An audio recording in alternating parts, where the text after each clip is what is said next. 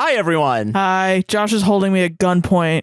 So we can do intro. Off. God damn We're it. supposed to be off, but during our week off, as you probably saw from the title of this video, this is a compilation of all the Josh Christmasplains for this year. Yeah. You do put it on it's one just place. Josh talking in one big episode. Whatever. Yes. But I don't know. People said that they usually don't listen to the mansplains, but because it's all Christmas movies, they were listening to it. So I don't know. I feel putting them all in one big video is kind of cool, I think. Yeah. So it'll be on all the podcasting platforms. I hope you guys enjoy it, and thank you all for a great year. Yes. But here's the first Josh Mansplains coming up. Are we going to do each one? Yeah, we're going to do one for the best of too, maybe. No, I mean like each Josh Mansplains? Only the Christmasplains. From Christmas. No, I mean like, here's the first one. Here's the second one. No, I'm not doing here's that. No, the third no. one. I'm only here's doing the this once. Fourth one. That's ridiculous. No, yeah, we're not going to do that. Yeah. No, yeah. But we're going to get going. But here is some Josh Mansplains for All you. right, bye-bye. Bye.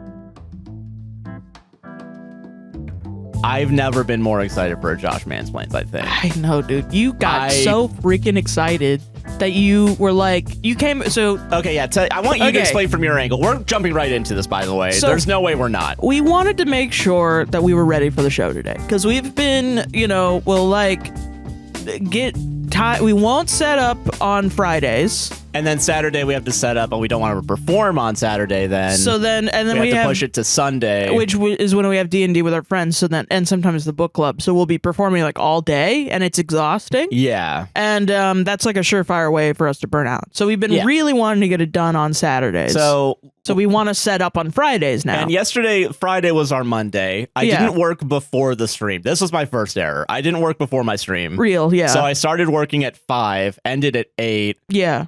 Made dinner and chilled out for 2 hours. Yeah. Then at 10 o'clock, I tried starting to do some editing and try to figure out what movie to watch. Right. 11:30, I think I started watching it. At 12, I realized that I had only made it through like 15 minutes of the movie. Yeah. In a 30-minute time span. And then that's when you came out and you said, hey, is it okay if I do a commentary track over this movie? Because that's the only way I'm going to be able to watch it and force myself to watch it. Without pausing it, because... And I looked up from Sea of Thieves and I was like, I don't give a fuck what you do. And so I got in front of my microphone on the computer. And you just talked. The entire time. Yeah. Which I'm going to be real with you. I will say for a commentary track might not be the best. However, I needed to do it. You did. Maybe it'll go out. Maybe it won't.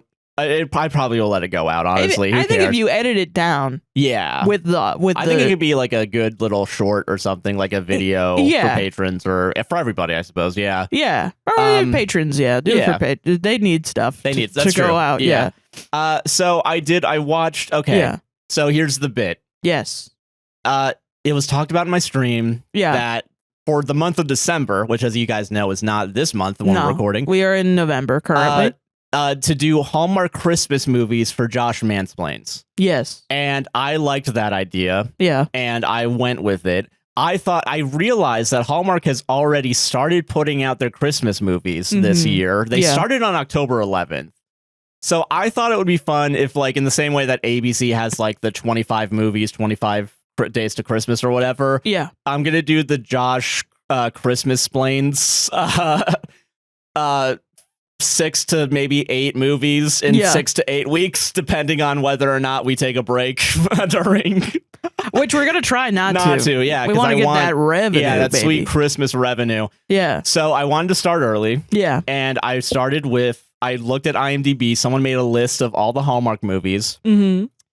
And I'm going to say what I'm going to say is a distinct amount, like a significant amount. Yes. The first one I wanted to do was the lowest rated one. Okay. The lowest rated one is 4.3 stars. Right. The one above it is 4.8 stars. That's pretty. It's a half a star. Difference. Yeah. Surprised they're all rated quite high. Yeah, there's gonna be there's a lot that looks like they're rated in like the 7-8 range. Apparently. Oh, this is out of 10. I forgot. Yeah, out of 10. Yeah. I was like 4.3 out of 5. That's crazy. No, yeah, it's a what is it? Yeah, half it's a star. IMDb. I forgot. Yeah, no, I get it. And I went on Okay, I don't know why no one's ever talked about this movie. Yeah. You suggested earlier that Drew Gooden might have talked about this movie. Because I know he always makes Hallmark. Hallmark, yeah. Yeah. And I looked into it because I was like, did he talk about this?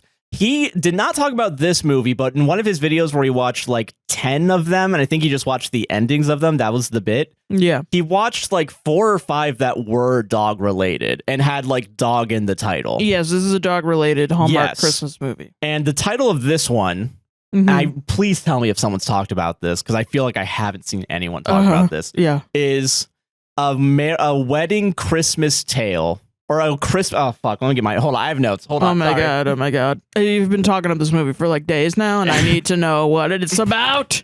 A Christmas. Okay. A Christmas wedding tale. But instead of tale like story, it's TAIL. Like a dog. Like a dog's tale. Yeah. And I want to say this is a so bad it's good movie. Okay. Because. Or you're fucking crazy. Or I'm going insane right now. Yeah. Because this movie is on every level bad. Yeah.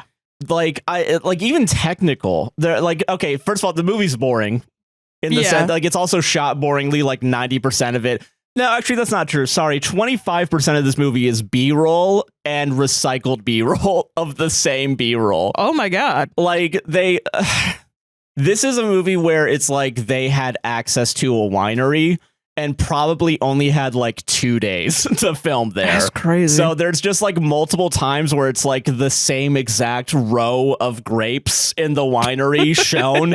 And then it's like the same like static shot of the winery itself. Yeah. Sometimes it looks like a photo. I don't think it was a photo, but sometimes I thought they just had a photo and were slowly zooming in on it. Do you think a movie's ever done that, but instead of the like a real life thing, it's from Farming Simulator 2025, where they put up all the grapes and then they do a little cinematic shot just of their virtual grapes? They could have done that. It would have been better. Damn. They used Farming Simulator 2011 to make that. Yeah. So that's bad, right? Everything else is like for the most part either establishing or medium shots, right? Like close up on the face, and that's it. Even though no one's really acting with their face in this movie. Yeah, it was very stone faced, I guess. For the most part, yeah, or like not really expressive. I haven't had this issue with the Josh Mansplains movie in a while, at least, or ever at all. ADR was horrendous. Yeah. But I think for only one person. What the fuck? That's and crazy. I can't tell if it's because sound guy fucked up that guy's one sound. Okay, see, this is where this is like my conspiracy theory, because there's sometimes it's the main lady that has the issue more often than not. Yeah. Like there's a scene in like the first, I want to say 4 minutes. 4 minutes. I'm so sorry I keep yawning. The movie is so boring and I need you to tell me the plot. Yes, okay. I need you to tell me the plot. Okay, oh my God. Fuck it. We'll talk about the issues as they come up. Holy crap. All right. What happens in the freaking movie, Joshua? First 30 seconds. Yeah. It is a marriage ceremony between the main guy and the main girl. Okay. And there's voiceover that's like, yeah, look at that hot, sweet piece of ass. Wait a minute, rewind. That's not him. It's me, the dog. And this beautiful dog behind me is Cherry, or whatever the fuck her name is. Okay. But in order to tell the story, we gotta go back to the beginning. No, that's so boring. I know, isn't it awesome? So, and then it shows the title of Christmas Wedding Tale. And I think I told you this. Don't show me the title, Queen. I'm not invested yet. I don't care about your stupid fucking dog and his hot dog wife. I will say good news. The dogs barely matter in this fucking movie. That's not good news. That's bad news. Okay, so at that point, I think I had my first I want to kill myself vibe. Yeah, for sure. Is when and then it's like, I want to say 2 minutes of opening credits with the B-roll that I've already mentioned of the viner at the winery, whatever the fuck. They should do the thing like they do with The Room, where they shout water every time there's water. It kind of is like that, just though. Be like, grapes. Honestly, you probably, Yeah, I think so. I do think, because I think I told you, it feels Room-esque at points. Yeah. And I think the first scene of like the actual chronological scene, I think honestly, to be Room-esque, you have to be a movie that's really bad. Yes. And is obviously like a passion project. But also trying, but also porn. Because that's the thing that everybody leaves out about the room. Is the porn, yeah. Yeah, is the porn part. There's no porn in this one, for sure. There's the room is essentially softcore porn, which is, I think, why everybody loves it. Yeah, because we're all little freaks. Yeah, we're all little freaks about it. And that's fair, yeah. Okay, so first scene. Yeah. Okay, we have to get past this point. This is so the lady is a museum curator. That's her job. Yeah. However, she was fired or laid off or she quit. I don't remember which one. Okay. And she's from the big city, Los Angeles, and she's now in bumfuck Los Olives or whatever it's called. Los Olives? Los Olivos, sorry. Okay. Los Olivos. Not Los Angeles, essentially. Is that a real city? Yes. Okay, never mind. It is 2 hours away from Los Angeles, which is an important detail I want to bring up because it is important. I love you, Los Olives. You're the best ever. You're the most APWSTR fans ever in Los Olives, I guess. But it is kind of like you did just like pick a Victorville and just fucking... Yeah, kind of, yeah. Yeah. So, okay, she's there and like she's... All the way out in Burbank, California. Yeah. Okay, so she's on the phone with what's played off as like a Hollywood agent, but later on in the movie, he's finally gives his job a title, which is headhunter. But like he's trying to get her a museum curation gig in the same way a manager would try to get an actor a gig. That doesn't happen. Okay, thank you for saying that because I was losing my fucking mind. No, I don't think that happens. Especially after they actually put a title to the name, like his job. Museum curator, it's such a... I assumed that the museum curator puts in their own resume and puts in their own interview requests. It's one of those like fucking humanities jobs where you gotta know somebody somewhere else. But it's also like, you have to have, it's mostly experience based. And also you have to have like a doctorate or something. Yeah. It's like one of those like, it's like the surgeon of the arts kind of. Yeah. Or it's like, I guess you're headhunting surgeons. I guess so. But like there's no need for headhunting because everyone has a fucking humanities degree and can get all up in there. You know what I mean? Not like it's an easy job to get. I'm not saying that either. That's the opposite of what I'm saying. I'm saying that it probably isn't like this. It's like in the classical music field, there's a bunch of people that have degrees and a bunch of people that are going through higher education because they can't get jobs. So there's a bunch of those people, and then there's very few jobs for museum curator. Okay. Usually you have to work at a museum and then work your way up to museum curator. Yeah. I highly doubt somebody's like head hunting another museum and like curator. Using a fucking pager and like a desk. It's like there's probably like 3 of them in the whole country that are doing like 3 processes of that. Do I know what I'm fucking talking about? A little bit because I've researched it. Not a lot of it because I'm not a museum curator. That is true. If that is something that's unique to the curator position, for sure. And I'm wrong. Which is great, because now I'm learning. However, the way it's presented in this movie feels like a child thinks this is how it works. Yes, yeah. Okay, so he's like, hey, fucking get out of that. But, hey, listen, all small towns, you're going to get that parasite in you. You're going to want to stay there forever. Don't fall for the parasite. Yeah, I don't Come think back they to big city Orlando. I don't think they talk Los like Angeles, that, man. Whatever the fuck. I've also interviewed for like internships at museums and spoken with museum curators, and you don't think they talk like Hollywood agents? No, they're incredibly nice and kind and talk about and care about your like learning and like your job shit. So it's like, and I will say also, like, I assumed that, like, if you have it, like, because, like, after this phone call, they dedicate 10 seconds to this, like, him getting another call from some other person looking for a job, but, like, says no to them, but, like, can't say no to him. I don't know why. So he does, like, the I'm going into a tunnel thing for no reason. Well, that's the other thing. Yeah, like, what's his fucking job? I mean, it's like, yeah, there are a lot of people wanting to be museum curators, and there's not a lot of jobs being museum curators. But then, are there people out there that are like, boy, oh boy, I just need a new museum curator. And I'll get a portion of the... Oh, no, we have a need for a museum curator. That doesn't exist. It's filled by somebody else that works there. Yeah. Usually. And also, I forgot this part. More Hollywood-esque is like when she eventually gets a job. Yeah. He talks about like, yeah, the lawyers drafted up a contract. Like, we're gonna fucking. Well, I mean, yeah, there's a contract in most jobs. Yeah, no, I agree with that. Yeah. But the way it's described is like, you know, I looked over the contract for you, and it's you know, listen, it's got everything you want in it. I got like craft services or whatever. I don't think that's not the case. But like it's like you get like a free ride, like you get everything you want. You get every free ride to where? I don't know, Los Angeles. Being in the museum? Yeah. Yeah, I guess so. I don't know. The free ride's not brought up. But like you know, like Bones, they work at the Smithsonian, but then they do crime. They do like yeah, that's stupid. They investigate crime. It makes a little bit like a lot of what they have to do is because the government has decided it's part of their contract of working in the Smithsonian. Yeah. Which they do because they want to be around the Smithsonian. Yeah. I get what you mean. But then they're also passionate about their job. It's like, that's kind of... Yeah. I mean, it's not the perfect representation, but it's on a very large scale. But it's like, yeah, I guess...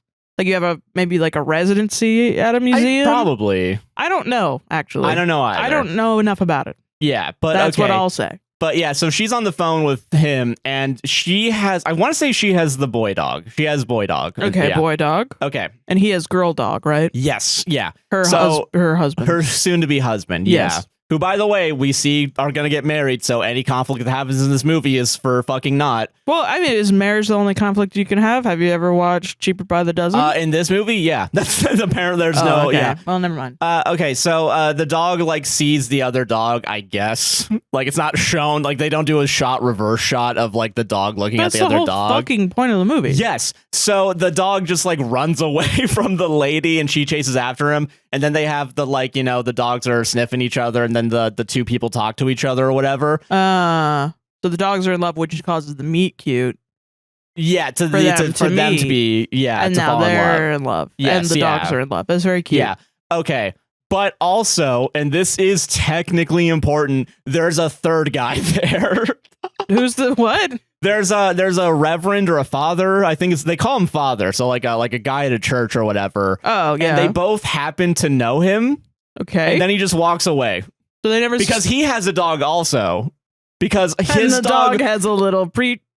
Honestly, should have. That would be awesome. That would be But cute. apparently it's because his dog, the preacher's dog, is having a conversation with the lady dog. But there's the preacher dog doesn't say shit, I think. I don't remember. I want to say that like there's other animals that do speak in this movie, but it's only like 2 other animals. What the fuck? Yeah, so the preacher just leaves after they both acknowledge his existence. Okay. And then they eventually talk to each other, and the male dog is like, oh, please say yes to him asking you to go to his winery, please. Oh, love of God. So she's an unemployed museum curator currently working at her mom's antique shop, and he is a winery owner. He owns the winery. Wait. So she's unemployed? How is she being headhunted then? Because I guess she's looking for a job. But that's just looking for a fucking... Headhunting is when you take somebody else from another company. Yeah, but so that's the problem here, right? Because he's calling himself a headhunter, but she doesn't have a job. She doesn't have a job, so he is an agent. Yeah, he's like a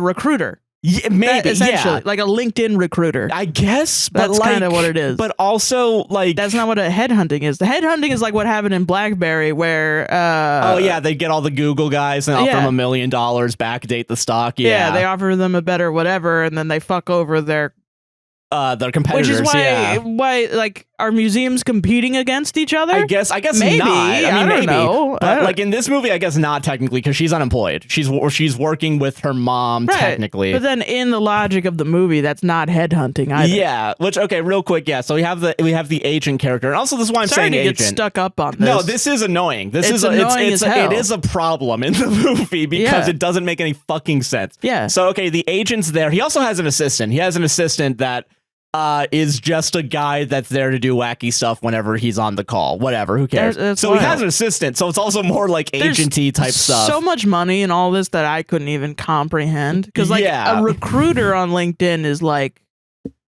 you don't make any fucking money. Yeah. You're just doing that off of like some sort of commission or whatever. So what's the pay structure? Have an assistant. Like, that's your cousin that also is unemployed. Yeah. And like needs to put something on his resume. But also, like, and I don't want to say this right now, but I feel like there is mild proof of this in the movie.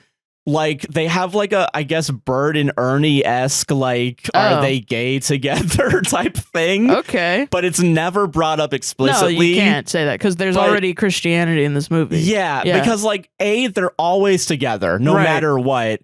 B, I think it's implied they live together. Okay, so it's like a Smithers and maybe Mr. like Burns. that, but also the assistants I think only says like, if he says a line at all, it's probably like 3 words. I don't even fucking know. Okay, but like weird. I don't remember. But also there's a point where like he's shirtless doing yard work at the agent's house, and also gives him, I want to say is going to give him a massage or something like that. Okay. So I don't know what the nature of their relationship is, but it feels like it's like for a joke. They're trying to do like are they a little fruity or something? Like, you know, like it's like a little, like I know what you are. Yeah. Yeah.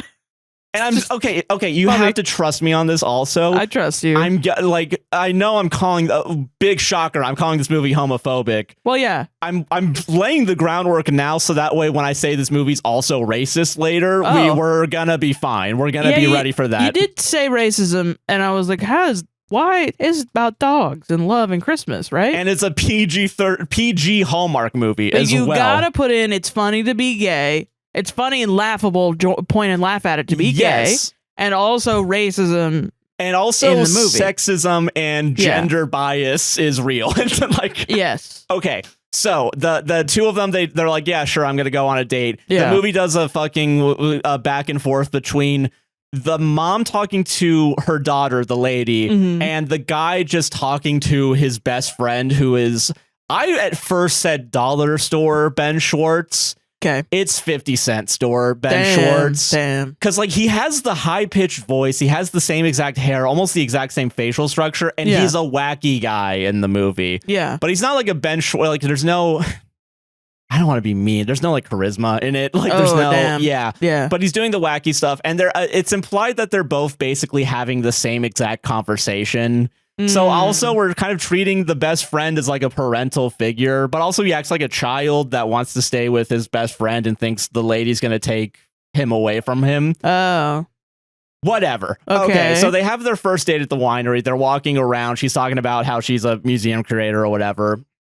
And this is where we can start talking about some of the technical shit that I started noticing. So the whole movie is a story about them dating? Yes, but that's kind of betraying the movie. Yeah, because what's gonna happen. Right. Well, because then we know they're gonna get married. There's So. And I'm gonna be so honest with you. Now I get what you mean that by no conflict, I guess. Yeah. Well, there is conflict, and it is the most contrived conflict I've ever seen in a movie. Also, but it's also a Hallmark. To be fair, it's almost a Hallmark Christmas, but it's supposed to be chill. And that's what I want to figure out is like, what's the fantasy of this movie? You know what I mean? I think just knowing people. Yeah, like this is for people who are alone and want to know straight Christian people who reinforce your shitty values. They're probably the reason that you're alone on Christmas. Yeah, a little. Yeah. Okay. So they're talking. They're having dinner together. Also, the best friend's hitting on her at the same time. Like, wants to stay and talk to her, and the guy's like, "Can you go get us fucking food, please?" Yeah. Because also the best friend technically works for him, I guess, because he cleans the wine barrels or whatever. He moves the wine barrels around. If I went on a date with somebody back when I was single and they brought their friend, yeah, it's a little they weird. Were like, come visit me at work. I'd be like, okay, workaholic ass. But then the work also has a best friend that's hitting on me, and they weren't like, what the fuck?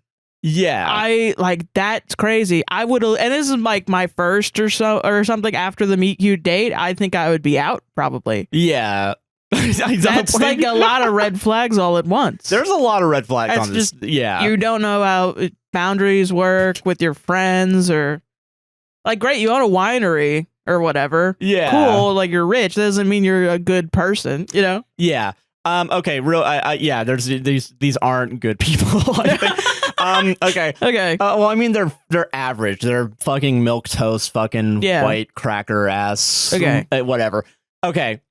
Technical issues in the movie. We've already talked about the B-roll, whatever. Yes. I want to talk about the ADR because this is one of the scenes where it's bad. And also it might be bad on the guy's end, but also it's really obvious to tell which lines are ADR and which lines are off the camera. Oh, Jesus. Is what it feels like. That's because crazy. There's a point where they're talking to each other, and then the best friend like comes in and says like one of them says like they're sharing facts with each other or whatever. Yeah. And then like they trade back and forth, and then the lady starts talking about like a certain fact, and then the best friend comes in from off camera saying the end of the fact. But it's echoey, and it's obviously from behind where the camera's looking. Oh, shit. So, and then the next line is as if he is in a recording booth, basically. And and it's almost hard to tell when it does switch back and forth, but there are little bits where it's like, okay, so that line's a little echoey, so that was probably actually shot on location. From behind the camera?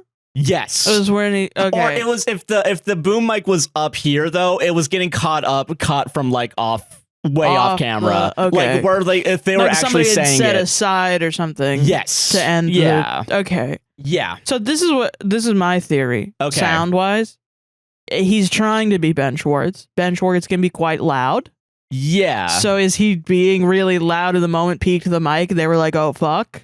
Or is it like, you know, like when you put a microphone and you're shitty at setting where the mic's supposed to be? Yeah. If you put a microphone up against something that's playing sound, it can get out of sync and fuck up the recording. Well, actually, now that I think about it, it could have been if there was a mic, like if there was an overhead mic on her to get her dialogue. Yeah. I wonder if like the guy he's supposed to turn the microphone to the person talking. So he probably didn't. And that's why it's so echoey and obviously not into a microphone, even a boom mic or something like that. Yeah. That's why I'm thinking about it more. That's probably what happened. I think so, yeah. And then they didn't bring him in to do ADR later because we got to save money somewhere. So and honestly, probably either whoever edited it or something was just like, fuck it. He's supposed to be coming in from off camera anyway, so it makes sense that it's echoey, I guess. Yeah, which is really dumb. No, yeah, literally, that's not true. Yeah.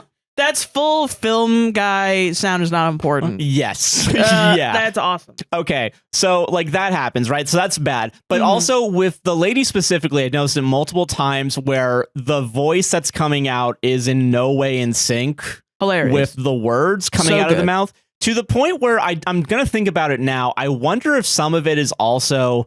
Okay, here's the reason why there's ADR, and I can tell there's ADR, and they had to do it, is because multiple times they're shooting outside, and you can tell it is windy as fuck. Yeah, they did not. They couldn't get good audio for sure, so they definitely had to get some audio. And there's some points where they just like gave up on trying to give them any audio, so they just keep it silent. That's hilarious. Yeah. So okay, so they're having dinner. They're having their dinner or whatever. It's really keep it silent. Yes, and they have music playing over it or whatever. They have the music playing over it, so that's fine. But there's a point where like that once they get the kids together and they're all together, there's a point where like the guy and the girl are talking to each other. Yeah. But that you don't hear them. You just hear the music going on, even though you heard the kids talking in a different scene 3 seconds ago. Horrible. This is why it's almost so bad it's good, because there is a lot of it's a kind of amazing. Yeah. Okay, so they're talking, right? They both talk about how they have kids, right? Right. At the beginning of the movie, at the wedding scene, you see that there's 3 boys with the guy and 2 girls with the girl. Okay. So I think the implicit bias that the movie is expecting you to have is that they both have the same gender kids, right? Why? Maybe. No. I don't know why. I feel because okay, here's why I'm thinking that. Because they're about to play it off as a joke. Yeah. Okay. So here's what happens. Okay, so they both stutter over, like they both at the same time say they have their kids or whatever. Yeah. I think the guy shows the kids first, and she's like, he has 2 daughters. The young one, and shows a photo of it, and the lady's like, oh, I bet she loves Barbies and ponies and stuff like that. And then the guy is like, well, actually, she likes snakes and things like that. She's a little different. Okay, all right. So then the guy shows a photo of his other kid, and she is in like football gear basically, and the lady's like, oh, what's his name? And then he's like, oh, it's whatever. It's her name is Wendy. Wendy. Wendy's nuts. Yeah, it's Wendy. Yeah. So so then the lady gets to be like, okay, so I have 3 boys, and then the first boy they show is, and this is why I think the movie, that you're right about the Christian value-esque, but also gender roles. Like, isn't it wacky when the gender roles aren't the gender roles they're supposed to be? Yeah. The first one is the little boy wants to be a cook. He wants to be a chef. And very specifically, by the way, not like, very specifically baking is the one that they show him doing. Okay, all right. So the movie kind of wants to commit to, as a bit, having the girl children have boy things, quote unquote, and the boy have girl things, quote unquote. And when you told me this, I was a little like, are you just are you projecting? You know? Yeah, and I feel like... But when you said that she says, what's his name? They're trying to say there's some weird gender stuff in this. Yes. Yeah. Yeah. A joke is gender at this point. That's so why the baking part, and also I'm not trying to be uncharitable. I'm trying to be real to the movie. There are men that love to bake. Lots of them. Sure. Yeah. And they're epic. But this movie feels like... And when Josh leaves me for hit me up.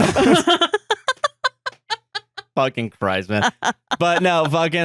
yeah. Okay, but yeah, so the first kid... So they want to do the joke that the boy is doing girl thing, quote unquote, right? Yeah. But they don't want to commit to it enough. So then they go, my middle kid loves computers. Yeah. Which I guess stereotypically is, when we talk about technology and it being like a more male-dominated thing... Yeah. Could be, I guess, like them kind of like going back. Actually, it's like, no, this kid's actually a boy. This kid's actually, Yeah. I will say, like, now I think I think of it as kind of a gender neutral thing. Computers. I do agree with that. Yeah. But I am also thinking about the fact that this movie was made in 2011. Yeah.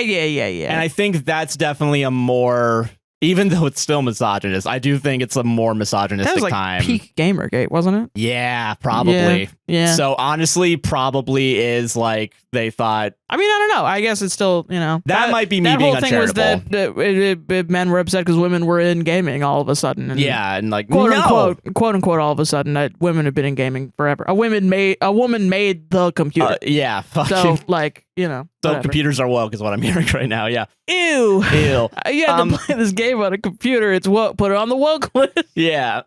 You can't play it on a fucking potato like Doom. The boy game. Yeah, the boy game.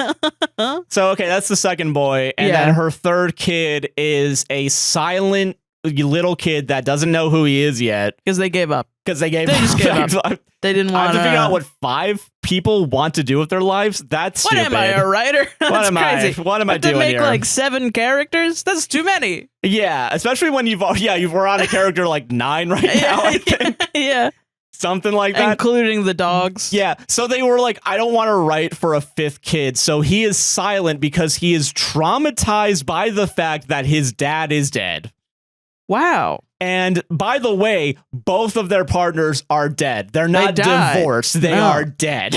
Right, because divorce is a sin. Yeah, divorce would be a sin. So we have to, like, if they die, though, I mean, it's free game. That's free game. That's what you hope for. Yeah, you hope one day my bitch wife's going to die and I can leave and bring my girls somewhere else. I have to censor that name every time you say it, too. That's the fucking problem. All right, so, okay. Fuck, sorry. I'm losing it, man. Yeah. Okay, so, I do want to bring the scene up because it does feel fucking crazy. So eventually, like, they're at her house and, like, he's walking her to the front porch and then they're like, man, that was really good. That was a great date. Yeah, hey, maybe we should do this again. And then they do kiss. They have their first kiss. Great. However, the movie then decides to cut that with the 3 children and the dog on the second floor window looking down at them kissing. and disapprovingly looking down, by the way. I do want to say, and also? the dog is, well, not disapprovingly, but like the dog is just there also. But the 3 kids look like, who's that fucking guy? However, they're doing it. The kiss that they do is it's just like a regular it's a long kiss, but I don't think there was tongue or whatever. However, that's also weird. Yeah, but when they do the kiss, they're doing it underneath the porch of the house. So how do they know? And the windows are behind the porch, so they don't know. They can't actually see it. And I only noticed that the second time watching that scene. So is it like, well, maybe they were just like, who's this guy? And why isn't he leaving from underneath the porch? But the way that but they cut it after only when they start kissing. Well, they don't do it beforehand. So is it like, this is the only camera movement that would justify my take of this. Okay. Oh my gosh, we should do that again. Okay, blah blah blah. Kissing as soon as they start kissing, and then pan up. But it's a cut. It's a cut? It is a cut. Yeah, so you're right. Yeah, the only movement in that scene is that they move in while they go to the porch. Yeah. They start kissing. Then it's a literal cut. It would have to move up, yeah. Yeah, to where it's like you can, but also it would have to move up. Who the fuck was that? You know? Yeah. And then, yeah. But it looks like it's played off because then they look disapprovingly and then they walk away from the window. And even then, not very clear. It's still not clear. Yeah, not very clear. So, yeah, then they all walk away from the window. And then, okay, I'm not going to fucking joke. It's a montage of them entering and leaving her house. And the dog is just like, yeah, so over like a month, they started falling in love with each other. And then eventually they got their kids together. And then eventually... Skip the movie. We're skipping the movie part of what I thought this was going to be. Yeah. And honestly, I even thought like maybe me being charitable, like the wedding scene would happen somewhere in the middle of the movie. Yeah, and then there's issues after the marriage. Yeah. But no. Okay, it is the end of the movie. Yeah. So okay, but like, so they just rush through their relationship basically to the point where once they finally say like, oh yeah, eventually they got their kids together, and we only see one scene of the kids like all being together really, where it's also the movie's going to do this multiple times where a character just knocks into somebody and they fall to their back in their like they get hit in the shoulder and then they just fall. This is so crazy because this is just Cheaper by the Dozen, but like more religious. Yeah. Around Christmas and told through the eyes of the dog. Yeah. Which is a really weird choice. It's really That's fucking a very weird. strange choice. Yeah. Okay. So and less children. Yeah, true. Yeah, 5. Yeah, because I couldn't write more than 6 children. God forbid. No, that's crazy. Okay. Too many characters. The movie the way they show them all having fun together is they're doing a football game, and the lady, the female kid that's like the footballer just kind of beats the shit out of the other kids. And by beat the shit out of, I mean like, so they're doing the football game, so she's running with the football. Yeah. And purposefully knocks into the shoulder of everybody, and we get the POV of this also. So the camera's going in on these fucking kids. Rough. And like when we get the shot of her running, that's what the dog said. Yeah, rough. Yeah, that's pretty rough. Yeah. And then she just knocks into them, then they fall, like they do a 180 onto their back. Yeah. And then one of the kids also just like dives out of the fucking way. Yeah. And then like she just does like she does a touchdown dance or whatever. Yeah. So, and the movie with other characters, for the purpose of what I assume slapstick comedy, is going to have other characters knock into other characters in the shoulder and have them fall on their ass. Why? It happens multiple times. I think even if it happens only twice from what I remember, that's too many. It's still weird, that's right? too many times.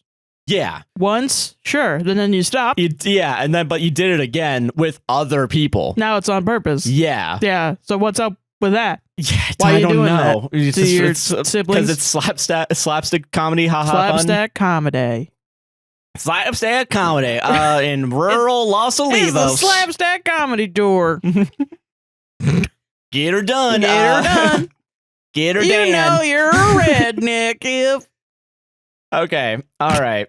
I want to say for the record, by the way, I want to say this is like 7 minutes into the movie. I'm gonna shoot you with a gun.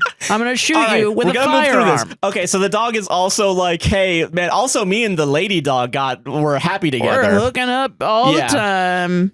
So they have a Thanksgiving dinner, whatever. The Which fucking... is fucked up. Don't let your dogs fuck. You know what I mean? Yeah, no, yeah. Don't do that. Get your dogs fucking fixed, dude. Yeah. The fuck? So they're at Thanksgiving dinner. Yeah. And they're doing they have a whole feast planned, but then wacky shenanigans happen, so all the food's fucked. So the little cook chef kid makes PB&Js. Wait a minute. They're already married, right? No. Oh, they're not. They're just not living married. together. They're not even living together yet. Okay. They don't. I'm gonna be honest. They don't live with each other at any point in the movie. Right, because that's a sin. Yeah, it's a sin. They're not married yet. They're saving themselves. Yeah. For marriage. I forget. They're soaking. That's the only thing they can do. Yeah. Okay. So so they're at Thanksgiving, and it's at I don't remember whose house. It doesn't. I think it's his house. Who cares? Right. And everything goes wrong, but like they have a whole family getting together. Like they're all thankful for each other, not the food, because like the dad falls into the pool at some point with the turkey, whatever. Yeah. And so he proposes in front of everybody to her. Cool. And keep in mind, there's no sense of time in this movie. This is the first time we get like a date. Yeah, wow. So it could be like years. It doesn't seem like it because the kids are the same fucking age. Doesn't matter. No concrete answers so that you don't have concrete questions. Yeah, I guess. exactly. Yeah. So like the kid, like maybe within like 3 months, they are from met each other to proposed, and she says yes. Okay. Okay. By the way, she says yes in front of the kid with the trauma of like the. Okay, so the kid with the trauma and she flips him walks off, away. Like wow, she's making out with her new husband. I wish that would have been interesting. That would have been a choice. And everyone else points at him and calls him a loser or something. I don't know. But okay, but because we can't have the conflict in this movie, right? He just like runs away, and like the guy is like, oh, I get he's a little upset. Let me go fix it. And then she goes to fix. That scene happens later. Let me say my fucking joke, okay? So then he goes off camera, and you hear 2 gunshots, and it comes back, and he's like, I fixed it. And the birds are singing again. Okay, yeah, that would have been also interesting. Yeah. It isn't. And then everyone's like, whoa. And then it's like a Bernie-esque where it was like a really nice movie, and then halfway through somebody murders somebody. And then it's like, click, I'm back in. We have to figure out how to deal with this. Yeah. Okay. All right. Okay, so yeah, the kid runs away, right? And he runs away to another picnic table in the backyard, like not even inside. He's still outside. And then the lady's like, "Hey, like it's all gonna be okay." Calm she says the fuck down, idiot. Which kind of that is kind of what the vibe is, where it's like she is trying to console him. You a new daddy. You forget about your old one. They don't go that far, thankfully. Well, yeah, but she literally I'm joking. But it this could. is a comedy podcast. We're jokes. I know, but okay, I'm sorry. Jokes aren't real, guys. I don't know if you noticed. I want to say that she only says like 2 sentences to him, and he's chill. All right, cool. Thanks, Mom. Not even chill for the rest of the movie, but in that conversation, he's like, all right, I'll go back and eat my PB&J, I guess. He doesn't speak, by the way. No speaking. Whatever. So, okay. So how do you know that he's chill? Because he just gets up and walks back to the dinner table. And then she's like, job well done. I did it. Yeah. I'm not worried. I'm a good mom. My son is mute and he's not going to therapy. Yeah. I'm really good at parenting. Hell yeah. All right, yeah, we're at 30 minutes, because also they're having the conversation of like, she is unemployed, maybe she can't afford it. Yeah, that's true. Yeah, who maybe. Knows? Who knows? Let's be nicer. Let's be nice. Yeah, to the single mom classist. Yeah. Whose mom owns an antique store, and in the Hallmark movie where everybody's rich all the time. Yeah, with the winery owner. Yeah, exactly. Yeah. Okay, with the 2-story house with the fucking porch. Okay, sorry. Okay. This is before we get back into it. This is what I think the plot should go. Okay. She goes to her new fiance, right? And she's like, "Listen, I think my son's really fucked up from his father brutally dying in front of him by that crazy axe murderer, that killed him. And he's, he was such a big, strong, handsome man that saved us all. And I really want to pay for therapy, but I can't because I'm unemployed and work for an antique shop. And the antique shop doesn't make much money because nobody's buying fucking antiques. Yeah. And then her boyfriend is like, "Do you love your dead husband more than me?" And then she's like, no, I want my son to be, if you want to marry me, you have to take care of my son. And then he's like, never, because that means that I'm bowing down to another man who put his dick in you. And then she's like, how dare you? And his dick's bigger than yours, too. And he's like, you haven't seen my dick because we're waiting till marriage because we're both Catholic Christians, Mormons. And then she's like, well, I don't know, probably is. And then she runs away like, and then he goes to his buddy, and his buddy's all of a sudden is like, yeah, sure, break up with her, then I can get up in there. And then he's like, no, I can't let another man's penis be in my soon-to-be wife. So then he goes back to his wife and is like, actually, you know what, fine. $300 now is better than 2 dicks later. And then they both get married, and they look at the camera, and her father gives him a dowry of like 2 chickens also or something, and she spends the rest of her life baking bread for him and her children. And Fade Into You plays by APWSTR. No, something not from the drug-addled 80s. Disgusting. Oh, by the way, Frank Sinatra only. Sorry. I forgot we were supposed to do this as part of it. So during the Patreon, we did do, because speaking of music, because, okay, I'm not going to lie, the movie does pad out a lot of time with montages of the B-roll, again, with Christmas music playing in the background. Of course. And also sometimes, like, just the Ben Schwartz character moving a wine barrel, kind of wacky. It's funny because that's the B-roll on Try Guys Without a Recipe. It's a bunch of Christmas stock footage B-roll with Christmas music in the background. Freaking out like, fuck shit, yeah. But how do you make cookies? Yeah. Okay, so I'm 35. I have a list of songs that the movie has. Yeah. Some of these I recognize as being real Christmas songs. Okay. Some of these I'm fairly certain aren't real. And they're all from the same, like, I assume 3 stock music websites. Because they every single time it says courtesy from, I think one of them's like Red Engine something. And I looked into Red Engine just as to see anything. Fucking nothing about them. Like, but they also have released albums that have like Rock Alternative Volume 1. So it seems like a content mill for music to me. Makes sense, yeah. Okay, so these are the Christmas songs in the movie. All right. Some of these I know are real. All right. Some of these I don't know. Shooting Star, Deck of the Halls. Classic. Christmas Time is Here. Yes, classic. Let's Blow It All. Not classic. Christmas Time Again. Let's Exchange Kisses This Christmas. Maybe.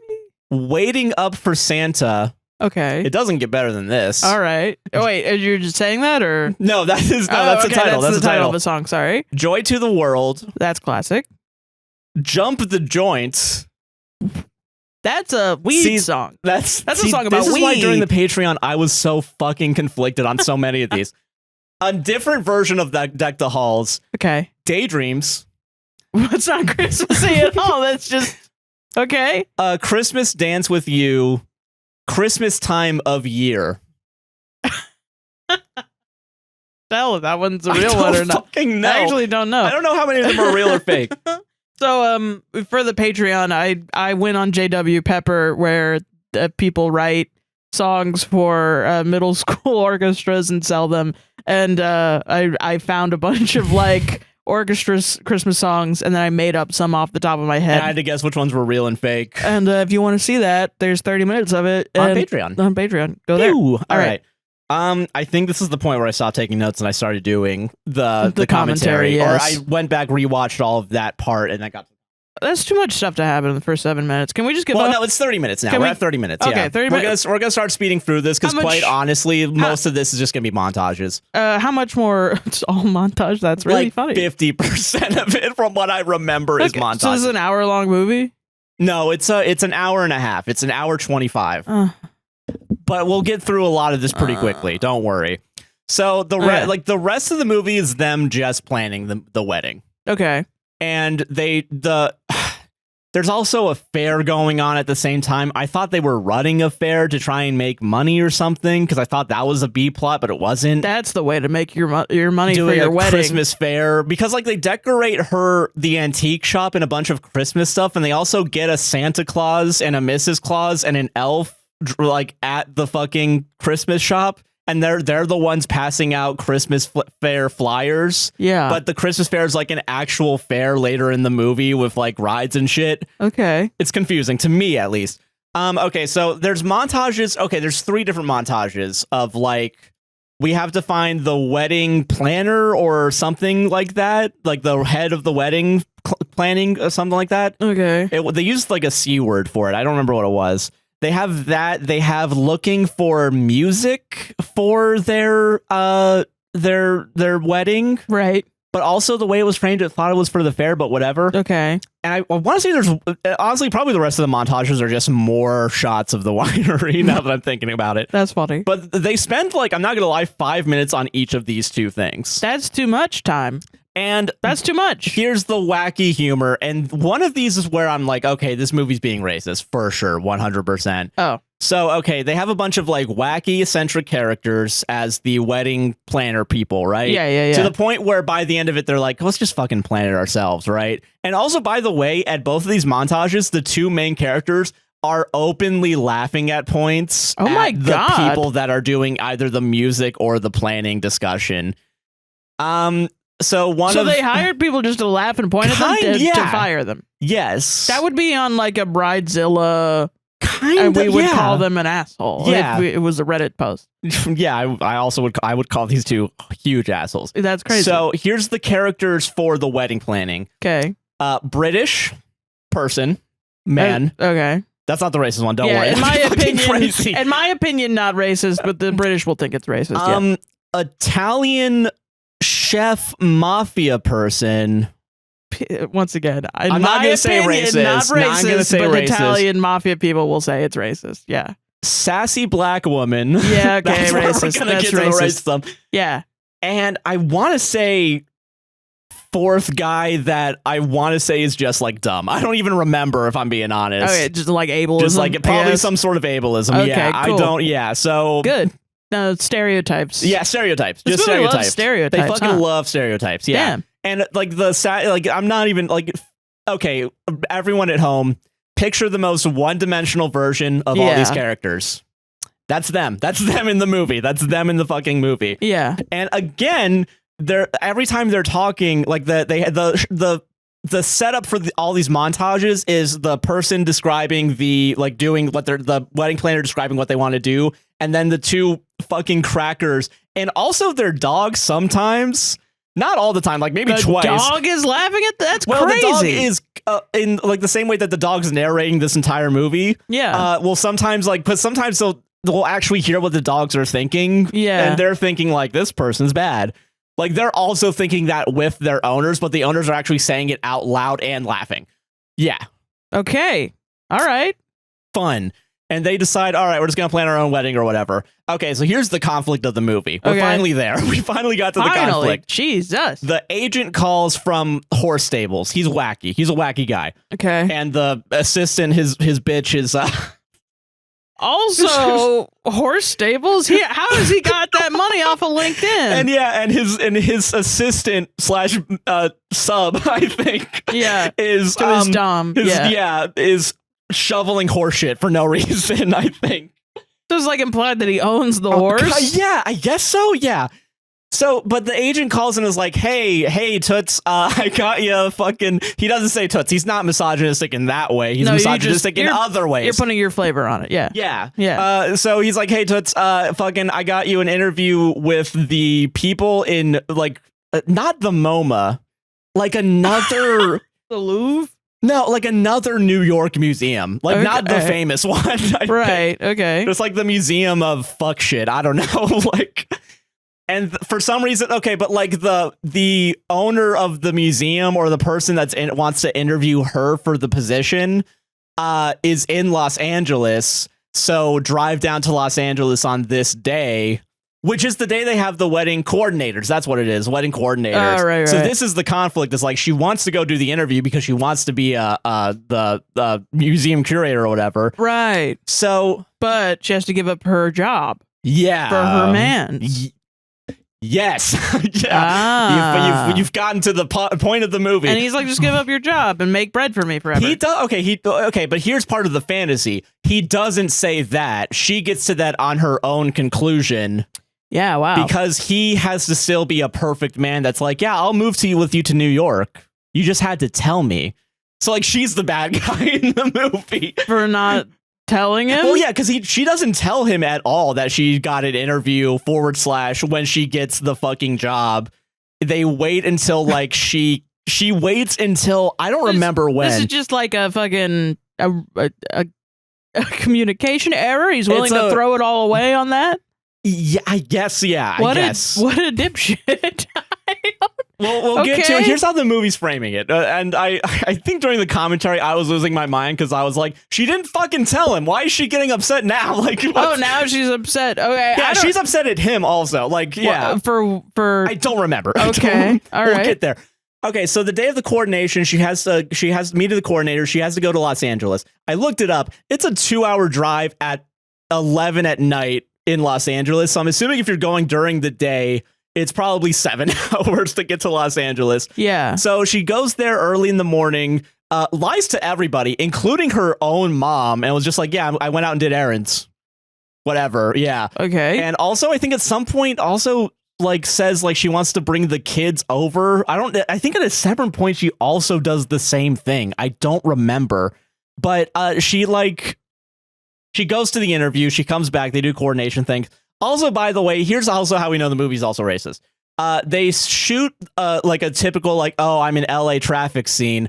And they have, and I'm going to be honest with you, it looks like they shot it in a parking lot because two cars are going to be are parked the entire time. And then the two cars that pull up are exactly in the same positioning as the other two cars. I want to say there's some inherent bias in the casting of this movie, but it's like the two people that go around her, I don't think they're white. I think they are. Right, so she is okay. And consistently through the movie's trying to say like, you know, people in Los Angeles hate small town America, but actually small town America is where the charm is. So also where the white people are. And keep in mind, I know I sound fucking crazy. This is 2011 Hallmark. Well, yeah, no. Okay, I don't think you sound crazy. I don't, because I know. Sense. I just want to make sure that I don't agree with this movie. Is what I'm getting that point across. No. Obviously not to me, but yeah, no, we don't agree. I hope I'm not looking too much into it, but it feels like that's what's happening. No, I get you, man. I appreciate you agreeing with me. I mean, people will say that you pointing it out is your biases, but that to me is wrong, especially when it's backed up by like other things that happen in the movie, like the it's written into the script that she doesn't know that the kid is a girl versus a boy. And they're pointing out the gendered hobbies. It's up next to hobbies. When they're doing like really blatant shit, like laughing at a black woman for quote unquote being sassy. Yes, that's wild. That's pretty wild. That's wild. Yeah. Now, if you watch this movie and the black woman's wearing a clown mask, and honestly, still racist. Honestly, yeah. Now that I think about it, still racist. I think she's wearing a suit. She's wearing a tan suit, and I think some sort of patterned shirt. A tan suit, wasn't that like Obama wore a tan suit and all the Republicans laughed at him? They thought it was crazy. I think they did. I remember that tan suit. Listen, I'm not saying they did it on purpose. No. However. I mean, I don't get what, I don't know. I think pointing and laughing at a black woman trying to do a job for you is just a bad look. And, because especially not in like when it's not the point of the movie. Okay, here's how I also want to stress that here's how we know it's racist for sure, because they're doing the stereotypes. Like, I think the British guy is like prim and proper and is like, we're gonna spend all the money on the flowers and all the whatever. The Italian mafia guy is like, yeah, if you need someone gotten rid of, I'll get rid of them. I'll kill them. Right. So it's like, And then I think the sassy black lady is like, we're gonna have a lot of fun at the wedding. They're like, they want to have fun at the wedding. Yeah, no, like this is a Christian white person wedding. Yeah, yes. We can't have fun. So this is why I think we're sitting on a fucking gold mine, because no one's ever fucking talked about this movie. That's crazy, man. Okay, so so she goes on the interviews. She gets back. They do the coordination thing. I don't think it happens yet. Also, the dogs just say something every once in a while. Who cares? At some point, I think she gets the job and she has to go somewhere again, and then lies again to everybody that she wasn't, or she only did it the one time. Doesn't matter. Yeah. The next montage is they need to find music for the wedding, and then we find out the Ben Schwartz character has a rock band, and he's just been like a DJ.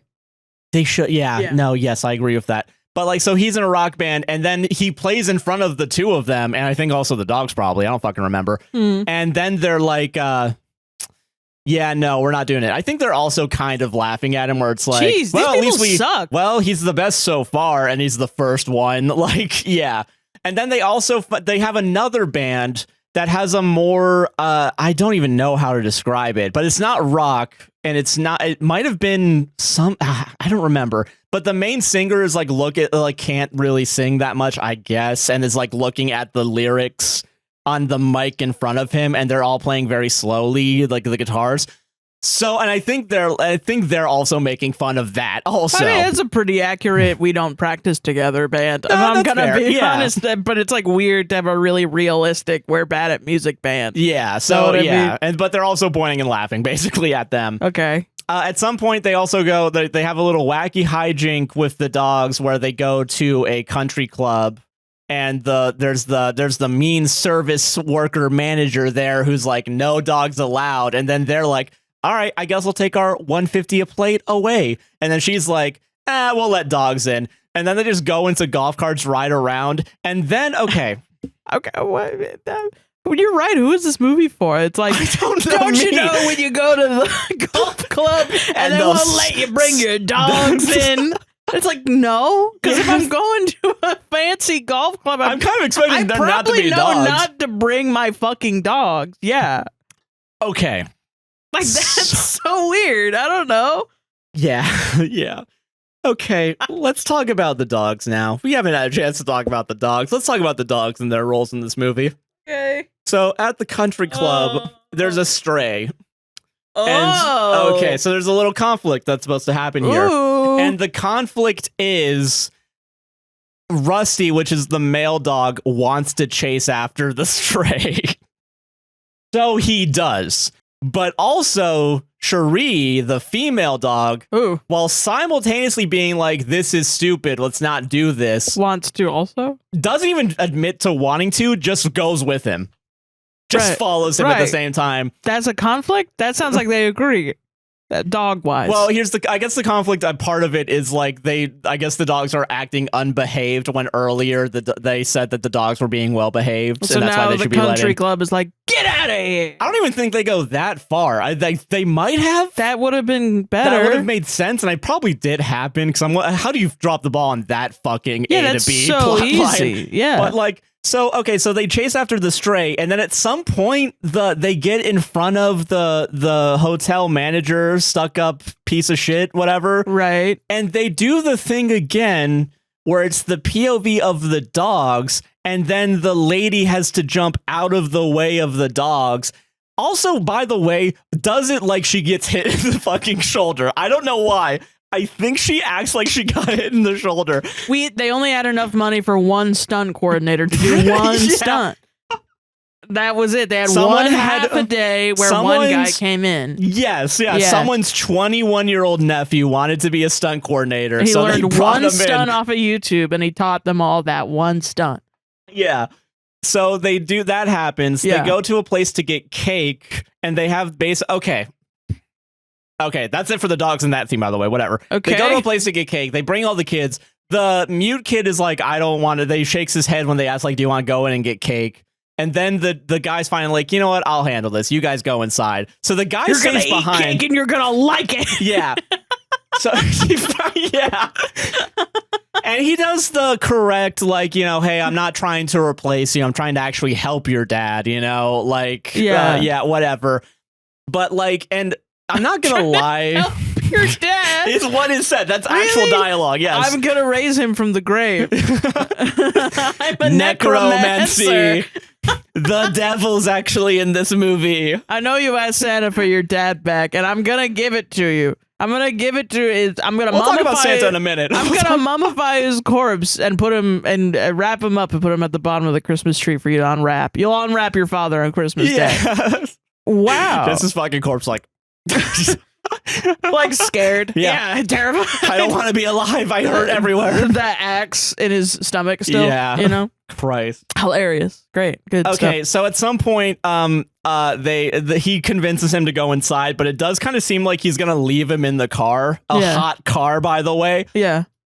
Okay, they do leave the windows open, so I'm being uncharitable. But they do leave the dogs in the car. They do leave That's fucking crazy to put in there. That's political. They do. I'm sorry. That's political. That's Hallmark made a whole dog movie. They made a whole dog movie just to say I should be able to leave my dogs in a hot car if I crack the window a little bit. They can breathe. And they fucking, when they come back, the car is completely cracked open, beaten up, and they go, God damn it, Obama and liberals. This is your fault. Yeah. You ruined my life. Oh, I forgot about this. It's so fucking funny. That's Oh crazy. my god. Okay, so and they're talking or whatever. Yeah. Also inside they have a conflict actually. Oh yay. They can't agree on a cake. That's it. Dude. That's it. So they're like saying like they both want opposite of whatever the other one wants, whatever. Yeah. At the same time, the dogs are inside the car. The window's open and they're both they're like, I can't breathe. I can't breathe. The window's open, their heads are outside of the car, and they're talking about like, oh, dude, I smell cake, dude. You want to go fucking get it? And the lady dog's like, no. And then Rusty's like, well, I'm gonna go get the cake. So he opens the door with his paw. I'm not joking. It's a handle. You don't it's have a handle. opposable thumbs yet? What? And I'm the improper one. Okay. It's a handle door. I got a fucking pink. I drink tea, pinky out, and I'm a motherfucking dog. Let's go. So they open the door, and then they both run. They make a point of the lady dog saying this is a bad idea, and then but she still goes along with it. Somehow get into the back of the cake shop and just start eating a cake in there. Anti-feminist movie. Lady dog doesn't have any agency over her really own dog mind. Really fucking doesn't, honestly. Yeah. And then the stuffy cake shop owner whose dogs are eating the cake up. A long period of time being anti-service worker. Yes. That's wild. She fucking the cake owner goes, oh, that was for a gay couple. We did a good thing, right, Cherie? Yes, we did, Rusty. God will shine on us today. And then they like hit their paws together. Eric Clapton plays in the background. Tears in heaven. Okay, yeah. Okay, but okay, so she goes out and she gets real mad at the dog and like does the throwing of the rolling pin. I don't think she falls down and is knocked on her shoulder, but they do run into her. They do run into her, and I think they do have a POV. That's and good. then she chases everybody out and is complaining like, that cake was $2,000. God. And then so yeah, fuck them, I guess, for selling a cake for too much money. A wedding cake, by the all way. All cake should be $10. At Publix, goddammit. At Publix. We should just get a cake from Publix. Oh my god. So, okay. Fuck people that work at bakeries. I guess. Yeah, fuck them, whatever. Fuck them. So, okay. No repercussion, by the way. There's no repercussion for this scene. Yeah, they're gonna pay for the fucking cake? That should be something. I don't know. So they talk, whatever. They can't agree on a cake. Right. And then at some point, the husband figures out that, like, hey, she's hiding something from me. So they're at the winery. Why can't I agree with my wife on everything? She must be fucking around. Why is my wife, my soon-to-be wife that I've only known for 3 months, doesn't agree with me on this one thing? Is she secretly a bitch? I don't remember what happens. I think he might have taken a call from the agent and was like, what are you talking about contracts for the new museum at New York? I imagine that, like, is she secretly a bitch with the guy that has the butterfly? What? You know the meme of the guy with the butterfly? Yeah. not agreeing with my wife on something. Yeah. Is this secret? Is she secretly a bitch? Oh, it's not completely accurate, but it's pretty good. We can make it work. We'll workshop it. So I think he takes a call from the guy or something, and the guy says like, yeah, she's hired for a job at the museum of fuck shit or whatever. Yeah. So then then for some reason they meet up at the winery, and he's in between like, you know how to read? What the hell? What was it? There was a line. It wasn't that, but there was a line. That was like, so they complain. He complains because why was she keeping it a secret? And she's like, I guess I didn't really know how to bring it up.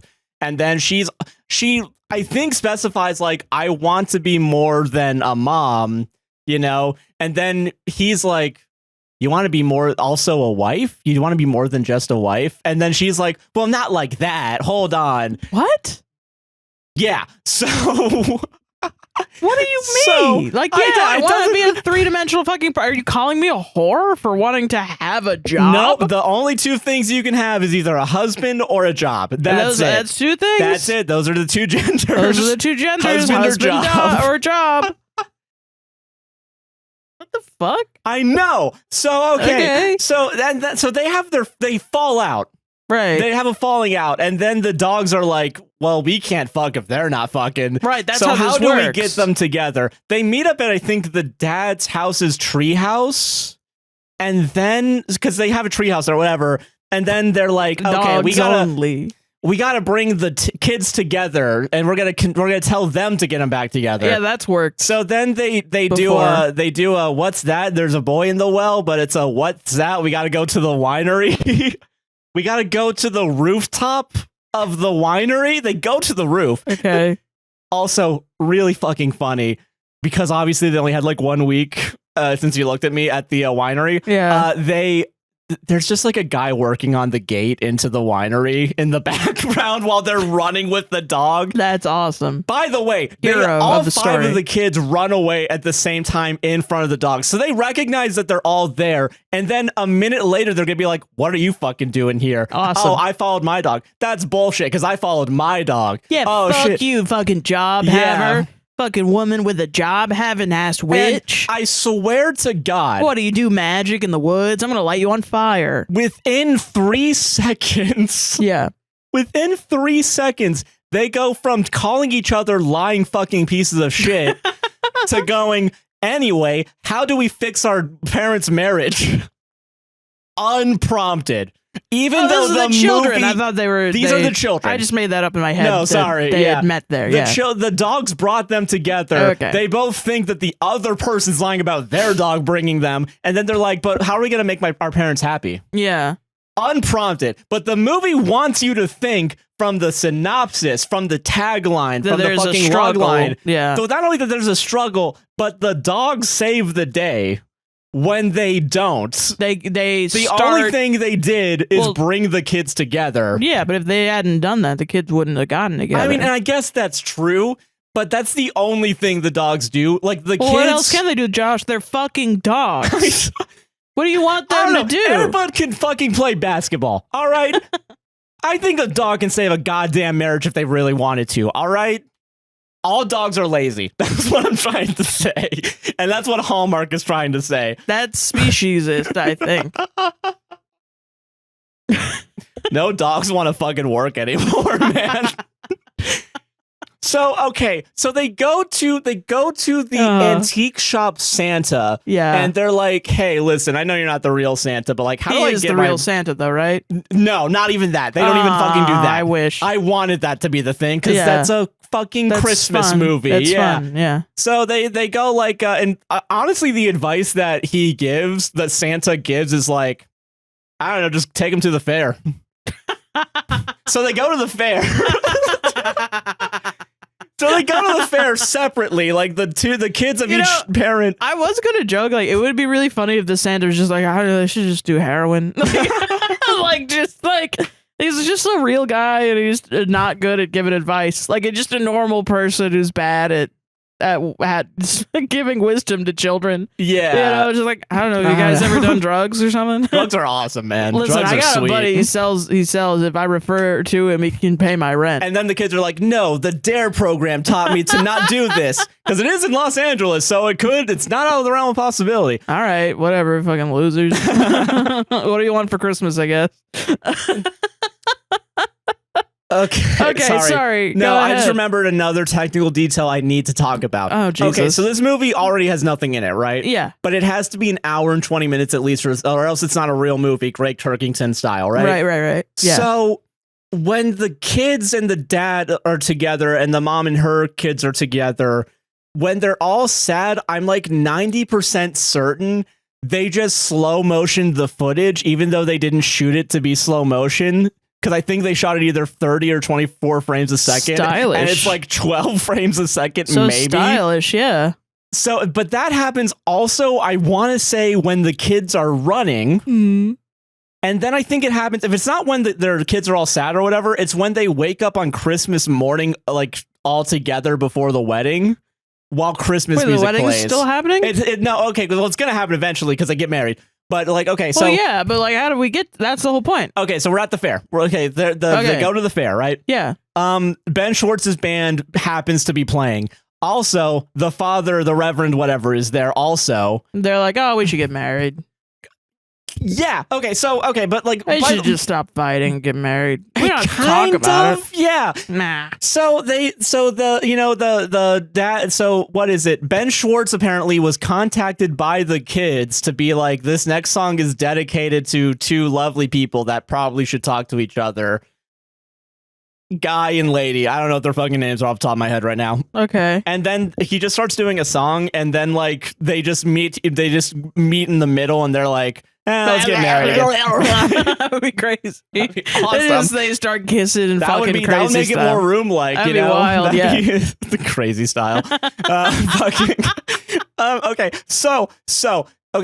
Okay, this is crazy what's about to happen next. Yeah. And it's crazy in the sense of like the father character has only been in like maybe 2 scenes tops. Okay. So they reconcile or whatever, and the she's reverend like, or whatever. the reverend, it is, yeah. So they reconcile or whatever, and she's like, I don't want to go to New York. I want to stay in small town and be happy with you and be a mom and wife and not have a job. I don't need it. I'll just stay at the antique store or whatever. Yeah. So then they celebrate by Ben Schwartz bringing up the husband so they can both sing a song, which, by the way, they actually are singing into it because the microphone that they have there, anytime they're away from the mic, it's actually like they're far away from the mic. And they don't know how to fucking use Adobe Audition, obviously. They haven't been able to figure that out this all. So they actually recorded the audio from the festival thing. And then... What a bad idea. I know. And then, because you can't even hear the main guy singing because he's like just out of there. Because also it kind of feels like the main guy doesn't really know how to sing. And I'm willing to bet he was like, I didn't think I was going to fucking sing in this movie. What the fuck are we doing? They're making me sing now, yeah. But then he's up there and they're all having a celebration. Like the 2 of them are having a celebration. Then the Reverend just goes up on stage with them. That's kind of funny. But he's not. He hasn't done shit. He hasn't done fucking shit in the movie. It is funny. Yeah. But I was losing my mind because I was like, you didn't fucking earn this. You didn't do shit. That's awesome. That's what makes it funny. Unless it's implied. Okay, because earlier it's the Reverend takes Ben Schwartz away from talking to the guy and just like, hey, I need to talk to you for a second. So I don't know if it's the kids told the Reverend to tell Ben Schwartz. Yeah. To tell them to get back together. It's not told. It's not said. I don't know, man. I don't fucking know. I don't know what to tell you, honey. At this point, I think in the commentary, I just kept saying, do you guys care? I don't fucking care. I just kept talking over it. I didn't fucking care. Oh my God. So, okay, they get back together. I don't think there's anything else. They realized that they were going to be at the golf club or whatever, but since they canceled it, it got booked for another Christmas party. So they're like, oh no, what are we going to do? It's not like the main guy owns a winery and has complete control over it. That would be my first thought. Yeah, so they decide like, oh, wait a minute. I own a winery and have all the control over it. Let's invite everybody to it. Okay. So they do it. They have the wedding. They have a little wacky moment with the agent character where like he has his phone, he's taking calls or whatever. And the Reverend's like, can you fucking shut up? We got to do this wedding. No phones allowed. And the agent's like, hold on, yeah. No, sold, sell, buy, sell. And then the Reverend takes the phone or whatever. They have their wedding. It's the kid from BoJack Horseman. That's just a kid, 3 kids in a trench coat. Yeah, for sure. That'd be only good. So yeah, the agent and the assistant are there for the wedding, and the agent also cries for the lady, and and he's like, I'm with her, I'm with the bride. You know, because it's funny when man cries, I guess. I don't fucking know anymore. Or I don't know. He's been such an asshole this whole time. Yeah, now he's showing nice. emotion. Yeah, because he's sad he's losing a client. I guess. Or he's just happy for her. He could be happy. I don't know, maybe. But then we have to have him, because he's been the one that's been anti small town. Right. We have to make him anti big city now. Right. So what he does is like, while he's looking around, is like, you know what? I think I could make it. I could live here. Oh my God! Shoot me in the fucking face. Look at the. Okay, I'm gonna give you a chance to answer a question right now. Oh yeah. He says, I'm looking at the countryside. Do you know what I see? What do you think he says he sees? Give me a multiple choice. A, farmland. B, apartments. C, condos. D, the Red Sox. Condos? It's condos. Yeah. He's also money minded. So he's like, I could turn this into condos. Yeah, pretty much. Oh, yeah. And it's cool. a haha funny moment, I guess, whatever. And then the Reverend's also like he tries to get the Reverend to be a client of his, because he's like, hey, you got charisma. You got spunk. Do you want to here's my Riz, card. Reverend. Yeah, you got the fucking Riz, man. And he's on a billboard later like Reverend Riz. Yeah, dude, honestly. With sunglasses. We gotta get on that. TM.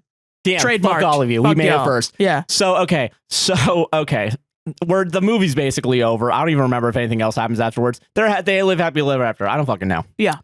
Cool. I am so surprised no one's fucking talked about this movie.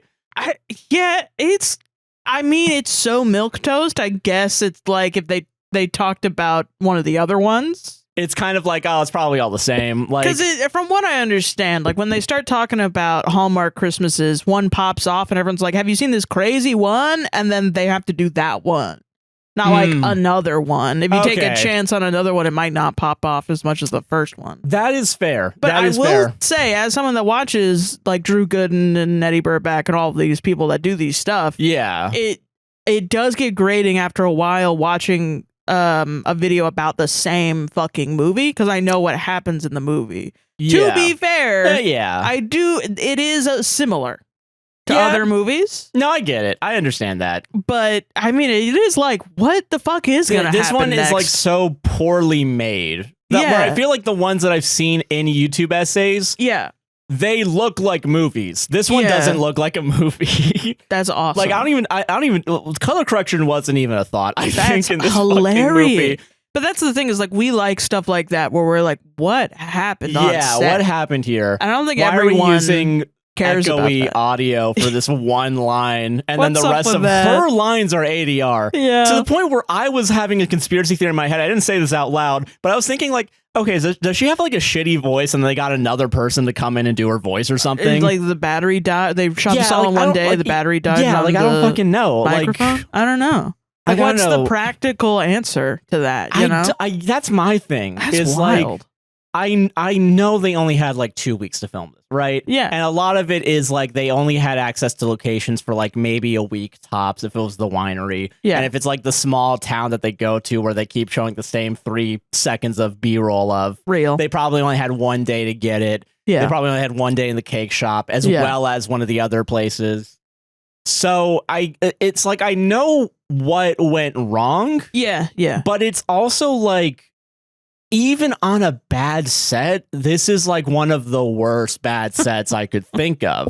Yeah, and that's like kind of what's interesting to me. Whoever is was making the decisions did not know what they were doing. Yes. Yeah. And apparently the guy who directed this is like a fucking regular, apparently, for Hallmark. Wow. So interesting. I don't know if this was his first one. Or his last one. Or his fucking last one, because he just gave up. Yeah. I don't know. I really have no fucking clue. It's crazy too, because like Whitney Moore, who plays Tyranny on Critical Role and was also in SourceFed and was also in Piranha Triple D 3D, one of the Piranha movies. Oh yeah. She did a Hallmark movie and talks about it and says that she had a great experience. Like, it was a great, super awesome, like really fun experience on set. So it's crazy to know like they're treating their people well, but they're doing a bad job. Well, that's my thing too. And okay, another thing I want to say about that is I'm willing to bet Hallmark goes through not just one production company. I'm willing to bet it go through multiple. So I'm wondering if like this production company happens to be shitty or whatever. But because the quality varies greatly. Yeah, you know what I mean? Yeah, I agree with that. Yeah. What else did I want to say about this? I will say off topic. Did you know that apparently Vic Michaelis is also in a fucking Hallmark movie? I gotta say, that might have been who I'm thinking about. I'm sorry, not Whitney Moore. That might have been Vic Michaelis. Oh, really? Okay, yeah. That's my B. Damn. But yeah, Vic Michaelis did say they said that they really liked the. I mean, that was also recent too, so maybe they got better. Yeah, maybe it may. Yeah. I think definitely as more and more people are watching them as like. I'm sure there's a whole industry now of people watching it to make fun of it. Oh, yeah. So for Christmas. Yeah. And that's like a part of people's Christmas rituals now is watching shitty Hallmark movies. Yeah. I will say the last movie I've planned for Josh Christmasplains, the 6 to 8 weeks of Christmas. Oh, God. Depending. I'm not going to say it. I don't believe it is a Hallmark movie, but it is a classic one that I remember seeing like a couple people talk about. You know what? I want to give it my own go. I kind of want you to watch the original like Rudolph the Red-Nosed Reindeer, like the claymation one. And like tell me about it because I don't remember it as a kid. And you're curious like what the there's a bunch of weird shit in there. Know what I mean? Whenever like old as fuck movies, I feel like. Okay. Or like the Peanuts Christmas special. That's a good one. I think I'm just good. I can't do good shit. Yeah, I know. I mean, Rudolph's probably good, but then there's like, there's like the part where like the motherfucker's walking around and he's got like something wrong with his teeth or something. Oh, yeah. I was like, what the fuck is that about? That's so fucking weird. That is definitely more my vibe than just like bad, let's make fun of a movie in a mean-spirited way because everyone involved are pushing a narrative that's like a trad wife, hyper Protestant Christian America. Yeah. And women shouldn't have jobs. They should just bow down to their husbands. Yeah. You can't have sex before marriage or live with someone before marriage. And you can't live together before marriage. And you can't get divorced. But it is okay to get married within 3 months of knowing someone. Yes. That's what should happen. That's what should happen. Yeah. Trump 2020. Trump 2036 doesn't matter. Let's go. He sucked Bill Clinton's big fat hog. Allegedly. Parentheses totally. No wonder that dude hated Hillary so much. He was sucking Bill Clinton's when you wake up next to her in the middle of the fucking night, man. Nobody do that because it'll boost his numbers. I know. Yeah, we shouldn't do it. Yeah. Holy crap. I do recommend watching this movie in the sense of like if you're going to film school. I think.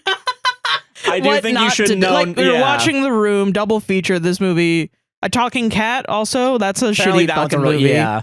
That's also like the cat sounds like an old man in a bathroom audio. Yeah. Like his ADR audio is so fucking bad. That one's really bad. It's amazing. Yeah. It's so good. But I want to say I would put this movie in, like I know all the other Hallmark movies for sure are samey. Mm. I kind of want to put this near so bad it's good territory. You have to do a tier list of all your Josh Mansplains, but you have to do one specifically for Christmas also. Yeah, and I think that'll be something you should do for the Patreon once this is all over. Which I will say, I will try and like I'll maybe release the entire commentary track and hopefully because I watched it on Tubi. It was for free. I watched it on Tubi. Hell yeah. I watched it in Opera so there weren't ads, and I think you guys can do the same as well if you go into a private tab in Opera and then there's no ads. Doesn't it suck that Opera has AI like every other fucking browser? I thought they were going to be the anti-AI browser. Oh, Firefox is the one that has AI. Yeah, Firefox also. Firefox, pretty much all of them. Google does. Yeah, it's fun. Great. Yeah. I love our world. Woo. Anyway, great movie watching. Yeah. Do you want to go to ads? I gotta make money off of this somehow. Please. That was great. Thank you, Josh. Thank you. I appreciate it. I'm sorry I yawned so much in the beginning. No, it's fine. I really wanted to get into the plot. I'm just always tired, so I always yawn. I feel bad when I yawn too. No, it was because I was bored of what you were saying. No. Yeah. All right, that's fair. Yeah. Solved it. But it got good. I brought you back. Yeah, you did. All right, ads. Who cares? Fuck that. Whatever. Fuck it. Okay, listen. Fuck off. Let's skip this holiday and let's go right to Christmas. Let's get right into Christmas. We're skipping it. With a Josh Christmasplains Part 2 Christmas Electric Harder. Boogaloo. Josh watched a fucking shitty Hallmark movie, and he's gonna talk about it. And there's escorts in it. Yeah. Yeah, no, question mark, yeah. Yeah. Okay, so, I have some insider information that has confirmed a couple things about Hallmark movies. Right. That I think I speculated on, and I'm being proven right because I'm fucking smart. You're smart and epic, yeah. And smart and epic sauce, yeah. So, okay, Hallmark for sure, they go to different production companies, and Hallmark is basically acting like a publisher of all these different production companies' movies that are making these, you know, like widely varying in quality, like movies, right? Yeah. Because like last week sucked because it was badly shot and badly audioed. This movie that we're going to talk about today is kind of competent, right? But also not, but because it has to be a fucking simple Hallmark movie, right? Which is annoying because when you have a good idea. Yes. And then for reasons beyond the people that are artists making the movies control, it ends up being not as good. It's very frustrating. A very bland that, something. Like, corporatism got in the way of the movie. Yes. Yeah. And the reason why you're bringing that up is because, and this movie kind of works for both of us in the sense of like, we have personal stake in like hospitality. Yeah. So the movie that we're talking about today is Believe in Christmas. And it is basically it is a hospitality movie. I'm jokingly saying it's about Christmas escorting, but it kind of is, kind of isn't. You did kind of put the escorting part in there when you explained it to me in the first take of this, which we had to scrap because my mic went out. Thumbs up. Hey, but it's not really escorting. It's more like babysitting. Yeah, it's more like babysitting. Yeah, so you're just a sexual freak, and you put escorting in there. I want more sex in my Hallmark movies, personally. I want some romance. I get it. Because, also real quick, the reason why the quality differs that I've also had confirmed to me is the fact that production companies will skim as much money off the top as possible, so they'll pay everyone the lowest rate, so they don't have a lot of resources to work with. Yeah. Okay. And they go to multiple production companies, and that's why the style always differs. Yeah. Between Hallmark movies. And I bring that up because this movie, while it is shot like a movie, there's still little bits of like they had to cut corners somewhere because I wanted to make $100,000 instead of $99,000. Yeah. In profit. Yeah. Yeah. That boat's not going to pay for itself, you know? Yeah. So, okay, Believe in Christmas is it's a Christmas babysitting movie where a whole entire town is just themed to Christmas. Right. And it's basically a tourist trap. Yeah. It's kind of like a resort town where, like, if you go to a beach or something, like, they only prep for spring break or the summer season.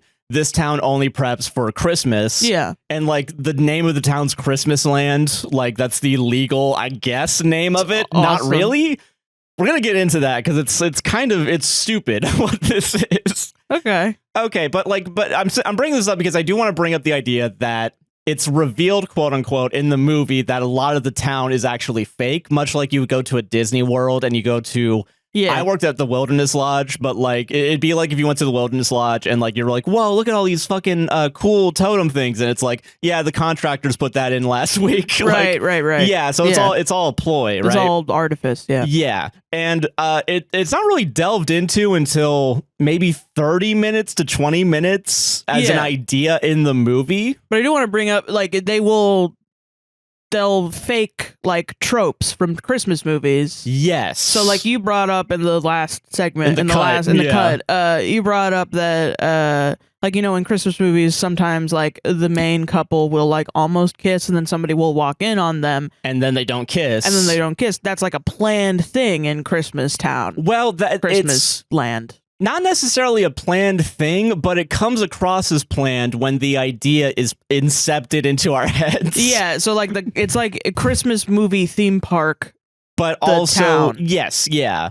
And you can't, and the kind of the lines between reality and not reality get blurred because the person that we're focusing on actually kind of develops a relationship with the person that is babysitting them. Right. Because the town has what I'm going to call the Grinch program, which is the top secret classified information. Yeah. The Grinch program, which is every year at Christmasland, apparently this is so common that someone will bring their shitty friend that doesn't like Christmas, that they're like, all right, we're going to have someone on Grinch duty.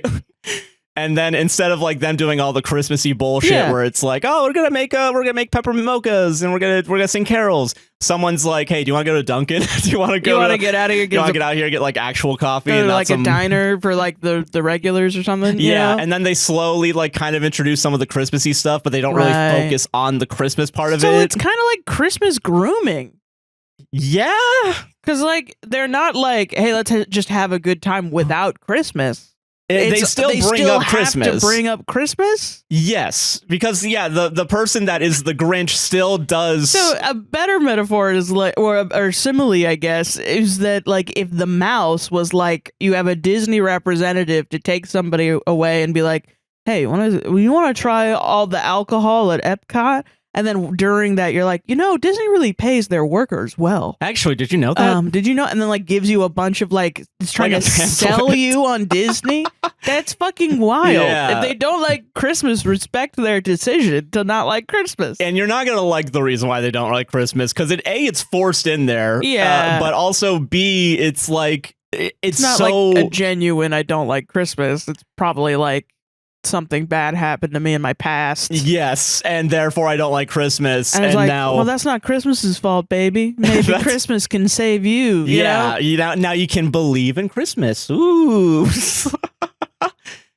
Yeah. Okay. So yeah, and it's all for Christ. And it's all for Christ. Yes. Yeah. Fucking Christ. I will say they don't go to church in this one, so it's a little wacky that way. That's more insidious to me. I don't even think that's more insidious. If they just bold-faced were like, this is about grooming you into Christianity, I would understand it. It's midsummer, actually. Yeah, like what the fuck? If that's what it was, then fine. Dude, I'm totally cool with becoming an anti-Christian podcast. I'm absolutely fine with that. Hallmark movies was the nail in the coffin. No, I think I've been anti-Christian this whole time. I'm fine to just show my true colors. Yeah. I don't, if the only people that we ever offend are Christians, that's perfectly fine to that's me. Probably not the end of the world. That's not the end of the world to me. Yeah. Yeah, that's fair. Okay, so these Christmas groomers, right? Yeah, these fucking Christmas groomers. Okay, let's get our cast of characters real quick. So okay, we have important business lady that hates Christmas, and she by the end of it she's going to be a trad wife, probably. Yeah, kind of. Mm-hmm. We have black friend who is autistic for Christmas, and then is he actually autistic for Christmas, Joshua? Yes. Do they say he's autistic for Christmas? She is not. No, she does not. We don't say that she's autistic for Christmas. She just loves Christmas so much that it's the only thing she talks about, and it's also she doesn't make eye contact with anyone throughout the movie. Okay. All right. Okay. That's okay. Sure. Whatever.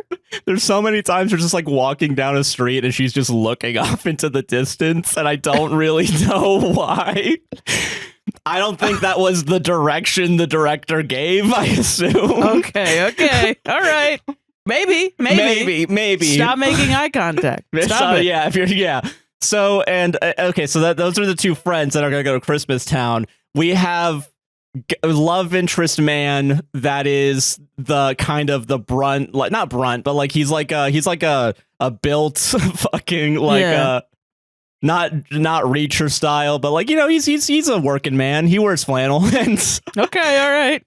His traumatized mom, who is the orchestrator of this Christmas simulacra that this town is in.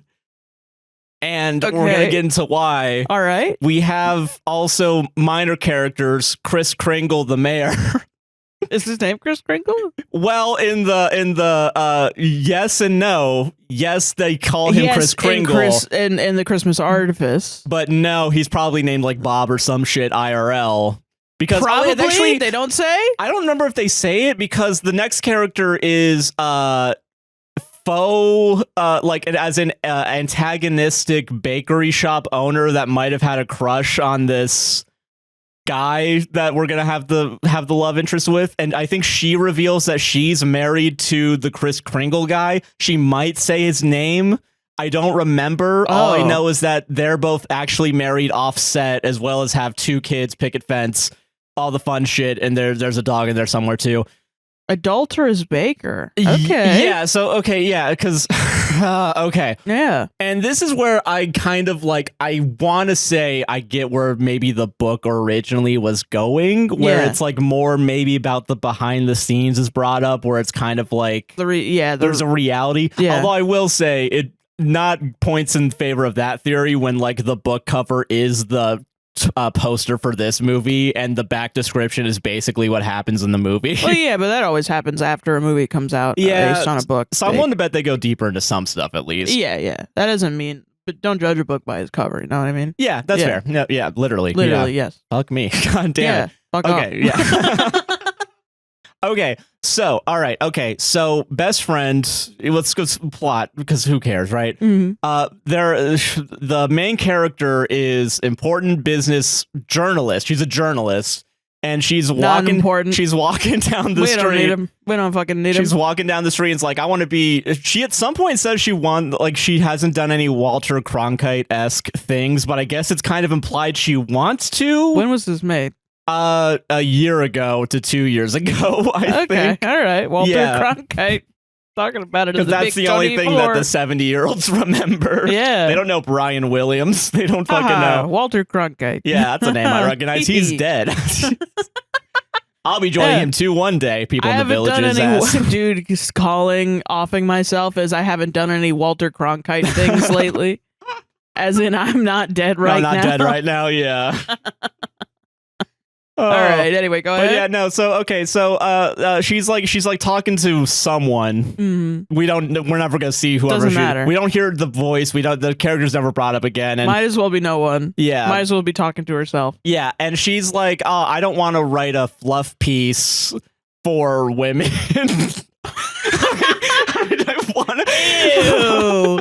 Women don't deserve fluff pieces. Like it's brought up like I want to say verbatim, like not verbatim, but like the idea basically is like she doesn't want to write she wants to write serious articles, not something that's like more for the Christmas time, like, you know, putting something in that's like, oh, here's like 10 bakery things to do or whatever, like something like that. Okay. But they also do very specifically bring up like fluff pieces for women or something like that. Like, fuck me, I guess I love baking during Christmas. What the fuck? But no, this person wants to talk about like bonds going down or something.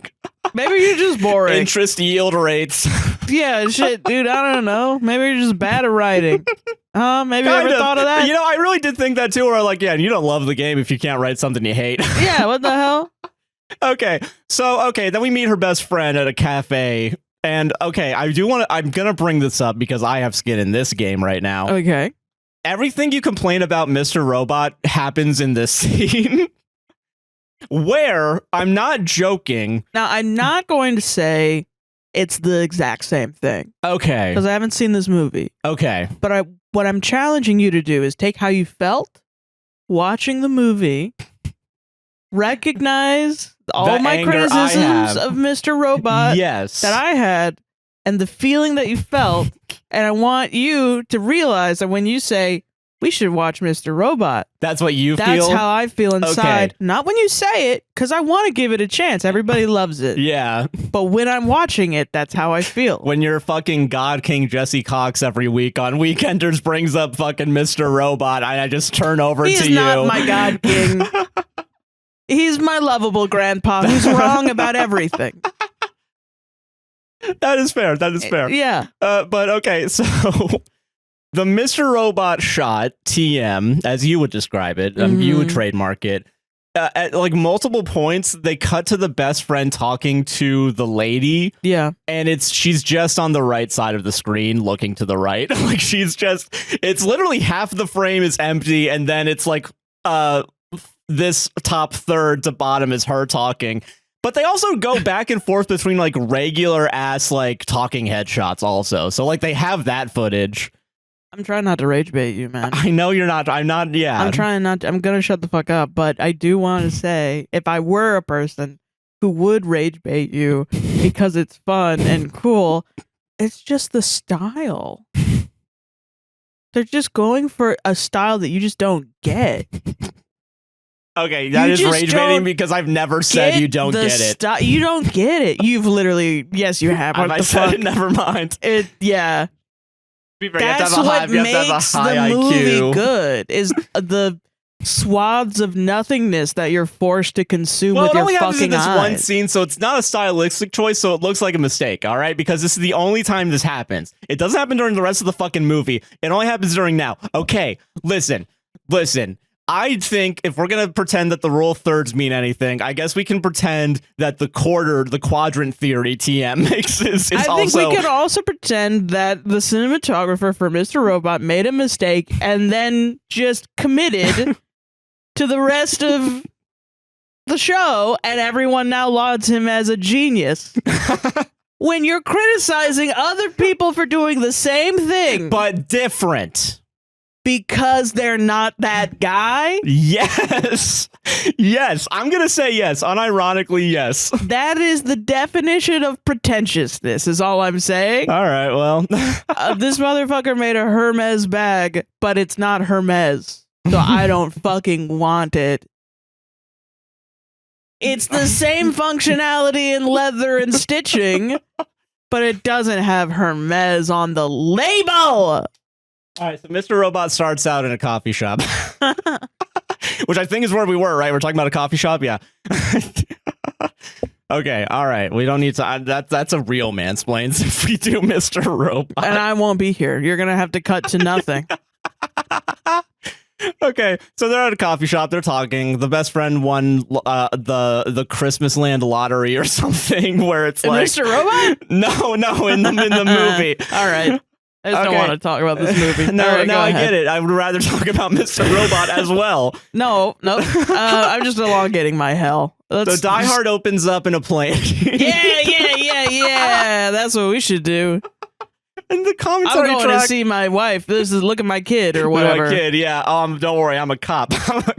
I'm a cop. See. I'm a cop. See. Yeah. Mark Prosh doing a John McClane. Sorry, this is falling apart. Yeah. Okay. So they're at a coffee shop. John McClane and Mr. Robot are at a coffee shop. And and a rabbi walks in. The best friend is like the fucking bartender says, "Why the long face?" Yeah. I know this one. Yeah, you know this one. Yeah. So the best friend is like won tickets on a radio show or some shit to Christmasland. Yeah. And the best friend is acknowledging also that, like, I know that you don't want to go, but you're fucking coming with me, by the way. And the main character, who, by the way, throughout the movie, the only emotion we get from her is like sarcastic smiling, regardless of the context of like what's happening. And it's really it is like the funny version of it is the Tim Heidecker I want to go to the opera, but instead of that, it's like with a wide, like a teeth smile. Like, no, that's real. Yeah. I saw a scene actually on Tumblr that was like an aesthetic, old movie aesthetic. Yeah. And it was with I think, I don't remember her name. Everybody's gonna be like, "No, this is her name." But no, it was a movie, and the guy, they're sitting across from each other on like a train or something. Yeah, there was a dude and a lady, and the lady's wearing like, for some reason, like cadet clothing or something. Maybe not cadet clothing, probably something else with an actual thing. I just don't know what it is. Fair. And the dude's like, "The only thing I hate is a smug woman. The thing I hate the most in the world is a smug woman." And this motherfucking woman looks up at him the most smug I've ever seen in my life. Yeah. Almost comedically, but because she's so fucking beautiful. It's like... And because the way the light is shining and hits her eyes, it works. No, yeah. But she's literally like, she's got all her teeth out, and her mouth is like...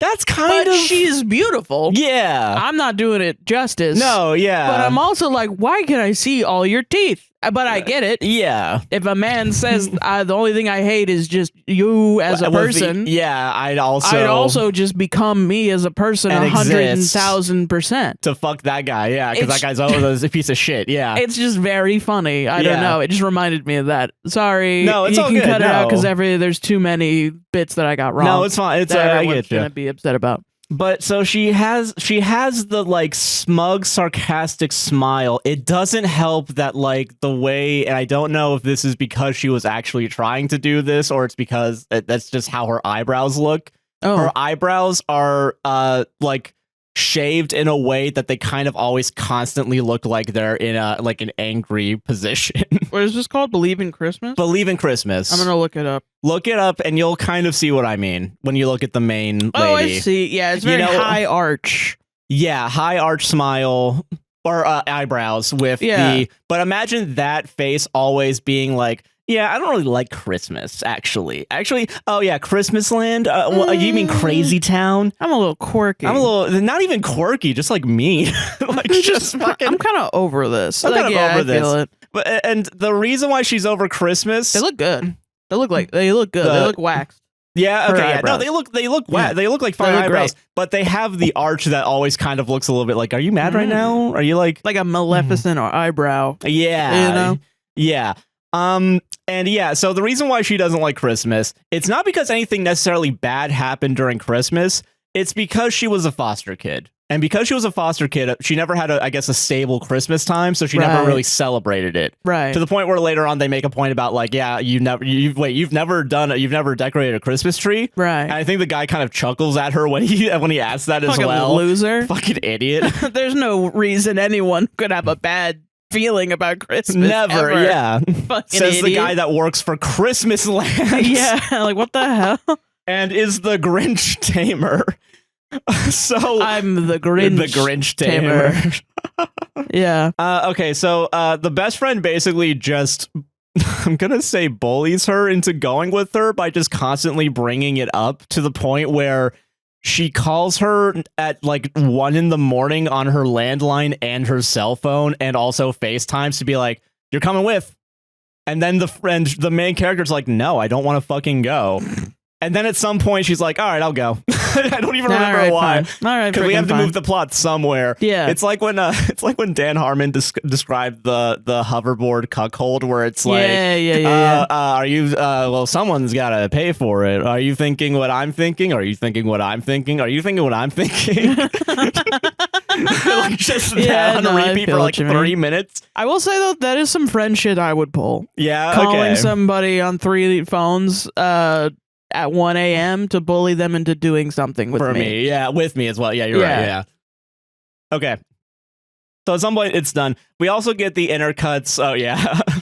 Sorry, just a quick joke. Just a real quick joke on our comedy show. Sorry, everybody. God forbid. I was just calling my friend Aaron and being like, let's go smoke some weed, and just like 3 different phones ringing at the same time. We're gonna go smoke weed. That's gonna be so crazy when like the one time something serious happens and you're like put on the channel, and it doesn't matter what channel. It doesn't matter what channel. He's gonna be like, oh, he just wants to smoke weed. She just wants. She's totally not in a car accident right now. She's just wanting to smoke weed. I can't walk. My legs are. You have to call. I called you instead of 911 because I'm a fucking idiot.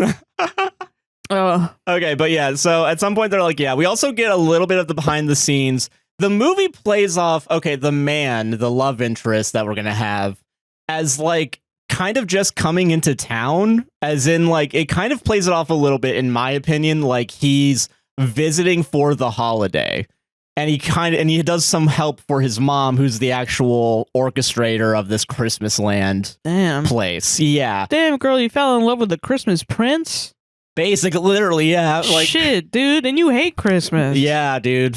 The inner turmoil that is this man has to groom her into liking Christmas. All right, well. So, okay, so I think this is the only time I'm going to bring this up.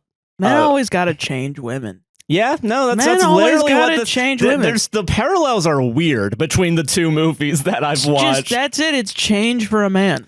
Yeah.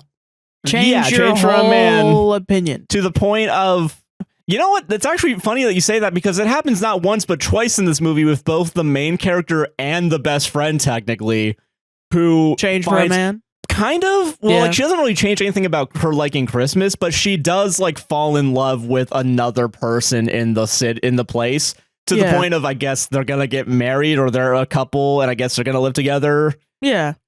For going off of being on vacation one time together.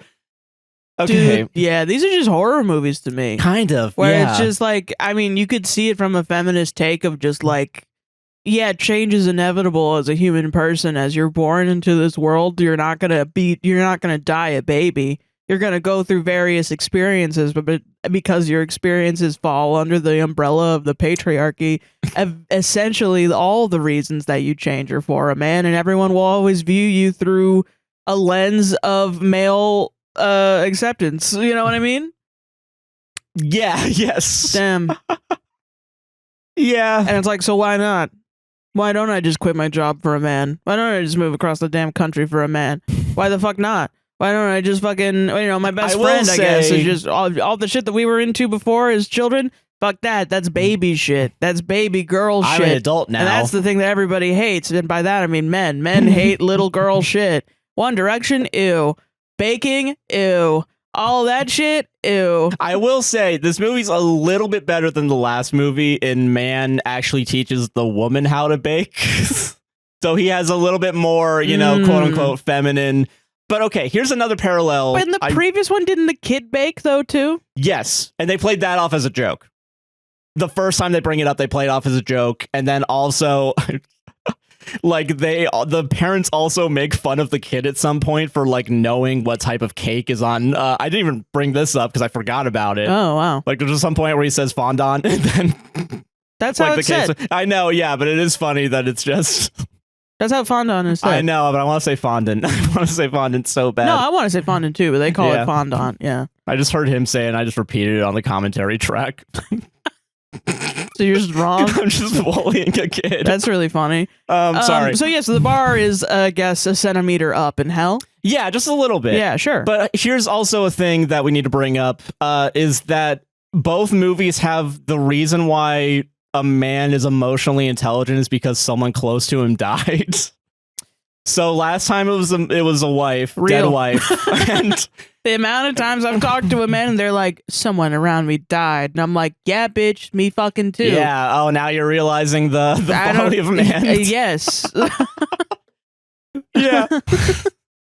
Me as an individual has died a million times in the eyes of strangers because they refuse to see me for who I am and let me be who I am. Yeah. Anyway, let's continue. Christmas. Believe in Christmas. Yeah. So in this fun Christmas movie, his dad is dead, her wife is dead, her husband is dead. So the dad, the patriarch of the family, is gone. Mm. And it basically is eventually going to be implied that because the mom was so grief-stricken and had nothing to do after this man died, she opened up an inn that was completely Christmas themed, and then the rest of the town just kind of went with it. Like, the rest of the town decided to become Christmas themed and become a tourist trap because of this one inn becoming Christmas themed. Dude, if this isn't just... I mean, I'm going to shut up, but... No, it's okay. Getting bleak, but it's like everyone's just... Okay. This is like... This is interesting. It could be interesting. It could be interesting. Yeah, I feel like the closest weird I can point out right now is kind of like in The World's End, kind of, where it's like the aliens are trying to... But instead of it like progressing society of technology, it's Christmas. Like, that's kind of how it feels. Christmas is a disease that claims many victims. Yeah, and we're gonna replace the people with Christmas aliens. Christmas robot aliens. Yeah, that's awesome. So okay, so so he's like, oh, whatever. I work with you. You own this Christmas inn, and I'm here for the holidays. Is how it's played off, right? Yeah. Whatever. So he's coming back in town, and then they go, okay. So here's how we start getting the kind of like babysitting, like this town is kind of a theatrical thing. They drive up there because it's in like they're in New York. They drive to Massachusetts, and a tire goes flat on the ride there to the point where the best friend is like, oh no, you know what? Oh, actually, this might be part of the show. This might be part of the plan because then we're gonna get picked up by a guy, and we're gonna be saved and brought to town. So a guy comes up and saves them, the main character.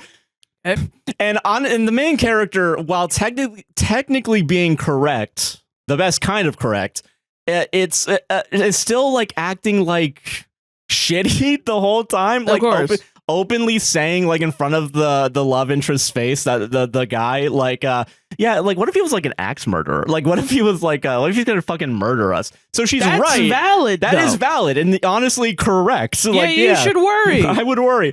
And the friend's basically like, nah, I think this is part of the show. I think this is great. Because yeah, so they get in his truck and nothing happens. There's a dog in the back. Okay. Yeah.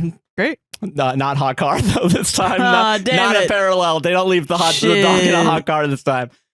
Okay, so they do that. Whatever. Well, nothing fucking matters, man. No. They go to the inn and it's like, you know, she's clocked as being the Grinch. So Grinch clocked. So now the Grinch tamer, that is Flannel Don't say Man. Clocked, honey. That's not for you. That's not for me. You can't be saying that word. You can say it now. I just want to bring it up. Okay, sorry. I mean, sorry. I mean, it is, but let's not water it down. Okay, sorry. Yeah. All right, so they get to the... It's like she's in mortal danger for being the Grinch. Like they're all gonna beat her to death with a brick. Oh, you don't believe in Christmas around here? Oh, fuck. Oh, no. My Christmas identity is I've been outed. Yeah, Wii U. Yeah. Would have been a more interesting movie if they just started having fucking... it just became the world's end. Why are you clocking that I'm standing on business? I loved that. Okay, so they recognize that she is the Grinch at some point. And then, so I guess like the friend is like, hey, I'm going to do the eggnog tasting or whatever. Do you want to come with? And she's like, nah, I got to work. I got to do this. I got to do this article about like, oh, I wonder how the money goes through this town. Like, what's the tax rate on? That's interesting to me. Which is interesting. All right, listen. I do want to know. Am I spoiled? Am I tainted by living in Orlando and like being like 12% hotel tax? Is that enough? Is that enough? Is that? Yeah. Should we be deterring more people from coming here because they're taking up all our resources or something? Yeah. What's up with that? Why don't I have free buses? We got billions of dollars coming through here every year. What the fuck? Okay, so... Yeah, why do I have to pay fucking... Where's my goddamn train? Why do I have to pay $1.50 in tolls every 2 fucking seconds on the damn highway? Yeah, wait a minute. This is all bullshit. Yeah, this is actually all fucking bullshit, actually. So she wants to talk about that, and then the friend's like, you're not having fun, and then just kind of leaves, I think. And then she goes to the eggnog tasting. We get her love interest. We'll get to that in a second. No. But at some point, the mom who recognizes she's the Grinch, it tells the son who is the Grinch tamer, hey, do you want to give her a tour of the town? Maybe. Do you want to? And she's like, oh, I don't know. And then he's like, no, I'll do it. I'll fucking do it. Me, please. Me, please. Yeah, I'll do it. Yeah. Me. She's so hot. Look at her eyebrows that are waxed. I think she's always like mean to me, which I'm kind of into. I'm really into that. Yeah. Not gonna lie though, those eyebrows are fucking amazing, and I would. Yes, please be mean to me with those eyebrows. Yeah.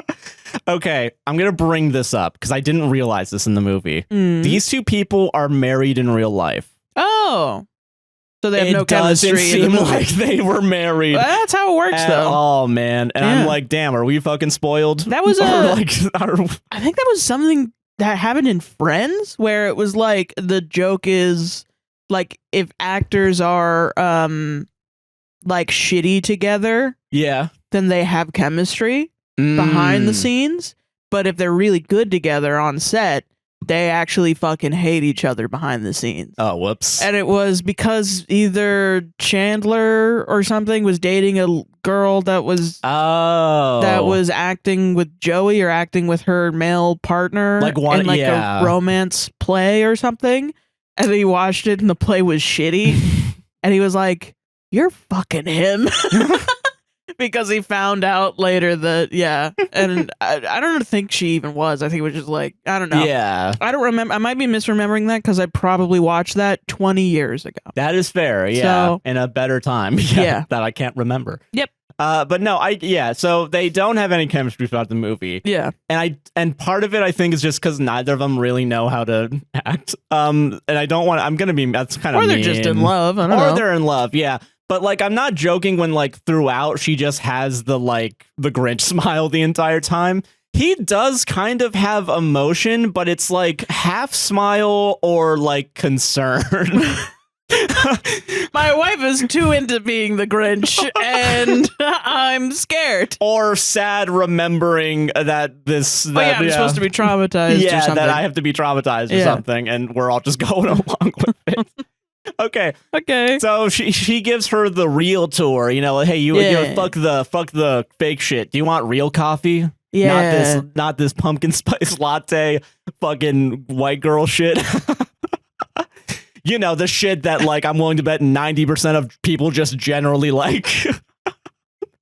me and the friends all go fucking skinny dipping in the pools of hotels. Like, I wish it was real shit like that, where it's like, you want to go fucking dumpster diving later, and it's like horrible stuff to put in a movie. Yeah, but no, it is just comedy. Like, let's go to the not Starbucks. Let's go to the local coffee shop. Let's go to the bakery. Yeah. Where also, but this is where we also this is part of the act, right? Because we get the jealous, quote unquote, antagonistic baker who's like, how dare a woman be around the man I liked before? Yes. Yeah. But then because so a real feeling every woman has ever had. Yeah, for sure. And then later, because we have to have that, so then we can have the main lady being like, does she ever have a crush on you? Like, did that ever happen? She has a crust. She has a crust. Yeah, that's true. But does she have a crush? Fuck. Does she have a crush on you?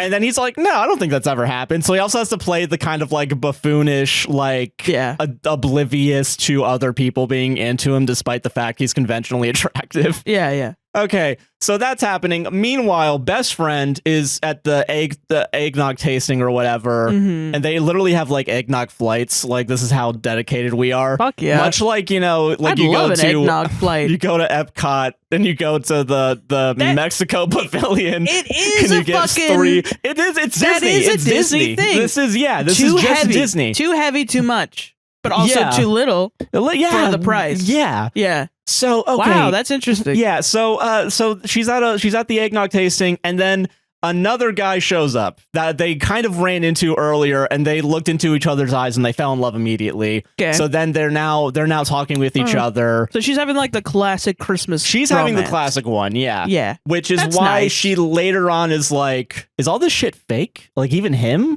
Like, even the love that I'm feeling. So that's in a cut of this, I did say escorting as a joke, but because there's a romantic element, I see what you mean. Okay, there's still a little bit like they think, and that's why even though it isn't. That's what I thought it was at the beginning, but I wanted you to explain. No, yeah, and I knew I did preface it at some point by saying, I know this sounds crazy. You're gonna have to deal with. Here's your fake Christmas lover. Yes, kind of. Yeah.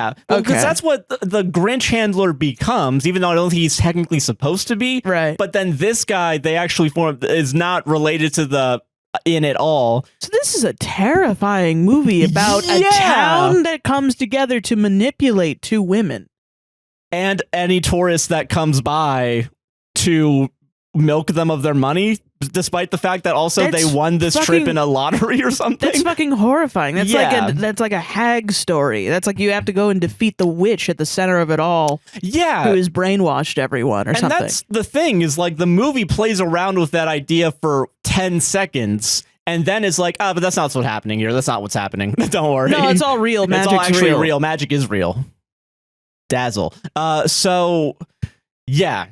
It's crazy. So okay, they start doing everything together instead of the best friend and the main lady, because the main lady's the Grinch and doesn't want to fucking do the sleigh bells or whatever. Yeah. Who cares? And so at some point, I don't remember why, but like they decide to enter, like, the Grinch tamer, I guess, is part of the grooming process. Right. Is like, oh, there's a bake-off happening. And then the main lady's like, oh, but I don't know how to bake. And then he's like, oh, I got a secret recipe from my grandma, so we can use that to bake. Also, he's a judge of the bake-off, usually, apparently, in this story of this town. Don't worry, I've thought about it, and then I thought that, like, wait a minute, isn't this conflict of interest? But later on, he's like, I recused myself of this position. I'm a good man. Don't even, that is... I've had to deal with this fucking trope. Why is this a trope? I'm playing Catriel and the Millionaire's Conspiracy, the Professor Layton game on my phone every night before bed. Because I was like, tiny room, town escape, tiny room mystery town mystery, whatever. Escape room mystery, tiny room mystery town. Gone-sexual at 3 a.m. Was horrible, right? Yeah. And we talked about that a couple episodes ago. A real game. So on a real game, and I found out that all the HD Professor Laytons are on Play Pass on Android. So I downloaded them, and then I was like, you know what, this would be a great stream game. So now I went on APWSTR Gaming. Now we're streaming all the Professor Laytons from the beginning, but I remember I bought Catriel and the Millionaire's Conspiracy on Switch, which my Switch died. If you also haven't been in the rest in peace. God bless that it stuck around for a long time, so I can't play it on my Switch. So I got it on my phone, and I've been playing it before bed. One of the situations, two motherfuckers. Spoiler alert for the second case in Catriel and the Millionaire's Conspiracy. Two people throw themselves into the Thames River. Oh, yeah, you told me about this. Yeah. And the mayor hires Scotland Yard to investigate the double homicide. Or homicide-suicide is what they think. This is a video game for children. The homicide-suicide. But don't worry, nobody's dead, of course, because it's a video game for children. Yeah. But yeah, homicide-suicide, she's like, I'm so worried because there's a festival where people stare at each other across the river and all this stuff, and it's really important to me because my dad died, and fucking, I loved this one because we would go to the Thames and stare at each other or whatever. Come to find out, the mayor put everyone up to it, and the two people aren't even fucking dead. So why did the mayor hire Scotland Yard? How does that make any fucking sense? She did it all to create a buzz for the festival because the murder made everyone want to throw their body into the Thames River, into the Thames. That won't go wrong. That won't. And then she's like, well, I'll recuse myself then. That's what makes it okay. No, it's not. You committed a crime. Yeah. You committed a murder conspiracy. You're doing inside baking trading with your... You're taking marketing to an extreme of committing a fucking murder-suicide conspiracy. Their families thought they were dead, and they're not. They were hiding in the mayor's office, and you hired the police knowing that they were too stupid to solve the murder. So that it would get into the news. God. And is she still mayor of the town? Yes.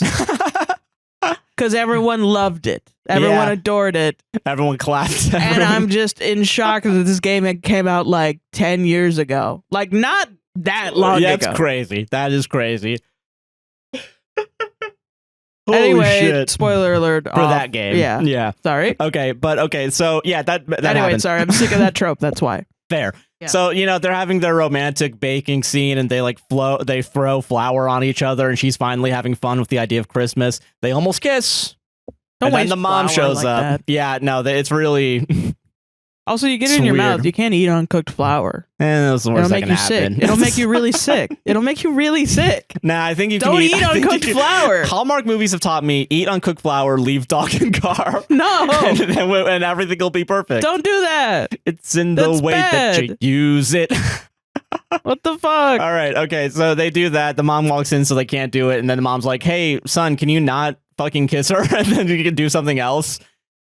You shouldn't say that. Christmas magic isn't actually real. We have to pledge ourselves to the artifice of Christmas.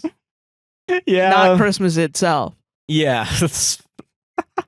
Okay, so they keep having dates. Who cares? At some point, it's revealed that the best friend's love interest is like a bunch of unbelievable shit. Like he's a billionaire architect guy, working man or something like that. Mm-hmm. Like he does like a real like he says he owns property in New York.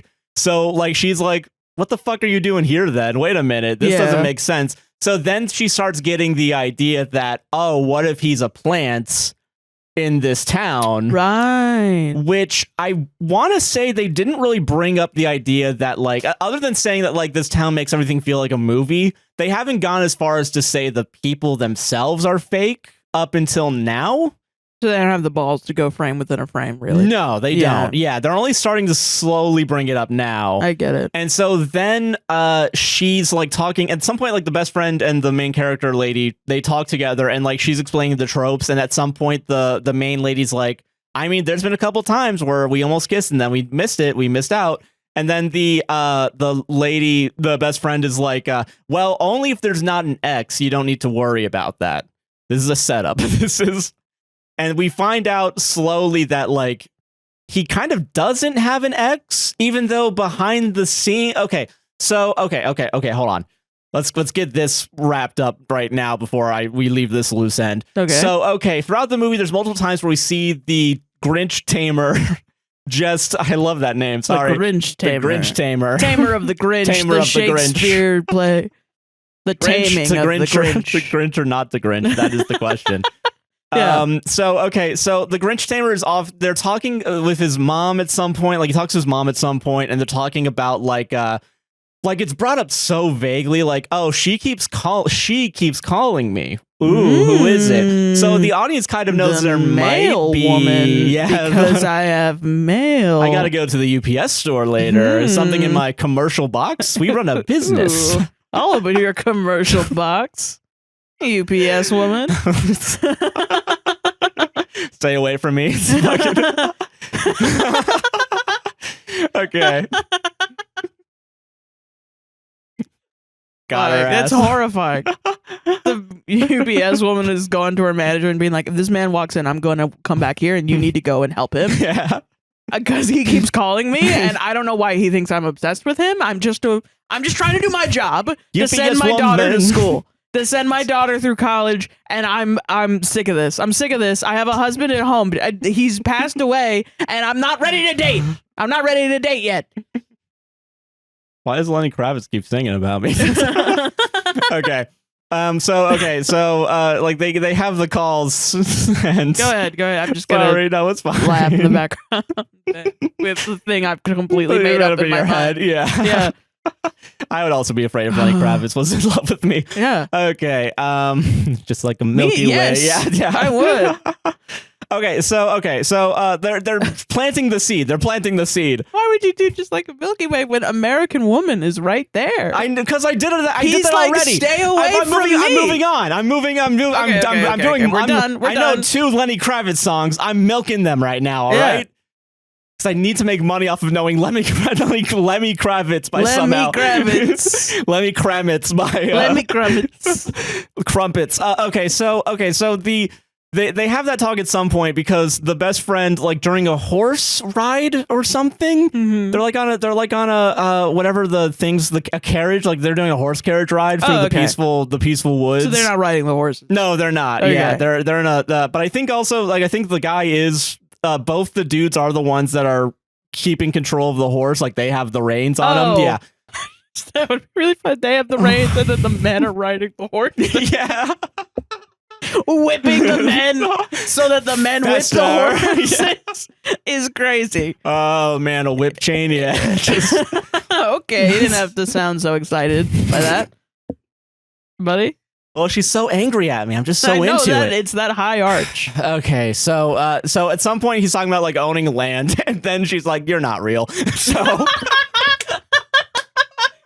the best friend. That's awesome. So the best friend's like, you and I, like, we need to have a talk at some point. Well, that happens later, whatever. But she's like going like, oh, never mind. I don't want to talk. We don't need to talk about this. We'll talk about this later. You being a fucking actor. Yeah. Because there's also a point later where like they not walk in on him, but they spy on him, practicing how to say "you look lovely tonight" in like the mirror, so like he can say it later to her. He's just shy. That he is, though. That's the thing. But when he says it later, she's like, "Okay, we need to talk." Like, That's not real. You're not fucking real. You're not fucking real. And then it's revealed he is real, but it's the other guy that isn't real, but also is. Okay, so right. They're doing their horse stable fucking thing, whatever. Also, there's horses in both these movies. What's going on? So okay, so fuck? They just have one set and then they're just fucking moving it around. The payment for a Hallmark movie was created during Wild West times. Yeah, so now we have 20 pieces of gold and 500 horses. Here you go. And a room at the inn. And a room at the inn, please. Yes. Give me your finest lady bather and I will... Arthur Morgan. Yeah, I was gonna say, give me a bath, give me a shave. Yeah.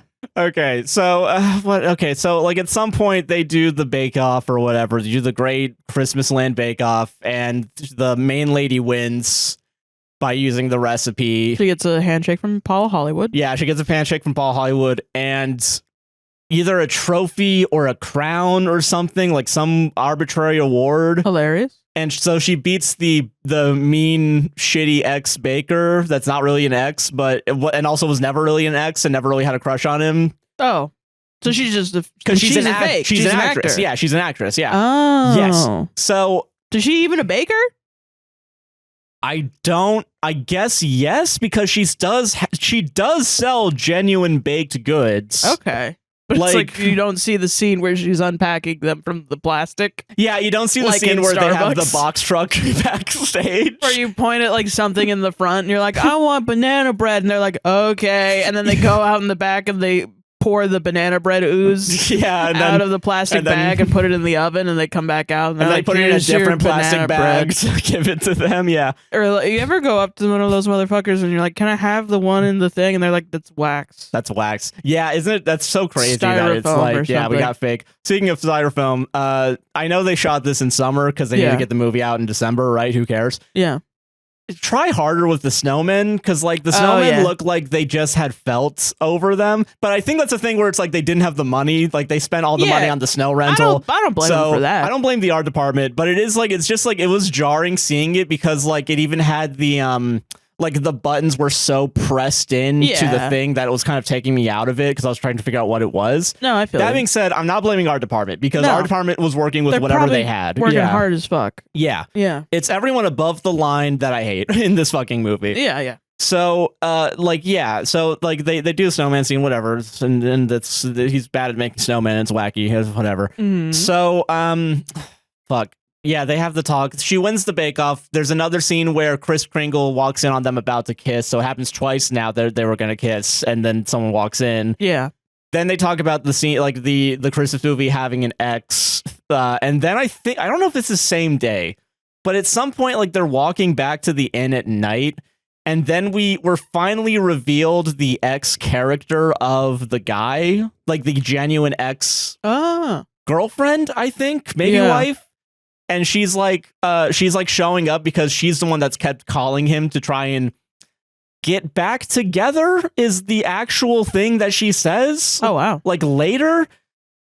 Okay, so I'm probably missing a lot, but quite honestly, I don't care. I don't give a shit right now. Yeah. This is the only conflict that happens. So, okay, we've already planted the seed that like this all could be fake, right? Including the people. Yeah. So the best friend is about to have a talk with the guy that she thinks is fake, that she's been the love interest of. Yeah. The billionaire New York landowner in small bumfuck Massachusetts, I guess. Like, I guess rich people don't go to Massachusetts. And I bet. Isn't Martha's Vineyard there? Wait a minute. Yeah, it's expensive. Yeah. Yeah. So that's happening outside. I think it's more like this wouldn't happen to me. Yeah, that's which I feel is charitable. Valid. That's charitable. Valid. Yeah. So then the main lady walks in on the ex talking to the guy and is like, "Oh, so this is all fake then, I guess. I'm going upstairs and I'm leaving tomorrow." No doors. Huh. No doors. No this doors in just any of these houses. In the lobby. Nobody's allowed to have any privacy in this town. Yep, everyone either leaves the door open or they air out their dirty laundry just publicly right next to the point of sales machine for some reason. And also the mom's there. The mom's also watching all this going like, what the fuck's going on? I'm here for plot necessity reasons. This bitch is acting crazy. Okay. Women hating women. So what fucking okay. So they have the most contrived fight where it's like, oh, so this wasn't real, and then she goes to her room or whatever. Yeah. And then we have to have the scene where like it's just the guy and the ex-girlfriend talking as they walk her back to the car, and he's just like, yeah, no, I don't want to date you. And she's like, okay. And so she leaves. He's straight up like, I don't want that. She doesn't want to get back together. Yeah. Oh, she with wants, his ex. With his ex, Not with the other girl. The only reason the ex was here is for 5 minutes of the movie to make the other person angry because she thinks that part of it is included as part of the fake the experience. Yeah. So then we have to be told that this is a real thing that's happening, because why would they be acting out him walking her back to her car? But that's not out of the question, because they've already gone, what the fuck is the Baker woman? You know what I mean? Yeah, okay, yeah. Like, why make up an ex in the first place then if everything's supposed to be hunky-dory? They're obviously trying to do they're trying to create some sort of Christmas conflict. Like TM. drama, yeah. So why not this very real situation? Yeah, but like this very real situation is just coincidentally happening. Yeah. So, and I guess it's because I want to say, if we're going to go the movie route, like what it would be is that the Baker was the ex. Like that makes more sense in the grand scheme of like storytelling, where it's like the Baker has a crush on the guy and then it professes her love to him. And that's like he has to then make a decision for like to say yes or no or whatever, I guess. So then having a third, fourth party come in randomly at night. I'm putting myself in the shoes of the protagonist. The protagonist. Where I'm like, if that's the case, this town is already fucking crazy.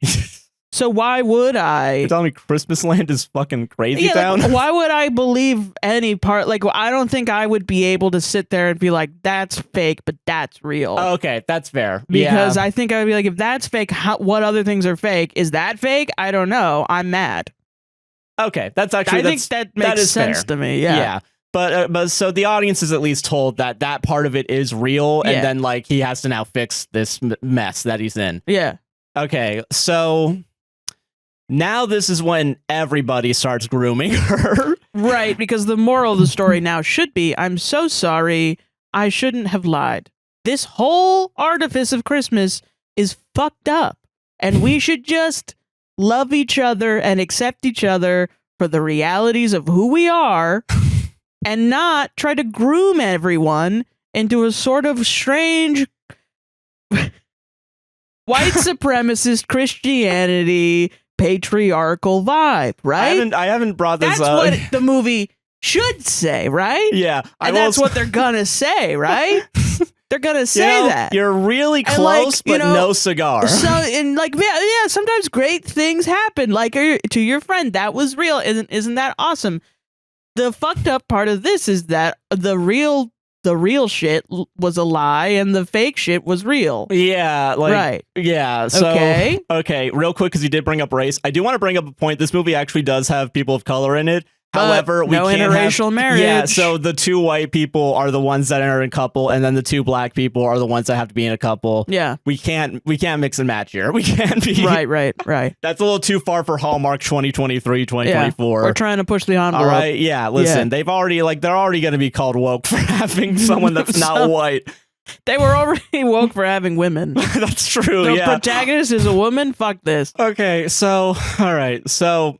This is when everybody has to start grooming her, including the best friend and the guy that the best friend's into, despite the fact he's not a part of the simulacra. However, he is working with the guy on architect shit, because the main guy, I guess, is technically the engineer of the place as well as Grinch Tamer. He has 2 jobs here. Right. So he's a good, hardworking man. He was given Grinch Tamer in the beginning. Yeah. Become the Grinch Tamer, son. Well, yeah, no, that's the thing though, is like so we have the main character wakes up, the best friend's like, you should probably go downstairs and talk to the mom, before you go. You shouldn't leave just yet. Because she wants to leave because she's like, all the shit's fucked. I hate Christmas. Yeah, and honestly, I went to Christmasland and there was Christmas in my Christmasland. And then the mom was like, wee wee Grinch alert, Grinch alert. Grinch alert, son, come down and be a sexy, hot Grinch Tamer. I'm going to pimp out my son to you and he will tame you, you little Grinch.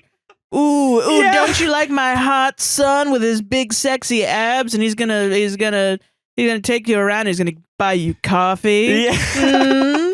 Throw away your whole life for a man and live in Christmas land forever so I can feed off of your deep, deep grief for being a foster child and never having Christmas. Ever. Good experience. Okay, a couple other details I do need to bring up that are important technically. Okay, so there's a cabin in the middle of fucking nowhere. It's not a cabin, it's a house. Yeah, where they murder people. That'd be fun. It's they not. Put them in the ground. So there's like a suburban ass house in the middle of nowhere that on the inside looks like a log cabin. This is where we make the fertilizer for our crops. Wink wonk. Oh, only if, our man. Christmas crops. Christmas crops. Yeah. Holly jolly, am I right? Okay, fucking. So they go Let to me it. Get my Christmas axe. Yeah. So they have a scene there where it's like he gets to just expunge a bunch of information or expose a bunch of information where it's like, yeah, so this is the place where like my granddad and my dad would go when they needed some time away from the ladies, basically. Okay. Like apparently, I guess there's never been a woman in this fucking place. They just find so much porn in there. So much porn in a big log. A big log cabin. A log outside. Oh yeah, that's that shit where you just go in the woods and find porn. There is a grave out there, but when you dig it up, it's just porn. Yeah. Yeah. So, yeah. And I think they have like a little dance in there too, but like they don't kiss again. Whatever. So that's a thing. They don't want to summon the guy. Yeah, we can't. They're all alone in the cabin. They don't want to summon the man that's supposed to come in. Them. Yeah, and like that's because that's a little like, fuck, how do I write that? Yeah. I can't do that. I can't do that. Yeah. I'm barely working for $7 an hour right now. I gotta get home, man. Yeah, exactly. The 105 is gonna be busy as shit. Yeah, they're fucking kissing in the Christmas cabin, so I gotta drive all the fucking way out there. No, I'm not getting PTO. No, I already took too much PTO because everyone's trying to fucking kiss in Christmas land, dude. That's a better way than me thinking of the writer doing that. Thank you for that's better. Yeah. Yeah. The writer's having a real life. Yeah. I had to take this car in to get an oil change. I was gonna get an Uber, but guess what? I don't get paid enough to pay for my fucking oil change. So now I gotta just pray to Christ, Jesus, and by that I mean Christ Kringle, that my car doesn't break down on the way back. So that's why I'm calling you. You might have to come give me a job. Yeah, you need to find someone. Yeah.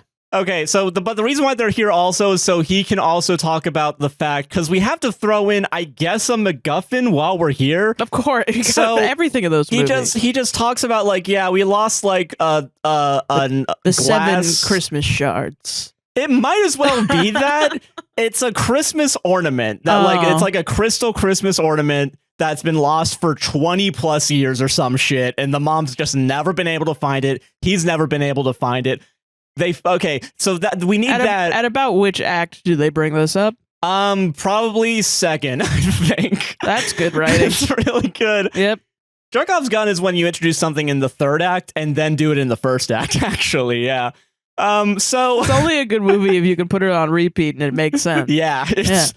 Tenet is the only good movie. Changed my mind. That's a genuine Northern Lion take. Can you believe it? I can't believe it. Okay, so they have to bring this up because as she's leaving to go downstairs, in like the most obvious position, the ornament's just like under a dresser. Oh shit! And it's poking out. What the it's fuck? Like it might as well be all the way out. She just like she has to tie her shoe, and that's the reason why she finds it. She finds it because she has to tie her shoe. And then it's like the bottom of it's peeking out. And then she grabs it and puts it in her bag and then talks with the mom and then decides to show it after they have a talk. Okay, so then the mom describes why Christmas Town exists, right? Because her fucking dead husband is gone and she didn't know what to do with herself. So she made their house an inn, a bed and breakfast that's completely Christmas themed. And then for some reason, the rest of the town went along with it and made it a tourist town that is only for Christmas. Also, the night before is when it's revealed that the baker was a fake actress lady, but also might be a real baker because she does sell baked goods technically. And then she's married to Chris Kringle, who isn't actually the mayor, and that's not actually maybe his name. It's probably something else. Yeah. And that's important too because she's going to use that information later. So then, she's explaining and trauma dumping to this lady that they've groomed. imagine she's like, listen, I don't have the bandwidth for this conversation. I know your husband's dead or whatever. But also, like, she's been being groomed. Of course she doesn't have the goddamn bandwidth. Yeah, that's true. They are taking a lot of, like, no wonder you hate Christmas. Here. You go to Christmas land and you just get a bunch of shit dumped on you all day. This is my vacation. Why am I fixing your shit? Who am I? Murder, She Wrote? Goddamn. Yeah. So what the fuck?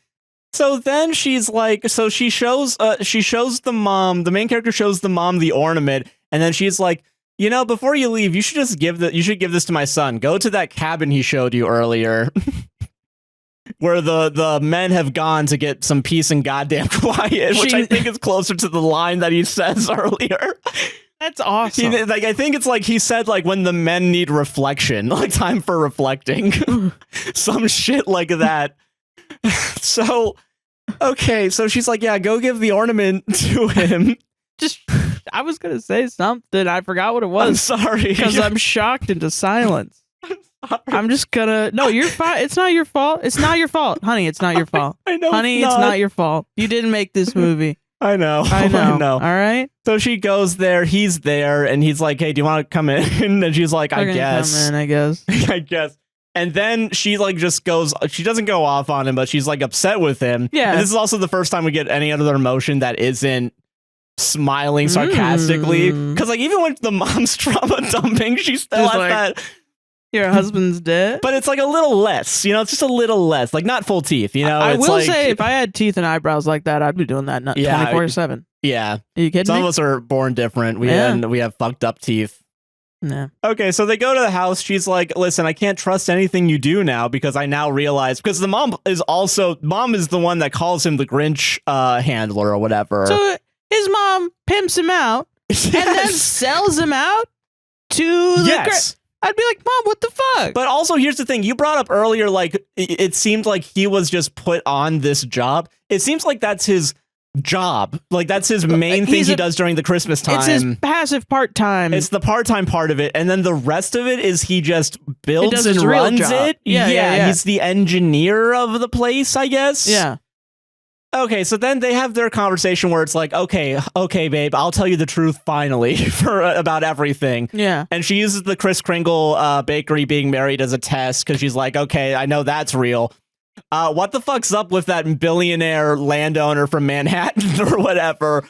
And he's like, okay, so he is real, but he's working with me to build condos. I don't know what it is. I did like some bullshit. I'm imagining like, if I were writing this scene, I would definitely, regardless of if it's supposed to be serious, it would be funny because she's going to be there. She's going to be like, you really expect me to believe that man's name is Kris Kringle? And it's like, well, you did, though. So you really think I'm a fucking idiot? You kind of are. Oh, yeah. You thought a man's name was actually Kris Kringle. Kringle, yeah. Yeah. And you just went along with it because you think we're that delusional? No. We're only slightly delusional. Thank you very much. Yeah, I'd get the ick. Yeah, I'd get the ick for sure. So, and then she just asks a bunch of questions, and it's like, you know, I don't usually feel this way about the people I'm grooming. So you're special. You're special. Basically, to me. because he says like he usually does this. He does this every year, and this is the one time I guess it's real. I guess all the other times it was just don't leave. You're special. That's why I groomed you the way I did. I don't know. They don't explain like if everyone else just sucked. Like if he just wasn't attracted to them or they had shitty personalities or something. But this is the special one. The reason I cheated on you is because I love you so much, babe. Hey, and that's why I lied to you for the entirety of your vacation. Babe, no, I'm not manipulating you. Babe, don't leave. I'll kill myself. Babe, no.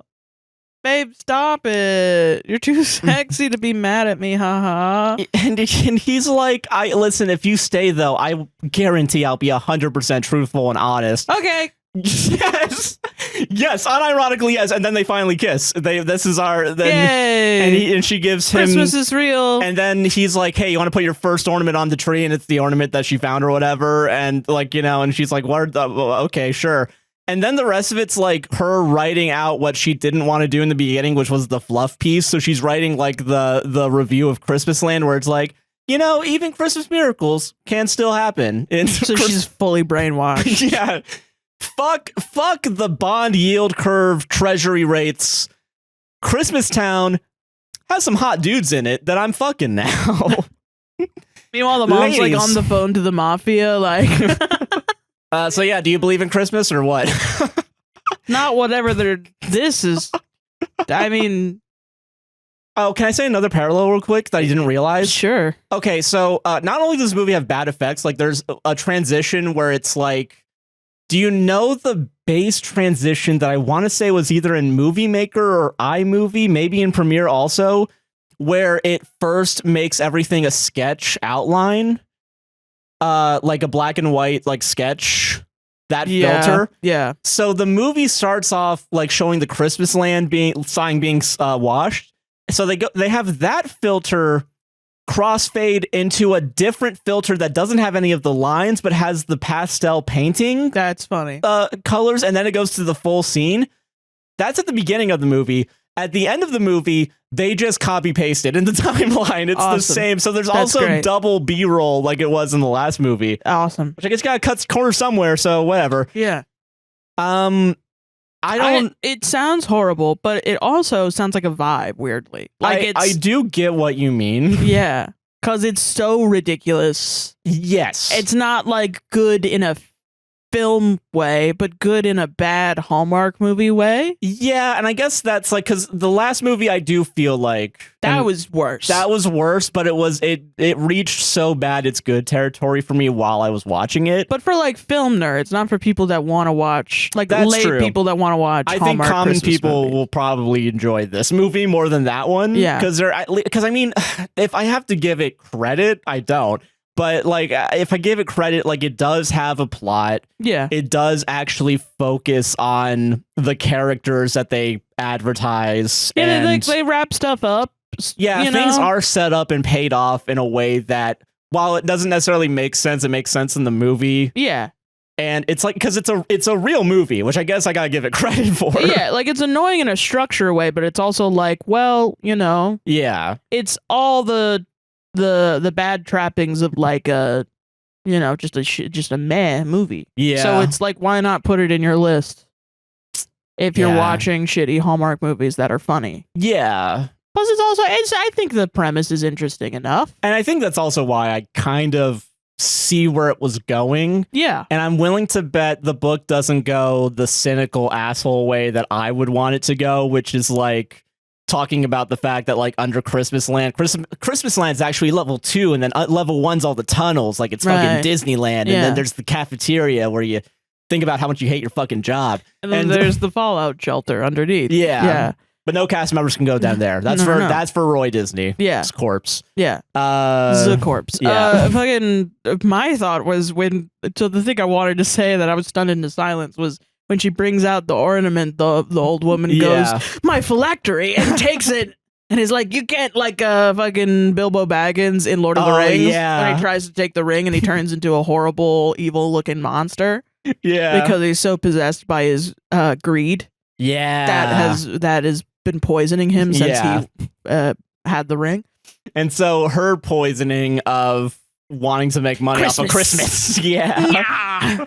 And then she's like, "No, old woman." And then she like crushes it. She's like, "No." And then she disappears into dust.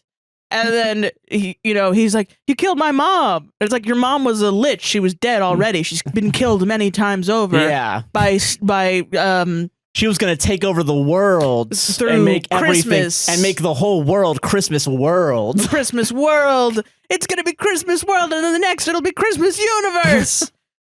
First we're going to Christmas Mars, and then the Christmas Milky Way. And I'm doing this for my dead husband. I'm doing this because I forgot, because I've died too many times to have a memory. All I am is an encompassment of grief without memory. Grief is love with nowhere to go, and my love is lost. So therefore you must kill me in combat, in sword combat. God, that'd be good. I know, that'd be fun. Yeah, that's D&D. It's just D&D. D&D. Yeah, I just want to play D&D. Roll for Christmas. Roll for Christmas. No, one. No. Anyway, ads. Yeah, ads. Thank you for listening. Next part. Fuck this. I don't want to talk about it anymore. It's a bad movie. Don't watch it. Yeah. I'll watch something else next week, and then it's gonna Watch be the it same. if It's you gonna be the want. same thing. I mean, I don't know, man. Well, you can't tell you what to do. I watched a movie for Josh Mansplains Christmas. Yes. Christmasplains for number 3 of 6 to 8, I guess is what this one is. Yeah. All right. So I watched a movie that was recommended. I didn't realize it's not a Hallmark movie. It's a Lifetime movie, which I do think is interesting because there is a lot of difference. And this is the worst one I've watched so far for this one. Not even from a technical perspective, not even from like it doesn't. It doesn't make sense, but it's like kind of boring. But the more I think about it, it's crazy to think about, I guess. Yeah. So the one I watched today was Becoming Santa. Okay. It's on Lifetime. And I don't know who actually made it. I don't know which production company. I'm assuming it's a similar thing to Hallmark where there's 1,000 production companies trying to get a slice of the pie. Yeah. And I wonder if this is one of those where like they couldn't sell it to Hallmark, so they just sold it to Lifetime. And Lifetime was like, yeah, sure, why not? Right. Yeah. Because I also looked into it too. Lifetime not owned by Hallmark. Hallmark is actually, there's like 4 different, right? Yeah. But Hallmark owns like 4 other channels technically. So they all get a slice of the Hallmark Christmas pie technically. Yeah. Whatever. So Becoming Christmas is a nightmare, I think. The last one was too. Yeah, but this one is a nightmare okay. You guys got to trust me when I say this. The premise of the movie is, what if being Santa was an STD? Because the logic of Santa in this movie is you marry into becoming Santa. So is this like escorts? No. Okay. There's no like fake love. It's all real.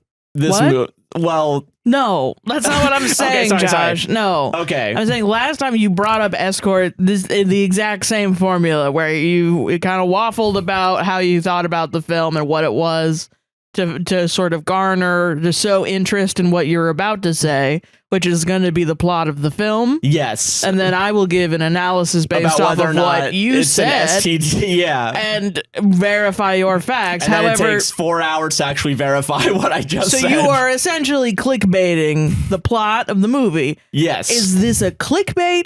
That it's an STD. It's similar to the escort system of the last movie where you said they were prostitutes. They were Christmas prostitutes. Now you're saying there's a Christmas STD. Well, specifically a Santa STD. Or is this a Joshism? It's probably a Joshism. Here's why I'm saying it, though. Also, to add on another layer, yes. Last episode, when you talked about the Christmas escorting, it was real in the film. You said, yes, this is a Joshism. It's not real escorting. I'm just putting a sex metaphor on there to garner interest. And then it was real. Okay, I'm gonna. So now you're going to say, when you have sex with somebody, they become Santa Claus. For some reason, Santa Claus is so sexy that he goes to bars and he bangs everybody. And everybody wakes up tomorrow and they have an itch on their balls and they're wearing red cloaks and instead of crabs, beard, you get elves. You get elves in your house. And then I'm going to be like, well, that's not a Joshism, Joshua. It's real. That's real. Okay. Somebody make the meme of the... Do you have a cactus, or is it a cactus? It's not a cactus. It's a cactus. It's a cactus. Yes, okay. with me. Yes. Okay. So here's the rules of being Santa, and we're gonna put a pin in also elves. We'll get to that because that's not really ever explained. But great. Honestly, great. Honestly, get them out of here. Okay. Get them the fuck out. Get the fucking elves out of here. Santa does it all by himself. I don't give a fuck. It's less to think about. From my understanding of how the Santa Claus curse STD marriage clause is the women of the Santa Claus household, including the wife of actual Santa, who's Santa right now, as well as the daughter of Santa, have brought men in to be Santa through, I guess, marriage, technically. So a sort of Aesop's fable reading that is kind of like a not a really feminist reading of it would be not feminist, specifically not anti-feminist, but not feminist is what I'm saying. Like, not a particularly empowering, well, maybe in a malevolent way, like a Three Witches-esque. Witches are making Santa. They're manipulating men through marriage to become Santa. Kinda.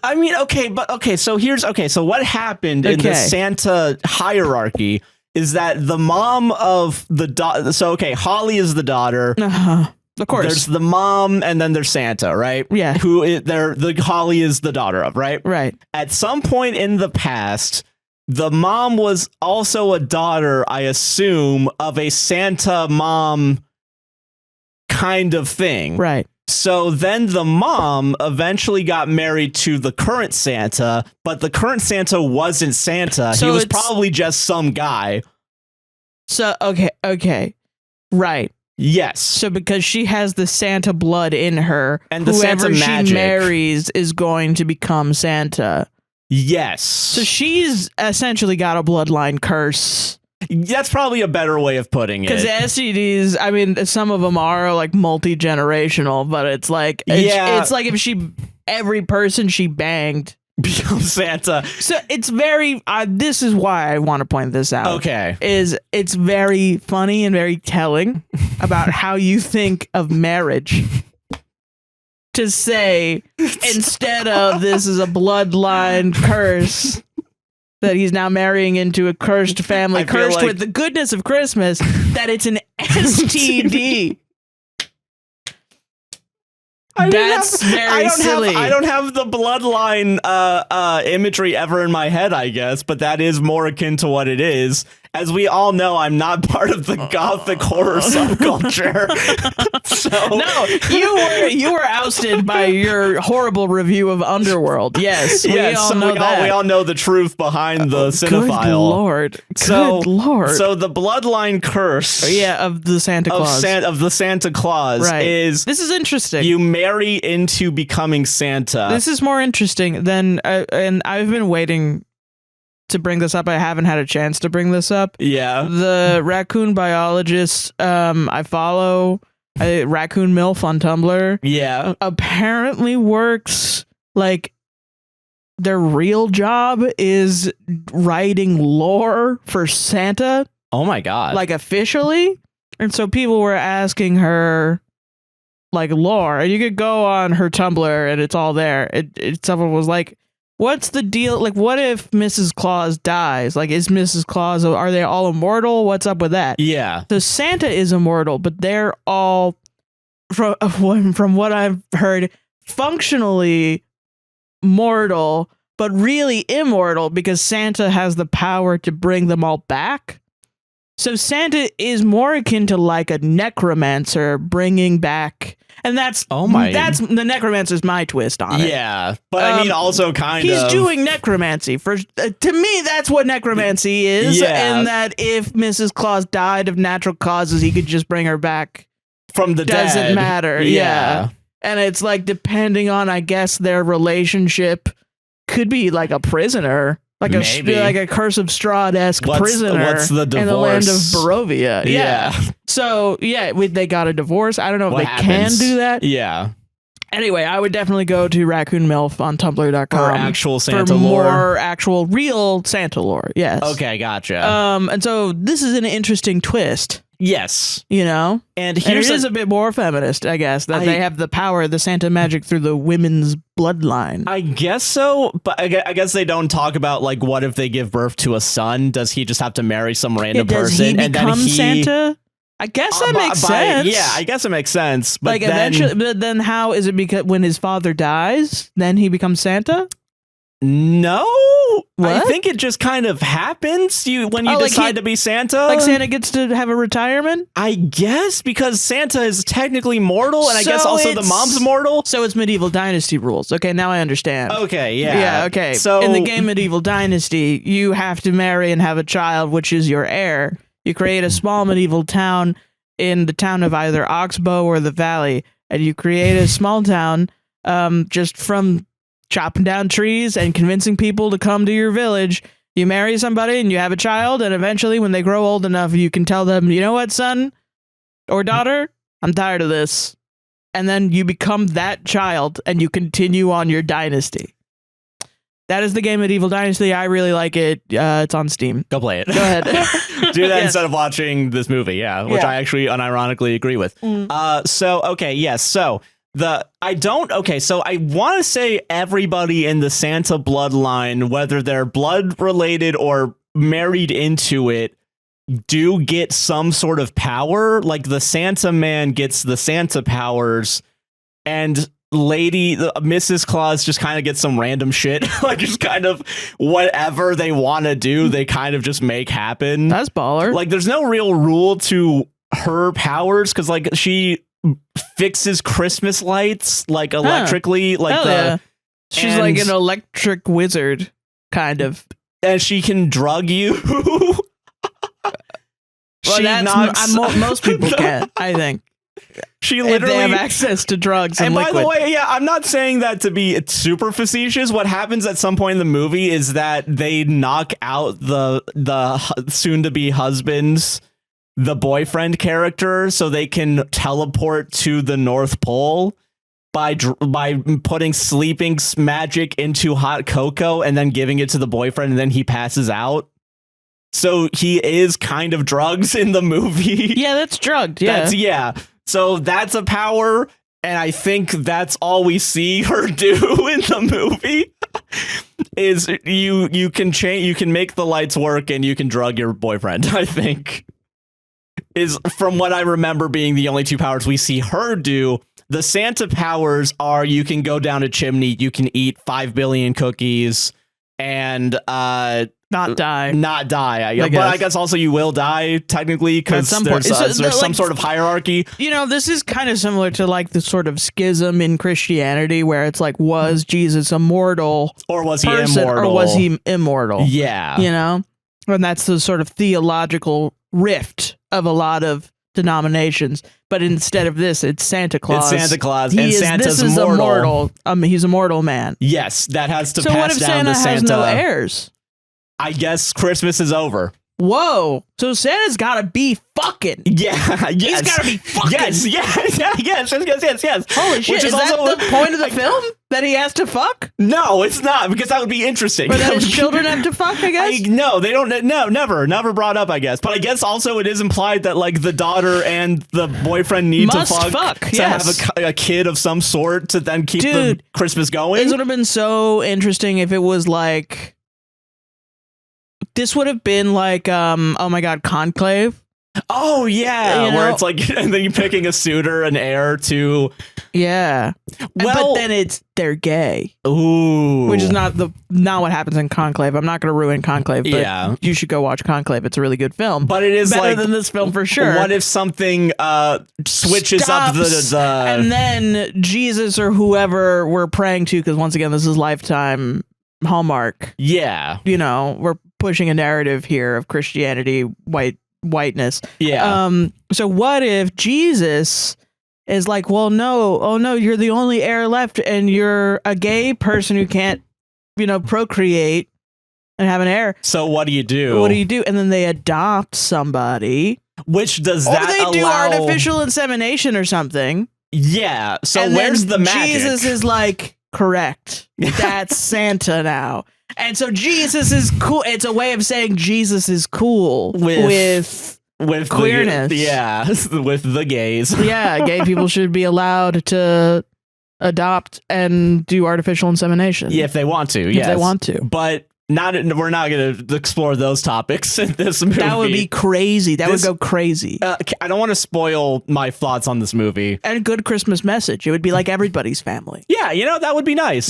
But no, I guess not. Okay. Real quick, just to give my overall thoughts, and here's how I interacted with this movie. Yeah. I think I got halfway through before I had to start playing a video game on my second monitor because so little happens in this movie. Yeah. But this idea that we're talking about is interesting enough that we can make this work for 2 hours. Okay. Yeah, it's a very interesting world building they're probably going to do nothing with. That they don't do anything with. Yeah. You just have to accept. Yeah, I mean, this is the most interesting Christmas movie world that we've had so far. Yes. Which is funny because the other two are uniquely more interesting in their plot. Yeah, and how they actually go about their, or not go out. In the sense of the dog one, it's interesting that it's supposed to be about the dogs, but the dogs don't really matter until 20 minutes before. Don't really matter now, you hear? Yeah. And then the Christmas escorting one is like, oh, there is a romantic kind of thing that forms. So it kind of isn't escorting. Yeah. Yeah.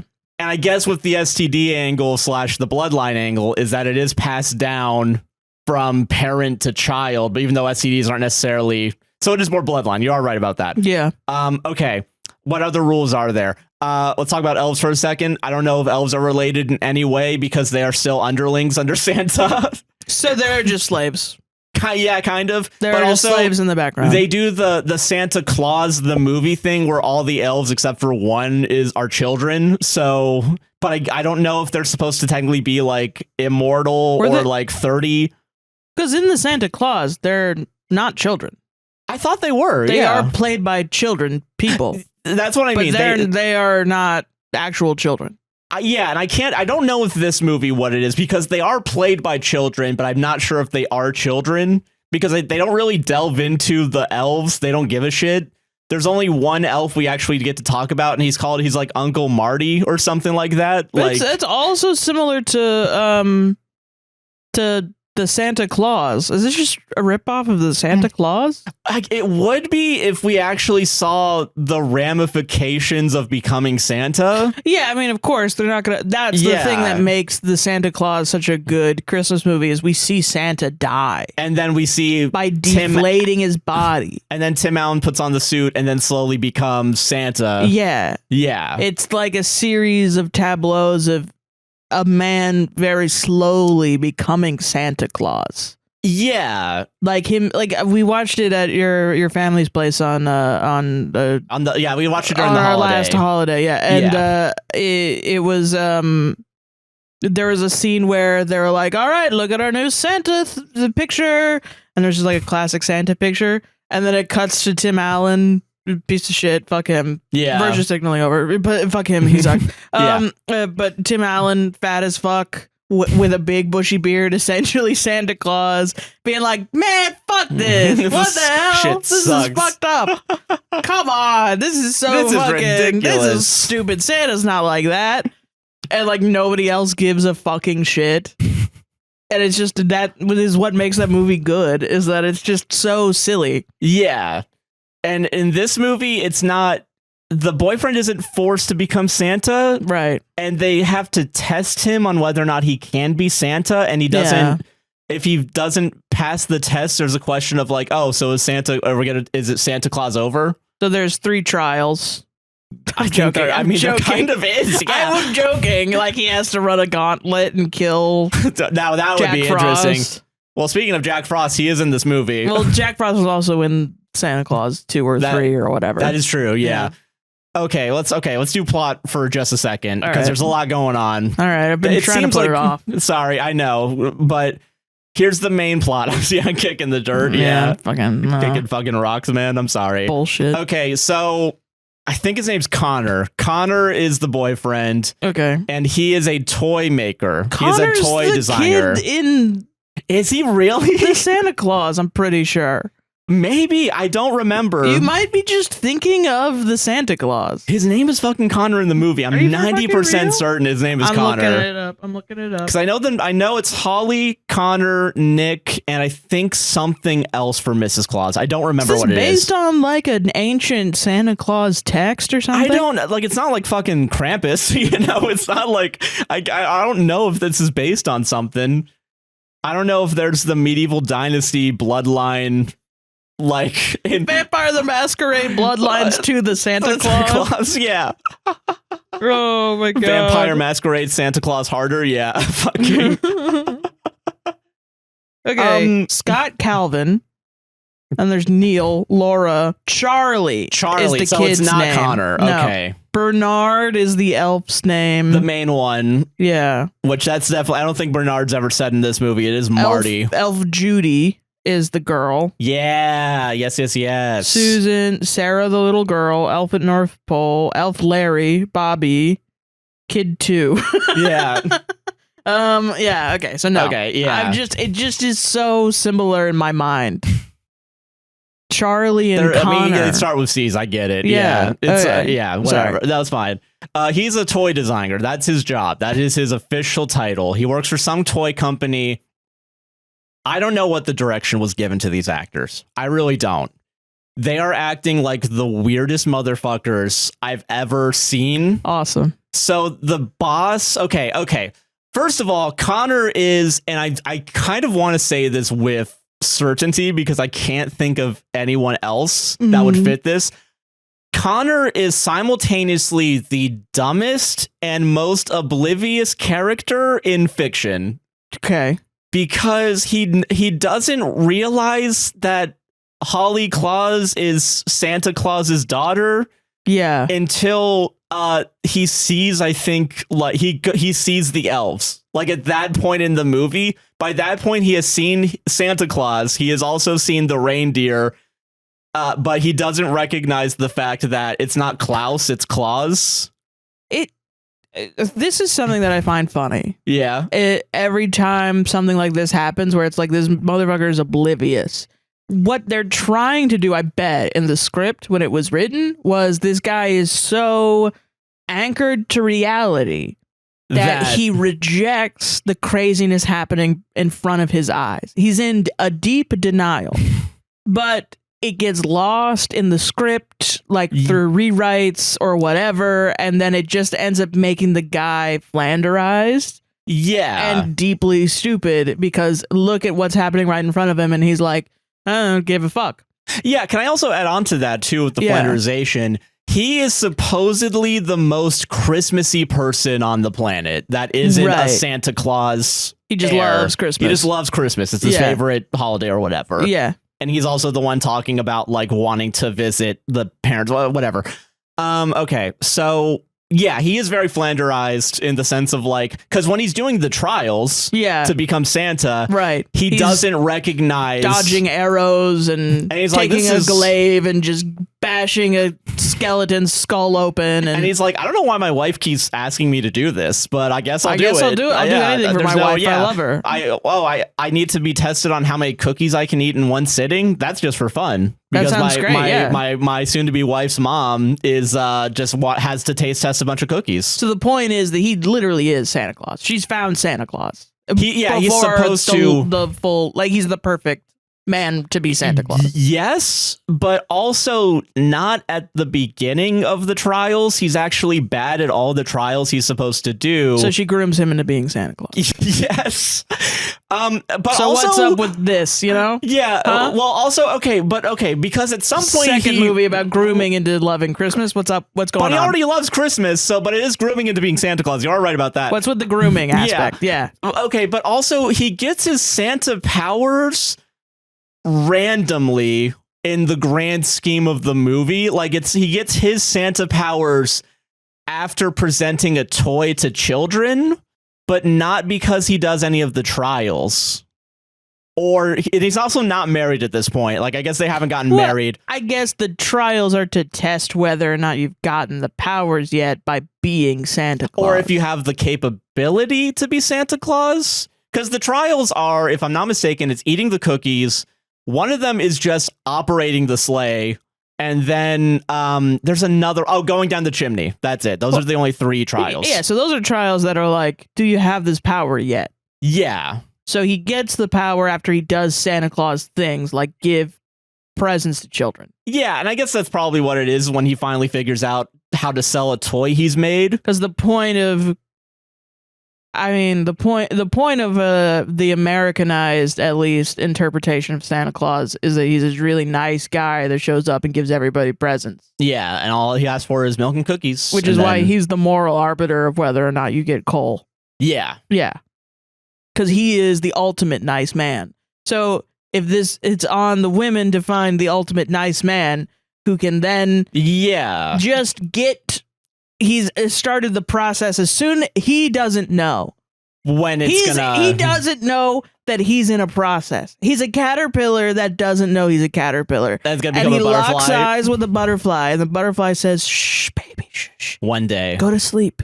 Eat a lot of food, and then go to sleep. Yeah, eat a lot of food. Oh, I have to poop. I have to poop. It's okay. It's not poop. It's not poop. It's something else. A cocoon. Yeah. And then he does a little cocoon and he falls asleep and he wakes up and oh my God, I'm Santa Claus. Yeah. That's the whole fucking point is that she's like, give this go.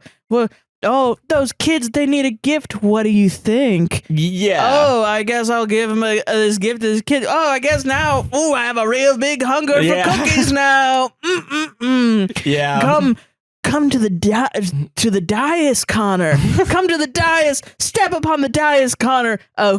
Fucking cage. Yeah. Entraps him, and it becomes filled with cookies, and he's gonna suffocate unless he eats all the cookies. He's like, what am I gonna do? Eat the cookies, Connor. Eat them all. Eat a million cookies, Connor. You can do it. I believe in you. And he finally earns the presents to those children. Confidence to do it. Yes, and then he does it, and he's like, wow, I thought I would literally die if I ate all those cookies. What was that about? I don't know, but you did it, Connor. Now you're alive. Thank God. Let's go to the second dais. Wait a minute. What's going on? I don't know. I didn't know. Listen, when you said that your family owned a castle in Scotland, this is above Scotland. This is further north. Yeah, yeah. I mean, global warming and such. I get it, like, the weather's crazy, but, now we're here, and you brought me down to the dungeon, I was like, okay, hey, listen, we're married, let's get a little kinky, and then you trap me with a bunch of cookies, what's going on? Yeah. Nothing, let's just step upon the dais, and now, look, there's a hole in the ground. Oh no, I've dropped my ring down there, Connor, can you grab it for me? Well, I don't, and he just slips down. Yeah. Good, you went through the chimney. This is a fucking chimney? The fuck is this? It's okay, don't worry. Now we go to the third one. Oh no, my parakeet's flown away, Connor. Can you follow him in this not sleigh wink? What did you say, Nazi? No. Shush. Nope, that's not in the film. Sleigh. Not sleigh. It's not a sleigh. It's a device that you can use to fly. Maybe.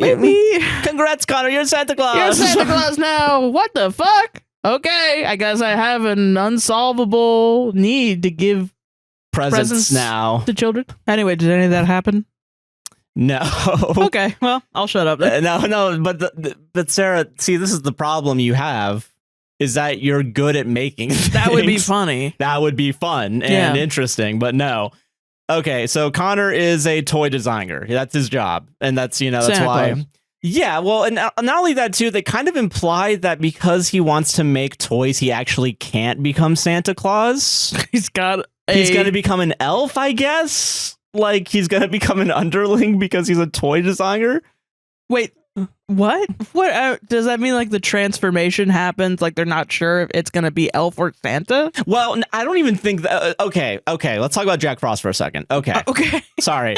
So let's talk about the reason why he has to do a lot of these trials, like one of these trials. What's the reasoning for the trials? Okay, so the reasoning for the trials is that the parents of Holly do want to see if he is cut out to be Santa. Okay. Despite the fact that they haven't married yet, they've only been dating. Oh, okay, they're not married. Sorry. In order for them to get married, he needs to have the Santa powers, I guess, to make sure that Santa can still become a thing in the future. But also, tall order. Because he doesn't know any of this. Yeah. He's like, while we're here visiting your parents who are Santa Claus, let's get married this year on Christmas. So now they have like a week to make sure he's ready to be Santa.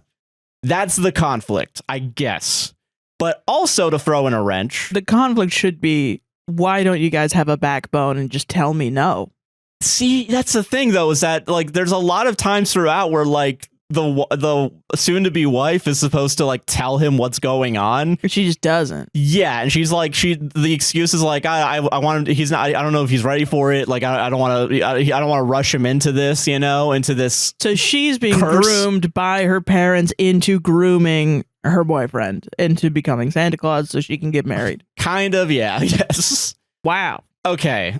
So Jack Frost is here also. And maybe grooming's not the right term. Grooming's not. Yeah, I know. I shouldn't be bringing up grooming as much. I know for the sake manipulating. Yeah, manipulating. There you go. Yeah. Yeah. Yeah. So male manipulator Santa Claus is manipulating the daughter to manipulate. Yes. Ooh, okay. Male manipulator Santa Claus. Sexy little Santa. Male manipulator male manipulator Santa Claus who lies to you and says the new Tame Impala album was good.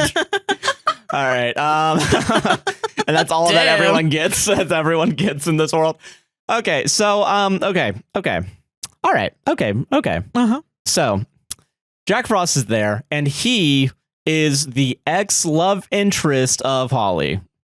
I was gonna say the better thing to do would be to bring it up another man. And he is the other man. Better at Santaing. Yes, and he is. Let's go. Like this is a good movie now. Yeah, it kind of, well, let's hold on. Let's hold on. Good movie, 10 out of 10. If it gets bad, I'm gonna be disappointed. Yeah, so Jack Frost is there, and he's kind of the one that pushes one of the trials on everybody because he knows that in order to marry Holly, you have to become Santa. So he wants to try and get back and get the power of Santa because he already has it, because he's able to go through the chimney. There's a point where he eats all the cookies in one sitting, whatever, right? Damn.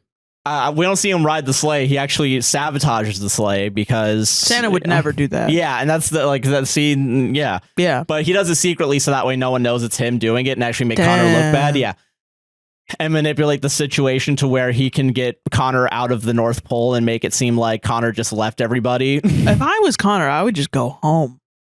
These people are all manipulators. Which he does. He does just go home at some point. Let's go. Okay, but before we get there, before we get to some of the interesting things, he's a toy designer, and he's created the best new toy that has ever been made. And it is iPhone 4. See, that's what the movie wants you to think, because they're doing a focus group with a bunch of kids, and they're all on phone, they're all on iPad, they're all with headphones on. Phone bad, yeah. Yeah, but he's created the best new toy that's ever existed. A wooden dog color. A wooden dog with wheels. So nobody thought of that before? Apparently not. Apparently it's the first time in this toy company's... Remember wooden horse with wheels? That's different. That's different. Not doggo. Not doggo. And he's trying to show off his like little dog with wheels, so they can like a car drive him around, drive around the whatever, the dog. Yeah. And none of the kids are having it because they're asking like, oh, does it have a screen? Oh, can I plug? Can I charge it? I think Bluetooth connection is unironically one of the ones they bring up. You say that I'm good at story. I'm a hack is what you're telling me with this one, because I'm coming up with all the literal sentences in the film. That's the...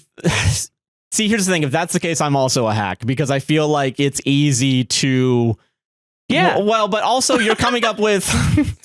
No, it's fine. But it's also like you came up with better ideas that the film doesn't do. You know what I mean? Well, yeah. I think in order to progress from being a hack to a talented story writer, you have to know the hacky things. And jokingly, you want to say the hacky thing, you know? Yeah. To give you a little bit of credit. All right. Because I love you. I love you too.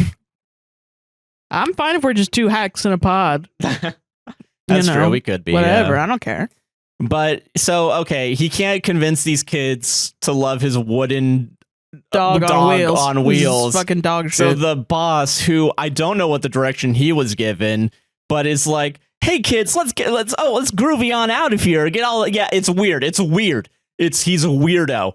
And he's like, Kitty, let's go. There's charging stations in the other room. Go check it out. And he's like literally like doing like a zigzag with his like arms and body. What's his face? Sonic. Voice of Sonic. Ben Schwartz. Yeah. And also, I just had him. Or I guess like Thomas Middleditch. Or something like that. Yeah. But for toy a wiggly guy. A wiggly guy who owns the toy company and is telling kids to go to where the chargers are. Okay. And then he goes into stern boss mode when he's talking to Connor because he made a shitty toy. Yeah. Well, not even like, hey, bud, but like he still has that pep in his step when he's doing it where he's like, he turns into Succession. Like, if you ever fuck me again, that would be interesting. But I will literally kill you. God, if only it was Succession, because it literally is about who's going to become Santa Claus. yeah, that would be great. Santa Claus, but it's Succession. So then Roy... And it's Tom. It's fucking Tom. It's bullshit. Yeah. So anyway, Kieran Culkin shows up and is like, hey, what's up, fuckers? What's up, fuckers? I just texted a picture of my dick to my grandpa. Okay, so... So, God, we gotta get to. We haven't even gotten to that point in the show. We just gotta get there. Yeah. Okay. So Connor is getting talked down to because he's like, I can't believe you made a bad toy. None of the kids were interested in it. So now we're gonna cancel the Christmas party and we're gonna bring in 3 other people. Hey, you 3 peons, get over here. What the fuck? I want you guys are not gonna have a Christmas party because now you guys are gonna have to figure out a new toy to make up for this guy's blunder. So then everyone's mad at Connor for making a bad toy. Keep all this in mind, by the way, for the ending of the movie. So everybody loves Dog with Wheels. Eventually, yes, because the actual lesson of the movie is just like what you have. No, it's to have confidence in what you're selling. What the fuck? What the fuck? Yeah, that is not a Christmas moral. That's not a fucking Christmas moral. In order to become Santa, you have to be confident. That's what they tell you at your salesman job, where you have to sell 6 pens to be a manager. And I'm not joking. He might as well be acting like Steve fucking Jobs later on in the movie, where it's like capitalist bullshit Santa Claus. What's up with the trials, man? I'm gonna need another bubbly by the end of this. Why would you have trials? Okay, yeah. So here's the This sucks. Yeah, this is bad. This sucks. This is bad. Fuck this. Okay. Fuck this. I'm mad now. I'm sorry. What the hell? I thought this was a 10. You sold this as a 10 out of 10 movie to me. Fucking not. Don't you fucking dare. Don't you fucking dare say it. All right, we brought Elmo out here. That was more Mickey, I guess. Okay, whatever. But Elmo would like to know. Yay. What do you think of the movie? Okay. No, I don't. Elmo doesn't want to know. Elmo's going to hear a lot of curse words he's never heard before. Yeah. He's gonna shout them at Rocco later. Yeah. So, okay. So we start getting the hints that she's Santa Claus's daughter, and by hints I mean, so the lies that she's told to him is that her parents live way up north, and also she shows off her magic Santa powers by fixing the Christmas lights. Then she calls Uncle Marty or whatever his name is, Uncle Marco. She's the one that drugs her own boyfriend? Yes. I thought it was the mom. No, it is her. It is What the fuck? So what this is human trafficking. Okay, so she calls once again serious things. I'm not trying to make light of it. I mean, holy crap. But you drug someone and they wake up and they're in a different country. A fictional place that also has no phone reception. They make a point to like say there's no phone reception, which honestly doesn't matter in the movie. Scare the shit out of me. Where's the airport? How do I get home?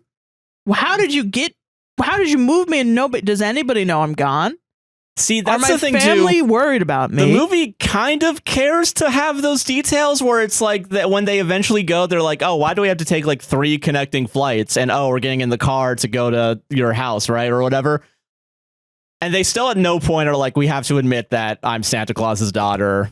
Like, they don't do that. They would rather drug him and put him into a nap state and then fly their SUV to the North Pole, and then he just wakes up there.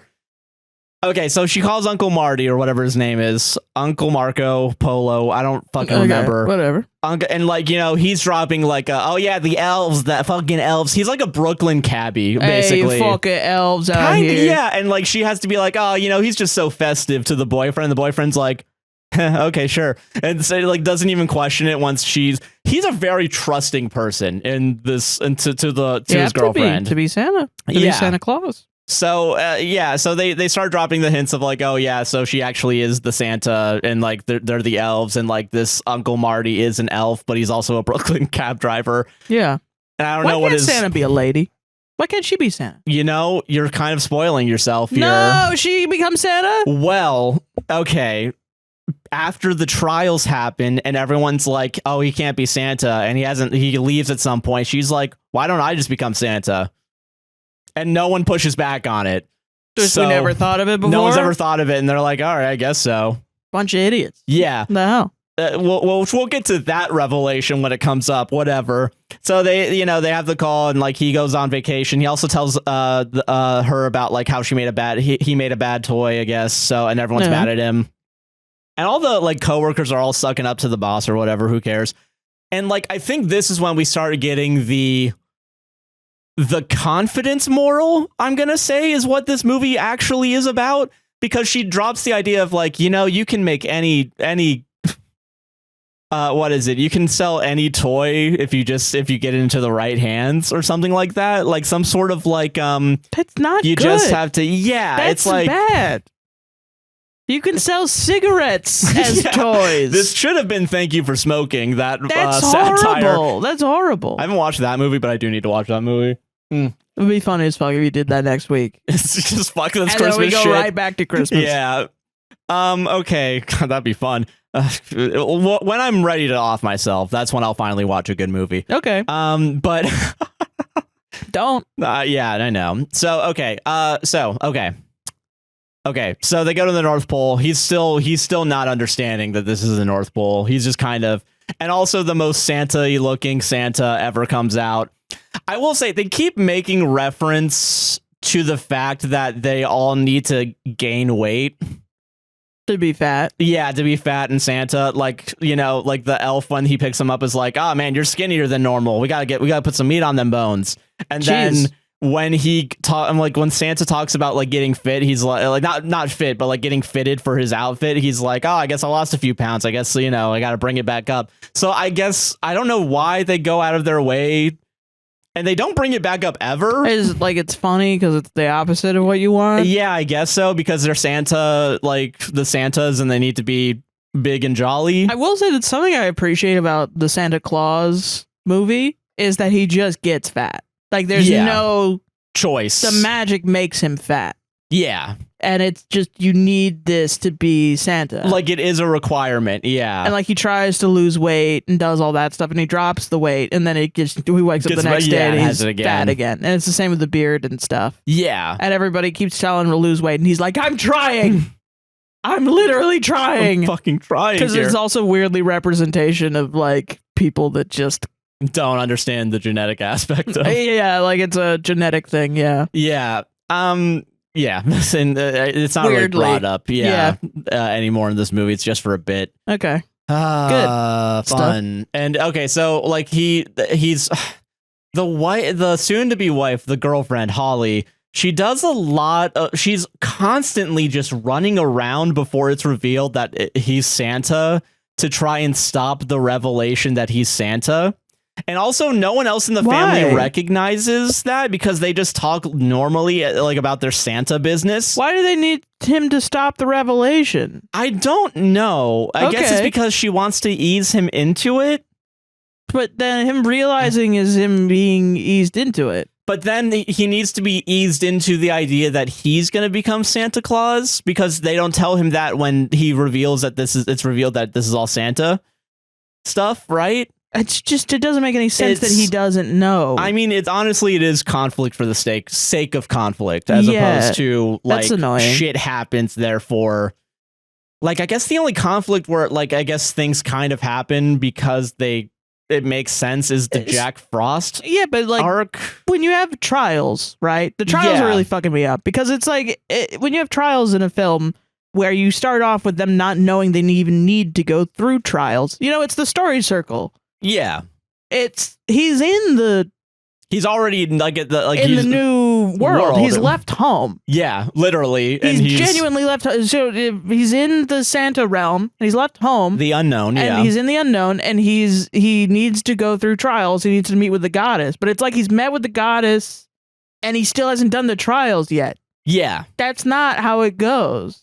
Is the meeting of the goddess is the revel? No, that's not really what it is. No, it's not when he meets. He realizes he's become Santa. Whatever.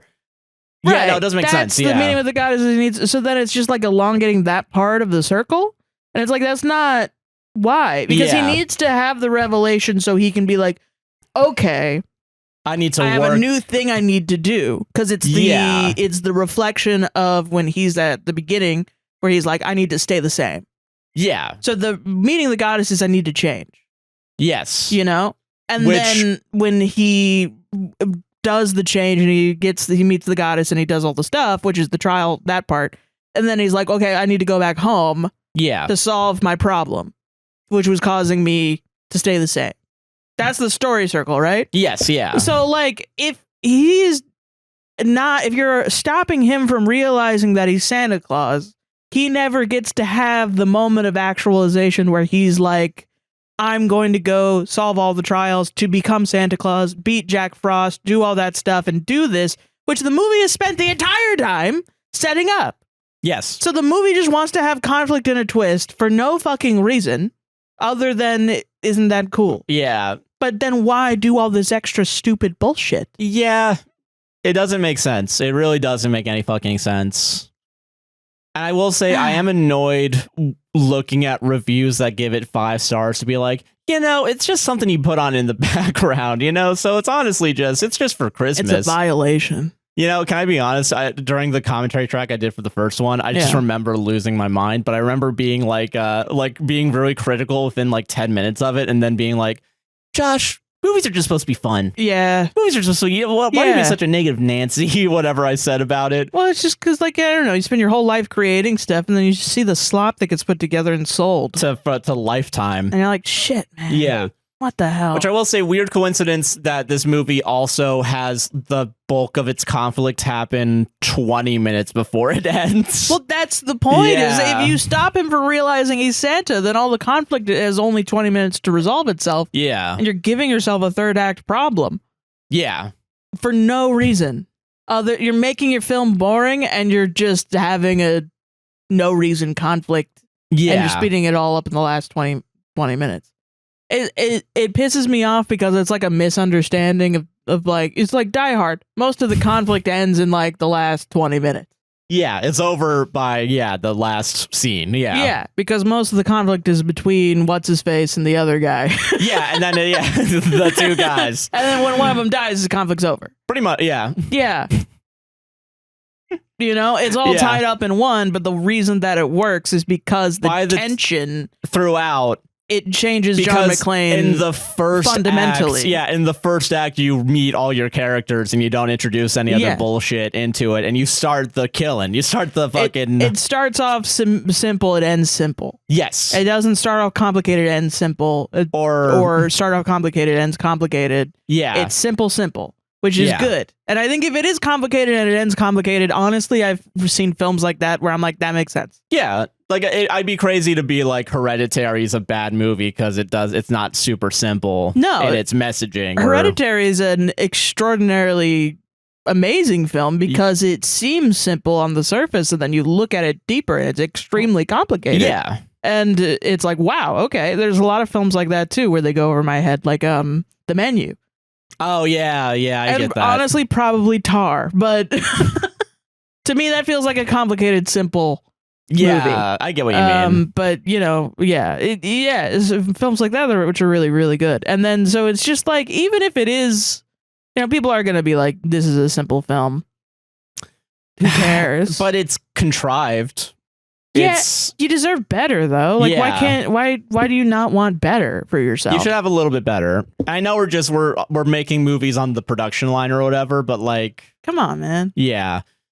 Okay, so they get there. He eventually is revealed, because also, I'm not gonna lie, the dad kind of just, because at some point the mom recognizes that he doesn't know that they're the Clauses. Yeah. So then the Santa Claus tells him like, oh, if you want a little something, there's milk and cookies in the corner, but there's also some liquor. But the liquor is a lever that just teleports him to the, it's a drop shaft, a drop door to the elf underground. Also, I'm now realizing, the elves are underground, huh? Whoops. Whoa. Huh. Yeah. There's another trial. We'll get to it in a second. Whatever. There's a fourth trial? There's a fourth trial I forgot about. This is ridiculous. Sorry. This is fucking there's crazy. There's a fourth test that they do on him, without him knowing that he's supposed to become Santa Claus. Nothing bothers me this much than a good fantasy idea overcomplicated for no reason. Yeah. Because there's so much fantasy shit out there. And like bad world building fucking kills me, man. Yeah. God. Fuck J.K. Rowling. Yeah, he can bring it back. Fuck Harry Potter, man. I spent so much of my life reading those books and seeing those fucking movies. And then I grow up and I like fantasy because I liked it the whole time. And you go back and you're like, God, this shit sucked. This whole thing sucked and it's mean. And it's, And it made so much money off of me. Fuck this. Fuck her. Yeah. So, okay. So he eventually finds out because Santa Claus tricked him into going down a drop shaft. So, okay. So the elves are underground. Yeah, the elves are underground, and he realizes that. So then we now have to tell him, hey, he's Santa Claus and he's Mrs. Claus, and I'm the daughter of Santa Claus. And he's like, oh, this is awesome, cool. And that's kind of the end of that conversation because she still doesn't tell him, oh, if we get married, you're going to have to become Santa Claus. In fact, the only person that tells him that he's going to become Santa Claus is Jack Frost in order to stew the pot because he's trying to get into stir the pot, not stew the pot. He's going to stew the stir and he's going to stir the stew. He's going to stir the stew and stir the pot or what fucking this movie's fucking making me dumber talking about it. I get it. Me too. It's so like, okay, so Jack Frost at some point is going to tell him he's going to become Santa Claus and like, oh man, are you sure you're ready for it? I don't know. And anyway, forget I said anything. By the way, that Jack Frost is a real actor. Like he was in the the Righteous Gemstones, apparently. Oh, Jesus. He's like the assistant to one of them that was like an ex-Satanist. I feel like he is a good actor, but like because he has to act in this movie, he has to do the like, oh golly gee, I guess we gotta go now. Like kind of like these weird over dramatized movements. Wasn't it Martin Short was Jack Frost in the Santa Claus movie? Yes. And that's like, damn. But I will say at least that one, like Tim Allen, whatever. Tim the Toolman Taylor. That's all he was, But like, at least Martin in that Short. one, there's kind of like a juxtaposition that makes sense, I guess. I don't really remember the Santa Claus movies, if I'm being honest, but I saw that movie in theaters and I don't remember much of anything. A lot of this sounds very similar to that movie as well. Where a lot of it was like, I left the theater as a fucking 9-year-old or whatever going, why did any of that happen? Which is bad for a film for children. And then I assume if you're watching this on Lifetime, you're going to be on the couch thinking, what just happened? What the fuck is going on? You look up from your cross stitch and you're like, what the fuck? Yeah. What? Okay. Can we do a technical detour real quick? Yes, a bad please. technical. All right, so this movie obviously uses green screen, right? All movies use green screen, whatever. In some capacity. In some capacity. I'm not going to be a person that like, I can't believe they don't do. I can't believe they didn't go to the real. I can't believe they didn't go to the North Pole or Switzerland or some icy place to film this. Yeah, it's on a backlot. Who cares? Yeah. But there's multiple times where they're on the roof. The first time they're on the roof, they are wearing fur coated jackets on the and listen, it's hard to do green screen. I'm not going to say it's easy. It's hard. Don't put fur in front of a green screen, you baby. can literally see the feathering of the fur. Yeah, of course. Yeah, that's a lot of feathering, actually, thinking about it, because if I'm doing most of what I do is Photoshop that, and wow. It's really if you bad. Can see it, that's pretty bad. Yeah, like you can see, especially if it's on digital. Like it's not a small image.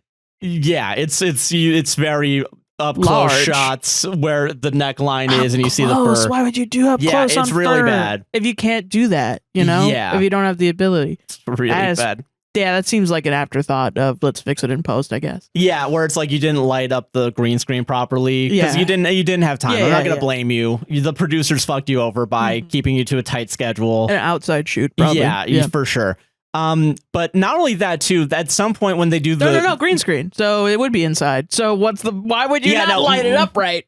Yeah, I don't know. Yeah, that's crazy. Or if you go into After Effects, you don't do the thing where you have to like be very specific. Like you have to have 7 different chroma key settings to get each different one. That is true. I actually had to do that for stream recently. Yeah. I was trying to figure out how to make my chat background transparent. Invisible, yeah. And it took fucking forever, and I just gave up and used Stream Elements because even that was fucking hard.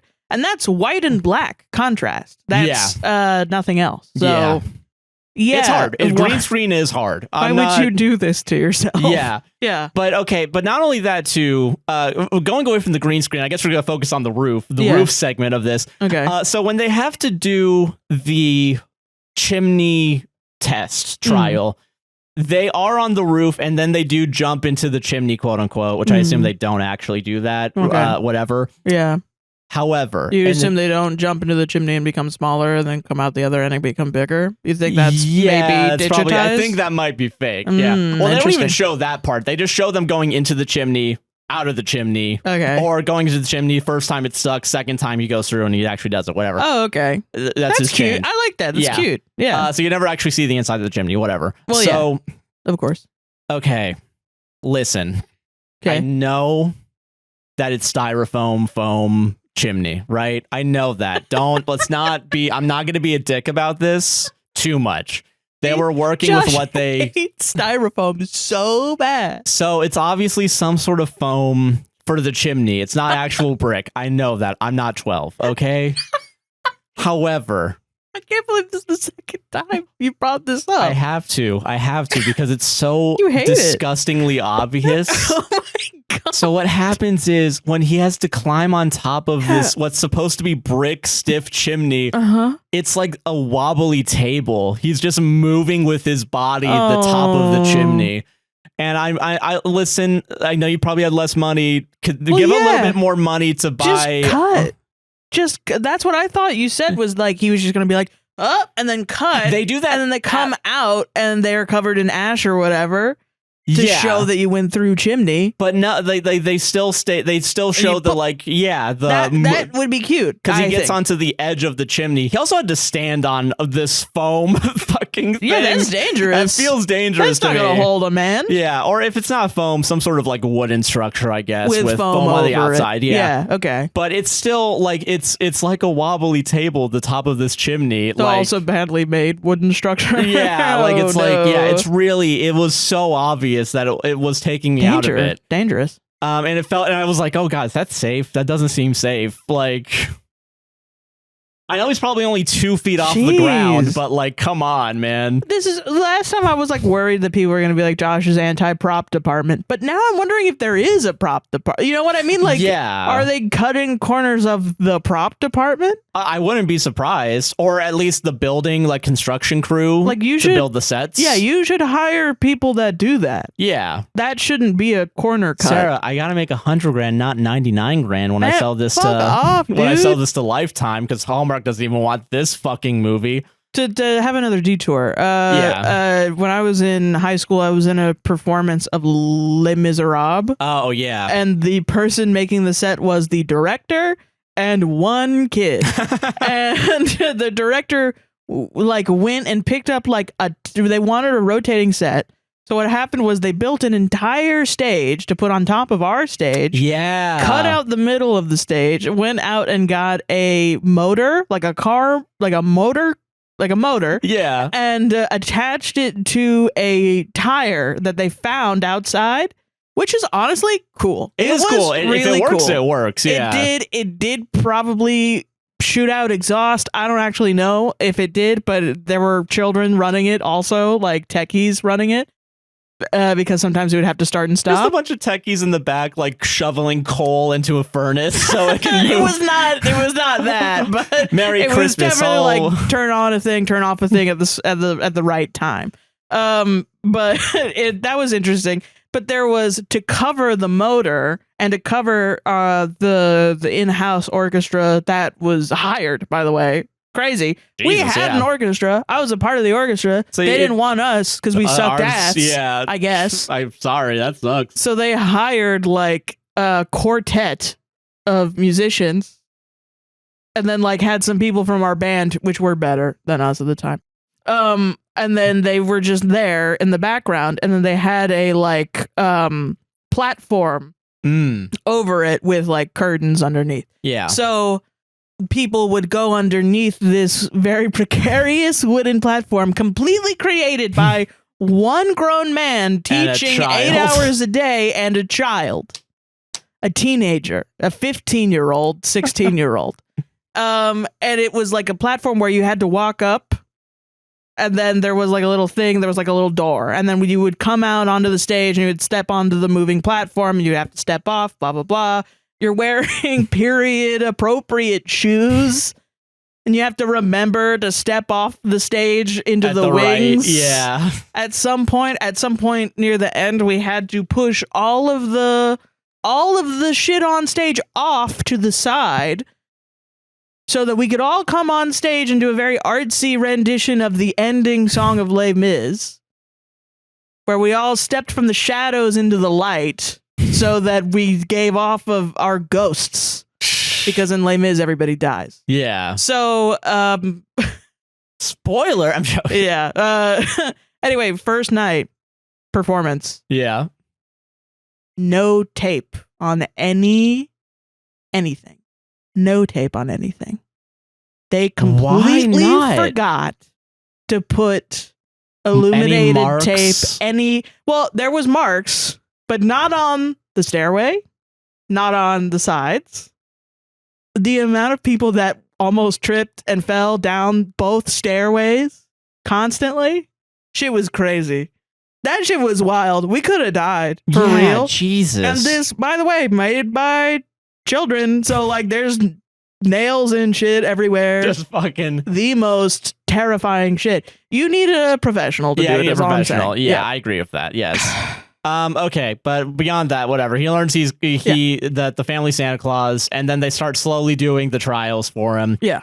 First, also Jack Frost shows up, and he's the ex-love interest of Holly. Yeah. And he very clearly is like, you know, trying to be like, are you fucking serious? Like, why do you want to go after like this guy? Really? This guy? Fucking this nerd? This fucking nerd? No. For fucking real? Don't remember when we had fun as teenagers? Like, he's like a manipulative, like trying to make everyone remember the good times of their relationship, I guess. This is not because also Jack Frost is mortal. Also, I'm now realizing. Sorry, but okay. Oh yeah, that is kind of crazy. Yeah. So Jack Frost is also mortal, I guess. Yeah. So he was also a teenager at the same time. Holly was a teenager. I don't know if they age differently or if they are just like you only got 100 fucking years to live or whatever. What? So they're both mortal, but they age differently. I don't know if they age like because it's never they never really tell you who's older than who. The only people that are older than everybody is Santa Claus and Mom Claus, and then everyone else, I guess, is in their mid to late 20s. Why would you bring up? Okay, so you brought up that maybe they age differently. What makes you think that they age differently? Because I can't believe that anyone here is not immortal to some extent. Because aren't these characters supposed to be god beings of that's Christmas? What I thought. I don't know. So I don't know. But they're all mortal, and that's well established. So yeah, so they're all mortal. Sorry. Okay. No, okay. So they do their first test, which is the cookie test. Right, cookie test. And the cookie test is can he eat 5 billion cookies in one night, because that's what Santa has to do. Which, by the way, I don't think Santa has to do that. No, you could throw them away. You just fucking toss them in a landfill. Who's gonna know? You're Santa Claus. Gabagool. Well, I mean, it's food. So. Yeah, I mean, it's food waste. Food waste is bad. But I mean, like, throw it on the ground. Oh, just throw it on the ground and it'll become like fertilizer. Yeah, that's true. I don't know. So they have to do the cookie test. Yeah. And the guise of it is, oh, my mom has to taste test a bunch of cookies. Do you want to try them? And he's like, yeah, sure. And then he gets like 10 cookies in or something. He's like, oh, I'm stuffed. I'm full, because it's a lot of cookies. He should know. And then, and then for some reason, Jack Frost arrives and is like, oh, you made cookies? Fucking eats all of them. Like, and the way they show it too is really funny, because they never actually show him fully eat a cookie, but they do show the sped up, like, grabbing the cookies one by one. So Jack Frost is going out of his way to prove that he can be Santa. All right. Okay. Second trial is Santa Claus puts him up to it. He needs to go downstairs to the elf caves, and secretly get a bunch of stuff there while all the elves are on break and taking naps. So apparently one of Santa's duties is having to go downstairs when everyone's napping and just steal shit and go upstairs. Which, by the way, doesn't make any fucking sense. I don't know why you would do that. Just wait for them to be awake. Fuck it, man. Jesus Christ. And then he fails that one because even though he's able to sneak and get all this toys and stuff, he knocks over a bunch of just bells. I don't know. It makes a bunch of noise right at the end and runs away. So he fails that test. Third test is brought on by Jack Frost, who, like a dick, is like, "Oh no, come on, let's do some chimney jumping. It's fun. We remember when we used to do that as kids, Holly." So he's trying to not only impress Holly with his chimney prowess, but also the dad, and also show that Connor sucks at jumping into chimneys. So then Jack Frost gets there without a problem, and then as Connor jumps onto the chimney and moves it around because it's made out of wood and foam, he just gets stuck in there, and everyone's like, "All right, I'll go get the butter," or whatever, like just some fucking bullshit. And then the fourth task, which is, I guess, the one that he would have actually done, is move the sleigh outside of the barn, the reindeer barn. So he is able to make it float, and then Jack Frost just kind of shows up and like shoots a magic at it and causes it to malfunction and short circuit.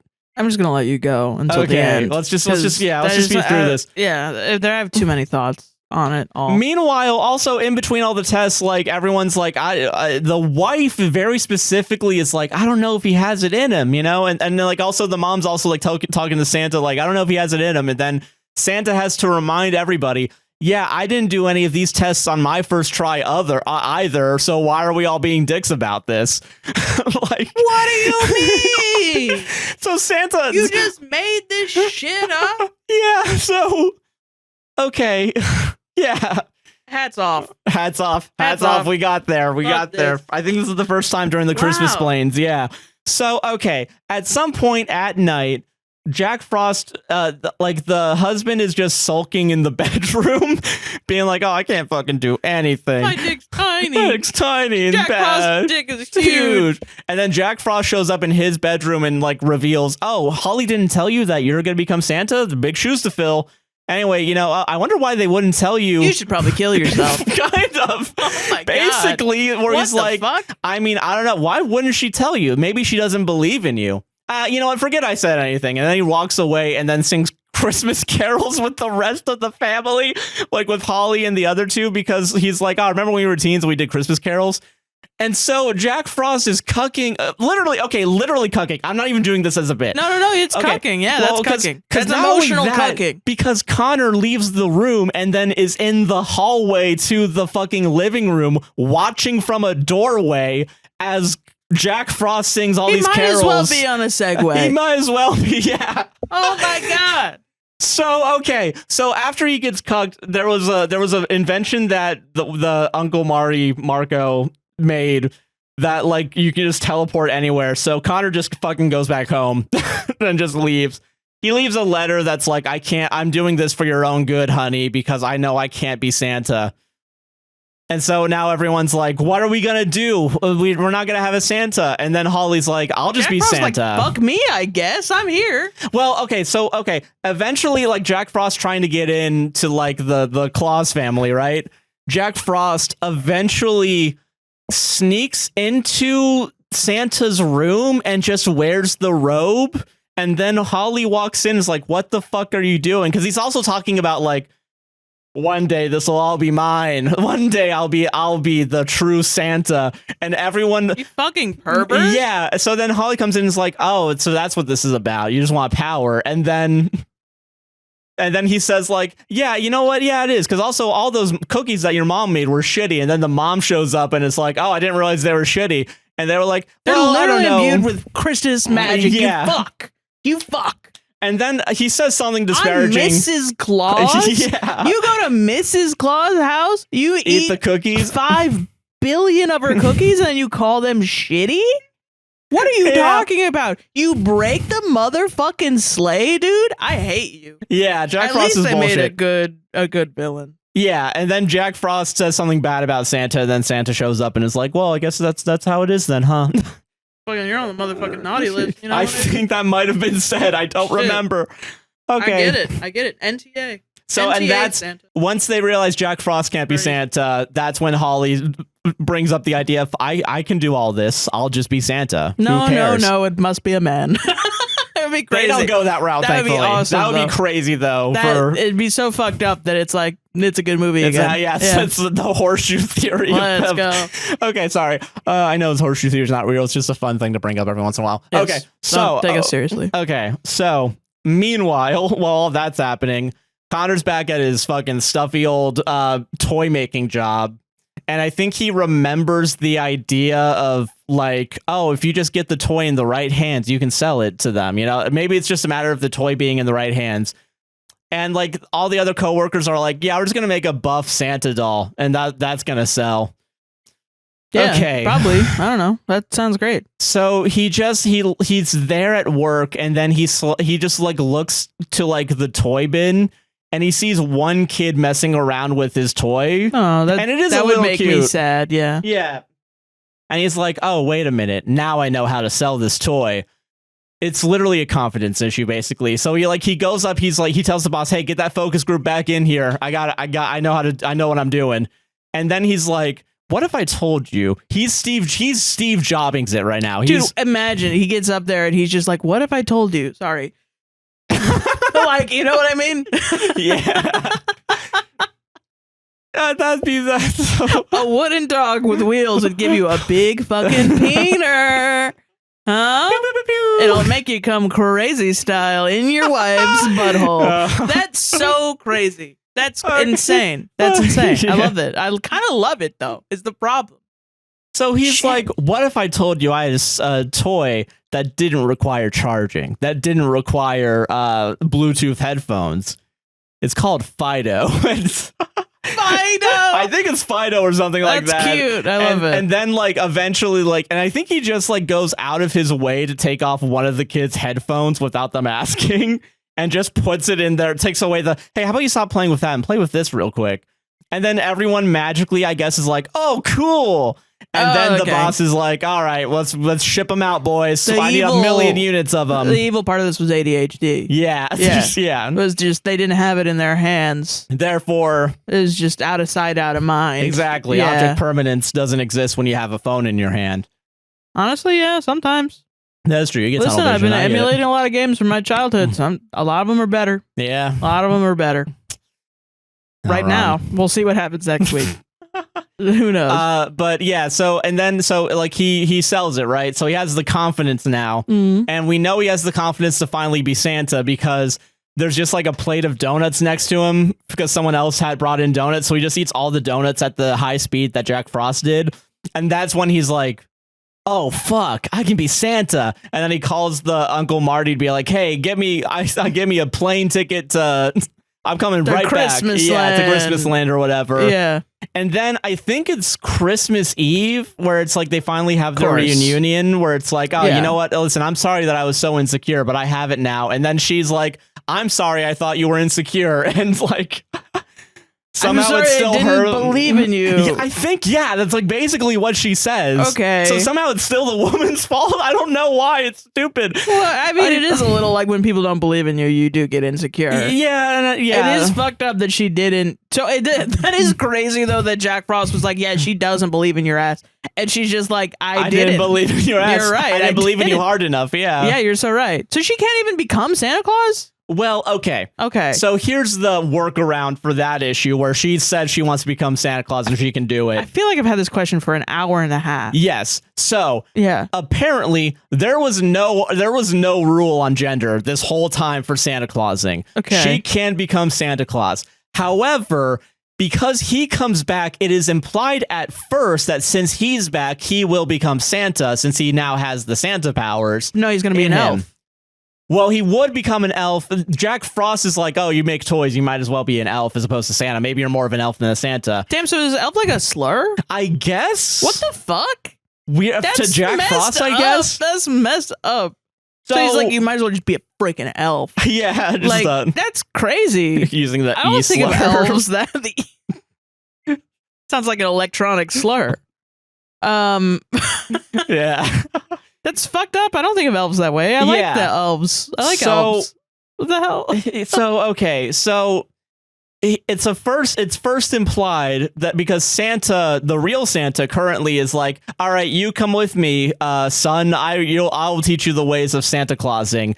And then the husband gets to be the big man, the best man ever who ever lived, and be like, actually, this next generation of Santas, it's for women. There's gonna be 2 Santas. Oh, so they're gonna work together on Christmas Eve. Okay, to do it.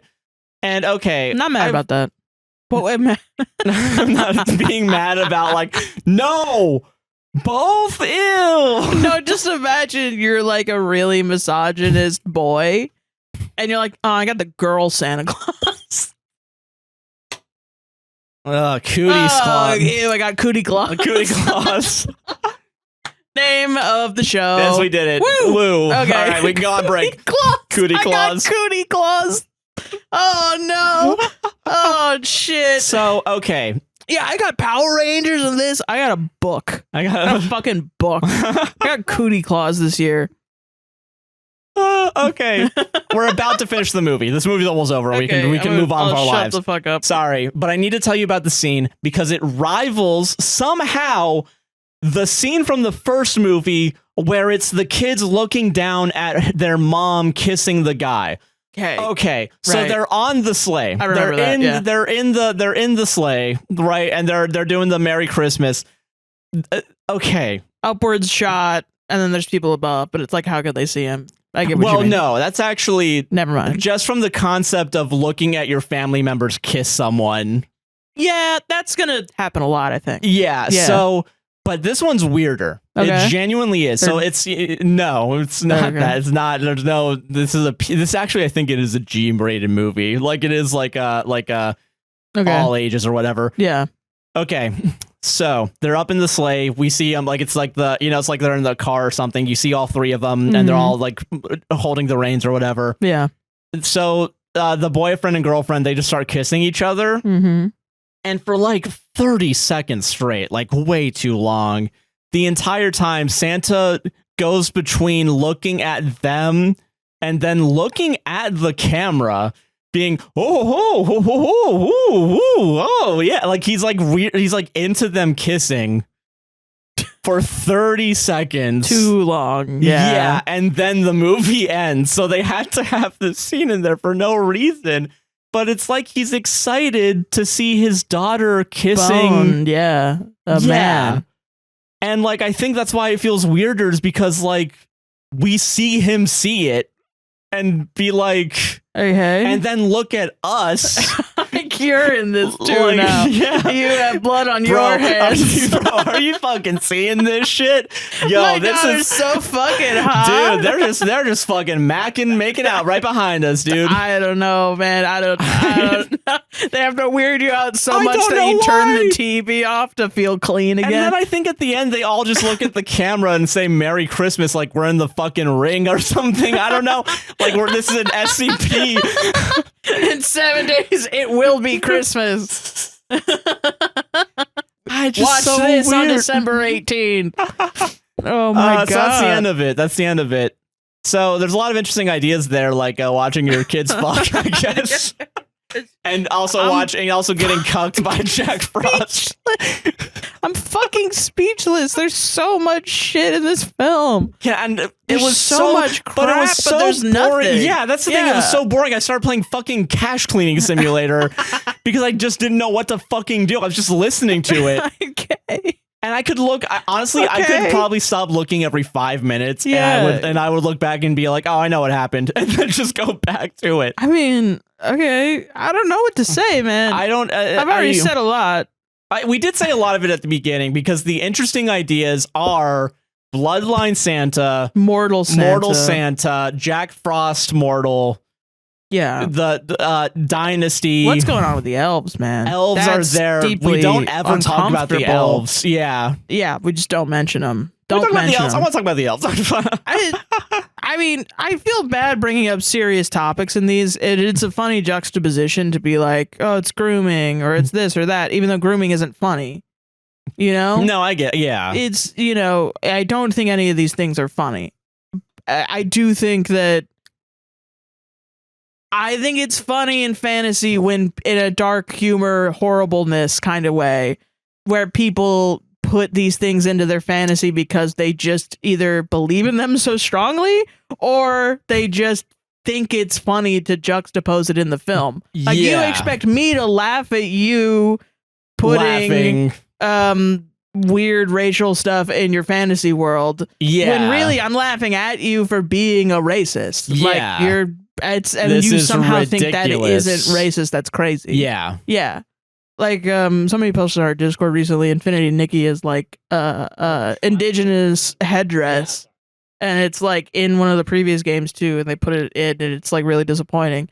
And it was just like a juxtaposition, like shock. Oh yeah, it's like what the fuck? Why we saw it? It was like deeply disturbing. What the fuck? And I will say too, the fact that I think they said it's because they were talking about like cannibals, also with that very specifically. Like in the previous game, I guess Infinity Nikki wore the headdress and indigenous headdress, and it was to blend in with cannibals, which is ridiculous. That's crazy. And I was just like, it's so crazy that these things keep popping up because you could literally choose anything else. And you could make any sort of social structure that is not that in your fantasy world that doesn't exist, but you do this. Yeah. And it doesn't even fit the tone of the story. It's supposed to be a nice, fun story about Christmas. There's no reason to do that other than as a joke. But I'm not laughing at it as in like, oh, that's funny. I'm laughing at it as in you're an idiot. This. Yeah. Wow. Holy shit. You're a horrible person. Yeah.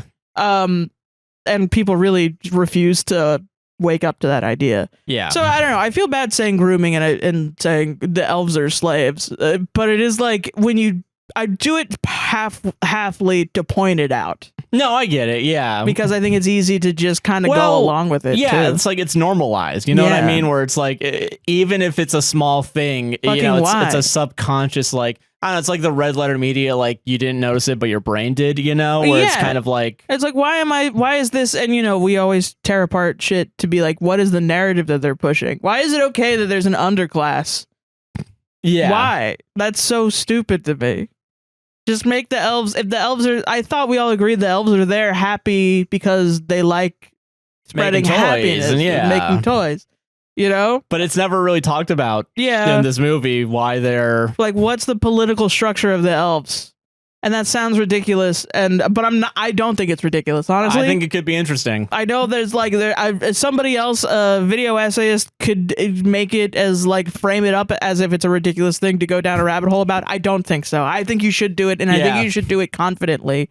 Take the moral of this film, do it confidently, and analyze every piece of slavery in fantasy media. That is crazy. Ask fucking why, because that's crazy. Yeah, and I will say, you saying that again, it is crazy that the moral is have confident in yourself. Have confidence in yourself. Which, like, it's a good lesson, but like, why is that? What I don't get, fine. It's just crazy. It's just weird. Yeah.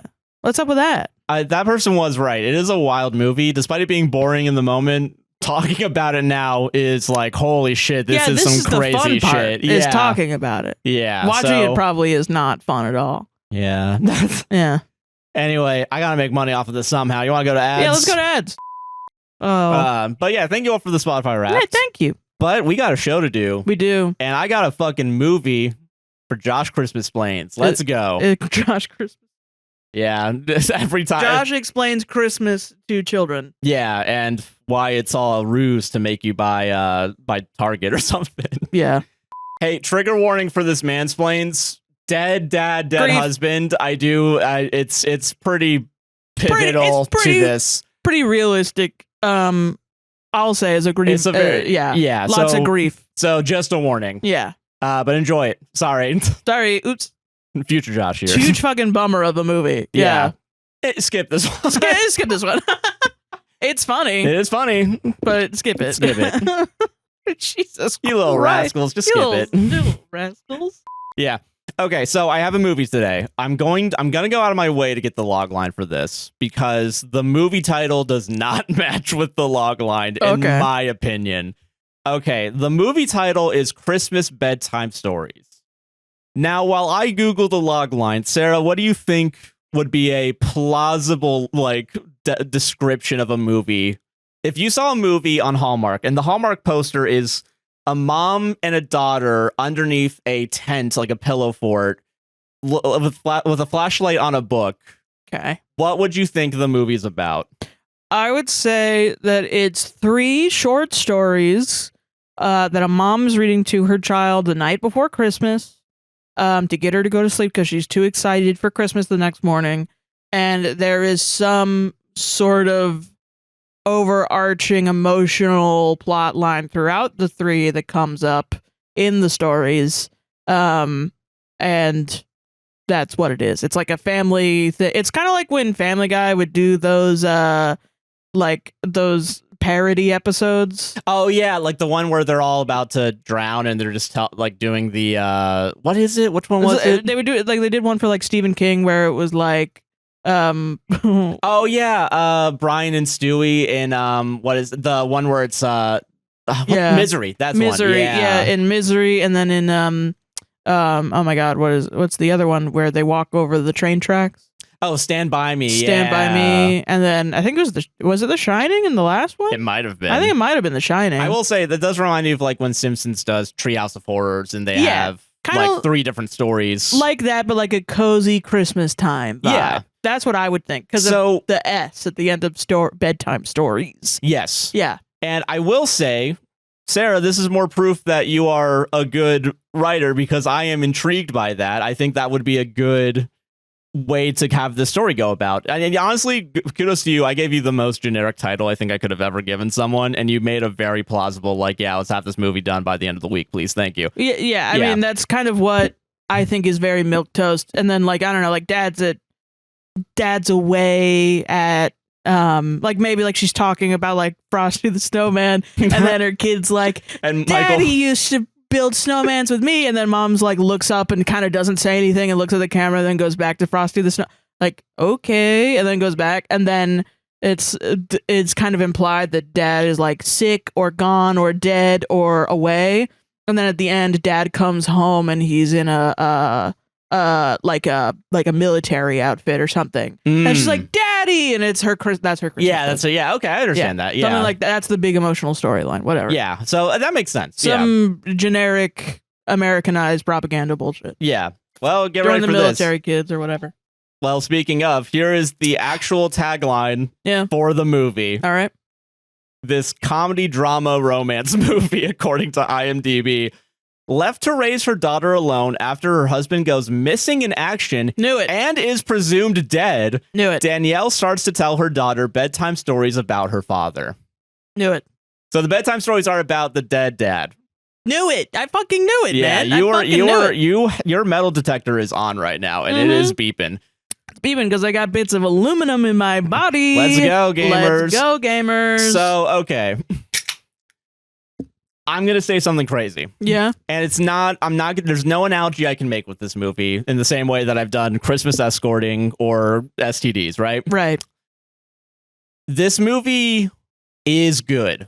Okay. Until it isn't, I think is going to be it is wild to watch a Hallmark movie.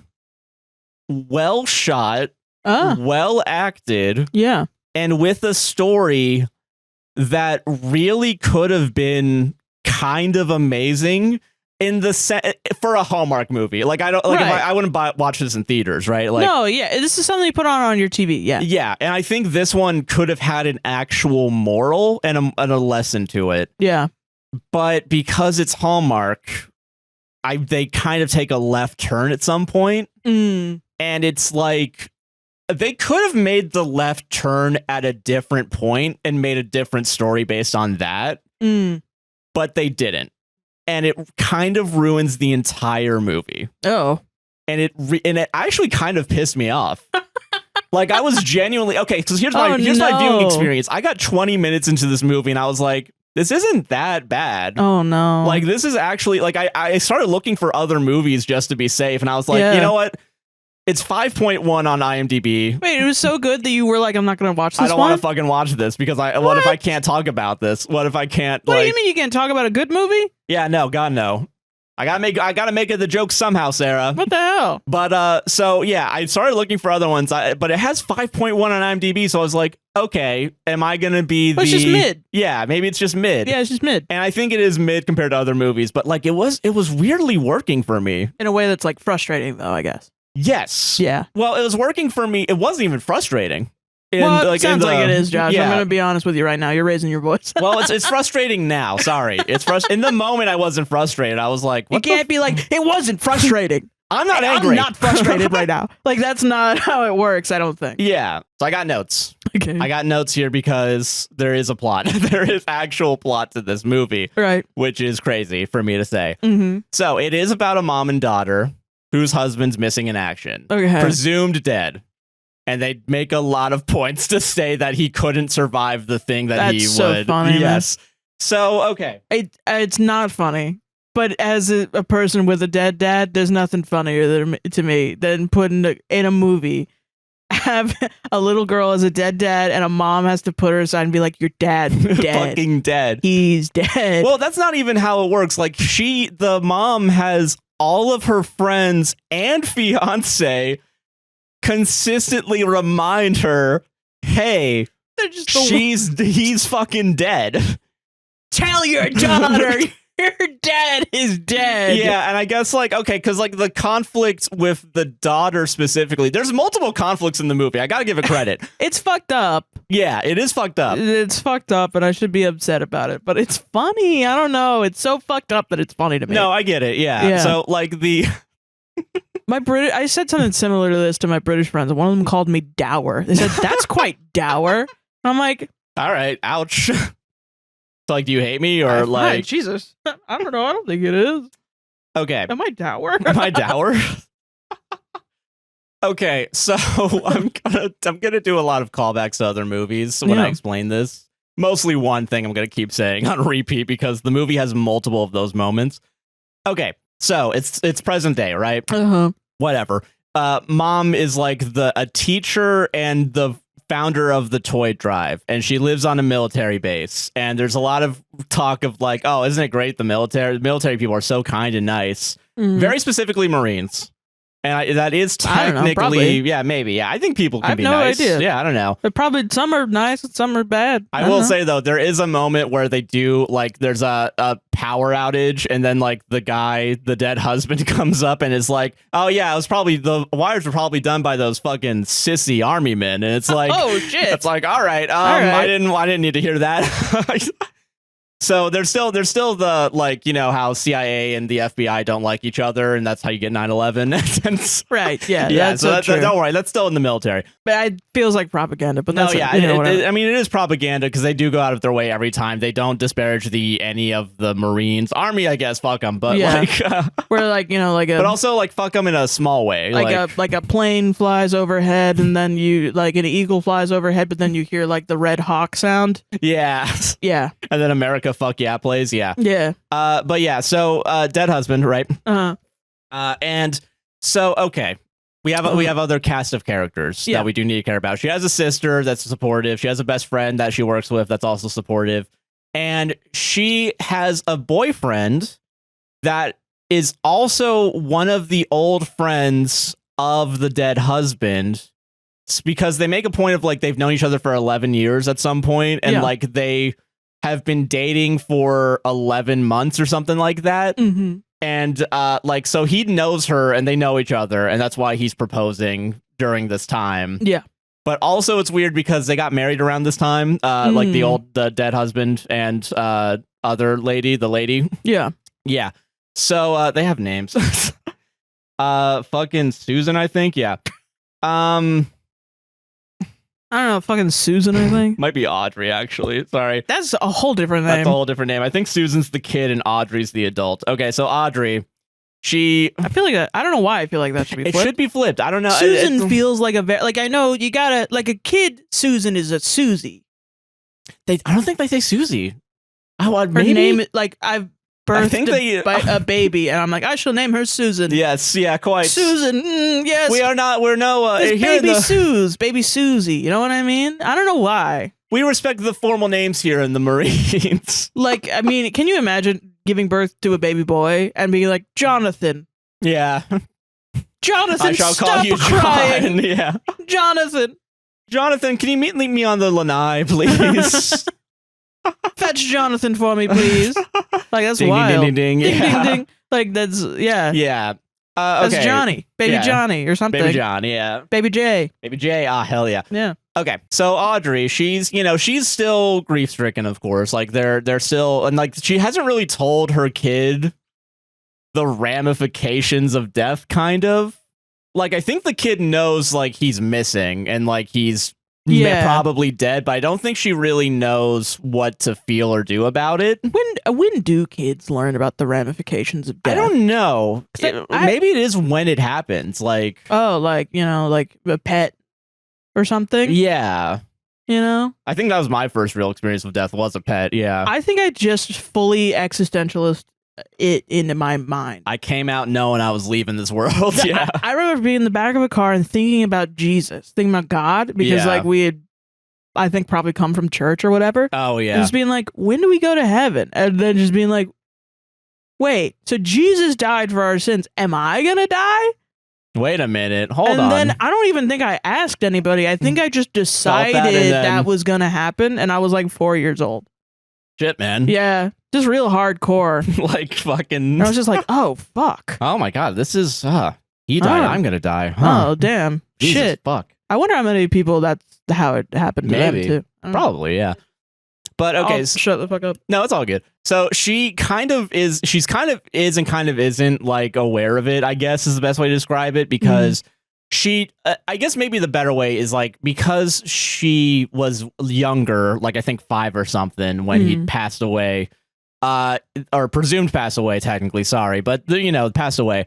What is it? She doesn't really know much about him. And this Christmas, I guess, because she's getting older, she wants to start asking questions about her dad. Right.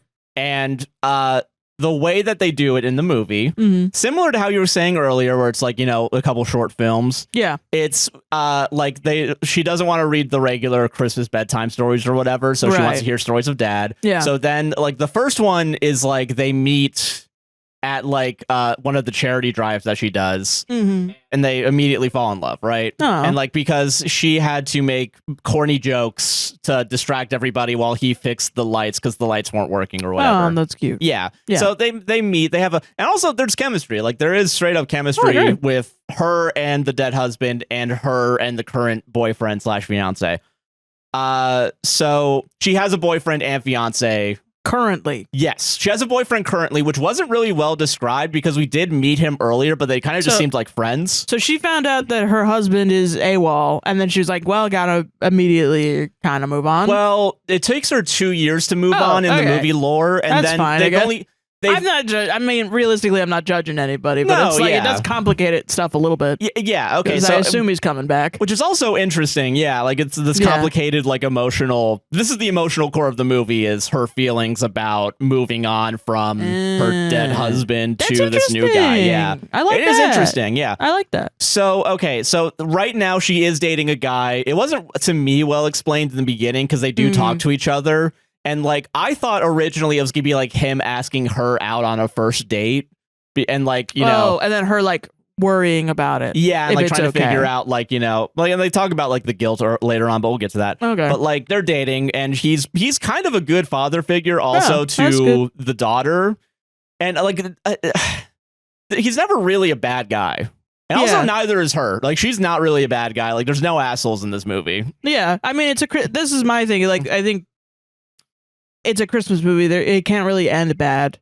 Yeah. You can deal with, like, not, like, realistic themes, but usually with a Christmas, especially a Hallmark movie, it's supposed to be, like, a feel-good thing. Yeah. It's not a bummer to talk about death But it is fun. It's a little not, bit. It's not fun. It's good to celebrate life, you know? Like, yeah, well, yeah, and I think winter inherently has a theme of death. So you do have to like memento mori your shit a little bit. And I don't think Hallmark movies are so crap of a genre that they can't do artistic things like that. No, yeah, and I agree with that. So, I understand that as a genre, it's going to fluctuate. It's that sad, honestly. Yeah. It is funny, though, to keep hammering it in with her friends, because that's like a really unnecessary thing. Yeah, and we'll talk about how that happens every time it happens, because it happens a lot. So yeah. Okay, so she tells the story of how they meet, and like coincidentally, and this isn't really like a parallel that happens, but like the current boyfriend is setting up the lights on the house. Oh, I see. And then he proposes, which the boyfriend, the dead husband, didn't propose during the lighting or whatever. But no, it's just it's just a coincidence, basically. Right now, it's just a coincidence. Yeah. So far, I really like this. Yeah, no, this isn't bad. This is why I was worried. Like, I do think this is better than my hack job that I did at the beginning. See, but. Give there it time. is a reason that you use hack shit is because it works. You know what I mean? Yeah, I get you. Yeah. So, okay. So they go through... Christmas aliens show up. Yeah, and just start fucking killing everybody. Yeah. That would have been interesting. I would have been like, oh, this is a... fuck. And then the next scene is like nothing happened. Well, Santa's an alien, and they just don't mention it the whole time. Yeah. Some shit happens. Like, there's multiple times where like what is it? Okay, so the theme with the new like guy is like it seems like he might be rushing into things a little bit. Okay. But he's not like pushing it on her. That's nice. Like it is very much like throughout the entire movie, they are completely like cordial with each other. Well, like they are good people. Weirdly enough, it kind of reminds me of the female love interest in Twister.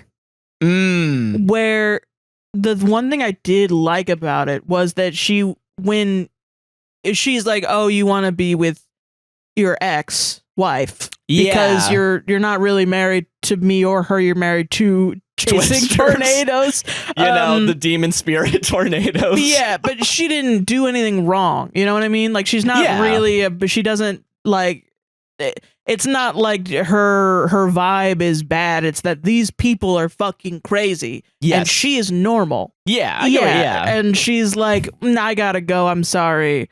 But no hard feelings, kind of. Yeah, this is just how it was going to end, yeah. Which I really respected as that part of that movie. We're going on separate paths in life. I can recognize that. And I like it when that happens. Yes, I think that's great. I think it's good to show emotional intelligence in movies. Yeah. I think it's good to fucking teach people that. Yeah, that's awesome. Okay. So there's multiple times where we're talking about it, and there's a lot of like, you know, he's kind of pushing, not pushing again, but like he's kind of going through it a lot quicker. Like there's at some point he's like, oh, like, so when are we going to move in together? Because do you really want to live on this base? You know, because she's still living on the army base because she's the teacher there. And she's kind of like going back and forth between it, like emotionally, yeah, and because she's also worried about uprooting the kid. Like there's real shit. Like it's actually like realistic this entire time. That's cool, which is fucking crazy for a Hallmark movie that I've watched so far this year, when everything else is like crazy bullshit. Yeah, which I think is why I'm so mad. I'm so mad with this. Right.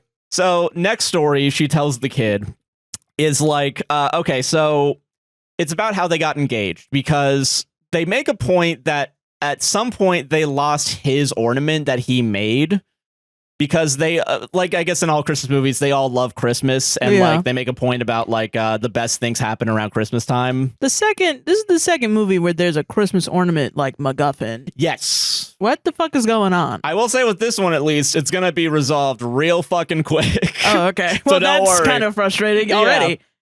You don't do that. Yeah, so they're at some point they're decorating the tree, everybody, and they're trying to make like the daughter wants to find the ornament, but like they've lost it for the past 3 years. They haven't been able to find it at all. So then she talks about the engagement with the kid at night, and then talks about like, okay, so on our engagement day, not only did we get engaged, but he made this bell ornament and also surprised us with a new puppy. Star is the name of the puppy. And they have a dog throughout the movie too, so like the dog safe, yeah. Okay, great. So yeah, they have a dog, and like also her birthday's around Christmas time as well. So like all of these events happen around Christmas. Yeah. And that's why they're all big into Christmas. Yeah. Or they are all big into Christmas, and that's why all these events are happening, right? Yeah.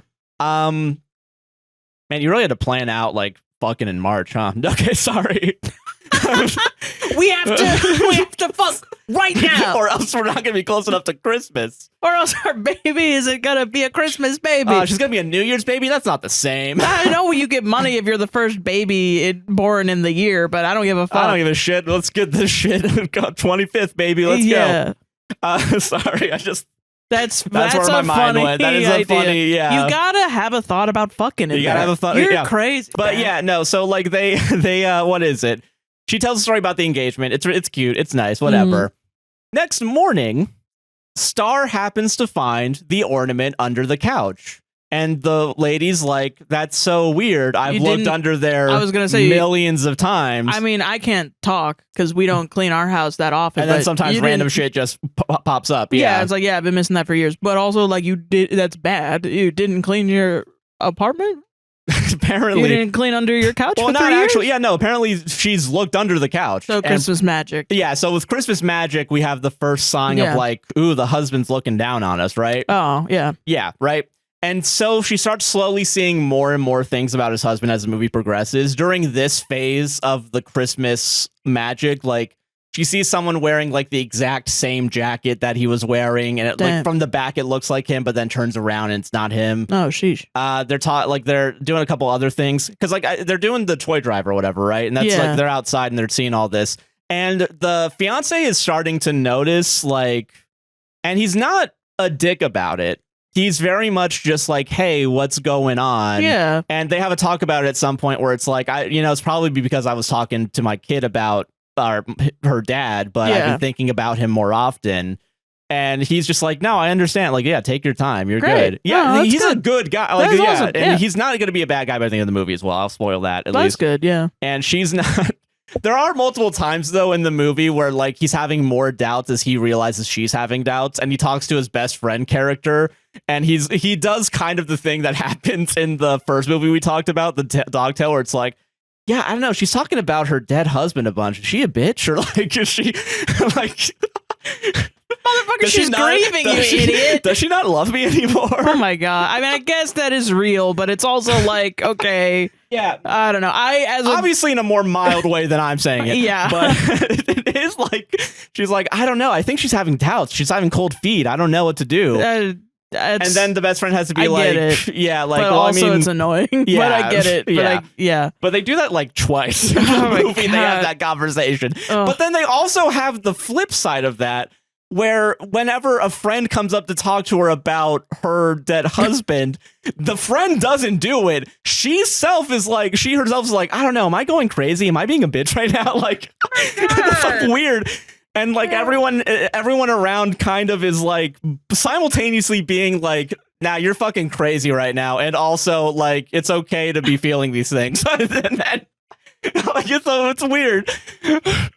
The fuck? I don't know how to describe it. That is so frustrating because, like, as a person who grieves, like, it's so accurate to grieving. Yeah. Where you see something similar to the person that you're grieving, and then you're just like, it washes over you. It's so accurate. To then just, like, who is it for? Like, who's the movie for? Is it for people that go through the grieving process that are struggling during Christmas, or is it for those people's support system who are like, yeah, I hate dealing with that person. Deal with this motherfucker. Because it's not for me, and I'm the griever. You know what I mean? I'm the griever and the supporter, but because I'm also a griever, I have more at stake with the grieving party. Yeah, I just have more knowledge of what people grieving are going through. And again, I'm doing it in the joking manner. I think in the movie they do handle it with a lot more tact. Okay. All right, for sure. Like there's multiple, but it is frustrating. But there is that vibe of like that it's even brought up. It's kind of like we don't have to do this. Not even that it's just brought up, but it's brought up multiple times. Jeez, so man. Like she tells her friend about move on from your dead husband. Oh yeah. Which, okay, that scene doesn't technically happen, but a similar thing happens at some point. But we'll get to that. So I think she's talking to her friend, the friend character. Yeah. And like she's talking about like, well, I've looked under the couch a million times. I never found it. And like now, like I feel like I'm getting signs from my dead husband. Yeah. And the friend is like, I don't know. These might just be coincidences. Have you been using ChatGPT? Are you having You've never AI had a psychosis. husband. You were just talking to your phone this whole time. He's been dead for 30 years. You don't have a kid, actually. There's no ornament. You live in that house alone last I checked. You have to move on. It's Shutter Island. Yeah, God. Yeah. So she's talking to the friend, and she says, the friend says, maybe these are all just coincidences. It's okay. Valid. And this is around the Christmas time where she got engaged, and got the dog. Yeah, she's going through a hard time. Yes, so maybe it's just coincidence, right? Yeah. Next story. Like maybe the dog put it under the couch and then came out with it or something, Yeah. Sorry, can you say that one more time? Sorry. Like maybe the dog has been playing with the ornament and then put it under the couch at some point, and then came out. At some point, it's just been moving around. Yeah. Underneath that happens. The animals make nests and shit. Yeah, true. Yeah. What if a ghost stole the pen? And sometimes, yeah. Yeah. Okay. Next story she tells is the wedding. Okay. And the wedding, and it is kind of funny because you see, they have a point of when she's walking down the aisle, we get her POV shot, and she just turns to her current fiance because he was a friend of the husband. Oh, yeah. Sorry, I don't know if I made that clear earlier. So the current fiance was a friend of the husband. They actually all met at the same time at that same party because he's not the boss of the toy company, but he's he works for the toy company in town. And he's I guess he's one of the bigger people on it. He has a lot of sway and power, it feels like, but not really because he's not the boss. Oh. He just works there. I don't know what the fuck he does. He's the Tom Wimsgam of the toy company. Pretty kind of, yeah. Where it's I guess the only thing I've seen him do is deliver toys to the toy drive. Other than that, I've seen him have Tom lunch. Wouldn't do that. Yeah, so yeah, he did more than Tom at least, yeah. Yeah. But Tom still won, so you gotta give him credit. Tom did win? So they have the story. So you do see him for a second just smiling oh, hell yeah. My friends are getting married. Because there's... Why, though? But yeah, I don't know. Because also in the beginning when they all meet, there is a little bit of him kind of ooh, she's attractive, maybe there's something here. And then she falls in love with the other guy. Then the other guy dies. But they've known each other, so they've always been friends. And now they've been dating for 11 months or something like that in the movie. It's is whatever, it happens, and I'm not judging people in real life where that happens, but it is why did you put that in as a writing device? Because you know how people are gonna think, Yeah, it is a little... What's up with that? Yeah, it does feel weird-ish. Yeah. But the way that they acted, they do act it's fine. It's fine, yeah. Okay. So, I mean, I don't know. I'm not judging. I'm not judging too much either, I think if it was a POV and then she turns and it's her fiance, Carl, and he's in the thing, I would be personally, as a movie watcher, I'd be this is getting a little messy. It definitely felt messy in the moment, for sure. It's kind of when we were reading Reddit stories to choose which one to happen. It's it starts off with a Game of Thrones-esque. And then by the end of A equals mom, B equals dad, C equals whatever. And I'm I can't, this is a lot. I can't keep track of this, I can't even have a judgment on this because it's you should just talk to a There's family lawyer. 17 people, that I need to take care of in this story. No, I'm not doing this shit. It's gonna work out. I'm gonna go on r/overheard and read some guy making fun of teenagers, I think. Yeah. Yeah. God, yeah. Yeah. Okay, so she's talking about the wedding. She talks about very specifically that the flower girl was the child of one of his squad mates. By the way, at some point she looks at the computer to reread the report on him being missing in action. Yeah. And there's 11 other dead dudes. What the fuck? And all of the wives except for her have been in a dead husbands club, basically, where they all get together and be friends. They don't accept her into the dead husbands club? It's not even that they don't accept her. She just never went, I guess. I guess she's in denial that he's dead, I guess. That's what she starts becoming, in denial that he's dead, and starts hoping because he was missing in action. Even though, here's where he died, supposedly. Okay. Or we went missing in action. They make a point that he got lost in a plane accident that was because of a surface-to-air missile, and it was in the middle of a gulf. Gulf of Aden, I think? Gulf of Eden, something like that. I don't know. I think it's close to, where the fuck is it? Yemen. It's close to Yemen, apparently.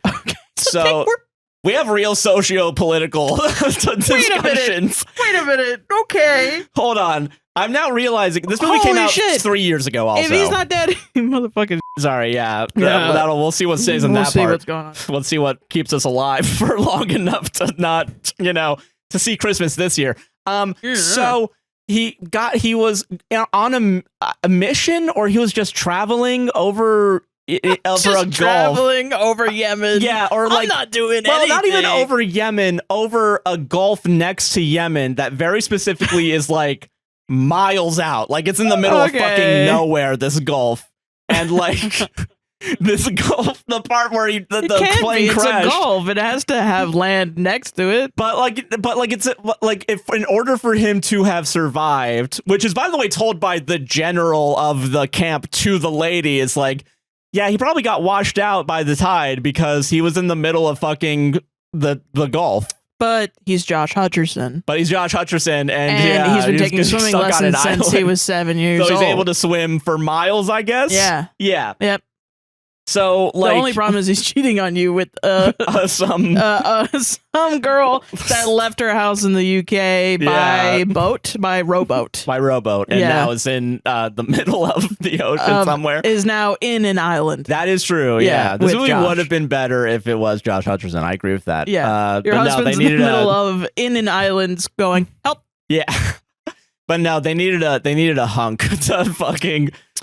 Okay, real quick, can I talk about when I talk about like the fantasy that these movies are trying to have? Yeah. Because I think this movie weirdly does kind of illustrate it in a weird way, where the dead husband is like, he's a hunk. He's like, he's like built, like he has strong muscles. He's supposed to be a military man, so he's like that. Current fiance, and I'm willing to bet this is just a coincidence, he's just like a scrawny motherfucker, so he's guy. Like, he's like, he can't, not even that he can't compete, but he's just like, sheesh, it does feel a little bit like he's on a lesser level. And the only reason why I'm saying this is because when I was on a Hallmark Plus, it is very mean. You're right about that. When I was on Hallmark Plus, one of the categories is holiday hunks. So very specifically, these production companies are choosing hunks, quote unquote, to be the male like lead for sexual attraction. Well, yeah. That makes sense. So like part of the fantasy, I guess, with a lot of these movies is if you're watching this, almost like a cuck story a little bit. Well, no, it is. It is though. Oh my god! But it is though, because the fiance gets cucked by the dead husband. It's weird. I should have started with that. I should have done that for the clickbait. But I can't believe I gave it to you. You fuck. God damn it! I can't believe you didn't come. You're all about cucking, dude. I cucked myself there. I cucked you about your shit. That's crazy. So we've had the rare double cuck. So Christmas escorting, Christmas STDs, Christmas and now cuck. Christmas cuck. Yeah, Christmas cuck. Christmas cuck. I wish I could make that the Christmas cuck. God, I don't know if I can make that the title. Everyone gather around the TV. We're gonna watch the Christmas cuck movie. Wow. Would you be fine with on YouTube it just being Christmas asterisk asterisk asterisk asterisk?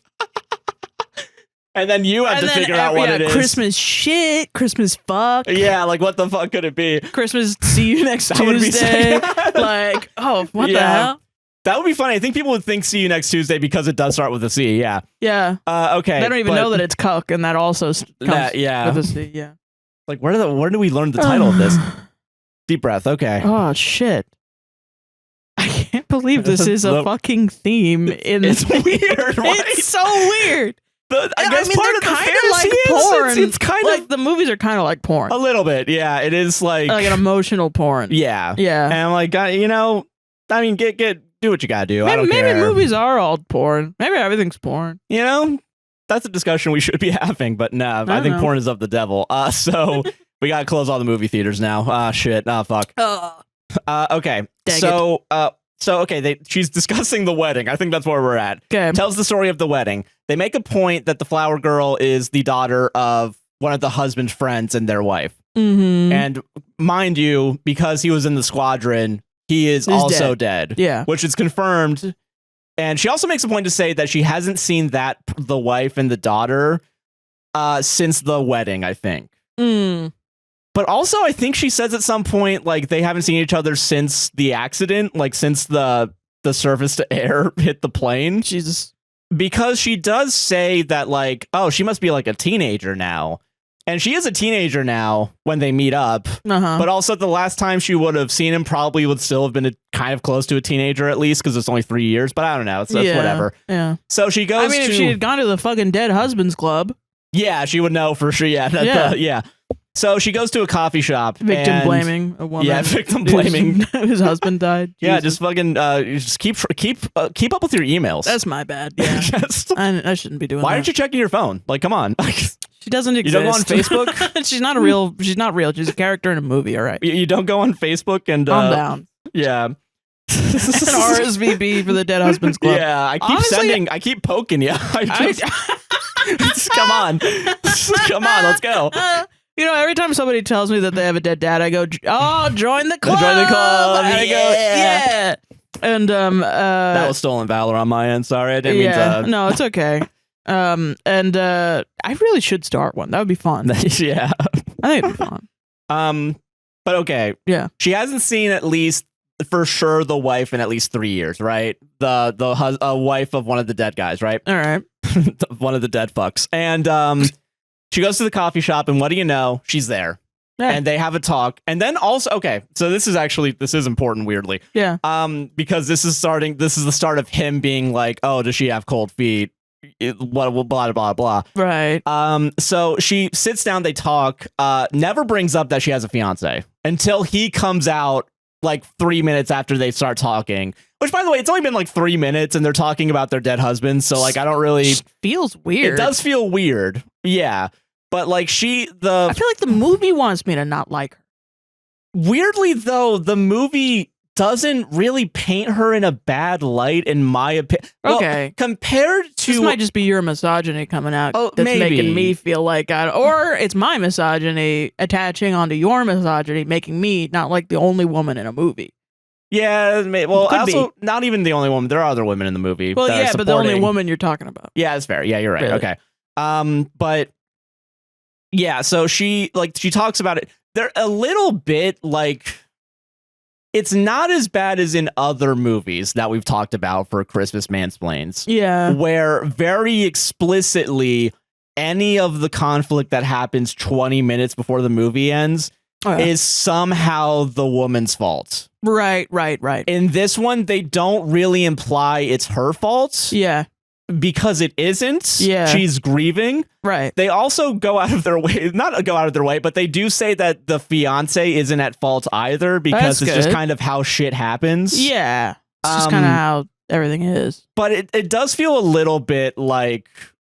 Okay, but here's where the emotional intelligence comes in, because even though, like, jokingly, like, oh, is my wife a bitch or whatever, what actually happens is, like, they're talking about it. His best friend, when they're at, like, lunch or whatever, they talk about it and they're like, oh, you think she's getting cold feet? And it's like, oh, I don't know. And then the best friend's like, well, just give it some time, man. You know, she's going through a lot right now. It's around the time. Yeah. And then he's like, I think you're right. Yeah, I think that's probably what it is. My nerves are just getting the better of me. Okay. Can I have your lunch? Can I... Okay. Yeah. Sure. Yeah, sure, buddy. Yeah. Whatever. So, which is a real thing that happens in the movie. What? Whatever. That's just sort of a joke. And it's funny, I guess. that he doesn't have lunch. It's a little brevity, I guess, while talking about dead motherfuckers, I guess. Cool. Okay. But yeah, so Did she's this talking... come out at the same time as give me your tots. No, because that would be funny. That would be funny though. And it's like, oh, the joke is taking food from somebody. Oh, I can't wait for the ending of this movie. Oh, it's gonna be awesome. It's not related to anything. It's a dance. It is. It's a dance on stage to convince people to vote for Pedro. There is a dance going on. Yeah, there is a dance going on. Okay, yeah. Okay, that was a good point. Thank you for reminding me. Yeah. There's supposed to be a father-daughter dance around Christmas time or whatever. And at first, the mom is like, I'll take you to the father-daughter dance. Listen. None of this is fun. Yeah. I don't like that. I don't know. I put this on. I gotta worry about this kid with her dead dad. And now she's dancing with her stepdad, and it's supposed to be heartwarming. Tell me about underneath the fireplace. Frosty the Snowman. Tell me about Santa Claus. Yeah, it doesn't really feel like it does feel like Die Hard's more of a Christmas movie than this one. This one's more what should be an emotional drama about, like, my God, like a Manchester by the Sea or something. It's fine if she's got a dead or whatever, as long as he shows up by the end and whatever. But like, also, like, we're gonna be so realistic about this. It's getting to a point where it's a bit much. Yeah, I'm not trying to think about my dead dad watching this movie, and you can understand. Yeah, no, and I'm sorry if this movie is triggering. No, in it's a way. not. But it's funny to think like, oh, great, let me put the like. If I was a different woman and I had kids, yeah, and my kids and we were Christian or something, and we wanted to watch Hallmark G-rated movie, I was like, oh, let's watch Christmas bedtime stories. It's not probably about dead Christmas dad story about whatever. And then I'm sitting there, I'm crying. My kid's like, Mommy, why are you crying? Is it about Grandpa again? And I'm like, oh my God. I'm just going to let's all play Phase 10, I think. How about we do that? Let's put that on, please. Let's just not, you know? Let's do the Netflix gaming Red Dead Redemption or something. Let's put on Rudolph the Red-Nosed Reindeer and please. And then it's like, that's a story about like a child abuse. And I'm like, fuck. Oh, Jesus. We're putting on Elf. Oh, look, he's estranged from his dad. Yeah, God. Oh, shit. At least Zooey Deschanel's in there and she sings. Yeah, that's nice. Yeah, that's a nice part of it. Yeah. She's hot. And that's Sarah's take on Zooey Deschanel. Like, I can't be gay. I can't be gay. I can't. My husband will leave me. You know, like something like that. Oh, Jesus. Okay. Sorry. Maybe I just can't watch movies. Maybe that's it. Maybe I'm too sensitive, I think. Dude, you have that Tim Heidecker disease where it's the I think I'm real, in the movie. Yeah. So, okay. So they're talking, she doesn't mention that they're fiance or whatever, right? And then she gets invited to the Dead Husbands Club, right? So she's in. This is the first time she's been invited? I guess. That's crazy. I don't know if it's the first time she's been invited or the first time she's actually taking him up on it. Okay. Because I think she does know about it. I'm going to give him some grace and say that. I'm going to give some grace too because she is a teacher. Yeah. So like she's got Maybe shit she's going busy. on. Yeah. Like I can at least give the movie credit for thinking like at least the job that they gave her is like, yeah, I wouldn't be doing shit outside of this either. Yeah. Yeah, okay. They don't get into the underfunding or whatever, but you know, I mean, this is fine. No, because again, that's too real. Awesome. Yeah, fuck yeah. I don't care about the military propaganda. It's a propaganda movie. We all know that. It's fine. Yeah. I mean, as soon as military has fucking it's finger on it, it's propaganda for the military. Usually. Yeah. Okay. So he's starting to have like the cold feet, but he gets swayed. He's like a little bit more calm after talking to the friend, right? And like she also talks to other people. She talks to the friend again, I think, her friend, and is like, so yeah, there's another sign, and it's like, I think she is like, bro, he's dead. He's fucking like, hey, listen, I know it's really rough right now, but also it's because she actually talks to the new friend that she met that's part of the wives club. Yeah. And like she at some point talks about the fact that like, yeah, when I wanted to get engaged to my husband, because she's married, she actually has a husband, right? That's nice that she can talk, you know? Yeah, and it talks about like, yeah, when I started, I felt guilty. Oh. But there's a part of me that did need to like move on, but it's never going to take away the moments I had. Yeah, that's like, great. You'll always be my first. Awesome. Yeah. That's so cool. See, this is where my frustration starts happening here is like, there's such clear lessons and morals in this movie. Yeah. That don't matter at all. Because he shows up by the end. He shows up by the end of it. Yeah. Surprise. He so shows, like, yeah. And what pisses me off about that too is like, they almost don't do that. They almost end on a scene where like, she could have been dancing with her daughter at the father-daughter dance. Yeah. But they didn't do that. I feel like if they committed, I would have felt weirdly more heartwarmed about it. Well, yeah, because they at least they're committing to a realistic story. Yeah. Down to we're flying over Yemen. Yeah. You know? Yeah. They would have at least committed instead of, and not that I mean, I don't know. Does this ever happen? People go missing and they come back? I mean, probably. Sure, but I don't know how often. You're gonna love the reasoning why, like what he did, how he comes back. You're gonna I went out for fucking it. ice cream. I came back, everybody was dead, and then I just walked across the bottom of the ocean, which is why it took me 3 fucking years. Yeah, that's what happened. I had to camp out in so many coral reefs, and then I had to destroy all the oil tankers, destroying my house. I didn't know that the gold was cursed on the Black Pearl. And so now I had the skeleton curse, and now I'm able to walk along the bottom of the ocean. I didn't know it was that deep. Yeah. All right. I found I think I found the trench. I found Marinera's Trench. Marinera's Trench. That's the name of the episode. Marinera's Trench. Fuck. Marinera's Trench. It's Marinera's Trench, everybody. Holy shit. She doesn't. She doesn't. Fucking doesn't. Marinera's Trench. I found the Marinera's Trench. Amazing. Where's the Alfredo Trench? You know what I mean? Yeah. Where's the Pesto Trench? That one I wouldn't want to go Where's to. the Pesto Trench, Josh? you messed up. Marinara Trench. I put on a show for everybody. And this is how I'm repaid. I pour my heart out at the beginning of this episode. Marinara Trench, all caps. Just because my dad's Rich Evans doesn't mean you guys have to make fun of me. Well, my dad's dead, so I get to make fun of your dad. Yeah, that's fair. That's fair. Yeah. Okay, so in reality, not in this awesome movie we're making with marinara in it. Yeah. I got stuck in it. I got stuck in it. Hey, it was too acidic. They didn't season it right. He goes into the trench and like Harley Quinn, he comes out Italian. Hey, Gabagool. I had to fight a bunch of sharks that were attracted to the tomato sauce. Hey, Gabagool. They saw it was red. They went for the red. I don't know what to tell you. Nothing's going to be funnier in this episode more than Marinara Trench. I know. So let's just give up. That's crazy. Give up. We should just move on. Yeah. So, okay, moving on. Yeah. I think at some point her best friend, that's not the wife, tells her, because the best friend happens to be the daughter of the general of the base. Like, listen, if you need more closure, go talk to my general. He has all the information on the death of all of his squad people. Like, there's a mystery afoot? Not real. Well, okay, it's not a mystery because, I mean, he shows up and he's going to tell you what happened, I guess. Well, yes, but also throughout it, like, everybody, and the general's like, listen, there's no way anyone could have survived that. Like, we probably just lost his body. It probably got drifted out to sea because it was in the middle of a gulf. The only closest land was miles away. Yeah. We're not gonna fucking so look. He's probably dead. He's missing in action, presumed dead now. Yeah. And I can guarantee that as the general of this fucking base, he's fucking gone. All right? So Jesus Christ.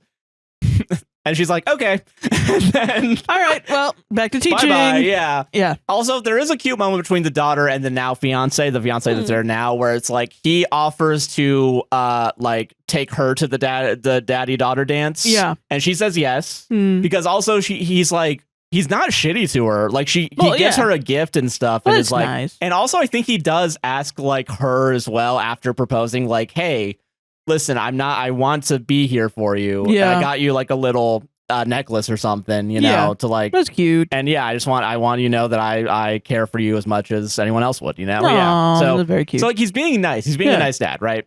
Stepdad. Yeah. Whatever. Father figure. Yeah. Okay. So next story that she tells her daughter is her birth, the daughter's birth. It's around Christmas time. Freak snowstorm. 3 wise men showed up. I had to go into a manger and deliver you. If by 3 wise men you mean 2 military guys in a Humvee, yeah, for sure. Yep. So it's the car gave you gold. The car gave you gold. Yeah. Okay, so she's with her sister and her water breaks in the middle of the snowstorm. Sister calls 911. 911's like, I mean, we'll try and get an ambulance out to you, but the roads are fucked right now. Yeah. It's pretty bad out here, so it might take a while. And the sister's like, I mean, okay, yeah, sure, here's the ad, whatever, but get here, please, Christ. Yeah. And then they call the husband, who happens to be landing close by. And I guess because they're on the base, the airfield is close by-ish, so not too far away. But like he just landed. Honey, there's a plane crash. Yeah. I'm not going to make it. Not funny. It's not funny, but it's you not know, funny. it's funny to me, which is funny all to that me. matters. Yeah. I show. also have to enjoy doing this show. God also, damn it, you yeah. know? One joke for you fucks, one joke for me fuck. Yeah. Me fucks. Yeah. So for us fucks, yeah. For us fucks, yeah. So he happens to have landed, and he answers the wife and is like, "Hey, I'm having my baby," and he's like, "Oh shit, I'll be right there." So he just gets in a Humvee, and unlike those fucking pussy ambulance drivers. Or he's fucking my friend that's gonna be your fiance. I'm a fucking man. I'm a man. I'm gonna drive this Humvee on the snow, and no one's gonna give a fuck. Okay. So he Dangerous. drives so someone else drives the Humvee or whatever. They both he's not even the one driving it. Cool. I guess he gets in the Humvee and is like, "To my house, motherfucker." And Yes. it's like, "Where's your house?" And it's like, "Oh fuck, I gotta get the address. Hold on." Yeah. Hold on. Yeah, so like he gets there and he takes her to the hospital. Remember my own address. I don't know her address. Yeah, If I mean he's you're- moving around a bunch. I wouldn't blame him. Yeah. I wouldn't blame him. And they get to the hospital and the birth goes well and swimmingly, and he's Yeah. there for the birth of his child, right? Yeah, great. And it's nice. So there was a snowstorm, right? Yeah. Next morning she wakes up and there's a freak snowstorm out of nowhere. Right. Like the weather forecaster's like, well, apparently sometimes in weather forecasting, you just get shit wrong. So We fucked up. this weather storm is literally gonna be here for like maybe a couple hours, and then tomorrow it's back in the 80s, and then it's like Okay. And Yeah. I think it's because they're in like Virginia or something. Oh, Like by they're the somewhere way- where there's not that much snow. By the way, but there global is snow. warming's not real. Not real. No.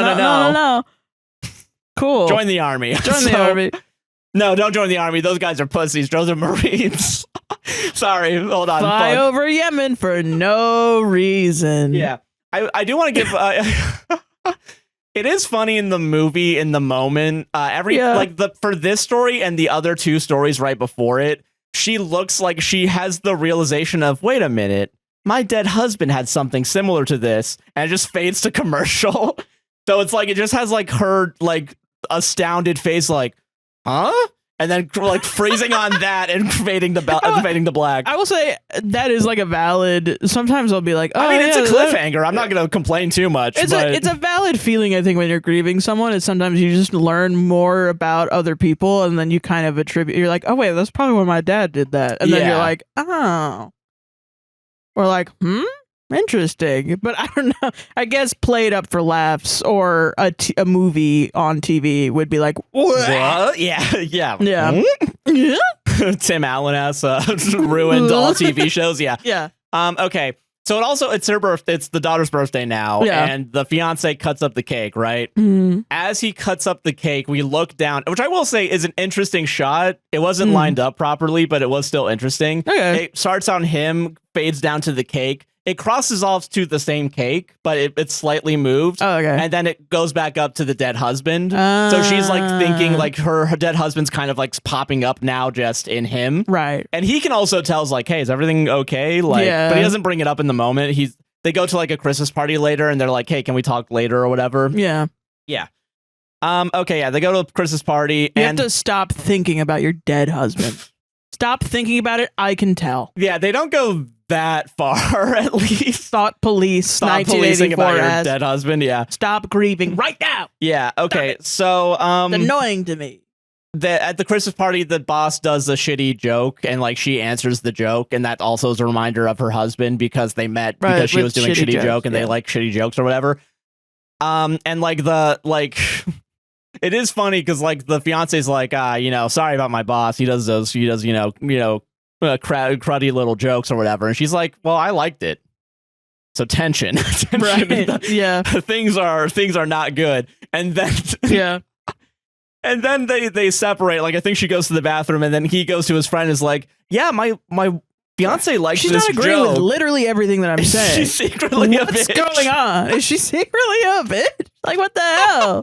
So then the friend's like, I think just calm the fuck down, man. How about you shut the fuck up? And then it's like, stop getting on her damn case. And then the fiance's like, oh yeah, you're probably right. Anyway, you want to be my best man?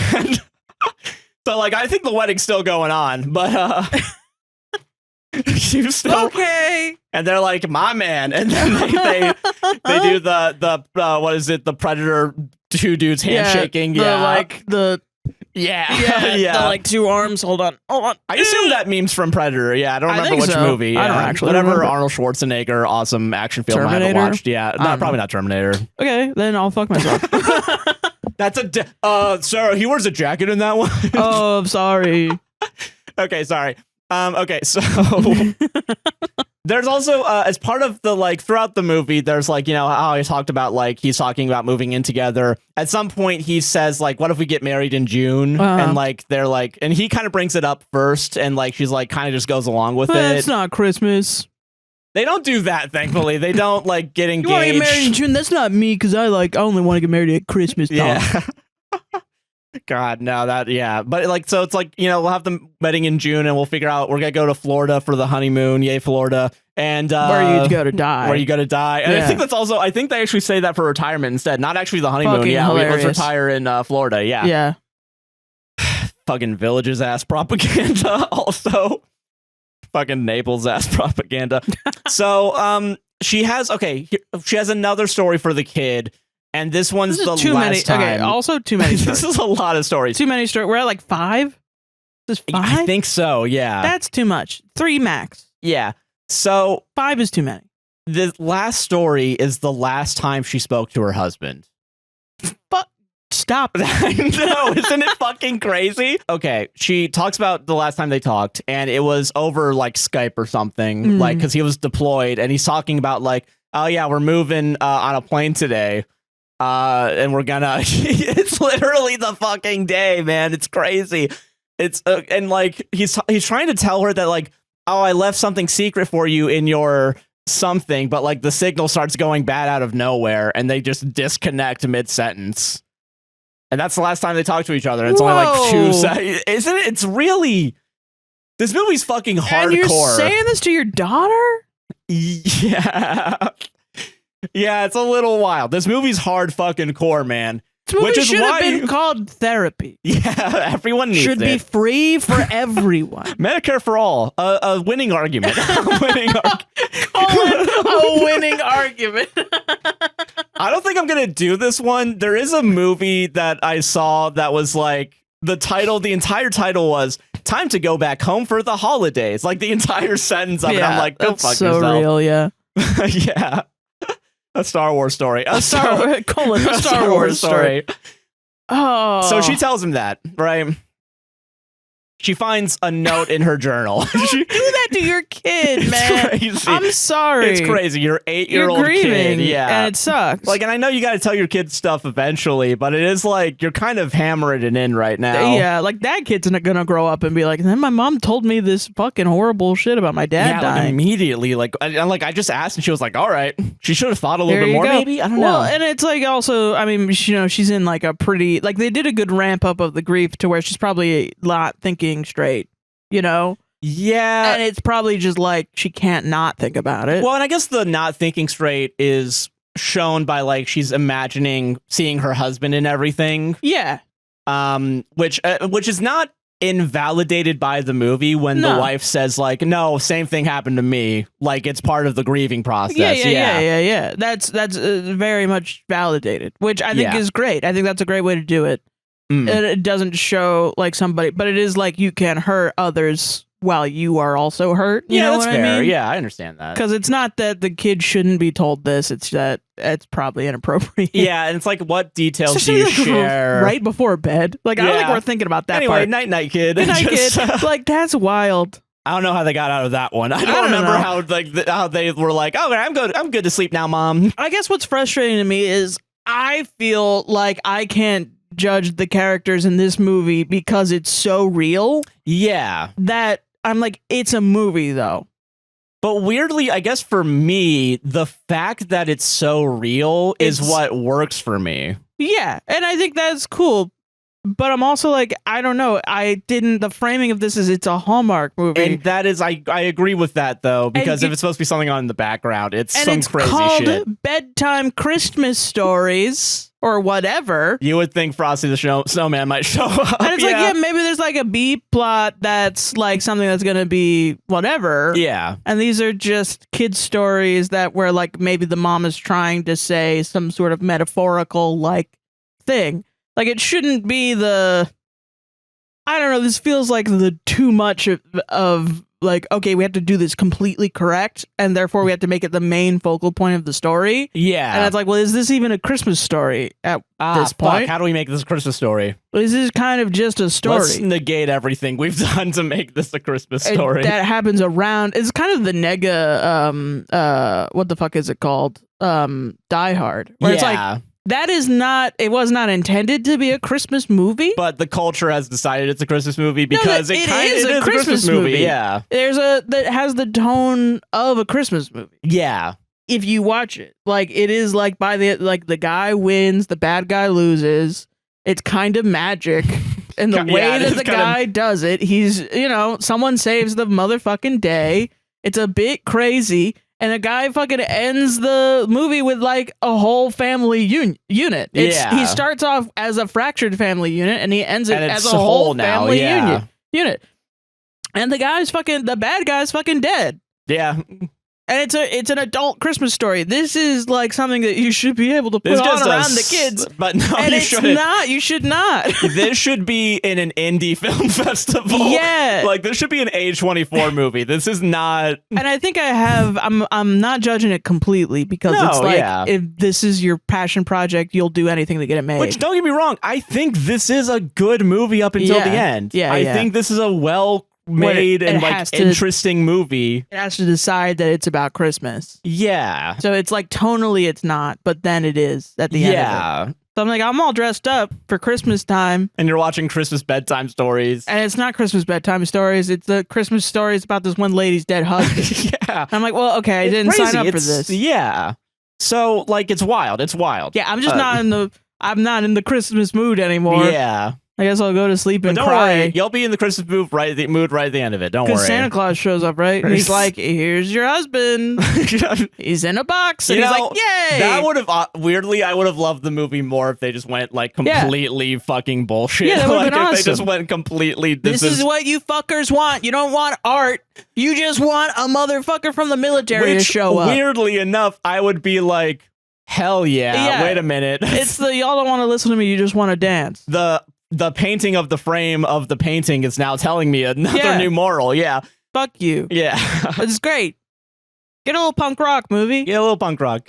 I know. Be a little punk rock for him, Derek. Be a little punk rock for him, Derek. I know it has to pivot from bootlicking the military to being a bit punk rock. Yeah, but hey. Yeah. Make it work. Make it work. Okay, so where was I? Oh, the last time they talked, right? So mid-sentence is fucking crazy. Yeah. I'm so sorry. That's crazy. Yeah. So she finds the thing he was trying to tell her where it was. It was a note in her journal. Yeah. A journal she wrote about like him, I guess. Like it was a journal about telling about her feelings to herself about him. Mm-hmm. So he snuck a note before he left in her journal, but the journal got swept in with all his other shit. So it was in the attic the whole time. But now that she's looking through it, she gets the note, and it's like a really heartfelt, loving letter. It's fucking crazy, I think. And to everyone's credit, like, there's the emotion that all the actors have. Like, she's fucking crying. Yeah, like, it's good. It's great. It's good in movies, not Christmas. I don't think it's Christmas. I'm sorry. Oh, yeah, no, the mom apologizes to the daughter at some point for not talking about her dad up until this point. So, like, there's a little bit of that. Eventually, the two people, the fiance and her, meet up. They mutually come to the agreement that they're at different places in their life in this moment. He's looking for retirement. She wants to stay at the military base. So maybe this isn't a good relationship to have. It would have been nice for this to be a romantic relationship, but we can still go on being friends. So the engagement's off. And so I'm gonna fucking kill myself. Merry Christmas, y'all. I have the feeling where like a stranger on the bus is trauma dumping a lot of shit about their life. Yeah. Like not a friend, but literally just some random person. Some random person. Yeah. That they just don't have anything, and so they just they don't have anybody to listen to them because life is cruel and horrible, and we live in an isolating culture, and they're sitting next to you, and I'm like, half of me is like, I have to build community and I have to listen to this person. But the other half of me is like, can this person, can a stranger stop triggering me right now? I want to. I need peace right now, Oh please. my God. I'm trying to go to work. I'm trying to go to school. And I'm trying to listen to music and pass out on this bus because it's way too early. Because I don't have a car. And I'm kind of pissed that I don't. And this guy's telling me that he got divorced because his ex-wife is like, and I just feel like I'm a bad person for not wanting to be bummed out at 6 a.m. You know, as I go to work. Yeah. Anyway, whatever. Okay. So these people aren't real. They're characters. They are characters. None of this happened in real life. Yeah, because it would have been more violent. I think it would have been more like, what the fuck are you talking about? I don't think a man's emotionally intelligent enough to do any of this. None of these people fucking existed, and I feel bad for not liking what's happening. Yeah. That's crazy to me. Yeah. I feel bad that I don't have empathy for these characters because I just want to be entertained from a movie. Yeah. From a movie. Okay. Sometimes you gotta watch Manchester by the Sea, though. This is my Manchester by the Sea. And it's probably way better because it actually will show messiness. I fully flipped around. Now it's bad that it's so emotionally realistic. I wonder if the ending then. I wonder now if the ending of him coming back will actually be like, you know what? Yeah, this is a good movie now. Yeah, never mind. Maybe. We'll see. But okay, so let's get to that. Okay. So she wakes up one morning. He doesn't show up. But on the news, they talk about a secret military operation to free a bunch of prisoners of war from a Yemen enemy camp, I think. I don't know if they say Yemen. They say like they maybe just say an enemy camp. There was a covert SEAL Team 6 ass thing to save a bunch of people. And she's like, there's a chance. Wait a minute. Hold on. Wait a minute. Because that's close to the Gulf. What? So then she calls the general, right? What? The general. What? Yeah. Okay. Do I need to repeat this? No, I'm not asking what. It's rhetorical. Okay, sorry. I just want to make sure because this is about to get real fucking confusing. So the general says to her over the phone, yeah, no, there was no Americans in that camp. It was all a bunch of foreigners. Like, it was all like Europeans or some shit. I don't know. So yeah, he's not. But it wasn't. There were no Americans in the camp. So he wasn't there. I'm sorry. He was not there. Your husband wasn't there. This movie's hammering it in so much that it's infuriating. So she's like, okay, well, thank you for the closure, and hangs up. Yeah. Or I think he also apologizes like, hey, I'm sorry, I can't give you closure. Like, he's still missing. We don't know where he is. So that happens. Okay. They go to the daddy-daughter dance. They go there. She starts dancing with other kids. She's having a good time. The mom's doing relatively okay. She's a little sad because, you know, bunch of other fucking live husbands. This bullshit. Yeah. Life just sucks. I would also be. Everyone else's husbands are alive. Yeah. Man, fuck. I would be resentful before, though. Yeah, no, it's a real thing. Yeah. Sometimes it sucks when you're 19 and your dad just died and your friends are like, oh, my dad just gave me a jacket. And I'm like, at least you fucking have a dad right now. That sucks, dude. No, I get it, though. No, it really sucks. Your dad sucks. And it's like genuine. Their dads do suck. But it's like, you know, it's hard. It's really hard. No, yeah. And she's, you know, she offers to dance with her for the dance, you know, because she's her parental figure. She goes to the bathroom. Okay, and this is where the movie wants to like really hit it in the head of like a moral. She looks in the mirror, she's hyping herself up, and she says, you can fucking do this. Like, you're a strong, like implying that, you know, you're a strong woman. Christmas is about confidence. If there's anything about that's what Christmas is about. It's not family. It's not even America. It's confidence only in the individual. That's what it is. In defense of this movie, compared to the last movie where it was 100% capitalism, this one at least is like, I have the confidence to be there for my daughter right now and dance with her and be there for her. And it should have ended with her going back and dancing with her as, what was the... When in Rome plays from Napoleon Dynamite. Okay, hold on. I have a prediction for the ending. Yes. She goes back. Her dead husband is dancing with her daughter. They don't go that far. Wait. Her dead husband's dancing with her daughter. Okay. And then the movie ends and you don't know if it's a fucking vision or not. That would be kind of interesting. That would be fucking awesome. Dude, that would be like, we're going to end this movie on an Inception. That would be better than Inception. Yeah. It's like, wait, what? Wait, hold on. Is she dancing with a motherfucking ghost?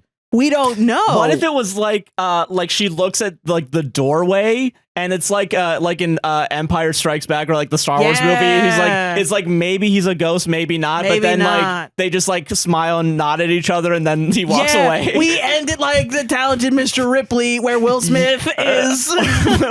Will Smith? No, wait, Matt no. Damon. Oh my God, what is that fucking shitty golf movie? Oh, Legend of Bagger Vance. Legend of Bagger Vance. Yeah. Where at the end he's dying on the spoiler alert for the worst movie ever made, The Legend of Bagger Vance, where Will Smith is like, haha, and it's heaven. Heaven is a golf course, I guess, and old Matt Damon is having his like 157th heart attack on the golf green, and he dies with a smile on his face because he died doing what he loved. Yeah. The shittiest sport in the world, golf. Yeah. Yeah. Yeah, that should be what it is. That's what it should be. Okay. And I guess their dad died doing what he loved. Bombing motherfuckers, yeah. Bombing Yemen, I guess. Listening to Fortunate Son in the wrong way. Yeah. So okay. In the wrong way, yeah. Okay. She walks down the hallway. There's a man in a military uniform just standing there. It looks like him from the back. He turns around. She says his name and he turns around and it's him. And she, cries in his arms, is happy to see him again. And is like, I'll tell you all that what happened later. Don't worry. I'll tell you what happens later. I got a daughter to dance with. So he dances with his daughter. And now we make a point to explain away why he's here. All right. This is the problem with this. There's too much explanation. Yeah. It's too realistic and there's too much explanation. A Christmas movie's not supposed to do that. A little realism's fine. Yeah. And I think it even enhances some stuff. Yeah. But doing a lot of realism just to throw in the wildest curveball is wild. It's horrible. I hate this. I don't know why I do, but I do. So it's his turn to tell a story. We don't see any of this. Like, it's just him talking about it. 6 is too many. 3 only. 2 if you're gonna do the dad is doing the last one. Yeah, 6, maybe 7 is necessary. Yeah, you're right. Y'all. Okay. Yeah. So what happened was he just tells the story of Pinocchio. Only if that would have been more fun, and he just goes to sleep. It's like, what? What happened? I'll tell you what really happened later. It's in the way that you use it. All right. I'll show up. You got it. So, okay, here's what happened.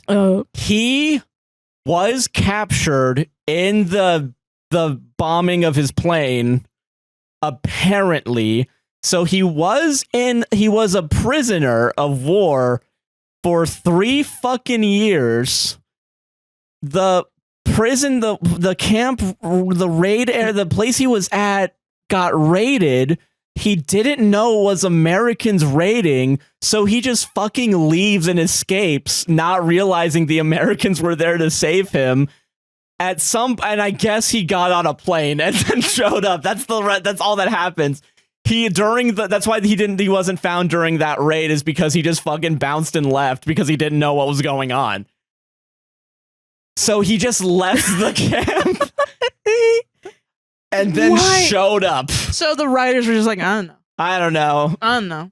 Because I guess we researched literally 99% of this movie down to the last atom, to the point where it's so fucking realistic, except for how someone might escape. And like, this is the fucked up part, man. Because like, yes, there's one piece of magic, right? And this is the piece of magic, technically. I know that's what you want me to think is the piece of magic, but it's not the piece fucking of Christmas clever. Magic. Yeah. And it's not Christmas. Santa Claus, and Jesus Christ are tag teaming up to make sure this guy finds a plane like in Lost. That's insane. Yeah, no, it'd be a lot better if like there's a real Santa and Santa's the one leading the fucking Green Berets into the camp. Pisses me off. If the man turned around and it was Santa Claus and he did like a little nose thing and he did a wink, and then she turns around and her husband is dancing with her daughter and you just don't explain it. Probably that would have been better. Yeah. It like. Okay, this is okay. Okay, yeah. This is not based on any sort of like film theory or like screenwriting theory. Yeah. It is purely based on the fact that people love patterns and they love like pattern recognition, but they also love contrast. Yeah. If you are an artist, you know this.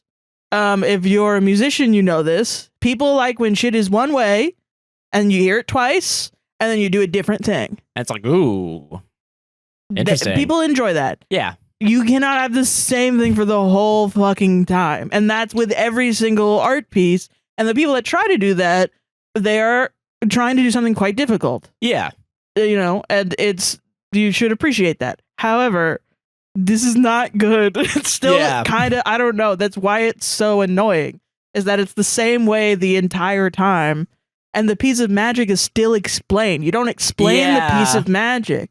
You just leave it up to, wow, fuck, how do I make this real? Oh, especially no, oh, God. In a Christmas film, it honestly hinges on the concept of this is unexplainable. Yeah. Like Polar Express, he finds the bell. How the fuck did that get there? Nobody knows. Yeah. Santa is a magician, or he literally can bend time and space. Yeah. Nobody fucking cares. He finds the bell and he's like, wow, Santa is real. That's awesome. And that's the point of the movie, is about having faith in stuff, because it's about Jesus Christ. If he was on a big train with Tom Hanks. Yeah, but this movie is literally about the stages of grief, but it isn't. Maybe you can make it a Christmas story, but then it's like, well, then this kind of fucks everything up, you know? Yeah, because you went so realistic into it. Now I'm like, what about the fiance? You were right there, ready to accept. Yeah, what's going on? How's your husband gonna feel that you've been fucking his fucking best friend this whole fucking time? How's your kid gonna feel that her daddy was gone for 3 fucking years and then showed back up and you've been telling her about how dead he is? But no. Miracles do happen, I guess. Sure, yeah. Whatever. You don't have to explain them. You know what I mean? It's kind of the like, actually, you know, there's a hurricane. You know, have you heard this fucking religious bullshit thing? No, I haven't. I'm an atheist, so that's why I call it religious bullshit. But it's a saying. And it's like, there's a hurricane happening, and then, you know, somebody comes along on a boat, and a guy's up on his roof, and his house is getting flooded, right? And so people call him, and they're like, hey, do you need us to come get you? We can come get you because you're in a flood zone. And he's like, no, God has me. God will save me. Jesus. So then he stays in the house, even though there's flooding, and then he kind of moves up, and he does what he can, and it's still flooding. And then, like, you know, somebody sends a boat, and people in a boat come by and they go, hey, do you want to get in our boat and we save you and do all this stuff? And he goes, no, God will save me. And he stays, and then the boat leaves, and then there's a helicopter, and then the helicopter is like, you know, hey, we're saving, you're gonna die if you stay here, we're saving you. And then the guy's like, no, God has me.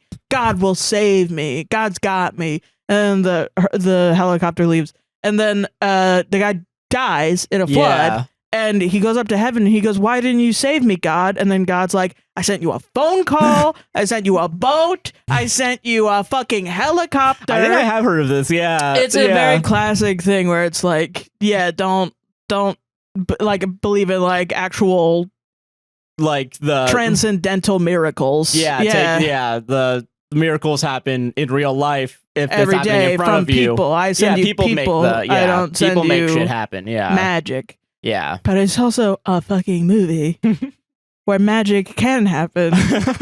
And I want to believe in Christmas magic because it's Christmas, man. Come on. I want to see if I was a movie about Santa casting the fucking spark spell from Skyrim. I would like that movie better than a 5 stages of grief. But you never actually get to the last stage because you never needed to go you never through needed it, actually. to. Actually, let's reverse it all. Haha. Isn't that fun? Merry Christmas. I just watched the fucking Frasier episode about the 5 stages of grief, man. Damn. I'm an expert in this now, actually, and let me tell you, that's not what happens. I don't know. I'd go to a group therapy session. Yeah, I can only afford one time because it's too expensive. Yeah. But if I watch this movie, it's gonna undo all that progress. Yeah, it's just a bummer, man. Yeah, and which I feel like is realistic because it's a bummer when your husband dies but he's not dead. Yeah, I get what you mean. That's a bummer. Yeah. Shit, man, I planned my whole life. Now it's all fucking flipped upside down. Yeah. The fuck, dude. But yeah, no, that's a Christmas. Those are some wonderful Christmas stories that you can now tell around your fireplace with your kids. So there was once a lady whose husband was a Marine and he fucking died. But he actually wasn't really dead. Due to the end, and it's just like, this is why we need to bomb Yemen. That's what the moral of the story is. A bunch of negative Nancys kept telling her she's fucking dead. But this is why we should cancel Hassan for platforming the Yemeni pirates and comparing him to Luffy from the fucking anime. Everyone's going to be mad at me for not knowing. Jesus. Yeah. But yeah, you want to go to ads? Yeah, sure. Yeah. Solved it. But I still must torture myself. Oh. By watching... The only good content I know how to make is content that hurts me. And that's why we're here. At some point, you're going to have to atone with the idea that you're doing this to yourself. Or that I like it. Or that you like it. Which is somehow more scary than not liking it. You know, I was going to say that I wasn't even getting to. That's a layer below. Like, you're going to have to realize at some point that all the things that you do, even though they hurt you and you think you don't like them, is because you actually do like them. Yeah. That if you were doing things that you didn't like to do, there would be a resistance. But that is true. That is true. The things that you do, I said do, ha. You dive headfirst into what? Funny. In the middle of like me psychologically dressing you down. Be like, do. It's really funny. I don't know. Sometimes in the podcast, I zoom out and I'm like, wow, we're doing a podcast. And so what we have to do is bring the podcast in. Yes. Yeah. To me. Yeah. So, yeah. Yeah. Fair enough. Yeah. But yeah, no. Yeah. It's good time though. But I've been watching Hallmark movies / Lifetime movies / whatever I feel like. It doesn't matter. Honestly, this is all a bit. Please choose a funny one today. Kind of. Not fucking Jesus Christ. Well, Joshua. It's not depressing like the last one was. Please don't be depressing. Please don't be depressing. It's more dumb than it is depressing. That sounds great. I'll take that. Okay, you'll take dumb? I'll take dumb. However, this one, how about on a psychological, you think about it for 3 seconds, it's kind of a horror film. Four quadrants? Yes, yeah. On the political compass that is dumb, Hallmark. Sad. Dumb and sad. Yeah. All right, well, no. Dumb, smart. Sad. Funny. Okay, gotcha. So you want dumb and funny. That's what you want. Funny. Even though I've been having smart and bad. Smart and sad. Smart and sad has been kind of a little bit. Honestly, or it could have, or anything below sad. I'm okay with dumb and sad. Yeah. Anything that's like just... I'm okay with smart and funny. That's a good movie. That's just a good movie. Okay. I assume it's going to be up here. But as long as it's not sad and smart, I think that's hurtful. That's because, where it sucks all the energy I guess out like of the last podcast. week where there were hints of like a good idea in a movie that got tossed at the last second. Yeah, I think and I also would, about I would say that death. movie is like here. Yeah, okay, that's you fair. know what I mean? Yeah, that's fair. Yeah. The first one that you did, what was that one? That was the talking dog one. Talking dogs are definitely dumb funny. Yeah, it's up there. Okay, They're pretty dumb, not very funny. Yeah, that's fair. Yeah. Well, pretty dumb, not very funny. So like here. Right? There was the Christmasland one where it's the Believe in Christmas, where it's it was a bit more sad. It was a little more sad. It was a bit more sad. Yeah. But pretty dumb. But still pretty dumb. It was okay. So, yeah. And then the last one, which was my husband bombed Yemen so hard that we thought he died, but he didn't. He didn't. Spoilers for last week's podcast. I wanted him to die for bombing Yemen. Why did you say yes like the motherfuckers in Arc Raiders? Because that would have been a better movie. In Arc Raiders, there's like a cheer button. Oh, and the guys run around and they just go, yes! Like, it's so aggressive. It's so fucking funny. I'll try not to, do arc raiders about to murder a bunch of people that just want to have a fun time. Yeah. Yeah. Okay. It's so good. Holy shit. I don't play arc raiders. I just watch people kill other people in arc raiders because it's funny. Yeah, that's fair. Yeah. I would never play it myself personally. Never. That's ridiculous. I don't get killed. Yeah, exactly. I want to live. Work 7 jobs, damn it, dude. Yeah. Speaking of good Christmas movies, which is brought up in this movie, Wonderful Life. Yay. All right, this movie is dumb. Don't worry, it is for sure dumb. Okay. And here's how we know it's dumb. Here's the title. Are you fucking ready for this? Yeah. Never Been Christ. Which, if you guys are wondering, so listen, we just did a warm up where I had to make up a bunch of it. If you've ever been in orchestra or band in school, you know that during Christmas time you end up playing songs that sound like Santa's Spicy Reindeer or something like that. And everyone pull out Santa's Spicy Reindeer or the Christmas Grinch or like something like that. And Grinch's Last Ride. And it ends with a gunshot. Yeah. Like, it's like, whoa, what the fuck are these motherfucking composers on, dude? Yeah. So I found 10 real ones and I found 10 fake ones. Yeah, you made 10 up. And does this one sound like a fake one? It sounds like what I would make up.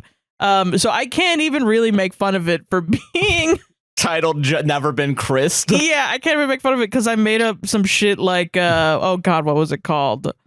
What was it? Did you make up Chocolate Advent, or was that a real one? No, I made up Chocolate Advent. Yeah. I made up Chocolate Advent. Peppermint Tea Time was one that you just looked at and you're like, this is so dumb. And I was like, I was off my fucking rocker. Yeah, apparently, right, dude. I don't know what happened.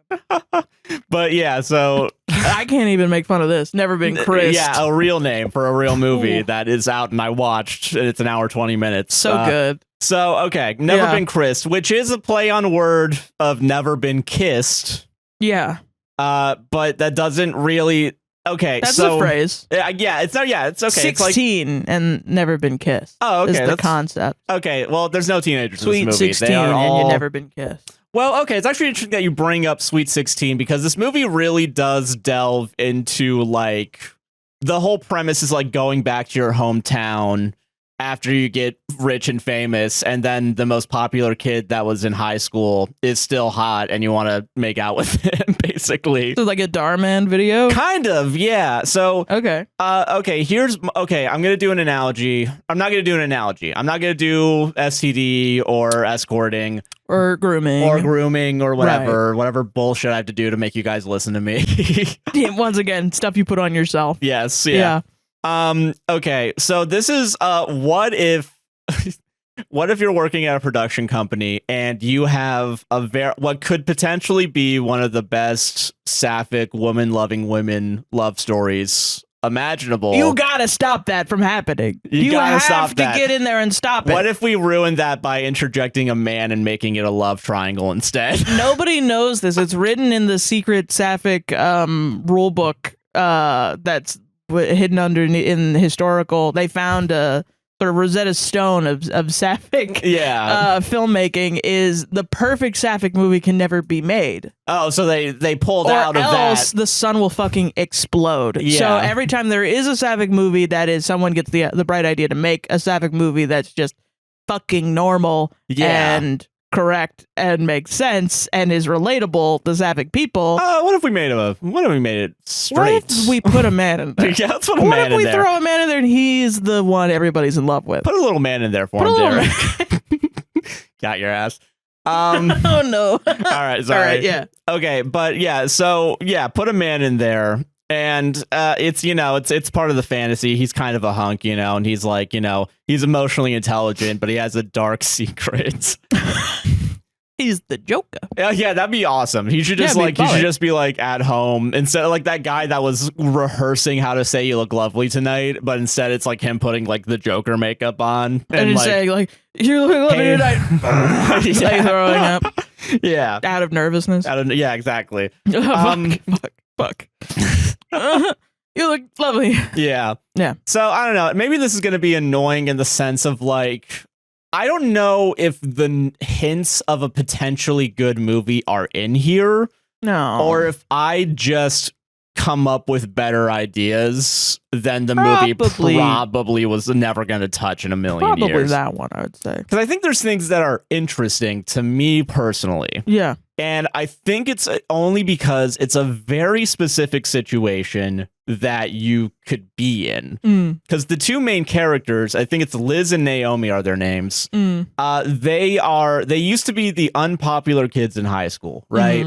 Then they both made a $1 million friend-making app, and everyone at home knows about it. So then they get invited to the cool kids table when they go back for Christmas time to visit their family or whatever, right? Okay.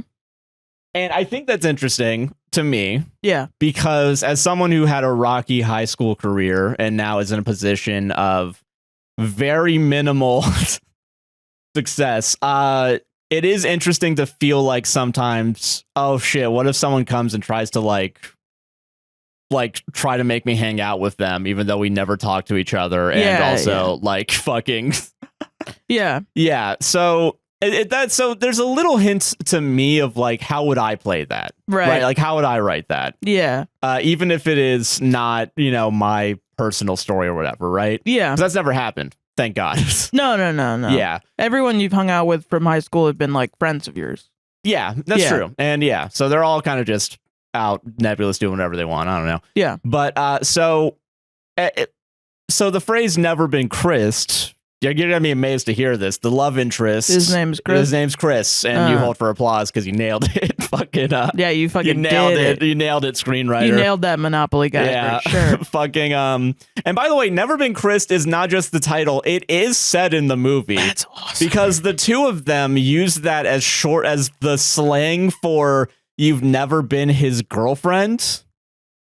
Like in high school, like "you've never been Chris" means you didn't date Chris. And I don't know if that means he's like a man slut or something, or like everyone just wanted to date him because he was voted in the yearbook. And I don't think these are real, what you would put in a yearbook. Most handsome and most popular. He won both. Most popular, I think, is one. Most popular probably is a superlative. Most handsome, I don't know. I want to say is kind of pushing it. I'm sure the editor of the yearbook, the adult, would be like, let's not call a child handsome. Yeah, maybe that's a little weird. I want to put my name on this. No, thank you. I actually don't feel like doing that. Yeah, I'm getting a call from the yearbook company. They're going to call the FBI on us if we do this.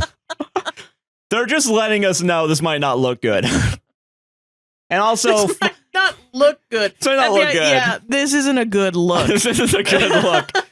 No one's gonna buy a what the fuck? There was a yearbook company that we worked with. That'd be so funny if they're like, no one's gonna buy from our company ever again. No one's gonna buy our super expensive yearbooks and class rings ever again. FBI told us that it's bad for our brand, but since it's not published yet, they can't do anything about it. So so you can hands are tied until the plane's in the building. You know what I mean? What?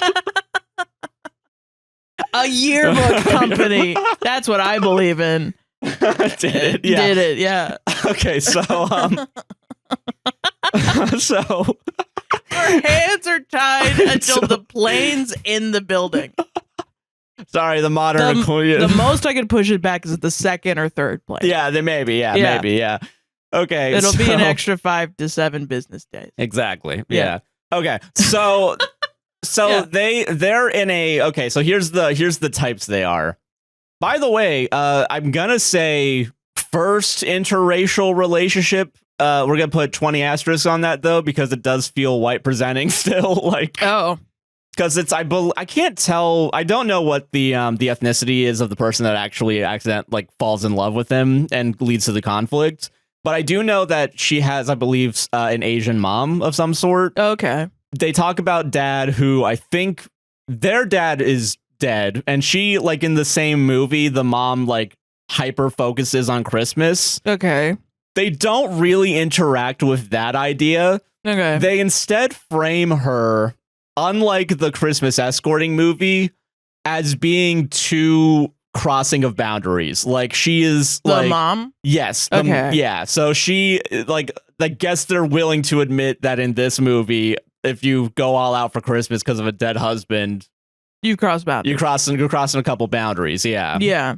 So they're willing to do that, right? I wonder if it's also because there's like a kind of a racist stereotype, but it is also because parents in other cultures are different. No, in different cultures.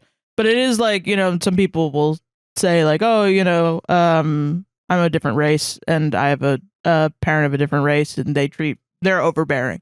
But there's like a stereotype of trying to portray that in media where it comes across as the overbearing Asian mom. Yes. And so it could be that also. It probably is that. Rather than her, and then they explain it with her trauma, which is good, I guess. No, I guess, yeah. I guess just being like, this equals that. And just being like, isn't that crazy? Like, yeah, I guess it's a little bit better than that. Yeah. But I don't know. I'm not defending it. I'm just like, I don't know. I wanted to point it out. No, that's fair. I thank you for doing that. Yeah. So that's her. She is the co-founder of the app. However, everybody looks down on her thinking she's an employee of the other one, Liz. Because Liz is kind of the... Okay, if we're going to do two brain theory, right? Like two-sided of the brain, one's more emotional, one's more intelligent or like logic-based, I guess. Yeah, like that old kind of false pseudoscience of if you're left-handed, you're more logical. Yeah. And if you're right-handed, you're more... Or like if you're left-handed, you're more creative. If you're right-handed, you're more logical. Or like left brain, right brain type shit. Yeah. They used to say that shit where like you're governed by your right brain, which is creative, if you're left-handed, and then if you're right-handed, you're governed by your left brain, which means you're more logical. Yeah, which is like dumb. Yeah, and doesn't make any sense. Yeah, and not real. Yeah. So, but like they're both like, so Naomi's the one that is the more emotional one in the sense of like not emotional as in fucking how most men use that word, but like she's more, I guess, in tune with the idea of having feelings as opposed to Liz, who is the intelligent app designer lady woman. Right. Yeah. Okay. And so remember when I talked about the idea with the Christmas escorting movie, the idea of being autistic for Christmas, right? Yes. So here's why I'm saying that. And here's my critique of that idea real quick. I feel like we're running into a Hallmark trope of the Christmas person. Kind of like the person that is Christmas, that isn't Santa Claus. Well, okay, here's the thing. Or could be because of that guy that is Santa Claus, but he was Christmas. He was Christmas, yeah. Here's what I want to talk about. I don't want to talk about the specifically being autistic for Christmas. I want to talk about the idea that I do think I want to get away from autism. No, and I understand that. Yeah. But here's what I'm trying to critique with that. Yeah. And I want to make this clear. It feels like they want to give... They're weird. Yes. They're not normal. But but instead of skirting around it, like they don't they want like when they have the logical character or a character that's really hyper focused on something. Yeah. And they act like they have what I would call stereotypical like neurodivergent traits. Yeah. But just because they play it off as more wacky as opposed to like treating someone who actually is neurodivergent crazy for Christmas. Yeah, because if you took someone with neurodivergency seriously, you'd have to treat them like a person. So they're not doing that. Yeah, they're not doing that. No, they're not. I understand then why you want to use autism as like Christmas autism or Christmas hyper focus. But even then, I think what they're trying to do is for some reason there's a trope where there needs to be a person that's all about Christmas all the time. Yeah. That maybe, and ironically, I'm kind of drawing a parallel to like D&D where it's like the plot driver. Yeah. There's not really a need in real life to go all out for Christmas. Yes. Unless you're crazy about Christmas. Or you're traumatized. You love somebody who's crazy about Christmas. Or you're traumatized and you use the trauma to mitigate your trauma. You're crazy about Christmas. Yeah. Or you just, you're friends with this person or this person is blah, blah, blah, and you're there to be polite. And then we can all relate to the person that is like, Christmas is kind of a drag because I'm an adult. Right? Yeah. Now I have to spend all this money and all this consumerism, blah, blah, blah. But isn't it actually good to do that? To sell things. Because then it brings us all together. And maybe the person that is into Christmas was right the whole time. And now I finally get what they're saying. And that kind of trope. I think that you're right in the way that they portray this person as othering is relatable, at least to us neurodivergent people. Yeah. As, look at this crazy person. They're not normal. I'm normal. Yeah. Because we've been in instances like that. No, for sure. No, Yeah. I don't think it's like a critique on autism, but I think what they're doing is they're trying to say this person's strange and not normal. It's a Monopoly guy. Yeah. Kind of situation, which if you're not into the idea of the Monopoly guy, if you're not dialed in, believe it was Ace Ventura movie where they're at a party, Ace Ventura's there, and then a guy walks in and he's got a big mustache and a top hat and a monocle. Yeah. And he says, "Oh, shut this party down," or something to stop the fun. Yeah. And Ace Ventura turns over and he goes, "And who are you, the Monopoly guy?" And everyone's like, you watch it and it's like, oh fuck, he nailed it. Yeah, but that guy totally looks like the Monopoly guy. But also you wrote it in for that to happen. It's not really a joke. Yeah. It's not it's the most perfect encapsulation of what all writing is, which is setting up and punchline. Yeah. Especially if you're writing for comedy. But the ways in which you write that are usually like you obfuscate. Yeah, as opposed to just saying that's here it is. There it is. But like, if you know anything about movies, you know that the guy that was the Monopoly guy, they went to him and they said, "Find me a Monopoly guy outfit." Yeah, and so they gave him the Monopoly guy outfit. And then he turned around and said, "What are you, the Monopoly guy?" And we're all like, "Ha ha ha." Yeah, but that's not how it works. No, yeah. So that's kind of what I'm saying. Okay, I get you. So I don't know. I don't want the trope to be called Christmas autism. No, I get you. Or Christmas hyperfocus. Well, and this one is not Christmas autism. It's just autism. Sorry. Right. Sorry. But yes, I understand why you don't want to do that. Yeah. No. Yeah. Okay. But okay. So she's the more logical one, and like she's more. I'm not gonna say in tune. She's not in tune with her feelings, but she's definitely more like pushing them down compared to the other one, where the other one's kind of like the dreamer of the two. Yeah. And like the more hopeless romantic. Mm-hmm. And then usually, and here's, I guess we're gonna get into plot, but whatever, we'll get into more ideas and themes later as they show up. The plot. Yeah. But okay, so they're trying to get like venture capital. Christmas movie, by the way. They're trying to get venture capital Series B funding for their friend app. Yeah. And they're trying to be like, well, we want to expand from having friends to relationships, and also like doing a meetup type thing, like the website meetups where you find like clubs or whatever. Yeah, like meetup.com. Yeah. And sponsored by meetup.com. We're not. Yeah, I'm joking. Unless $50 per thousand CPM. Unless you make me go outside. I don't want to do that for meetup.com. $100 to go make us go outside for way more than that. Way more than that. 1,000 per thousand. $1 to listen. God damn it. $1 one person. Yeah. But okay, so they're doing their venture capital thing, and they're laying down the idea also that like the logical one, Liz, is more of a boss, quote unquote. Even though Liz also goes out of her way to be like, no, we're co-founders. Hey, listen, we're both Even though Liz kind of seems like the one that cares more about it, and slowly through the movie it's kind of implied that Naomi just kind of goes along with Liz, not necessarily because she doesn't want to, but because she's afraid of like coming out of the shadow and like kind of doing her own thing, is the psychological You're view. So right, this is a sapphic movie. Yeah, man. and then Liz is supposed to be like she's more out there open, but she doesn't know the emotional side of things. See, but we have to bring a man into this. We have to bring a man. Of course, God. And we have to make it a love triangle. We have to make two women fight stupid. over a man. I don't give a fucking shit, dude. I love the dynamic between them. I ship them already. I haven't even seen the movie. And by the way, I would have enjoyed this movie more if by the end of it they realized they were made for each other. Yeah. Which, okay, I don't want to spoil the ending, but like they do bring up the idea of them being soulmates.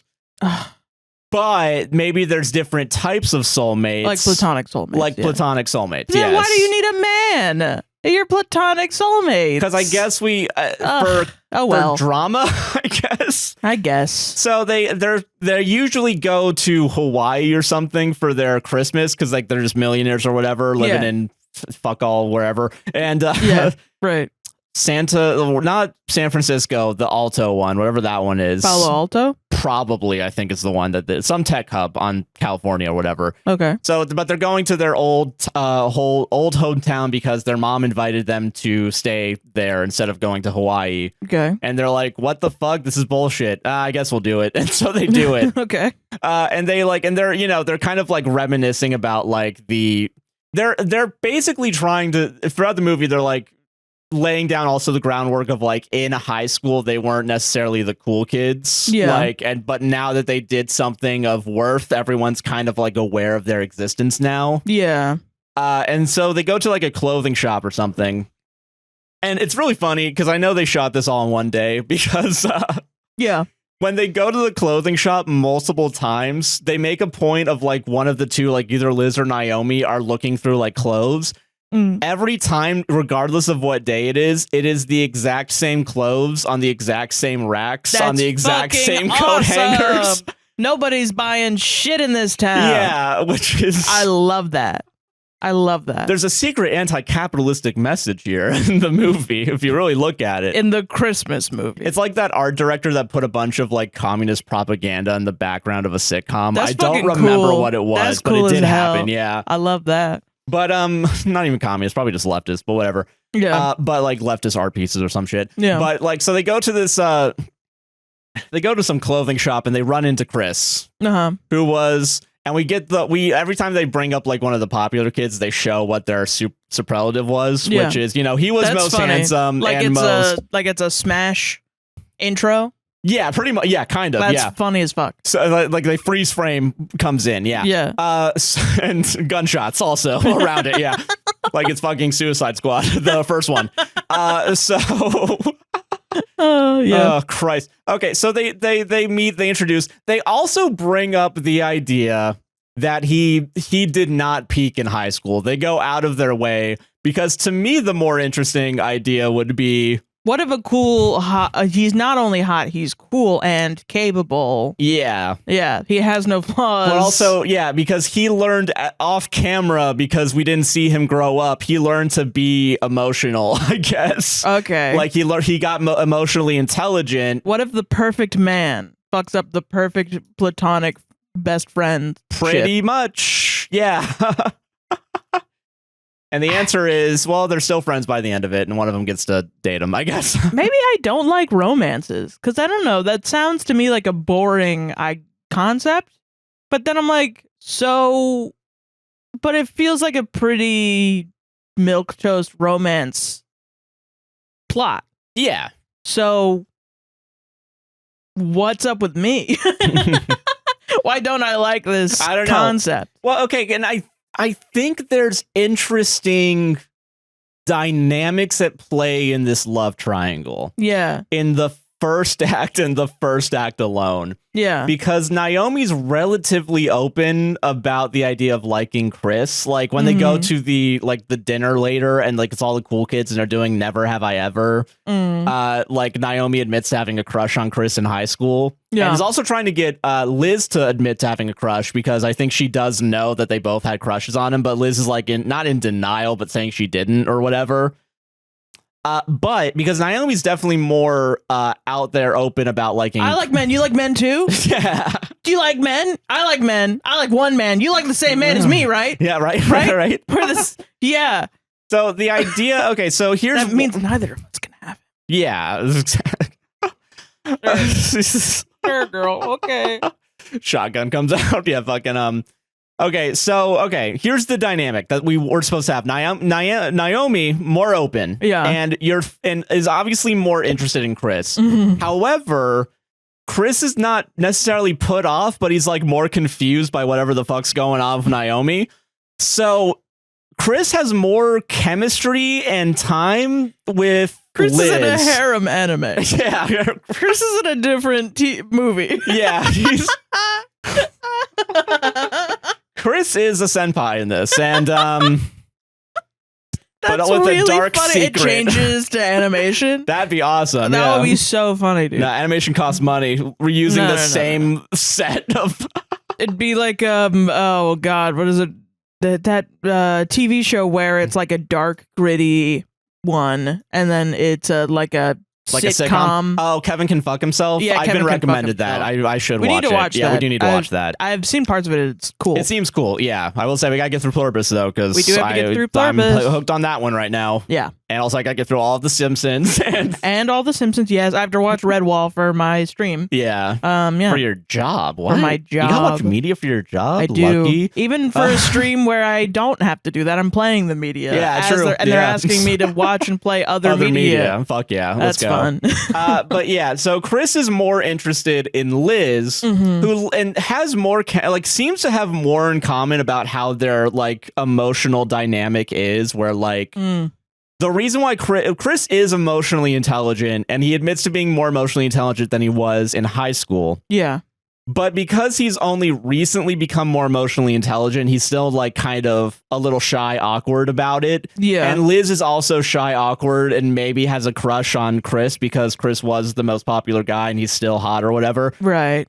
So they have a lot more time together in this first act where it seems like these two are going to be the pairing, right? Right. Because someone in this story does have to be screwed over. Yes. Because we're not going to do polyamory in a Hallmark Christmas movie. But it would be fucking awesome. It would be awesome. And it would be cool to make a bunch of old people die of heart attacks at home. But which, by the way, we don't talk about polyamory too often because we usually avoid Reddit stories with polyamory in it because most of the time they're written from the agenda point of polyamory. All polyamory is bad. Yes. But we're pro polyamory. You do what you gotta do. I don't give a shit. We're anti-cheating, but that's not what polyamory is. Yeah, no, if you have a communication with your partner about it, who gives a shit, right? So if you're anti-polyamory, fuck off. Yeah. Yeah. But so we are that. So that's the good ending, but that's not gonna happen. No, of course not. The best ending is Chris is out of here. I mean, we already have jumped the shark with an interracial couple. Yes, okay, yeah, that is true, because it is gonna eventually be Naomi and Chris. Yeah. Okay, I don't want to say that there is also religious undertones in this movie. It's a Hallmark movie, Josh. You didn't even need to say that. Well, she does. Let's throw a wrench in here real quick. Yeah. Naomi, which religion? Naomi, Christian, celebrates Christmas. Christian miss, yeah. Yeah. Liz, Jewish. Whoa. Celebrates Hanukkah. Let's go. They don't make fun of it, of course. I think for 2023 that would be fucking crazy. Yeah, it is kind of crazy to make fun of Hanukkah. They do respect it. They do the menorah, they have cool. They do celebrate it. Yeah. However, it is weird. I don't know if this is a stereotype. So here's Liz's problems in the movie. Yeah. Not being able to necessarily communicate feelings to Chris and losing out on Chris, right? Right. And losing out on Chris to her best friend. Yeah. Who usually sometimes is kind of seen as an underling, even though Liz doesn't really believe that, but also other people kind of see it that way, right? Yeah. So there's maybe a superiority thing that they could have gone into, they didn't. Right. But so there's that. Her mom is shitty and had remarried after her dad left. Okay. And basically just had a whole nother family that she was aware of and was also there to see. She has a stepdad and they have a daughter. The first mom, Terry, I think is his name. And then they have a daughter that they praise more than she got praised as a kid. I don't know if that's a specifically Jewish stereotype. Okay. I don't know, though. But I do think it is interesting that they did go out of their way to have them be not celebrators of Christmas, but still following Judeo-Christian values. Thanks, Dennis Prager. But Ben Shabibo. Yeah. But I do think it's funny that she has way more problems that are family related, I guess. Family related, and also because she's Jewish, even though she seems like the one meant to be with Chris at the beginning, they kind of yank it away. Because she's Jewish? I'm not going to imply that, but it does feel a little bit like she doesn't celebrate Christmas. Okay, here's another reason why I kind of think that. Fucking crazy. Okay, here's another point in my favor for that. Okay, so we have grooming, we have Christmas STDs, potential anti-Semitism. This one is the anti-Semitism movie. Here's another reason why I think that's a point in my favor. Right. They make a point because anti-Semitism. Yes, yeah. So they make a point that she is like othered. Like she was othered in high school and like because she's Jewish. Well, not because she's Jewish, but because like she's no like one reserved. understands. Yeah, she's reserved. No one really understands her, even though she secretly has always wanted to be a part of the cool kids club and was always jealous of the cool kids, but like never did any of the stuff they did. It's weird. I'm not going to say it's because of anti-Semitism. I'm just going to say it's fucking weird to me. But it's like that. But it's like kind of what they're implying in the movie. It's that she's a victim of anti-Semitism or maybe some other othering, bullying scenario. But they don't explicitly say it's they don't explicitly say it, but also they did Jewish. other her comparatively to other Hallmark movies where we had never even talked about like Hanukkah being Jewish or whatever. But this movie has that idea in there. This is the first one that you've seen. Yes, that I've seen so far. Yeah. So maybe there are others. Maybe there are others. Yeah. What are maybe it's got nothing to do with each other. Maybe it's not. Yeah. Maybe it's just a coincidence. She's also quite reserved, so maybe she's being bullied for that. Yeah. No. Yeah. Well, they also never really say they were bullied. They just kind of say they never really interacted at like social events. Like they didn't go to prom or anything. Like they just kind of They're like, wallflowers, kind of. Yeah. Pretty much. Yeah. Yeah. Sapphic wallflowers. Yeah. Yeah. Okay, so they run into Chris or whatever. Naomi has a little crush or whatever. Chris invites them to go to like the bar and like meet all the other popular kids. And they're like, oh my God, we're popular now because we have a $10 billion phone app or whatever. Yeah. Right. Because everyone knows about that. Yeah. Yeah. So they go. We also get all the superlatives of all the other people. And like one's class clown. And okay, this does seem targeted. Maybe this is going to be some weird like what is it, like fat phobia on my end. The class clown is like the only big guy in the movie. Of course, is the funny big guy. He's the funny big guy, right? Ginger beard, like yeah. And I don't know, maybe I'm offended at the ginger part, but also like as a class clown runner up. So he's that, and like everyone else is like either like average build or Chris is the hunk or whatever, right? Yeah. So he's that. There's like a guy that likes to party. There's a black cheerleader that for some reason during this party seems like resentful and like of the other two, which is weird because it does kind of come across like maybe like for some reason she's like that. But also this is the only scene where she does that. And it's never explained why she acted like she hated them for 10 seconds. But maybe it's like, I'm thinking in the logic of the movie, why are we hanging out with these losers just because they made a phone app? That is possible. Even though literally no one else has that issue, she's the only one that has that issue. Well, I feel like you gotta, you know what I mean? It's like, if you're so high up your ass writing characters and you're at the point of the movie, in a bad movie, Act 3. Yeah. In a good movie, Act 1, where you're setting up all the characters. Yeah. In a bad movie, or it could be Act 2. Who knows? You're setting up all the characters. Yeah. You think, well, somebody's got to have a different point of view. Just because it's realistic, and or maybe there'll be some conflict there. Yeah. You know? And it sounds like maybe that's what they were trying to do. That's possible. Or maybe they're saying some sort of internal damn it, racism. I have to hang out with all these white people. Maybe.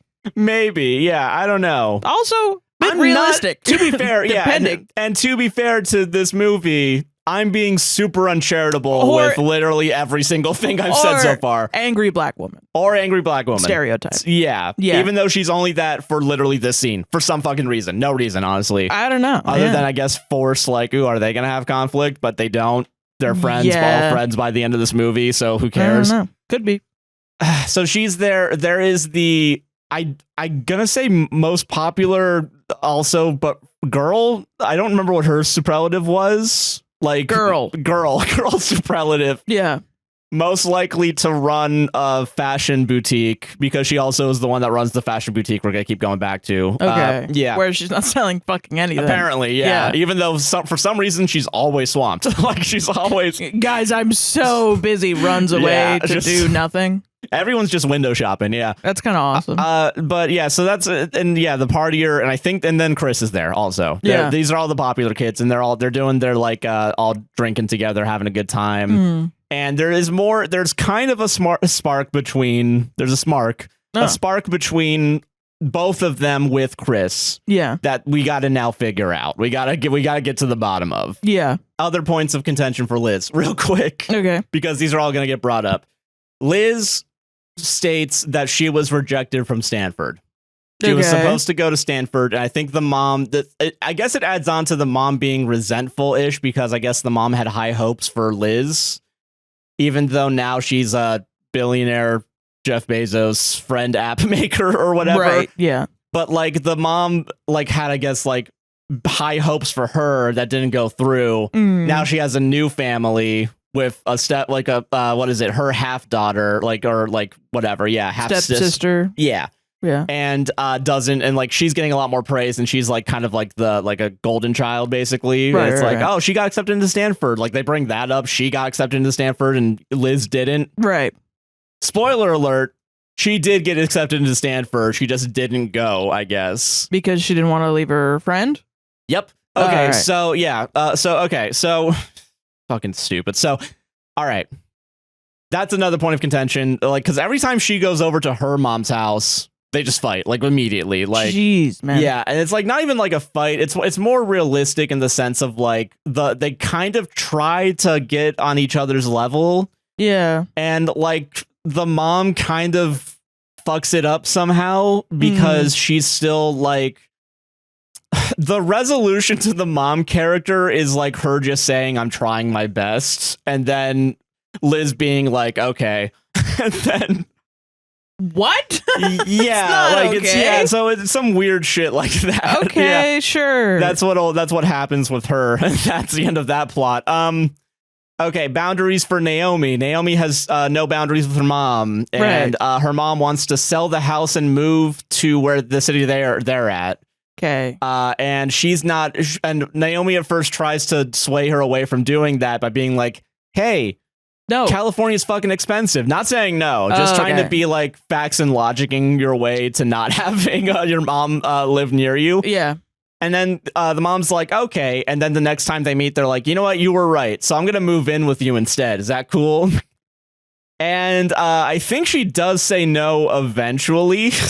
Okay. And that's her arc, is learning to say no to her mom. That's good, I guess. Yeah, I guess. Yeah. But then like they almost have a falling out because like they do kind of fight about it because like it seems like her mom uses the excuse of like, oh, so you don't want to take care of me? Like, sheesh. Merry Christmas, guys. So, whoa.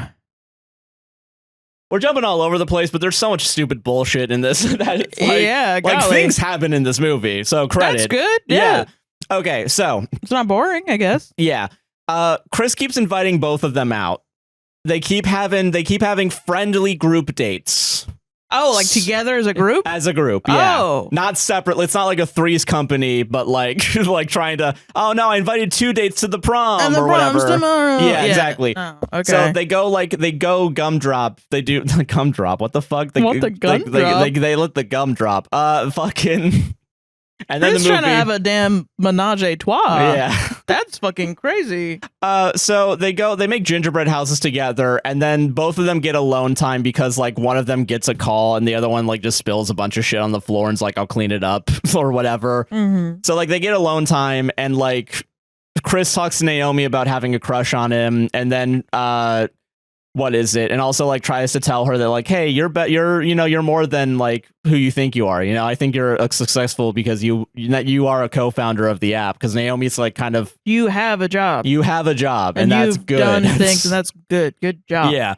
And then Liz's talk is some bullshit about like, you also have a job. You have a job also. Or like you should come out of your shell or something like that. Like some bullshit like that. Yeah. I'm probably giving more to this movie and trying to remember it because this is how I would do it. Macros, man. Like, I know the speech. Vibe, yeah, whatever. Yeah, you know. Yeah. Also, they have Liz, to throw you're this. so beautiful. Just take off your glasses and undo your bun. Yeah. You know? Even though she doesn't even have that moment, because like from the start, she's like just chill. She's like everyone in this movie is conventionally attractive. So like there's not even the like question of like, no, you don't worry, you do look hot, haha. So yeah. Also important detail that will come up later because this movie's fucking stupid. Yeah. Chris is vegan. So keep that in mind, everybody, as we go. Yeah. Can you imagine? I mean, okay, vegan jokes. I was downvoted. I made a vegan joke on Reddit once in 2012, and I think I lost 330 karma. Shit. Because it was played out back then. Yeah. This is 2023. They don't play it off as a joke. No, it's serious. It's serious in the sense, like, the only joke that they make about it is, like, one of the friends, which probably the class clown or something, was like, yeah, we all know you're vegan, shut up about it, or whatever. Like, that's the only kind of, like, so it's like a reverse poking. fat joke also because he's fat. Yeah. Like, he's not, if he went vegan, he wouldn't be as fat. Maybe. If that was him, yeah, but I could see that being the mindset. If it was the party guy, I don't know. Fucking party guys hate vegans. I don't know. This is one of those things where it's like, the writer thought they were smart, but they don't even know that they're making the new bland shit. Yeah. Like, they don't even know they're making the new hack. The new hack. Yeah. Like, they think being hack is like what hacks were writing in the 80s. But no, it's actually whatever the shit is that you're writing right the fuck now. Yeah. Amazingly, yeah. Weirdly enough. So, okay, yeah, he's vegan. And he's vegan, whatever. Next group date they all have, they go ice skating. And they all start together, but it's Liz and Chris know how to ice skate. Naomi doesn't. So, I'm going back and forth between Naomi and Naomi, sorry. No, you're fine. I don't remember how they say it in the movie. Whatever. Naomi like kind of backs away and is like, no, I'll catch up with you guys or whatever. So Liz and Chris have their romantic tension moment where like they're both standing next to each other real close.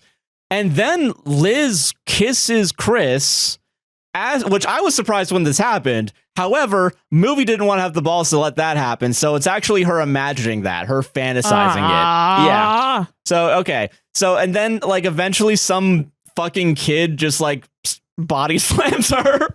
Fucking awesome. That would be me. Like a kid like zooms by and just like makes her trip.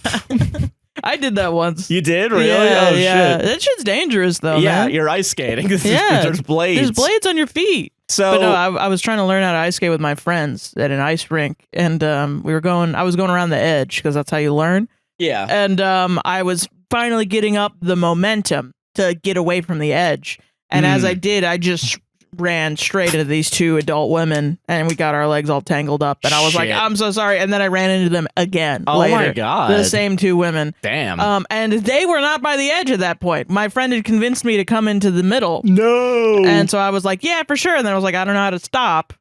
And I just ran straight into the same two girls. Yeah, Jesus, fuck, man. It was fucking hilarious.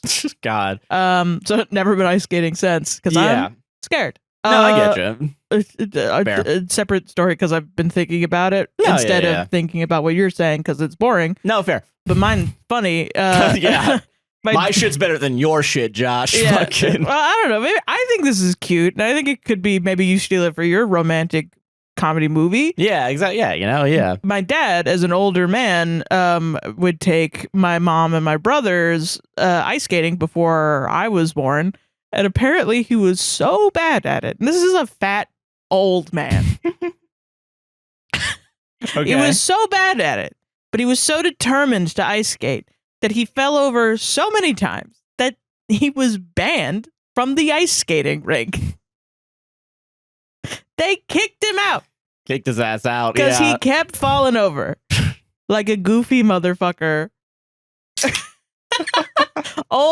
News at 11, old man falls over at ice skating rink 45 times. Shit's awesome. Okay, hell yeah. And I just keep thinking about my dad slipping and falling, that's fair, and it's so funny. It is funny. It's really funny to imagine. God. Yeah. Oh, God bless. God bless. Yeah. Anyway, go ahead, Josh. I'm gonna think about this. And then I'm gonna rotate a banana in my mind. Hell yeah, cool. So so she falls, fucking sprains her ankle, and Chris, perfect man he is. By the way, they make a point. I'm not talking about any of the cringy jokes they make about like them being software developers. Like one of them says like he's the perfect AI representation of a man, and then you look at Chris and his fingers are fucked up. I'm joking. He's got 6 fingers. He's got 7 fingers on one hand, 2 on the other. He's perfect. Yeah. Yeah. Fucking phase don't look right. Fucking phase don't look right. Phase don't look right now. Yeah. Not right now. You hear? Yeah. So like Chris, like medical doctors. He was a Marine at some point, or he was part of the army. I don't know which one. He was a serviceman. Red flag. Yeah. I keep hearing red flags about this guy. And like because he did it because his dad did it. Fucking Marine. I don't know, but it makes you the perfect man apparently. I guess so. Yeah. So he just like puts his glove on her foot and like, lets her heal it herself. And then the power of Ra. Yeah. And then God. Yeah. Like, yeah. That crazy. So lay on hands. He's a paladin. Yeah. Exactly. He is. Yeah. It's a better movie if he was. Okay. So Liz is then like, no, you guys can go on without me. I'm just going to take care of my fucking wound or whatever. And the other two are like, okay. And then Naomi has the romantic. Okay. And then Naomi has the romantic, like she doesn't know how to ice skate. So Chris keeps her close and talks about the crush because talking about the crush distracts her from falling over. And then they get up real close to each other and have their little romantic moment. And then they kiss. They real kiss? They real kiss, actually. And then they go to commercial because they like have a heat of the moment kiss. Bounty paper towel. Yeah. So okay. Yeah. Wow. Okay. Yeah. So okay. Now this is when shit starts hitting the fan for the movie because like Liz gets a little jealous that some man's taking her woman and yeah. Joking, it's the other way around because this is a good Christian Hallmark movie. Yeah. Christian. Yeah. But she is pissed off though. Like she at some point like leaves early in the morning without telling Naomi and like says like, oh, I'm going out early Christmas shopping. Haha. Don't worry. And she goes to the store, realizes that one of the popular kids ran the store, and they talk about like they're doing a pseudo reunion, like they do a reunion for all the classes every Christmas because everyone's in town or whatever. Yeah. And like somehow they get to the idea of her hosting what is like the Christmas ball or whatever it is, like not prom, but like a Christmassy dance prom.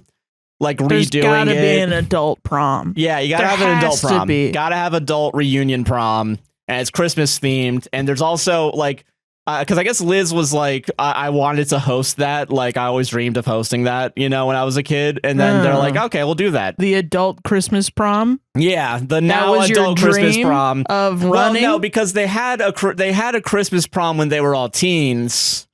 So they're doing an adult version of it now because everyone's in town, and they're doing like a pseudo class reunion thing that they do every year, I guess, because you gotta respect it, man. You gotta respect the amount of dances, because if there weren't, we wouldn't have the Dean having a dance every episode on Community. That is true. We do need to pay our respects. Yeah, don't get me wrong. That's so funny. However, it is funny that they're like, we're just gonna fucking do it again.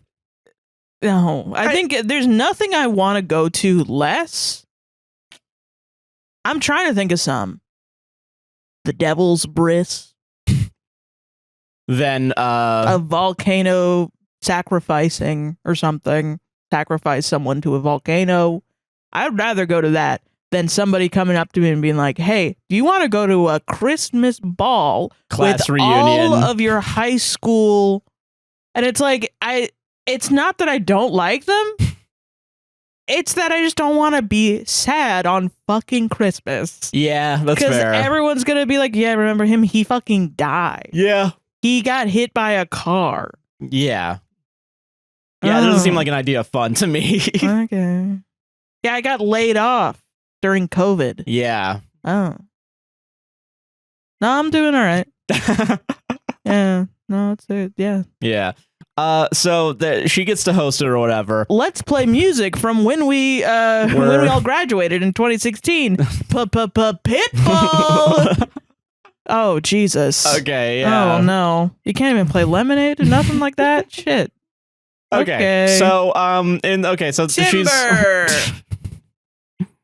okay. So. All right, let me get through this. Let's just fucking end this bullshit. So fucking I'm sad. already tired. It's getting into sad territory. It's sad a little bit. Sad dumb. Because also they're trying to do like I don't know what the fucking message of the movie is. Because like they kind of want to go into the idea of like it is okay to live a little bit in the past, but also it's not okay to live a little bit in the past. Well, because if it's not okay to live in the past, then Hallmark is done for. Yeah, that's true. The brand is done for. Do you think Hallmark is updated? No, I don't think they've updated in the past 2 years. Yeah. When Calls the Heart, they got cell phones in it now. Yeah. No, I'm not watching. But like it's so like they okay, let's speed run a couple things real quick. All right. Like the mom eventually is understanding and is like, yeah, I understand you don't want me to live with you. I get it. But also I respect that you do want to take care of me when I'm older. Whatever. The Liz's thing with her family's figured out because part of it is like she wasn't in a photo shoot and then she redid the Christmas cards and then she's in the photo shoot for the Christmas cards or whatever. Wow, so that was just nothing. That was just shit. That nothing. was fully just not a problem. And yeah, now it's like, hey, we're both trying our best here. And then, sitcom music happens. Yeah. Okay. Okay, so they start having their falling out. It's a very slow, gradual process where they're kind of getting like a little bit shitty with each other. Like at some point they're going through all their old stuff and like they're just like there's little jabs at each other. Like, and they're like getting little like, because Liz is jealous of Naomi being with Chris because Liz did feel like she had something for a second. I don't remember. Okay, so this is why women shouldn't be friends with other women. Can you imagine? That's the take. That's not the take, thankfully. That would be crazy. If this movie came out in 2013, yeah, probably, but this was 2 years ago. Don't worry. Yeah. So, okay, they have like a Hanukkah party. If it came out in 2013, it would also be like, and girl gamers just do it for attention. Yeah, girl programmers aren't actually real programmers. So yeah. Go ahead. Okay, sorry. So they go to a Hanukkah party. It's the 6th day of Hanukkah. They're doing their little Hanukkah party. Chris eats lox, and what's it called? Liz noticed this, and Liz will remember this because Liz is like, "I thought you said you were vegan," and Chris is just like, "Yeah, I am." Oh, he doesn't know that it's salmon? He does know it's salmon.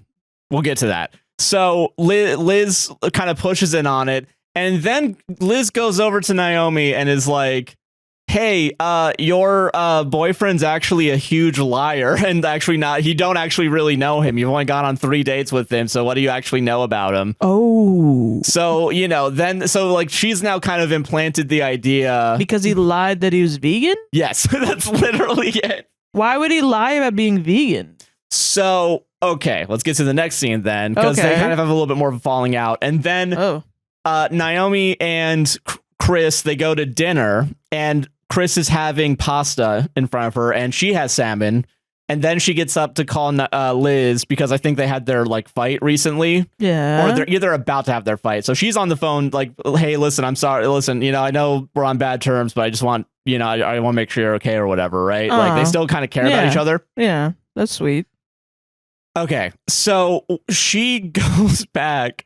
She looks at the table. He can't stop eating salmon, dude. Yeah, he's literally a bear. He looks like he's trying to he has his head in his hand, like, oh God, oh no. And then he's kind of peeking out a little bit and just slowly moves the plate of salmon towards himself. Holy shit. And then he takes a little piece. He's not a human being. He's a motherfucking grizzly bear the whole time. Wearing a motherfucking skin suit. It's a horror movie. So it's an inverse Midsummer, dude. Yeah, he takes a little bit of salmon. He puts it in his mouth. And I only assume the director was like, yeah, can you pretend like you just came in your pants? Like, can you just pretend? that you're like having an orgasm and say, so good or some shit. It cut to that one clip of that chef that's like, this is so good. Remember that? Yeah, I think I do remember that. I love that maybe, video. yeah. That video is so good. So anyway, Naomi now has the thought of, Chris lied to me. Is he secretly a bitch? And then, and so they're over. So they apparently break up off camera. They go off on bad terms. They both are at the shop the next day. Like, Liz is getting dresses for the dance or whatever, and like shows Naomi her dress that she didn't ask for, and also is like, oh, okay, sure. Also, being the perfect man, Chris is also a handyman. He also does woodworking and bullshit. So he's there doing work for the other friends. Trying to keep up in my mind. Yeah, shit's going by real quick now. Yeah. So Chris is there, and so they have an awkward moment of like, hey, listen, I know I lied to you all this time, but I hope you have it in you to forgive me. I hope what we had was real. And then he leaves. What the fuck is going on? Why did he lie about being vegan? So I don't know. What? I genuinely don't know, because he's just a Episcopalian, whatever the one is where you do he's a Pascalian or some shit. Whatever. What the fuck is Pascal's wager. Pascal wager scallion. Yeah. What the fuck is it? Episcopalian. Yeah, it's Episcopalian. That's what it is. No, he's just that. No, that's a religion. Oh, really? What the fuck's the one where you just eat fish? You know, I had it, and then I laughed so hard at Episcopalian, I lost it. He pisses a million or some shit, and diet, eat fish. Pescatarian. Pescatarian, yeah, pescatarian. Thank you, Reddit. So that's so funny. So anyway, he's a Episcopalian. So Episcopalian, yeah. Why did he lie about being pescatarian? And I don't know. I don't remember if he explains it. Oh, I think he says he's a vegan, and then sometimes he eats salmon, and maybe he didn't have the word for it until the end of the movie, where he shows he did know the word for it by saying it to Liz, I think. So he's just like so it's like a realistic, because like fucking a streamer I watch, Chiblee, says that he's vegan, but he eats meat all the time. You know what I mean? I guess, but I don't.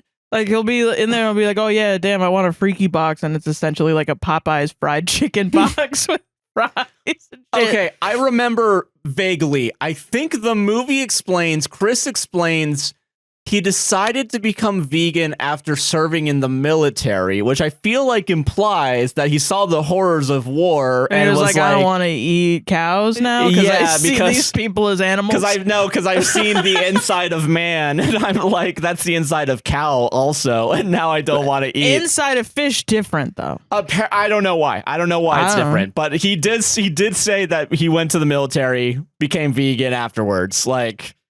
Okay. So he went down the fucking, probably was part of the fucking army, because the Marines are the big strong guys. They wouldn't become no damn vegetarians from that last movie we watched. Wow, okay. Or maybe to differentiate him from being an army guy. I guess it's I don't know. Maybe it's, okay, logically. Logic, yeah. In the movie logic. Yeah. Maybe it's like he's perfect, except for this one thing.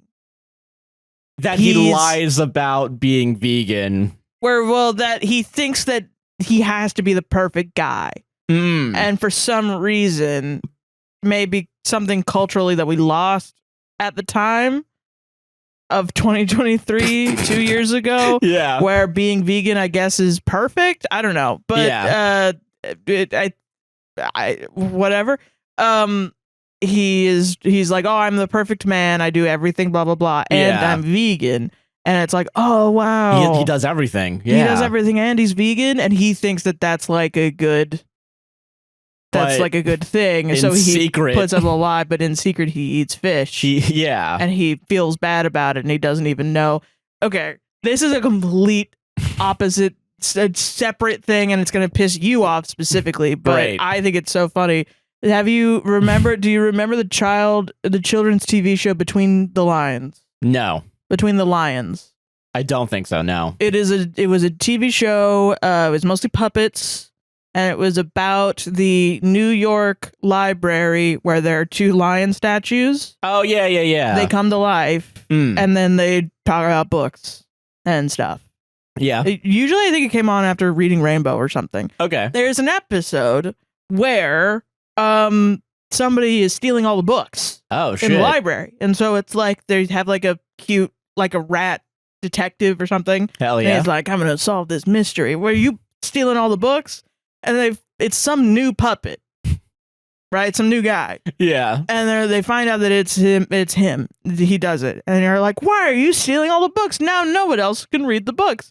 And the guy goes like, because I don't have a library card. And everyone's like, but it's free to get a library card. He's like, wait, really? He's like, yeah. Aw, dang. And so then they give him a library card and he can have the books. Yeah. And he brings them back. And he was like, why did you bring back the books? I was scared because I didn't know I didn't have. They were like, oh, you can just get a library card. He's like, but I don't have any money. It's free. Oh my god! Like that's the episode. Yeah. I thought that was the funniest fucking thing when I was a kid. Yeah. So that's, I think, what this is. It's a non-issue, but because he's such a fucking idiot, which he's like, oh shit, I didn't know that I'm still a vegan. Like I'm technically not. Like I'm not a vegan. I didn't know the word vegan. I'm this other thing. Okay. Point against that real quick. Yeah. Sorry. The movie does make a point that Chris admits that when he was in high school, big fucking idiot or whatever, right? Like some bullshit. Yeah. However, after the Marines, he went to university and he became an English major specifically, and also is an English teacher at their old high school. So I'm now realizing he probably does know the words. But I mean, not everybody knows every word. Okay. Even if you're an English major. I don't know. If you read The Great Gatsby, you know the entire dictionary. I think if this movie did it right, I think the movie could do this right and have it be like the Between the Lions episode, wherein he's like, oh shit, I didn't know that was a thing. But no, he just doubles down and says he's vegan when he's confronted by it the first time. Right. And well, then because he thinks he is vegan. He thinks he is, but then he's not. And he thinks he's doing a bad thing by eating fish. But he doesn't know that he's actually not vegan. He's this other thing because he doesn't know it. Does that make sense? Okay, I kind of get what you mean. Like, he doesn't have the word. And then they're like, Chris, you're just pescatarian. Who cares? Oh. But no one does that. No one says that about him. They need to have that, though. That's the thing. The movie is bad, and it needs to have that moment. Well, wait a minute. Naomi says that that's a possibility to Liz. And I think Liz just doesn't let her have that thought. Like, maybe he's just dumb or something.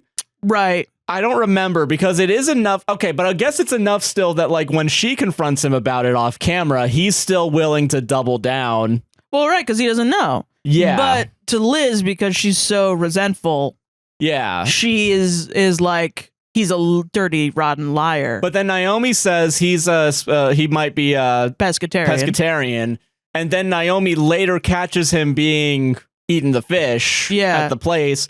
I guess doesn't bring up that idea to him and explains what pescatarian Pascal's wager is to him. Yes. And then they still break up somehow. Like, they still have a falling out. Well, because Naomi is being manipulated either by Liz or by she doesn't, like, they're not having a conversation about it because Liz is in her ear saying he's a dirty, rotten liar. And so she's judging him but he's not going to be like, I'm pescatarian, because he doesn't know what that is. No, I understand. He's going to be like, no, yes. I am vegan.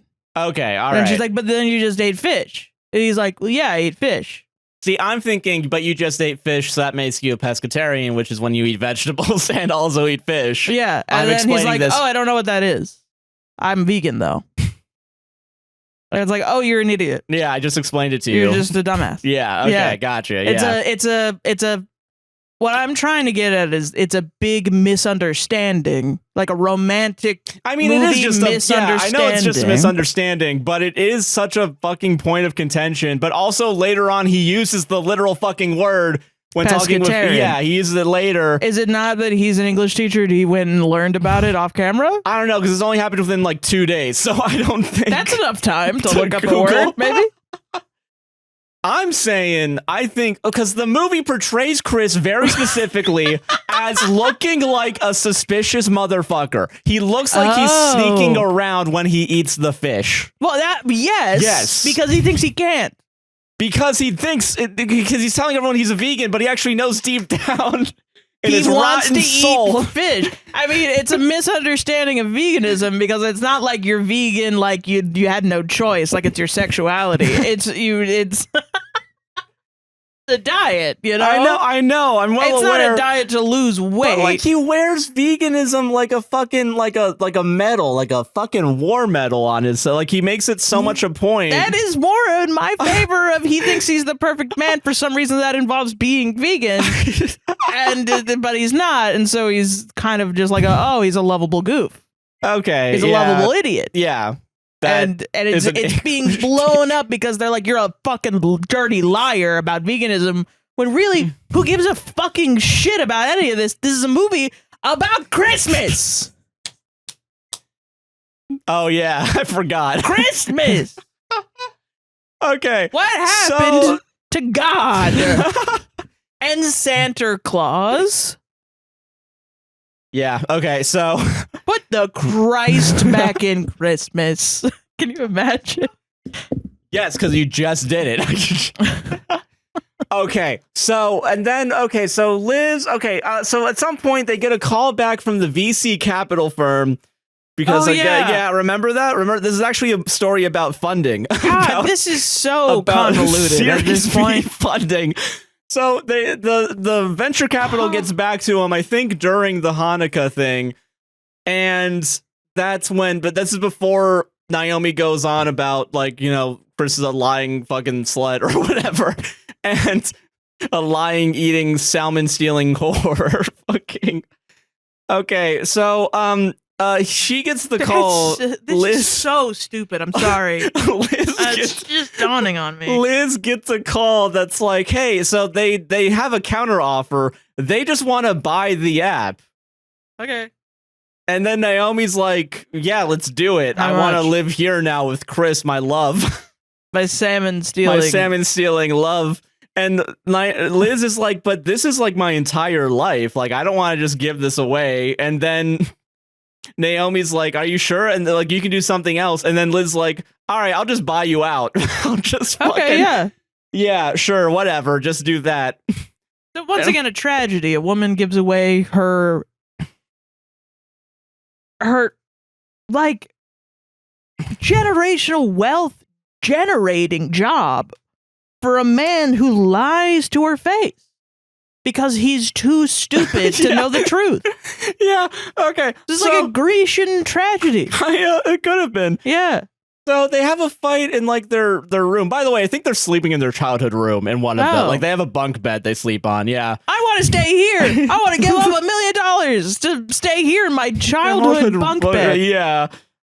So you need to go outside, girl. I don't know. Naomi is resentful at Liz because Naomi figures out that Liz was lying because she snoops through her shit. Because Liz has kept her rejection letter throughout all these years. About Stanford, yeah. Yeah, about Stanford. And then, like, she left the box in plain open view or something. So Naomi was like, I might as well look at this, see why she keeps it. And then it reveals, actually, she was accepted. And then, okay, Liz... You fucking liar. You love me. Fuck you. Liz is... Naomi's resentful because everyone thinks she's an underling to Liz. But Liz is resentful because Liz feels like she's done everything for her as her only friend because Naomi's her only friend because she didn't have friends growing up because she was a girl gamer or something.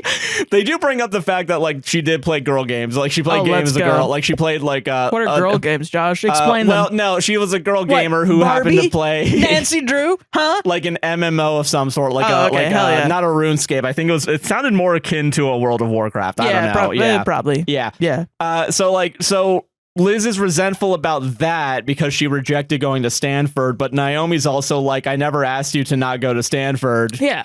And then Liz is like, I always looked at you as an equal. I don't think you're an underling. Why do you think of yourself as an underling? Yeah. Like, and also there's a little bit also of like, well, I don't know. Maybe I did kind of do all the shit, man. I did all this programming or whatever. I don't know. They have a convoluted fight and then they have their little friend break up for 10 hours and real stuff. Real talk. Yeah, so they points, honestly, points for putting on TV a breakup that lasts for 10 hours. Yeah, so because that's most of the time when my friends say I broke up with my boyfriend, it's we got back together 20 minutes later because we're both too in love. Yeah, that's true. Yeah. So okay, so they both talk to their moms and resolve their conflicts. Naomi's mom's no longer a clingy motherfucker, and Liz's mom recognizes her as her daughter finally, I guess. So cool. Fun. So yeah, but then I think both of their moms are like, you should get back with your friend, actually. I think, yeah, they have a little bit of that. That's cute. So then they're at the Christmas ball dance reunion, whatever, and like Liz is hosting it, and they're supposed to do like the same like king and queen. Like there was a Christmas king and queen for some reason all those years ago. Okay. So the lady who it was Chris and the lady who owned the shop, and it was the lady who owned the shop's idea to have everybody redo. Oh. Because also the late so everyone's jealous of each other for no fucking reason.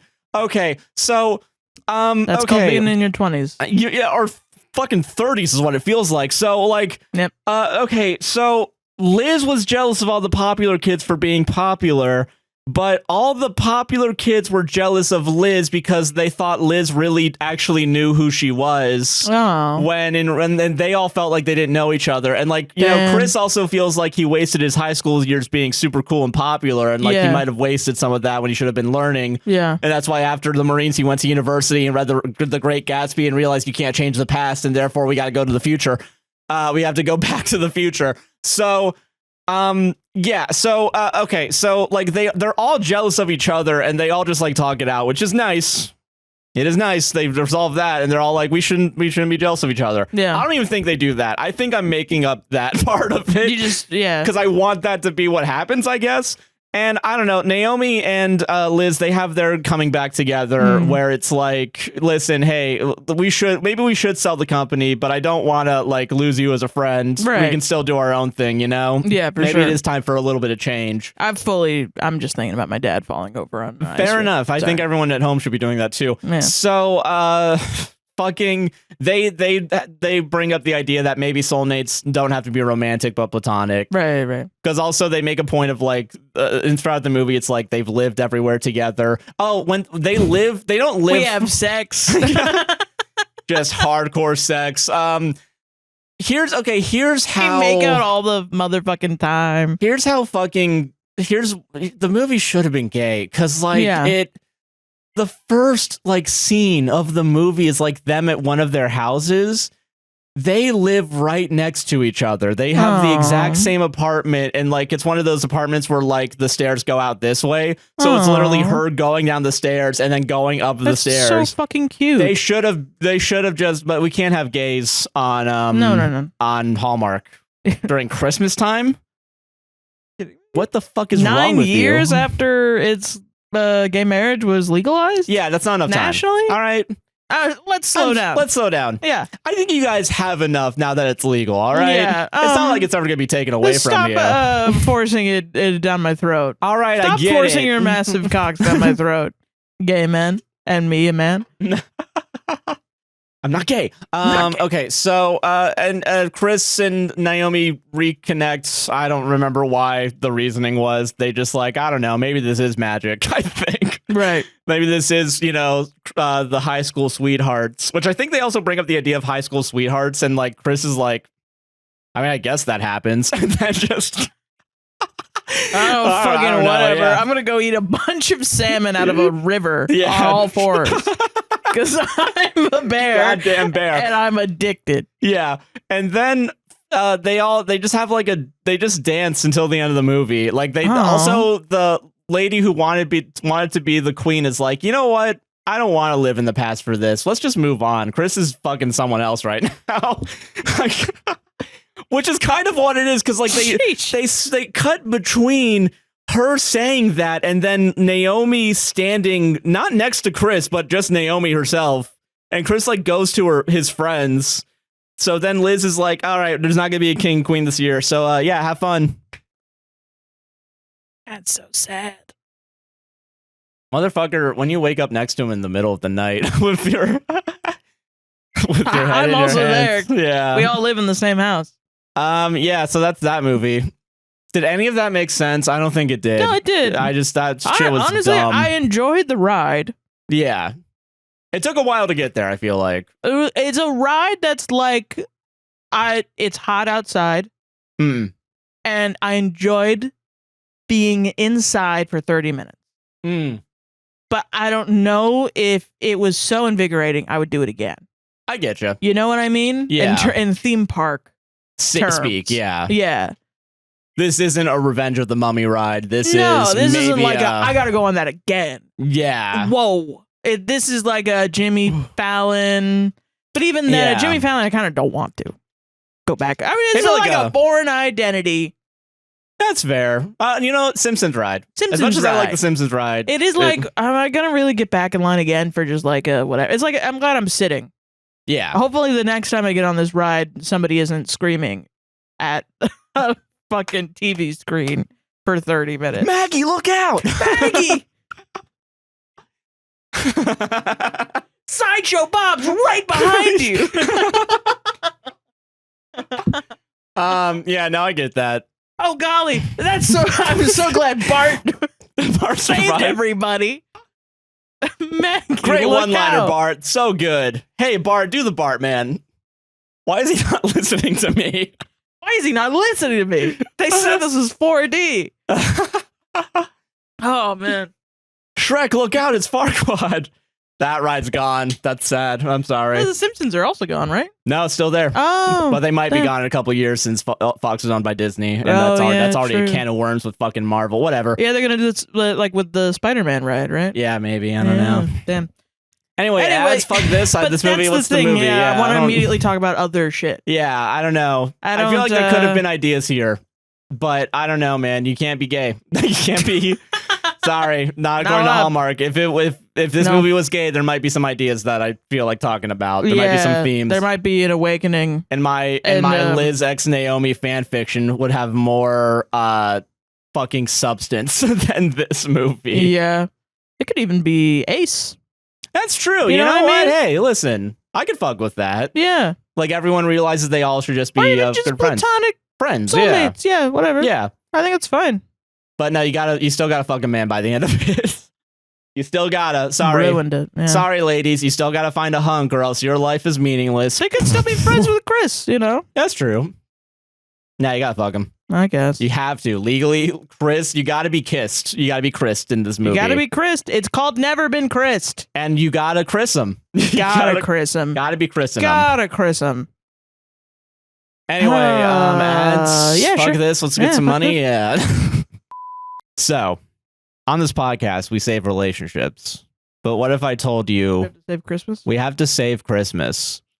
And thankfully, there's a how-to guide on how to save Christmas from a certain Kirk Cameron. Hell yes! And Kirk Cameron's Saving Christmas is the last movie we're doing this year. So before this, I was like, oh, you know, wouldn't it be funny if we pivot into being really Christian? Like and then you were like, you'd be surprised. You'd be surprised. And then you mentioned Kirk Cameron like it's a surprise that he's a Christian man. No, not you'd be surprised. That's not I mean, surprising. No, I'd be used to I meant in the fact of like you happen to say that when I picked probably the most religious movie we've ever done on this from the most religious man ever. Yeah, ever. so it's like it's just a funny coincidence that you fucking nailed it. You nailed it. You fucking got it by mentioning the most popular religion. Yeah. Currently, well, probably not, honestly. Yeah. And Godspeed. Godspeed, yeah. It doesn't make sense to me. Yeah. I'm an atheist, so what do I know? Yeah, no, fair enough, same. Yeah. But yeah, I decided to watch Kirk Cameron's Saving Christmas. I haven't talked about this for the other movies this month. Let's talk about how fucking hard it was for me to find this movie. Okay. So, it's not on Hallmark, obviously, even though I spent real money, real podcast money on Hallmark Plus. He says real podcast. It's like less than $20. It was like $10, give or take. It was not that much money. Yeah, it was $10. It was $10 for Hallmark, right? He's flagellating himself over no. Can I? buying stuff, and it's like not that much money. Okay, it's not on Hallmark, right? Okay. A thing that I've already paid money for, which I'm saying that because money's going to be changing hands again later in the story. I go on my totally legal schmorenting websites. Everybody loves a schmorenting website. Everyone loves a schmorenting website. There are schmorents of this movie, and I did download 33% of it, but there's literally no peers, no cedars, no nothing for these schmorents. And I did like 3 different schmorents, trying real hard. Then I Googled this movie. It's not on Prime. It's not even available for sale on Amazon. That's awesome. It's not on any of the big streaming services. Yeah. It's on, from as far as I can tell, 2 video selling platforms. Google Play Video. Blockbuster.tv. Fandango.tv. Let's go. And I use Google Play because I thought stupidly, okay, well, at least I can probably rent it. No, I had to buy it for $10. $10. So it's now just attached to your Google to Play my account. Google Play account. That's awesome. And I have it, I guess, until they realize, oh, fuck, we forgot to take it off of Google Play because no one bought this fucking movie on Google great, Play. Man. It's going to be lost media, and you got one. I got one copy of it. I probably should. I should probably rip it and put it on I a should CD. Probably schmip it and put it on a shmee. Yeah, or a flash drive or something. Yeah, smash drive. Yeah. So those aren't illegal. You can that's buy true. those. That's fair. You Yeah, don't flash need drives are legal. You're right. Yes. For now. So okay. So I got it on Google Play and I watched it. I've been using the word movie. It's not a movie. No, obviously not. It's Kirk Cameron. It's Kirk Cameron's telling you stuff. Propaganda. You're gonna need to get ready for the hordes of women or people. Maybe people. The hordes of people in our audience that are like, I had such a crush on Kirk Cameron when I was a kid, and I'm now gonna ruin it for y'all. Sorry. But it's they know. No, okay. Everyone knows this is old as balls. So okay, did you choose this to piss me off? Like an old as fuck movie? Imply because you didn't know that much about it, and now you're saying it like nobody knew that much about it. No, I think everyone knew about this, will know about but I it. do think everyone's forgotten about it because there's no trace of this movie on the internet anymore. Family Guy's reference Kirk Cameron. Well, I mean, yeah, but that they reference this movie is what I'm talking about. I don't know. I know that Kirk Cameron's a religious nut. All right, like that's not. I'm well aware of that fact. Yeah. I'm just saying this movie in particular. Yeah. Being hard to find. I'm just saying.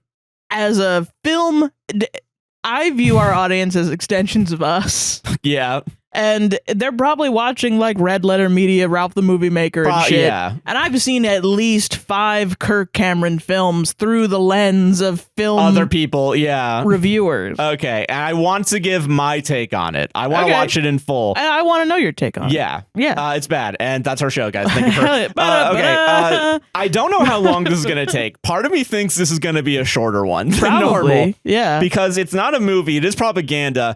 It is also only an hour and 10 minutes and then 10 minutes of credits with outtakes put in to pad it out to 80 minutes. Hell yeah. This movie is a lesson. Okay, if we're going to talk about like actual technique, this movie is a movie that really tells you that as long as you put things in slow motion, you can make a movie that's supposed to be 40 minutes, 80 minutes. That's baller. Because, and also if you just get your producer's son to make a shitty electro dubstep religious song, you can just put that in for 7 minutes. Dubstep? What? Okay, wait. What is the year that we're in? 2014. Really? This is a 2014 movie. Whoa, it's not that old. It's 10 or 11. I'm signing on. Okay, yeah, this is from 2014. Right. I don't know why I was expecting like 90s. I was like, no, this is a recent movie. What the fuck? In the grand scheme of things. This is a post-Obama Save Christmas? Pre-Trump also. Well, yeah. Trump was around. Trump was around, but like politically becoming a president. Like pre-Trump presidency though. Yeah. But this is like, I mean, Obama was president. Fox News was still the crazy place. And so everybody was calling him a lame duck president. I remember. Or whatever bullshit, right? Yeah. That's 2012 or 2014 was when gay marriage was. 2015. 2015. So we were like getting in. We're getting ready. Yeah. It makes sense because usually right wingers go freaking nuts right before any actual progress happens. And Kirk Cameron went nuts. Yeah, of course. So I'm going to list a bunch of... Okay, I looked up one of these production companies. They have a LinkedIn page that hasn't been updated in 5 years. Okay, hell yeah. So this movie probably ruined everybody's shot. 5 years. COVID probably ruined them.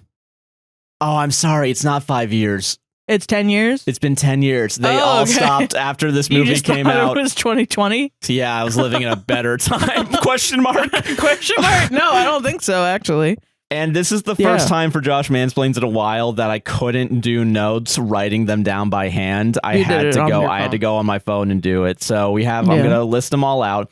Liberty University is one of the production heads of this. Mm-hmm. And Liberty University, for those of you who don't know, is the private Christian college that you get ads on when you watch infomercials at night. Oh, yeah, I didn't know that. Yeah, they're like one of the learning through Jesus or whatever. Yeah, whatever bullshit. So I have to refresh because it doesn't learning through Jesus. Because there are real religious colleges. Like you can get a degree in like religious studies if you want to like know about. But I mean, like the Bible.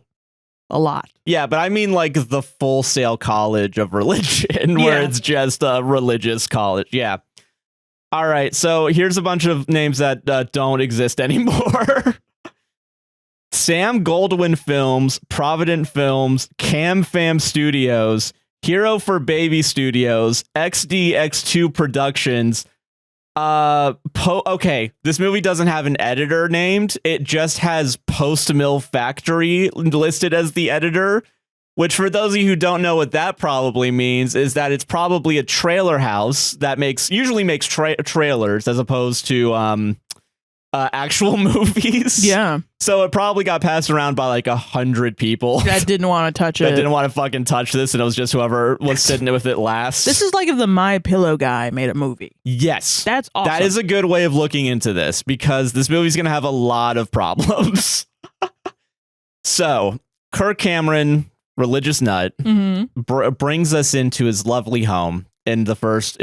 Okay, before we even get to actual credits, we do get the 4 different like producer tags or whatever of like, when a real movie comes out and like it's Universal or whatever, we get that for like 1 minute. Yeah. Kirk Cameron goes on a tirade about why like there's 2 types of people that hate Christmas and here's why they're both wrong. It's in this movie. And then it does like 5 minutes of credits. One's an old man with a lot of money who... who screwed over his business partner and now hates Christmas because everybody wants time off work and he's been blinded by money. Yeah, exactly. Yeah, and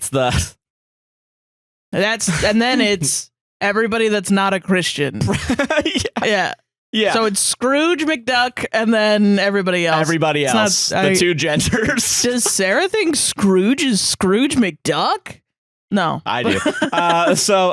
So this movie's also gonna be annoying. Okay. Because it's gonna say a lot of things as fact. That's and awesome. It's not fact. Let's go. We get to critique people saying shit is fact that's wrong. So I'm gonna be honest. I didn't look into any of this. I just heard it and I was like, this is bullshit. And then if you guys are like, no, what he's saying is true, you're agreeing with Kirk Cameron. Yeah, I've made it. So we've got you. This is a catch-22, the movie. All right, so Kirk Cameron fucking loves Christmas, right? He's obsessed with it. In order, from what I remember, here's what he loves about it. Okay, let's go. He loves the decorations, the fireplace, okay, the hot cocoa. Yeah, real. Me too. Hot cocoa is actually last, but like he talks about hot cocoa like 20 times throughout this fucking thing. For no reason other than what's in there. Yeah, what's in the hot cocoa? It's what's going on in there, man? Yeah. A bunch of like the Christmas trees, wearing sweaters or something. Okay. And then it's none of these are Christ. Christ is not mentioned by name. That's crazy in this portion. And then after saying all the material shit is finally like, but also like the vibe of happiness. Yeah, I get that. Which that's fair. That's what most people like about Christmas, I think. I'm saying this because we need to understand the argument that this movie's about to make. It should be... The material shit was listed first. Of course. Then the emotional impact was listed last. We wouldn't have the money to make this film. Yeah, if you didn't... Yeah. Yeah. So, all right. And everyone kind of feels like, quote unquote, something big happened this time of year. Real quote. So everything's gonna be a-okay, except for the fact Ocean Man, yeah. Credits roll. Yeah. Two groups of people hate Christmas. Right. The first group are people that are like, yeah, sure, celebrate Christmas, but you better keep that shit inside your house. Stop being so open and about how much you love Christmas, Christians. I think, once it doesn't exist in the way that Christians are thinking about it, I'm sure somebody has put way too many lights out on his house. And their neighbor's been like, I can't go to sleep, yeah. And I have to work tomorrow. For sure, yeah. But instead, no, it's literally anyone that's not Christian, basically. Essentially, that is like, they're telling Christians, but they're also using the rhetoric of the like, it's okay that you're gay, just not in front of me. Yeah, literally, yes. Which was, at the time, very popular. Very popular. Because people were the way that people are attacking trans people right now, they were attacking gay people back then. Yeah. Which was just, whatever, I just don't want to see it. Yeah, and it's like, okay, homophobe, transphobe, yeah. So that's group one. Yeah. Group two are the imposters from Among Us that are venting that are Christian, right? They're always in my fucking chimney. They're always in my goddamn chimney. Santa Claus is an imposter. And he does make a point to be like, well, we're technically on the same team here. But, like, they don't like the fact that, Christ isn't focused on Christmas anymore. So they're saying that everyone who celebrates Christmas is Christ-focused. In a way, some just might not be aware that they're celebrating Christ. Like, they're doing an arcane ritual without noticing. Yes. That's fucking insane. That's gonna be the argument of this movie, is that every single thing that's related to Christmas that would seem materialistic is actually in service of our Lord and Savior, Jesus Christ. And this is something that has been repeated since I was a child. Yes. Since I was in, like, middle school and everyone, Wicca was becoming very popular. Yeah. And I mean, it's been popular. But maybe more normalized. At the time, it was, like, more, like, in the... Zeitgeist. The zeitgeist, yeah. Again, it sort of, Wicca's kind of had resurgences over the years. Yeah. And it's like... I don't know. But like witchcraft and things like that and whatever. But when I was middle school, like just starting middle school or maybe just starting high school, and maybe it was just the high schoolers I was hanging around because a lot of the rhetoric, the intellectual rhetoric conversation that we were all having was, I'm an atheist and they weren't, so we're going to talk about it. And then Christmas, and they would be like, what are you doing for Christmas? And I'm like, celebrating Christmas. And they're gonna be like, but you're an Christian. And I'm like, yeah, I'm doing it secularly. My mom doesn't fucking know that. Yeah. The fuck? I'm gonna probably be going to church too. Yeah. Damn. Are you gonna burn alive when you walk into church? That's not what happens. No, because Christ isn't real, so the devil isn't real. So I don't burst into flames. Fuck you. But, and they would say, like, eventually when people, like, would talk about Christianity, it was the factoid, the Reddit factoid of Christ was born in April anyway, or whatever. A lot of the Christian things are, like, pagan traditions anyway. Yeah. Do I know the individual facts? No. And honestly, probably it's a lot more complicated than that. Yeah. Which I think is good to say right now, because while I do believe that maybe technically some of the shit in this movie is real or wrong, or wrong, it's either nuanced. Or. It's probably more nuanced than Kirk is letting us showing to us. And I want to say on the other side, I had an instinct in my Reddit millennial part of my zillennial nature to be, and is pagan, so he's probably saying stuff that's pagan anyway. And it's like, that's something that you say on a podcast and you get 5 million letters about. Yeah. Which is not bad. I do like learning about it. Yeah. And honestly, I do hope somebody tells me all the information down in the comments down below. Yes, yeah. Please, because you probably know a lot more. For sure, yeah. And we probably definitely have like witches in our You've probably done more audience. Than one Google search on this than I have. This is something that's probably very important to a lot of people. Yes. I want them to feel like you're valid, and I want to know what you think. Yeah, that's fair. Yeah. Yeah. But okay, so anyway, there's sorry, the two genders, right? Yeah. Non-Christians. Yeah. Non-Christians and Christians that are misguided about Christmas. Well, but they're not Christians. He's saying they're not Christians, right? No, he is saying they're Christians. They're Christians, but they don't care about Christ? How does that No, okay, they're Christians who see Christmas. Icky. They're icky about the commercialization specifically of Christmas. But wouldn't they be the ones commercializing Christmas? Because I think, is his goal to have like a nativity scene in every house? Like a nativity, like everybody needs to be celebrating Christ all the time? Yes and no. That's where I'm arguing from. If that's not true, then I understand where you're coming from. The main argument of this movie is that literally every single tradition of Christmas, from having a tree in your house to giving presents to one another to buying shit to selling shit, is all part of the Christian faith. Shit. Okay. That is all part of the Christian faith. Not only that, is technically in the Bible as well.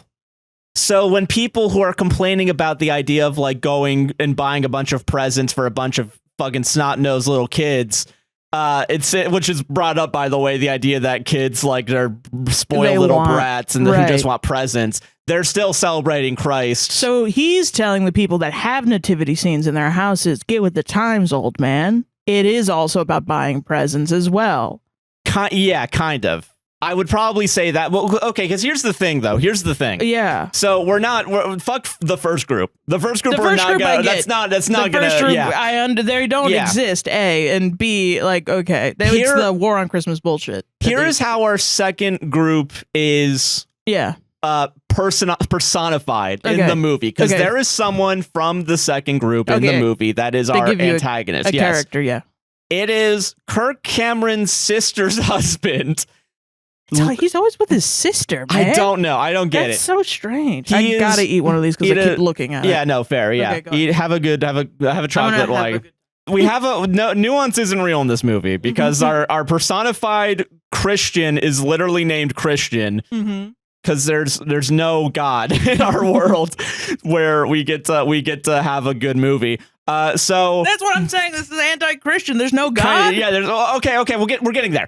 Okay, so he is Christian, and he enjoys the idea of celebrating Christ, our Lord and Savior, during the holidays. However, he doesn't fuck with giving gifts to people. He doesn't fuck with the idea of buying a Christmas tree, because he sees little snot-nosed brat kids being bratty over wanting presents when he drives down Main Street after work. And is basically like, all of this is bullshit because the commercialism of Christmas is bad. And also the whole entire Christmas isn't actually celebrating Christ, and he does bring up actually the Christian Jesus wasn't born in December or whatever. Right. So he's one of those guys that does know. He likes to celebrate Christ. Yes, but doesn't like. I'm very specifically saying commercialization, the materialism and commercialization of Christmas. That's the second group that we're working with. And Kirk Cameron's like, well, that he's not a good enough consumer. Essentially, you need to be a better Christian. You have to be a better consumer. Kind of. Wow, dude. And doing all this consumerism is for the Lord, because in the Bible there's like 3 stories about buying stuff. And also, well, okay, there's that, and then there's, I'm gonna say, pseudo history where he's gonna argue that Santa Claus is real. Hilarious. But so he's gonna argue that Christmas trees are in the Bible. Christmas. Okay. So they're at this Christmas party, right? So we have Kirk Cameron does his little thing where he doesn't drink hot cocoa, but he's saying he's drinking hot cocoa in a clearly empty mug. So he's drink your real hot cocoa, because at least I fucking see it in there. So okay, so the first, Kirk Cameron's like, well, we got to talk about, okay, so Kirk Cameron thinks he's George Lucas. Okay, so he talks about stories. That's a not good person to think you are. Yeah. So he's once upon a time there was a Star Wars. Okay, so Kirk Cameron is like, while we look at some guy in the forest just walking around in a pelt coat, fucking is like, our parents told us fucking crazy stories. Yeah. I'm sorry, I gotta say this joke. Yeah. Kirk Cameron says, because this is Kirk Cameron saying this now. Yes. The setup to my joke. Okay. The Bible's like poetry. It rhymes.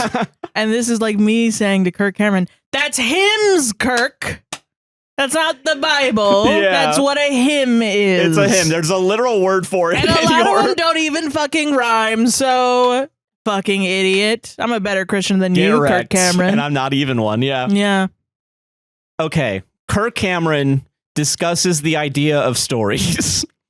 And when his parents and the parents of millennials told them stories, they were fucking darker, man. They were telling the real shit. And then it was cool at first. We wanted to keep re-listening to those stories, but as we got older, we wanted some new shit, right?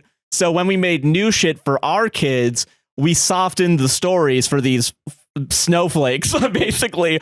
And I'm not even joking. They're gonna bring up political correctness in this movie, of course, because it's 2014 and there's no God. A Republican couldn't come without saying political correctness. Yeah. In 2014, yeah.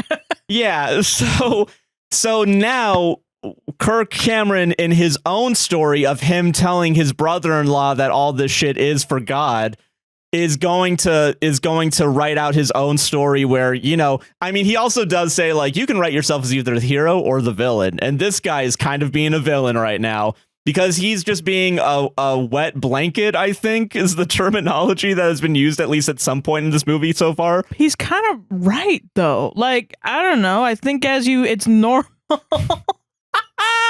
I'm sorry, it's just dawning on me. It's so crazy. Yeah. Sometimes when I listen to Bob Dylan and he's like a flesh-colored Christ that glows in the dark, it makes sense that not much is all too sacred or something. And I'm like, what the fuck are you on, dude? What are you talking about? Flesh-colored? Were they selling that shit in the 1980s or something? Yeah. What the fuck were they doing to Jesus back then? And then I'll watch like a oh my god.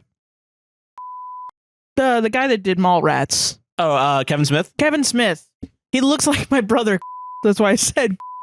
When I'll watch Kevin Smith talk about religion and something, and he'll be so against it, and I'll be like, yeah, I agree as an atheist, but I'm also like, come on, a little bit. And then you learn that these motherfuckers are blasting this rhetoric to people, and you're like, I think I'm getting red pilled against religion in general. And it's like, what the fuck, and dude? I do want to say, for the record, I'm well aware that this is one of the more extremists. I don't even think it's Christian. It's not even Christian. He's literally not even talking about Jesus. He's talking about give your body and soul not to Jesus Christ, but to Coca-Cola, the corporation. Look at the bear ad. Look at the bear ad for 60 more seconds or else you're not going to heaven, you idiot. Like, that's like fucking indulgences and shit. That's the shit that I feel like Martin Luther maybe putting 95 motherfucking theses on the fucking church door. Then I'm going to be going the fuck off somewhere else. By the way, you know that he was so annoying? Like, really? Yeah, they were just like, can you get out of here? That's awesome. You know, if you're autistic enough, you can take down the Catholic Church, is all I'm saying. Okay, all right. So, so Christian, so so Kirk Cameron's parents told them some crazy ass stories, right? That were fucking violent, and they used to love it, but then they got old because they kept repeating it. So then when Kirk Cameron became a parent, when they got Kirk old Cameron, because of time, Kirk Cameron. It's so when they got older, their parents died. Kirk Cameron's then his dead parents and remembering them. So when Kirk Cameron took my family away. So when Kirk Cameron and people his age had children, they had to make new stories. But they softened them because they gave birth to a bunch of pussies. Yes. Okay. So now we've lost sight of what Christmas is really about. Right. So now it's your fault. Because it's your fault. So children. Us? You told us. You just said you told us. Why is it my fault? Actually, no. Yeah, you are right. Sorry. Yeah. So it is Kirk Cameron's generation's fault. Yes. Yeah. But that's never brought up. That idea's never brought up. It's these kids that are wrong. Yeah, kids are wrong. That's so funny. That's so funny. So we have Christian, right? He's a real guy. He's like not real guy. I mean, he's so Christian. That's his name. That's his name. Yeah. And he's the most depressed motherfucker on the planet. Right. He's just watching all these kids having fun and That's so crazy to me that it's so crazy to me that he's Christian because they do this all the time to atheists, man. Yeah. It's in Les Mis. In the beginning of Les Mis, the book. The book, not the musical. Les Mis, the book by Victor Hugo. Where in the beginning, the bishop character at the beginning of the musical, goes to an atheist, and they're supposed to go to an atheist and try to convince them to believe in Christ. Because the atheist is dying. He's old and dying, and he's been ousted by society. And the bishop is like, "Listen, if you have to believe in Christ, blah blah blah. Why don't you want to believe in it?" So the book starts you off with a religious conflict. Yeah. Which is crazy. And it's why I believe in the musical, the ending line, to love another person is to see the face of God, is kind of not the moral of the story of the book. I haven't read the entirety of Les Mis because I don't have a million years to live, but I've read up until the Thénardiers, the Thénardier guy, Thénardier started talking about his war stories, and then it was let me give you the history of this one well. I was like, I gotta close this. I'm 16. Yeah, fair. I can't. I gotta do other stuff, man. I got a lot going on. I'm 16. Yeah. And I've had a lot going on since, so I can't pick it back up. Maybe soon. I don't know. But in the beginning, it's really interesting. The atheist is like, no. And the biggest thing that they characterize the atheist as is just sad and depressed. And when I was a teenager and I was like, I don't get what praying is. They keep making me go to fucking church. And I keep thinking about the food afterwards. Is that what everyone's doing? Everyone's just thinking about the food later, and that's what they think God is? That's what's driving them, yeah. Little pieces of cheese on toothpicks, that's what God is? What is this? And they made me sit and think about it, and I'm thinking about it, and that's wrong somehow? And it wasn't even that they told me that was wrong. They fully were like, yeah, think about it. And the only way I could even think about this more was to, become a fucking nun or something? That's ridiculous. I have other stuff to do. And then my science teacher was like, evolution. And I was like, yeah, that makes sense. I have more faith in evolution than I do in the concept of some guy up there. Yeah.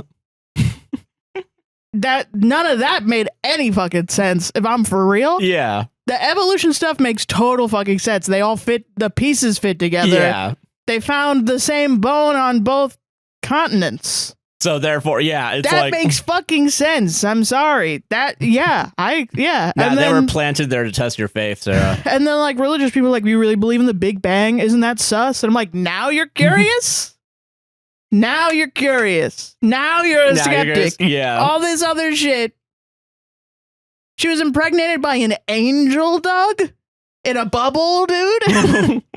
Now you're curious about that an explosion happened. They happen all the time. What do you mean? There's so many explosions. Why would the Big Bang not happen? Guy who's never watched a movie ever. That doesn't make any fucking sense, dude. What are you talking about? And I don't know. So then I thought for a long time, if I was an atheist, I would be sad because that's the only way I saw atheism portrayed, represented. And then, of course, Reddit atheism took over, and the new portrayal of Reddit atheism was they're not sad per se.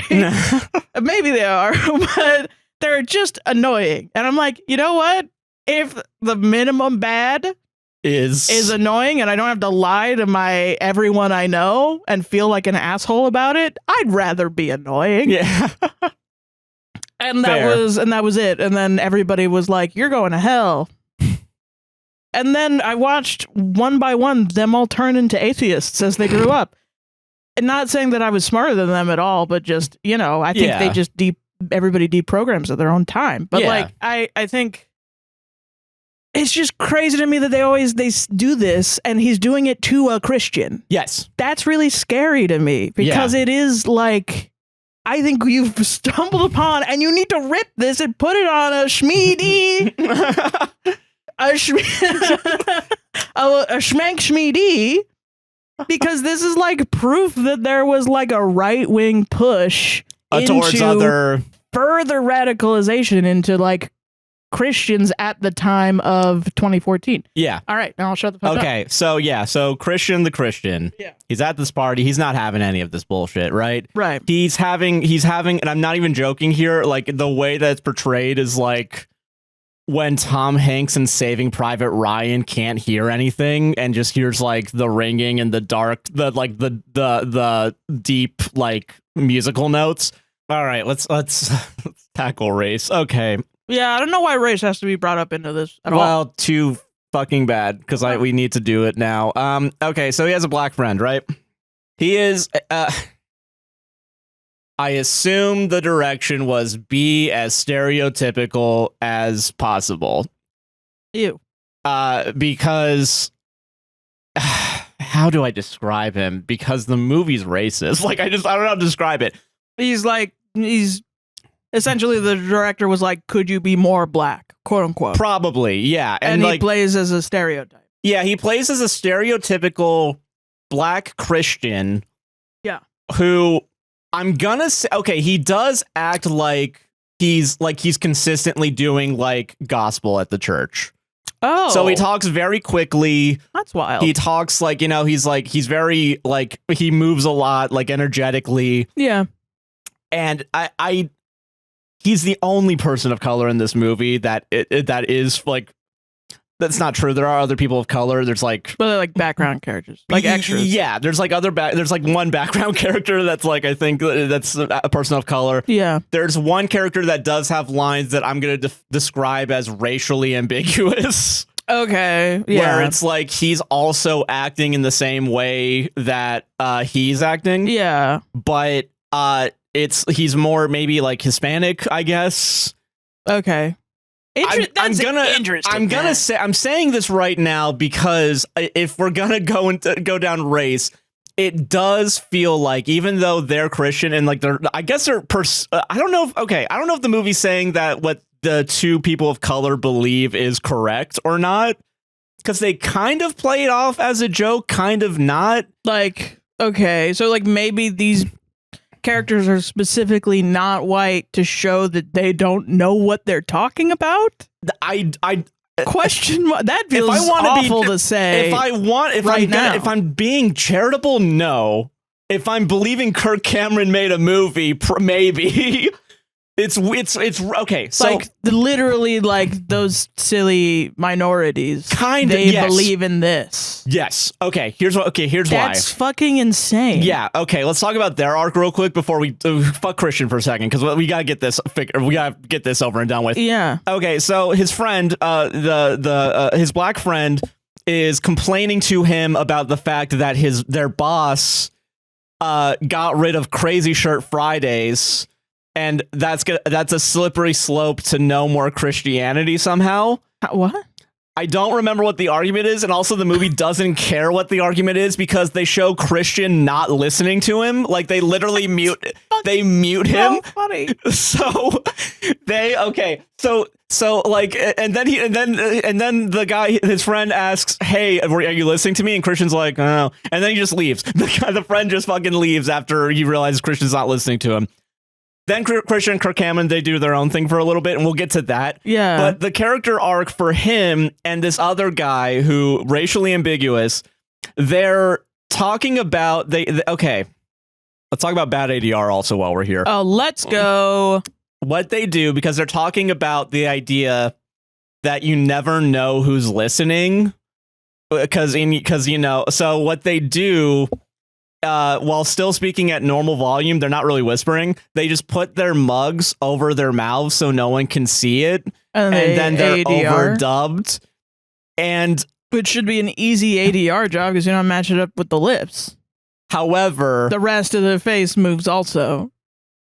However, when they move their faces, it doesn't match up to the tone of how he's saying it. Yeah. So he's talking about the fact, and this is going farther into the conspiracy route where they're trying to get rid of Christmas and take Christ out of Christmas or whatever.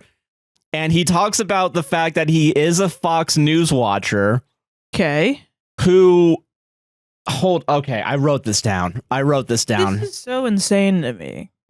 This is really kind of revealing a lot. This Kirk Cameron Saves Christmas movie. What the fuck? Because, like, I mean, I've had friends whose relatives are very MAGA, and then you just kind of go into their house, and every once in a while they'll be like screaming at the television, and it's literally like they're.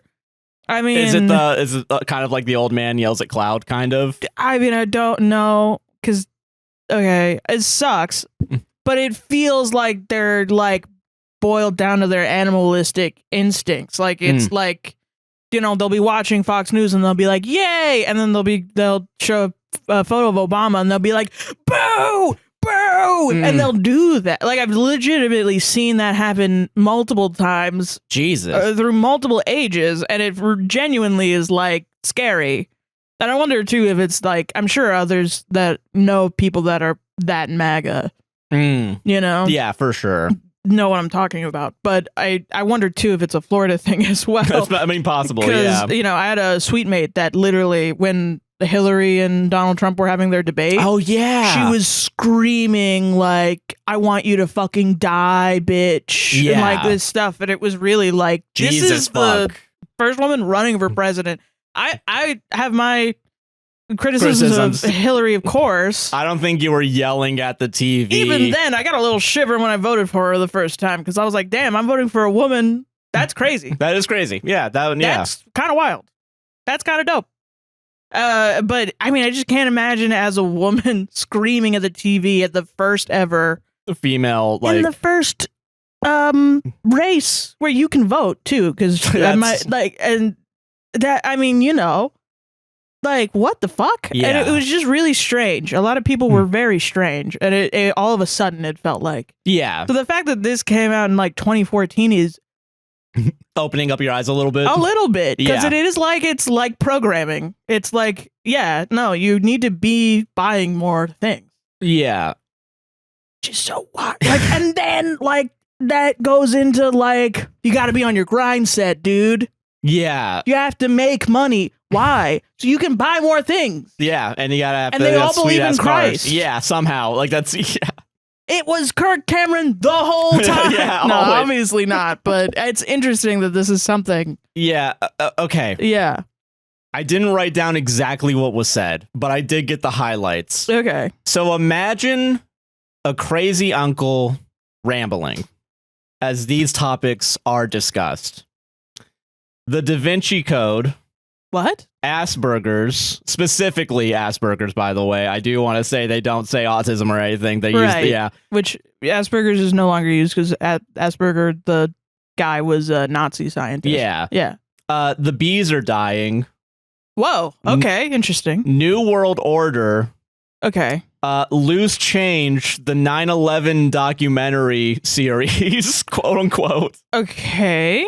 And last line that I wrote down, quote, I saw it on Fox News.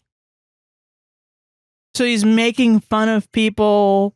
Is that making fun of people like that? I don't know. And the reason why I'm saying I don't know is because Kirk Cameron, while he talks to Christian, does bring up the ideas of like political correctness, shit like that. So I think they are. Yeah, because there's things like the bees are dying was like a real. That was a real thing. Yeah, but it's like, interesting what they group together. Yeah, political correctness being a problem is a real problem because it's not in the group of 9/11 conspiracy theories. Yeah.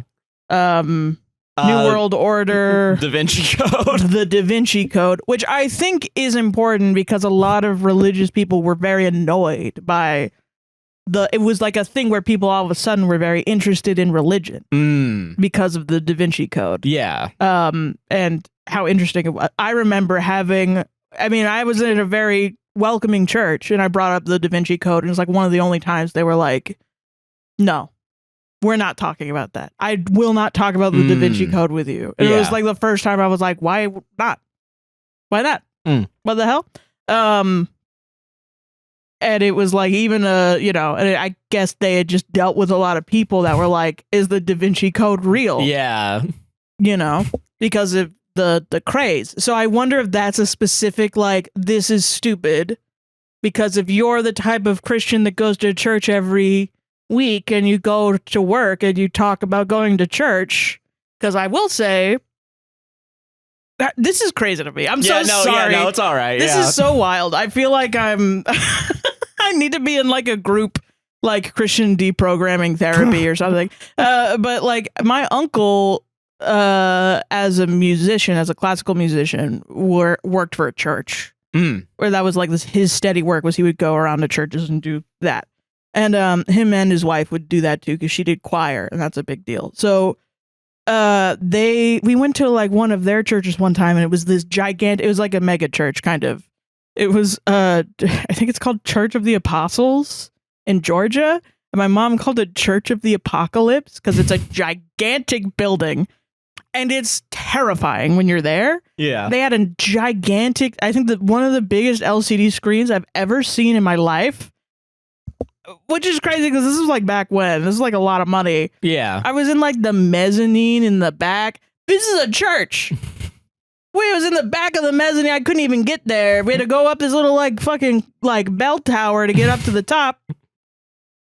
Like I'm Quasimodo or some fucking shit. And everybody, it was completely filled. It was like hundreds of people. And there's these motherfuckers that are coming out and they're putting on the motherfucking performance of a lifetime. They did comedy skits. They did like music, like Christ music, like a Lonely Island-esque parodies or like on SNL it would be recorded. Yeah. Like recorded music videos for like not like parody songs, but like new songs. Yeah. About Christ that were about lessons. And a lot like I remember one where it was like you give a piece of your weekly salary, like your weekly salary is a key lime pie or something, is a pie. Yeah. And you give up your weekly salary, like you cut up your pie and you give it to like rent, like your kids and your wife or something like that.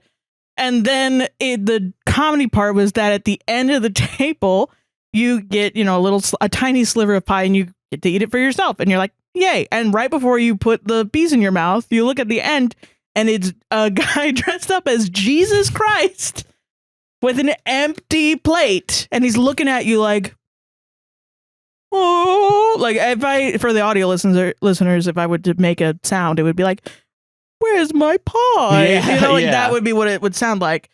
And then he has to be like, and then it goes through the like, what should you do? Yeah. And it's like, do you, and they said the godliest option to give because of charity. You're doing charity.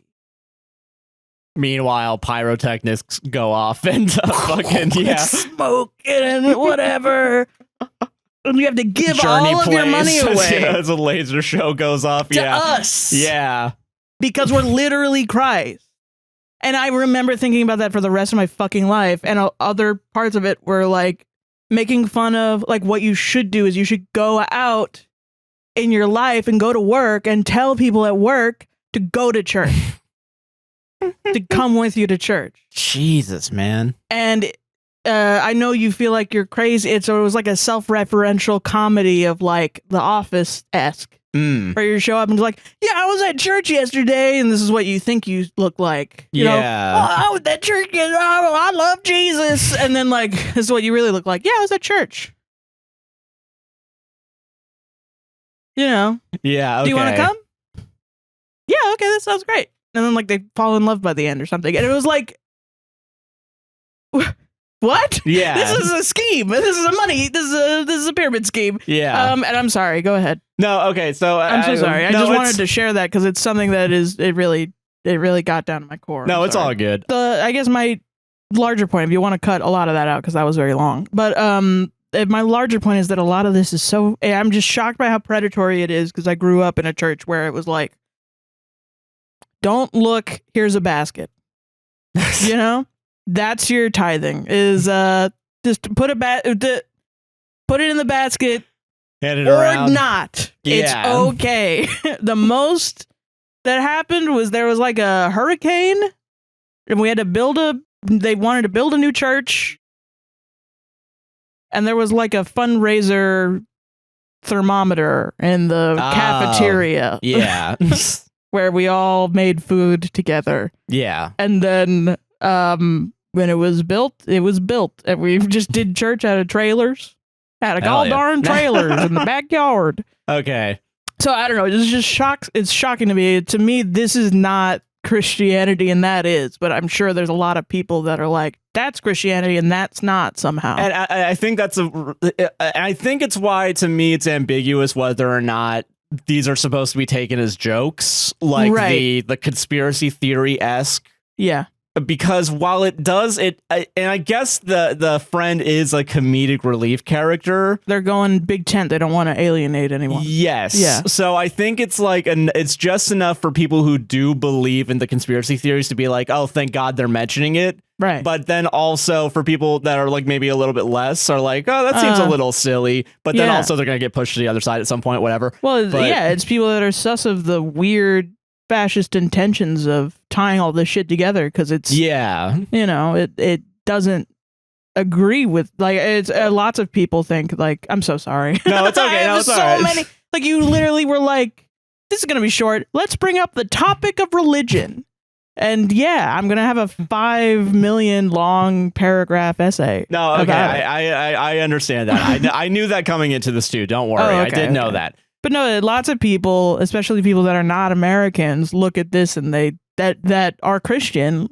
look at the Christians from America and they're like, I don't get it. Yeah. I don't understand what that is. That's not what, and it's interesting too, because sometimes you'll see our American fascism bleed into other countries and that makes no sense to me. Like I had a friend who told me that workers, like he asked me like, how popular is Ted Cruz over there? And I was like, not. I don't think. Yeah, not really. Like I remember him running for president, and everybody said he looked like the Zodiac killer. The Zodiac killer, and everyone made fun of him for being ugly. Weird, yeah, just a weird little freak. Like I don't know. I'm sure he's popular to some people, but I'm like, if I were to say who that was, I would be like 60-year-olds from Texas. Yeah. Who are just racist, I think, and hate even themselves. And since they're the only people that vote, they keep voting him in. Yeah. I mean, I don't know. I think it's just, I don't think even Republicans believe in Ted Cruz. I think they're just voting for him because he's not a Democrat.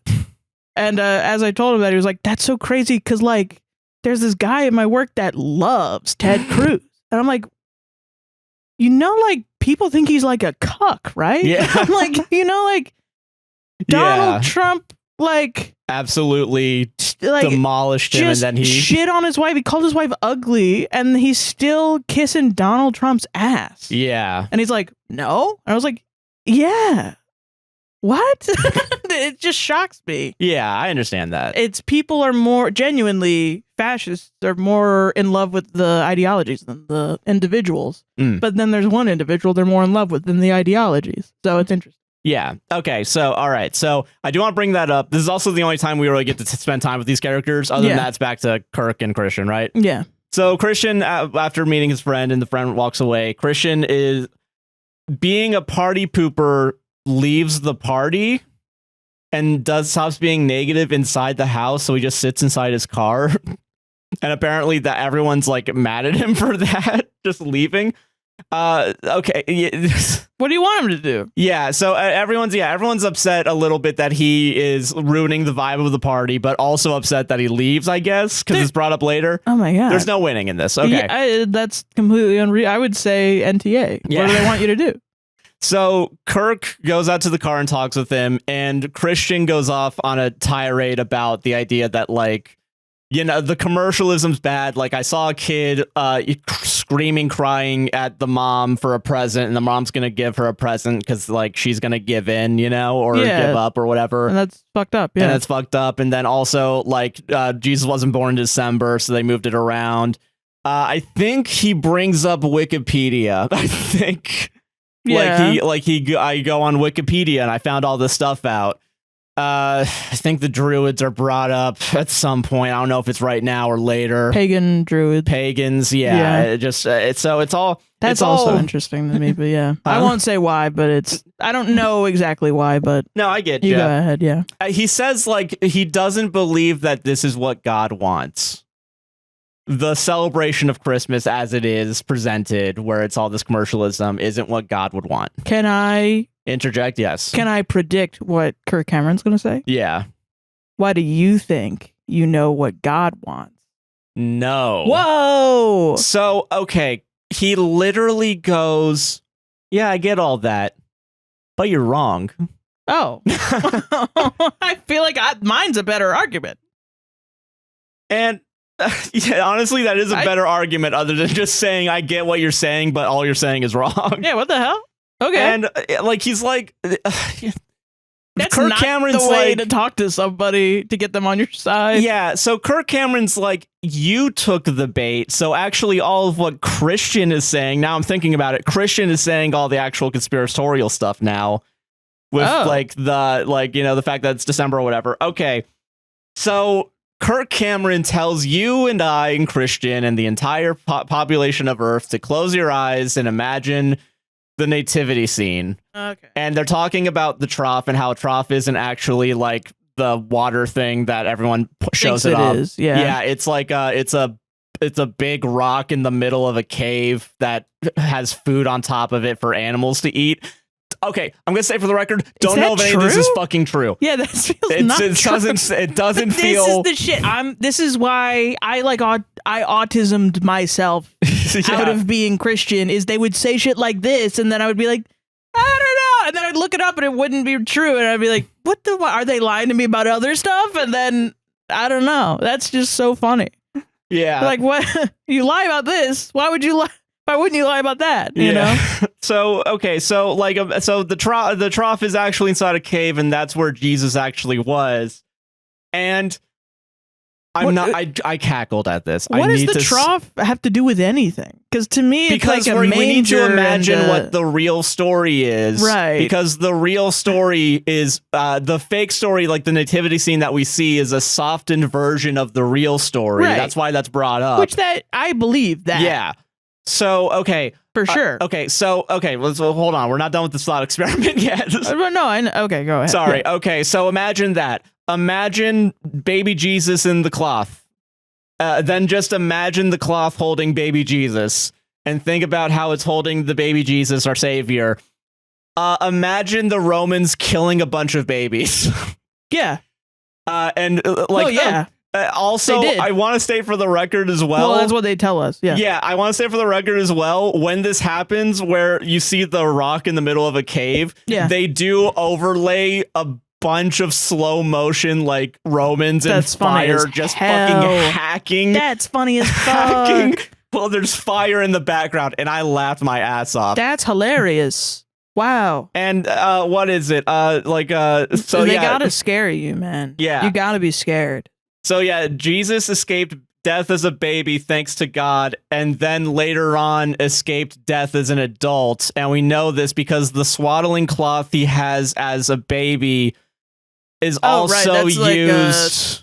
artifact or something. Yeah, it's also used as when he's an adult and he's buried inside the cave. Oh, like the shroud? Is it a shroud? Jesus' shroud? Maybe. They say swaddling cloth in the thing, so I don't know. No clue. I think I've heard of that, though. Yeah, and that's why the wise men brought burial spices to the baby shower. That's the reason for the season. It came into this... A baby came into this world to die. Right. Quotation marks, like everybody does. Yeah. Everybody comes into this world and they will die, yeah. Yeah. But whatever.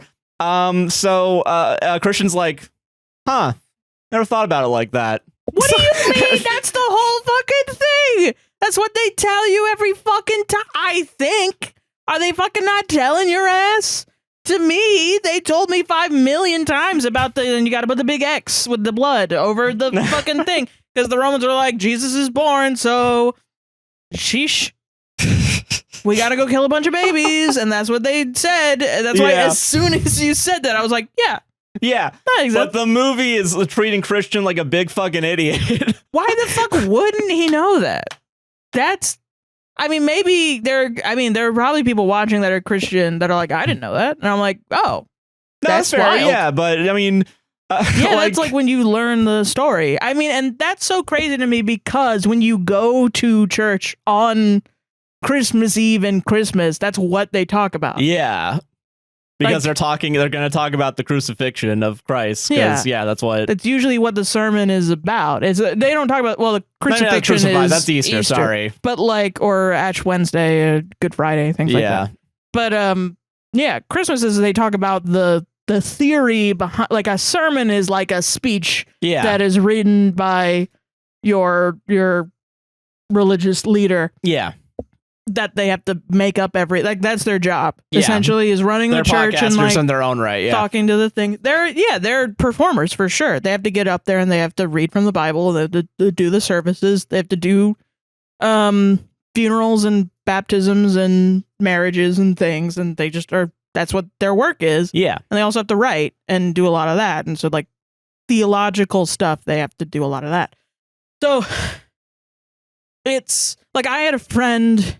When I was going to church, who had a Bible, who was she was the type of person that would highlight and tab her Bible. They weren't just doing that for shits and gigs. They were following along because usually in churches, the reason you go every week is that they do a thing and you'd read that for every day of the week. And then you go to the next part. Yeah, it's just kind of like a gigantic cycle of them pondering one book once a week for the rest of their life. It's kind of like a till death do us part, but for the Bible. Fair enough, yeah. And so it's wild to me that a Christian that says I go to church every week, why wouldn't you know the most famous story? I will say Christian doesn't necessarily say he goes to church every week. He just says he is a Christian and doesn't the straw man being made here isn't that strong of a straw man. That's crazy to me. Yeah. That makes it even less likely that this person exists. Yeah, no, this person's not real. Okay. So, all right. Okay. So, so Christian is okay, I get that, right? Yeah. And now he's going to try and facts and logic his way around Christmas trees now. And where's Christmas trees in the Bible? Point to them, motherfucker. Point to them, Does he Kirk mean Cameron. the North Star? No, that's not the route they go with this. That's what I thought it was. So, okay, and they're also talking about again that, okay, so now he brings up again that he wasn't born in December or whatever, right? Yeah. The druids are brought up. Wikipedia was mentioned because he looked this up on Wikipedia, and Wikipedia is a bad resource. Yeah. And also it's adultery somehow. Adulterly. Because orderlies. Because Mary was married to Joseph and then gave birth to Jesus, even though it wasn't Joseph's son, because it's important that he's not Joseph's son. He has to be God's son. Yeah. So he can't actually be, because she was a virgin. It's also important that she was a virgin as well. Yeah.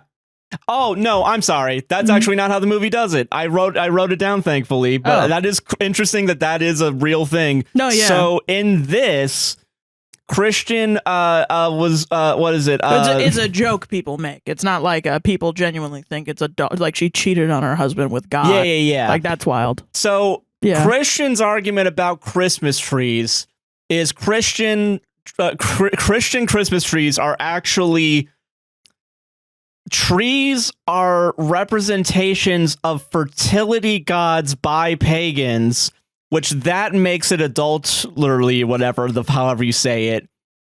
What? Yeah, and that's for his eternal problem life. With Christmas trees? Because we worship the fertility gods through the Christmas tree. And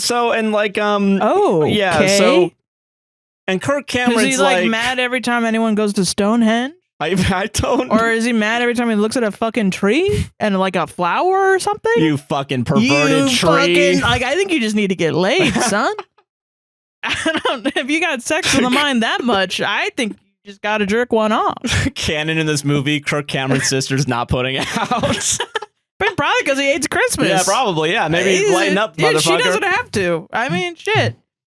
Okay, so you know how there's Christmas tree lots, right? Yeah. Kirk Cameron's like, well, the Bible starts in a Christmas tree lot. Dude, now the fucking what? Wait. I'm so happy. What? So okay, let's get through this before we. No, it like now they say like, well, you can't say anything when you're a left. Like, oh, if you're on the left, you can't say anything. I'm sorry, invite Kirk Cameron over to your house on the holidays. Yeah, and see what happens when you can say anything, actually, yeah. Yeah. Oh, just pagans. Well, actually, shut the fuck up, Kirk Cameron. Get out of my house. You're not invited anymore. I wrote in parentheses, Garden of Eden had a fuck ton of trees, so I guess that was the argument. Garden of Eden? Why is that bringing? That's a separate location, I'm pretty sure. To Genesis. I don't know. Why are we going to Genesis? That doesn't make any sense to me. All right, so because, okay, here's why. Okay, so there was the tree of knowledge of good and evil, and there was the tree of life. God put fruits on trees and put trees in his house and put lights on the trees. God did that, not the druids / pagans. That was the line of reason. Yeah, so it makes sense to celebrate Christmas. Okay, it makes sense to celebrate Christmas when it's December, since we're celebrating death into life.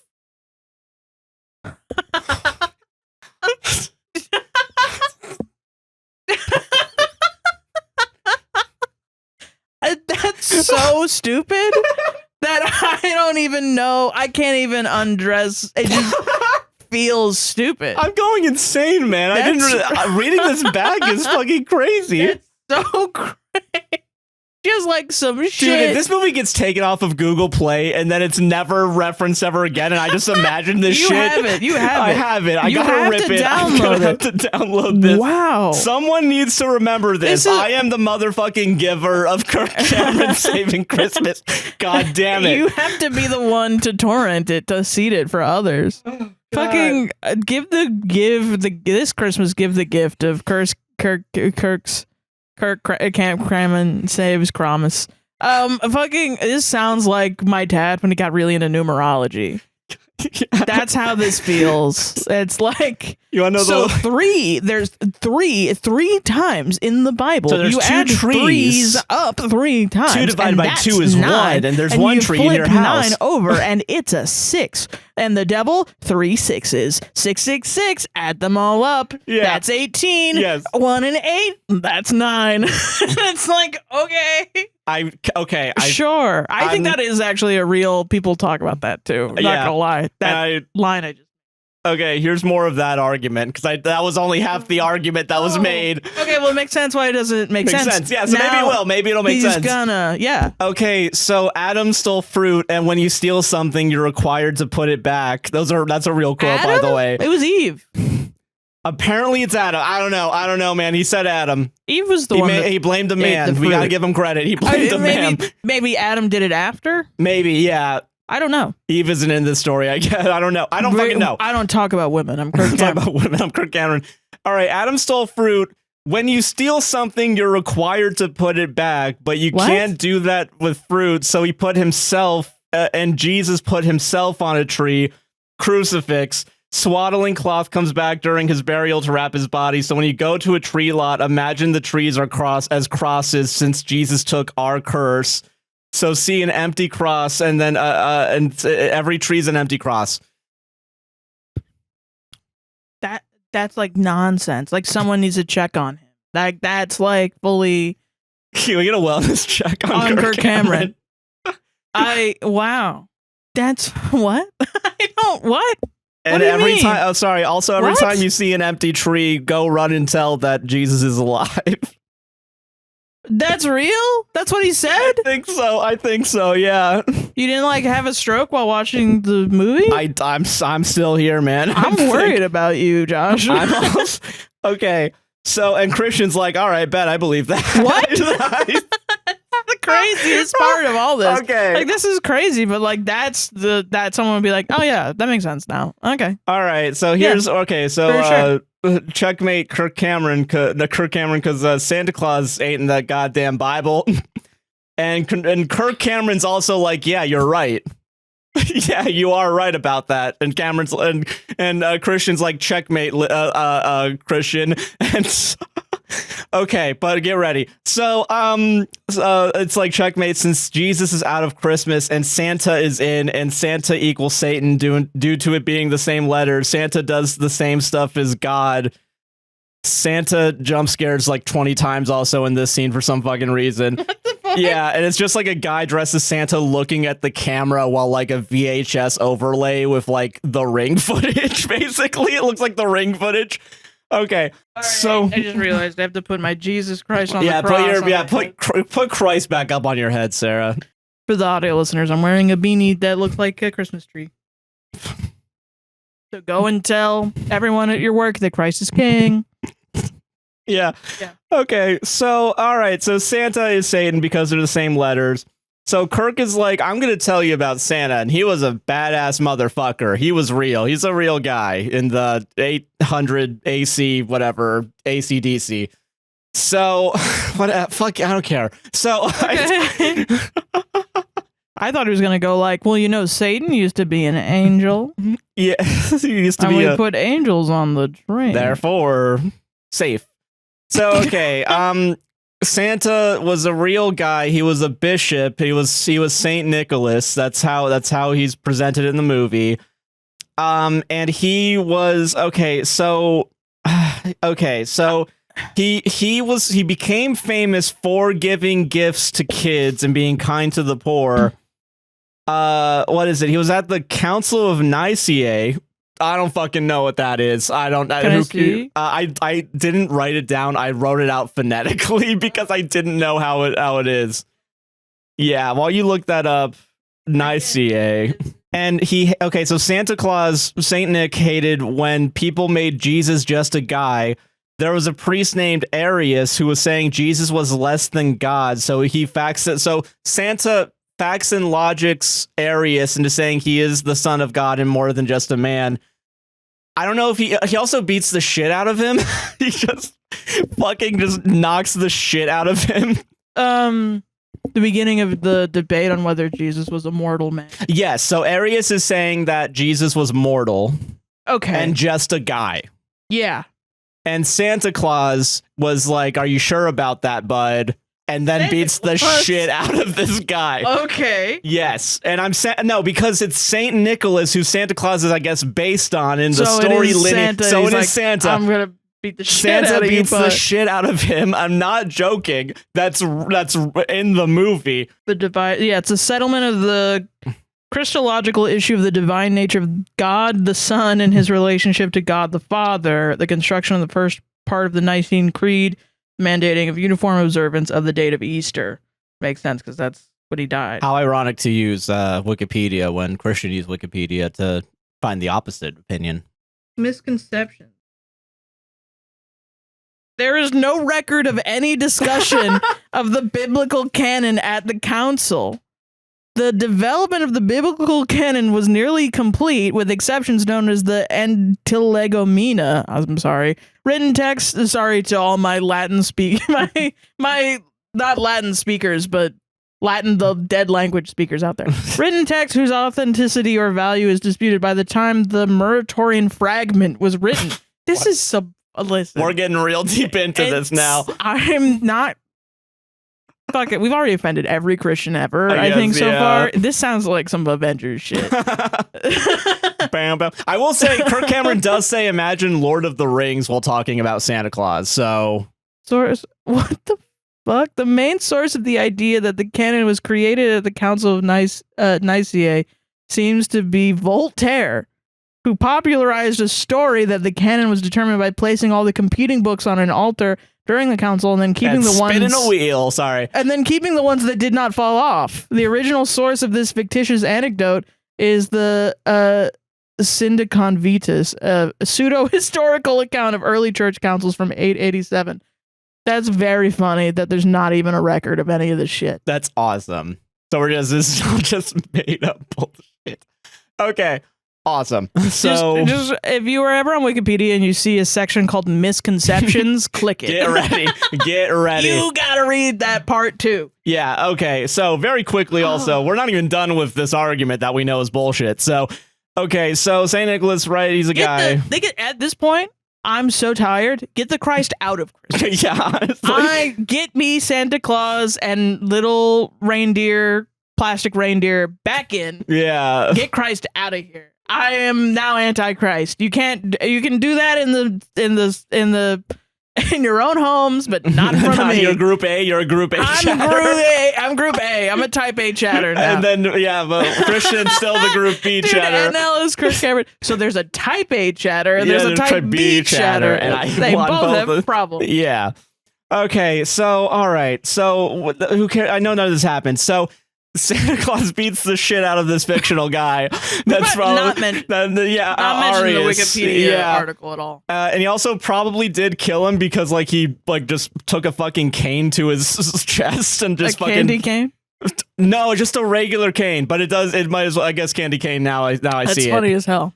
And then apparently in this fictitious lore, the church kicked him out. But then they were like, "JK, that was awesome. How about you become a bishop again?" No reason explained, by the way, why he becomes a bishop. So also more bullshit on the bullshit cake, right? And it wasn't time to go soft on truth or worry about being politically correct. And he's actually a defender of the faith. So Christians fucking love him now. And I think going soft and political correctness were actually mentioned in the movie. I mean, yeah, because they're asserting that Christ is immortal. Yes. They're on the Christ is immortal side. Yes, because Christ escaped death as a baby and also as an adult. As a baby also? Because of the Romans just killing a bunch of babies trying to kill Jesus. Technically, then, I'm escaping death right now by living. Hell yeah, dude. So I'm Jesus, I guess. I guess that's how that works. Yeah. In Kirk Cameron's mind. Let's not have another episode, Sarah. I swear to God. Swear to God, I thought you wanted an episode of the podcast. Okay, anyway, okay, I see what they mean. Right, and then people were like, well, if his life wasn't ended, then, okay. I know the arguments, and I understand why it's important to people. And it's because my understanding of Easter, and this has been an argument that literally I've talked to people about since last Easter, which is pissing me off because I am an atheist. Stop. I'm getting flashbacks to middle school where people keep talking to me about religion, and I talk about it more than your motherfucking religious leaders. And I'm sick and tired of it. Because I want to be left the fuck alone. Sarah's Christian Joker moment. Every atheist is a Christian Joker. That is honestly so real, yeah. Just waiting for their moment, their Joker moment. Okay, so I understand this because the way I understood it was Christ was crucified for spreading a false religion. Yes. Right. And then he was put in that cage. Being Christ. Yeah, for being Christ and awesome and cool, yeah. And they made him drink, they gave him the lashes and they made him drink vinegar, and they tortured him essentially to get him to essentially say, no, you're not Christ, deny Christ. And he was like, no, I'm Christ, sorry. And then they killed him up on the cross, and he died. He died publicly for the sins of the people at the time, because people will say, if he died for our sins, why does it matter if we sin or not now? And it's like, at the time, it was that there was like, they were moving from the Old Testament to the New Testament, and the New Testament was a completely new set of rules. Yeah. Like the shit, like the shellfish and the mixed cloth and like the having slaves, which I think is also debated as well, because I think there's like parts in the New Testament where there's shitty shit. Yeah. And all this other shit. Then he died on the cross for that. And was essentially like, all the people that were in hell for committing these sins that no longer are sins. Yeah. I'm going to die, go to hell, hang out with them for 3 days, come back after 3 days, and then just let everyone know I'm chill. Yeah. Hey guys, I'm chill. Can't stay around. And then we're going to go to, I'm going to escort them all. Everyone's sins are saved. Yeah. Like, and every time I say this, everyone's like, no. And they tell me a different story. From each other. Yeah. From each other, not just from me. Yeah. And I don't know if it's because I was raised in an Anglican, and that's like a weird denomination. Secret, like, yeah, not secret, but like it's a really old way of thing. That's why I feel like when I talk about it, I feel like I'm a you got the red string behind you, like. No, I feel like I'm like a pilgrim. Like I talk about my like religious upbringing and being like, we had wicker baskets that we would throw our coins into. Ooh. And, you know, we would have to go and keep the grounds. It's like, okay.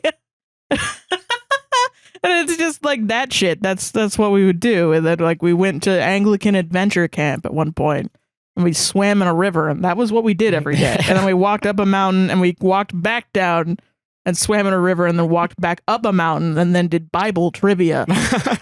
And played ping pong, and that was it. And the only reason that you did that was because if you got the Bible trivia right, you could get a Snickers bar. Hey, okay, hold on.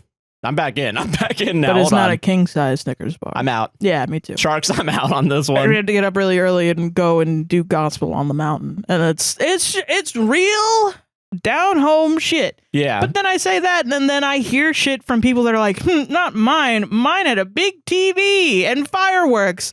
And they tell me what it is, and it sounds like a fucking cult. Yeah. And like, I was doing my shit. I didn't like it. Yeah. I'm sure there are cult parts of it, but like, I don't know, man. Yours sounds weird. At least mine, they wanted me to be a good person. Yours sounds like it's based around money instead of Christ. That's all I'm saying. Weird. I wonder if that's the lesson we're going to take away from this movie. That money is they essentially said that at the front of it, which is so crazy. In 2014. I know I keep saying it, but it's just wild. Yeah. Because I was alive. Yeah. And around, and probably was already an atheist, but wasn't mad at Christians at the time. But yeah, I don't know. It's just so weird to see this other really strange. I will say this does remind me a lot of how my aunt celebrate. Like I'd go over to her house and she'd just have like crucifixes in every room, and shit, but they'd be all different. And then you'd like talk to her about God or whatever. And then she kept putting on live streams of the Pope. I don't even know how she found them, but like live streams of the Pope. And this is Pope Benedict? No, the guy before Pope Benedict, the Nazi one. Was it not Benedict? It might have been. Might have been Benedict, the really old one that retired instead of died. Oh yeah. Okay, I know which one you're talking about. I don't know the name, but yeah, she would put on him, and she would be like, "He's so good. He survived Nazi Germany," and I'd be like, "Oh wow," and then grow up later and be like, "Oh, he had some weird opinions about it, I guess." And it's very strange to hear different. I don't know. I think I came from a really weird part of Christianity. I like the way it was described to me. But now you're seeing this other weird, like... It just doesn't feel like Christianity to me. I think maybe it's one of those things where, like, if words can change, right? If the meaning of words can change, then so can a religion. Yeah, I get what you mean. And I think American Christian fundamentalism has changed to be really not about Christ at all. Yeah. And I've been saying this for a long time. No, yeah, I agree with that. But it's also interesting because I have friends from not here and like people in other areas that are very Christian still. Like they grow up in like Catholic school, and it's like they talk to me about Catholic shit, and I'm always interested in Catholic shit because that's like a whole different world that I can't even touch, you know? Yeah. And even Catholicism in Britain is like a completely different thing than Catholicism here. Because like here, there's a lot of stereotypes. I feel like I could relate. I could understand what if somebody from that background. But like from there, they have like days, like the bonfire night. That's a big thing, and it's like I'm learning about it, and I'm like, whoa, what the fuck? There's like a long storied wars between Protestants and Catholics, and I'm like, wow, that's fucking crazy. And then I tell them where I'm from, and they're like, what? And then I tell them like what Americans believe, American Christian fundamentalists believe, or at least the beliefs that I interact with that are outward facing. Yeah. And I tell them that, and they go, what the that's not anything I was taught. Yeah. So it's like, where is this fucking coming from? And I guess it's all coming from Kirk Cameron himself. Kirk Cameron, yeah. Yeah. Which, speaking of, let's finish this fucking movie. Good news, no more arguments.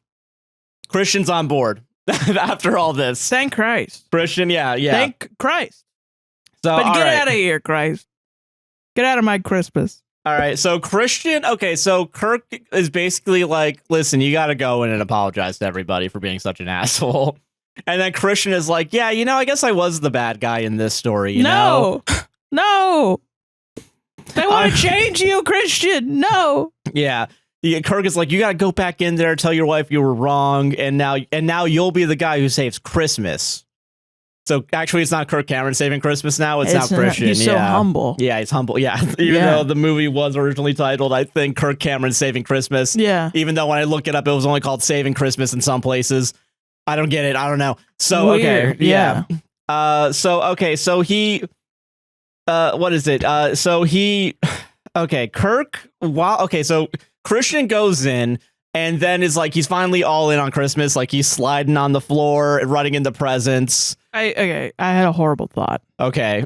Kirk Cameron's in the car and he turns around to the camera and he's like, see, that's how you save Christmas. And then in the background, you just hear like 17 gunshots.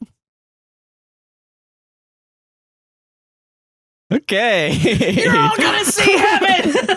Just like so. I just think that would be a funnier way. Whoop whoop, and during the whoop whoop, there's blood splatter. Yeah, on the car windshield. Yeah, yeah. That doesn't happen. Okay, sorry. Just Christmas some thoughts with Sarah. Christmas thoughts with Sarah. Okay. So while Christian goes in, he's finally celebrating Christmas and he's overjoyed with all the commercialism inside his own house. Yeah. Kirk is narrating and is like, sometimes you got to be brought down and humbled like a little kid. That's what he says? He literally says that as a little child to get the right perspective on Christmas. Okay, here's the right perspective on Christmas real quick. Okay. It's not religious based. These are just weird shit that he's about to say. Presents are like a city skyline, and in the center of the city is the tree of life. Presents are actually gifts, like God gives gifts to us, and that's why you should have trees and presents in your house. And Christian also finally takes photos with Santa because they have a Santa at the house because now he knows how cool and awesome Santa is because he killed a guy. And let's finish this paragraph real quick. Hold on. You're good. Also, his wife is just like, what the fuck just happened? And is not really like happy to see him happy. Yeah, he's got to talk to her. Yeah. Did Kirk brainwash you? Yeah. Christian, no. Kirk's like, Kirk in the voiceovers like, our traditions are so fucking rich and full. I think are the actual 2 words. Time to step out of the quiet and safe space everyone is hiding in and to tell everyone everything related to Christmas is about Jesus. Kirk voiceovers that we need to rearrange lives to where everything points to Jesus and tell kids new stories and be fucking bold. Every toy soldier can be a reminder of how every toy soldier can be a reminder of how Jesus was spared and also and killed death. Let the soldiers be close to the nativity and tell your kids every character has its place. And if you're the guy hating Santa and scowling your wife, it's time to make it right. And Christmas is about making all things right. So that's our moral, actually. Sorry, there's still more. Oh shit! Okay. Sorry. Okay, that's the end of that.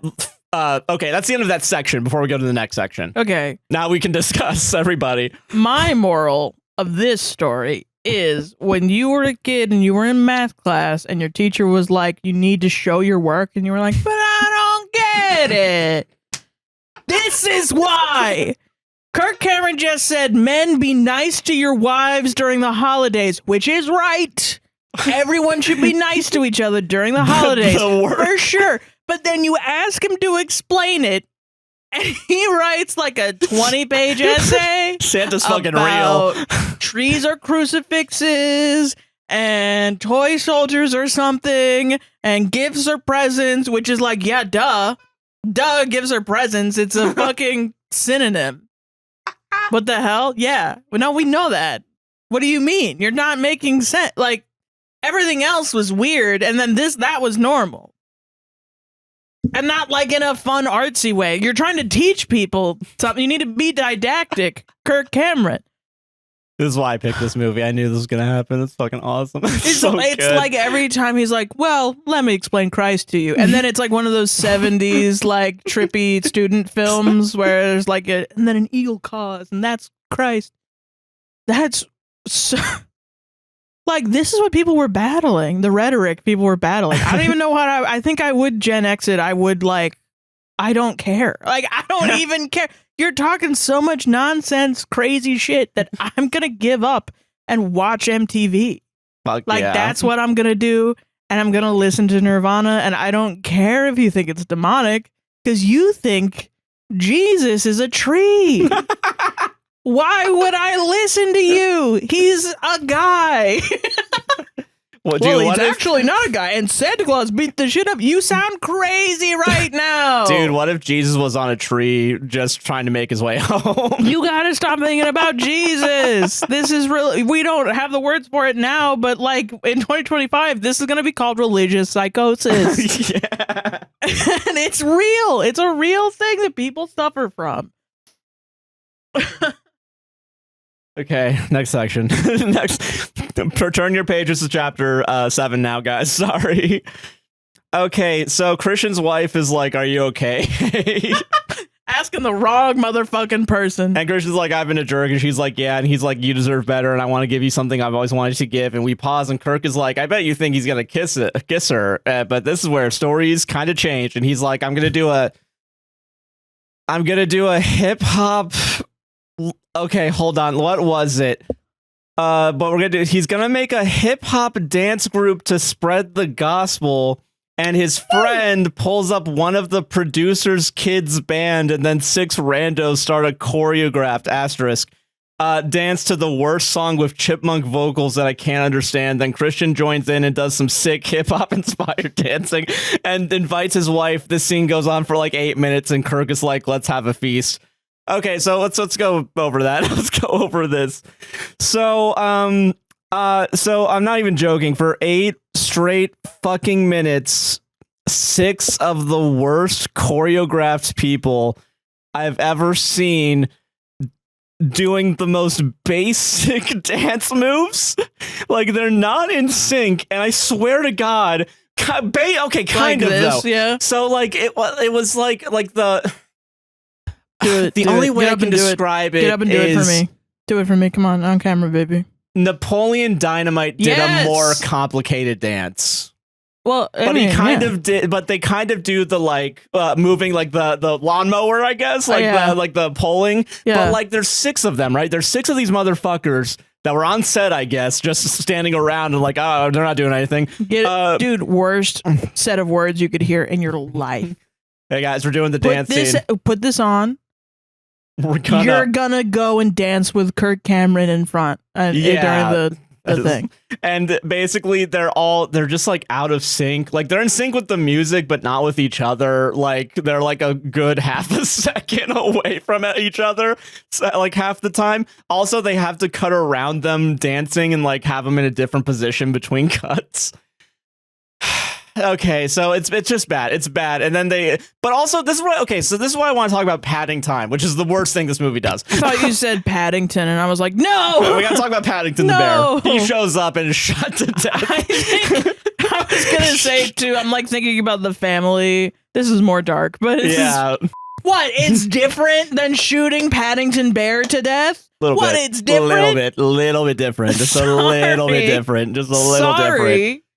So, okay, this is why we got to talk about padding, because this movie's already, like, really, really trying hard to get past the hour mark. This dance sequence goes on for 8 minutes.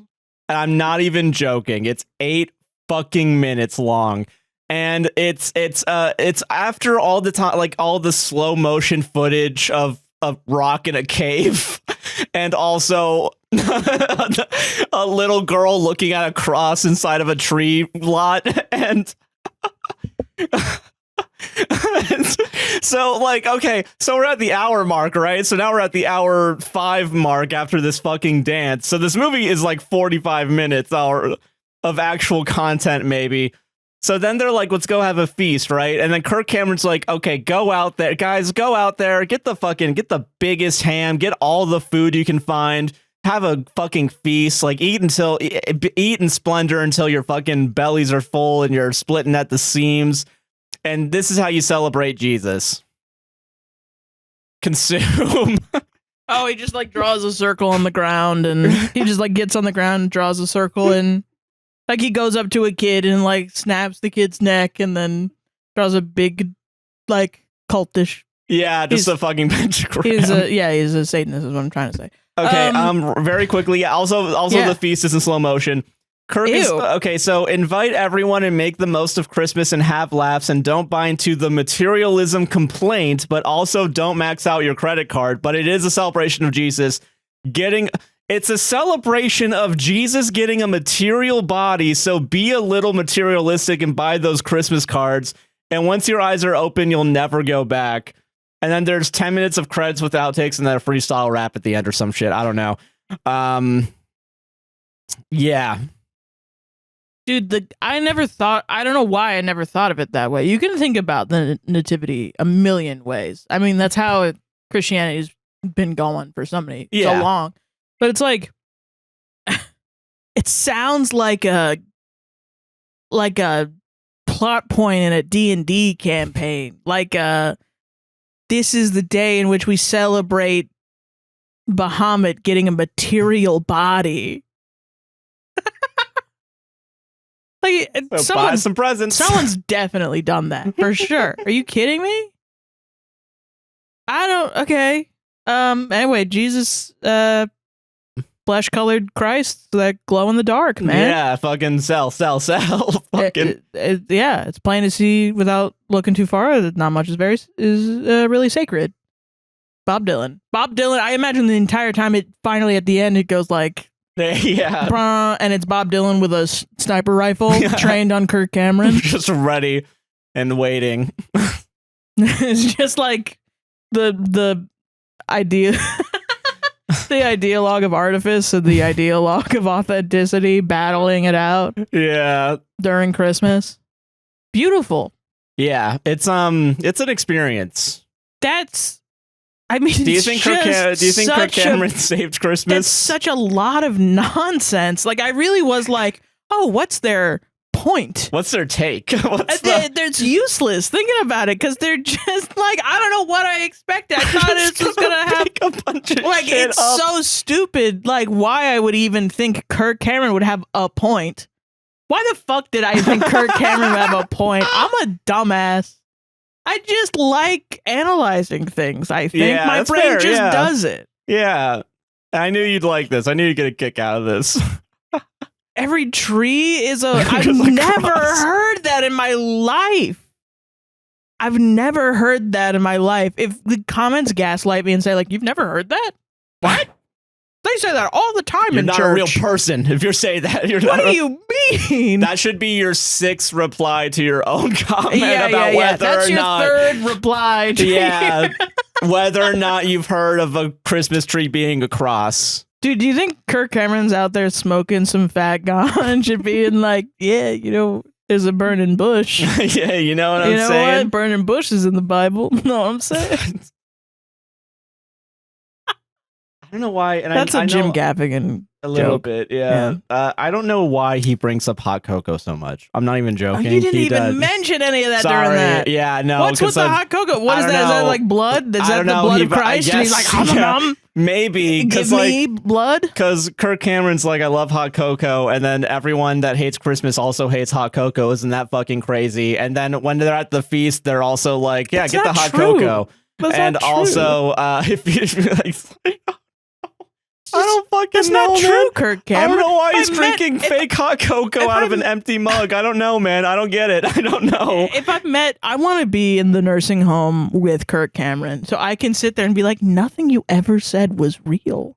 I want to get him high. Yeah. At first I meant like I'm old and he's old. But now I mean like I'm a nurse and I'm elder abusing Kirk Cameron. Like, I'm going to get him high on acid and I'm just going to sit there and I'm going to stare into his eyes and be like, nothing you ever said was real. You fucking fooled a bunch of people. These poor people grew up believing your lies. And you know who's the ultimate liar? The devil. You're the devil, Kirk Cameron. Like, that's what I want to do. I don't even know what to say. I don't know how much of this is going out. I'm positive we've pissed off every denomination of Christian. Yeah. Possibly. However, I think Kirk Cameron did it. So it's not my problem. I think Kirk Cameron made... If I'm honest, one of the other reasons that I've been doing better lately is I just haven't been digesting the news as much. That's fair. That's fair. Which unfortunately does a lot for your mental health. So I think this is interesting because I used to feel like this all the time. Because they would say and do things, and by they I mean the like right-wing white nationalist Christo-fascists that are trying and kind of succeeding to take over the country. I don't understand with what they say and what they're, it's fascism. It doesn't make sense. Yeah. Their actions and their words don't line up. No, yeah. And their ideologies definitely do not line up because you're violent, but for peace or whatever.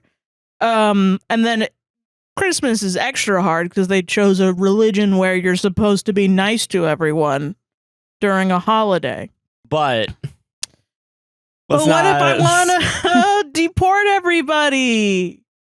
Yeah, it's somehow I have to make that seem nice now. Yeah, and they're just bold-faced being like, it's nice for white people. Yeah, so which is just all I care about. Yeah, and so I just haven't had this feeling in a while of.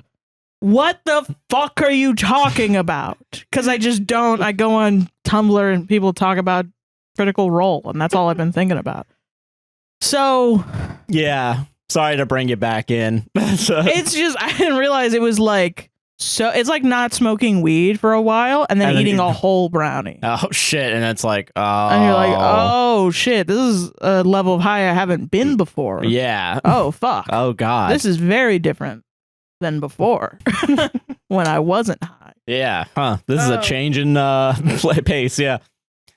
So I don't know how to. You thought that was going to be short?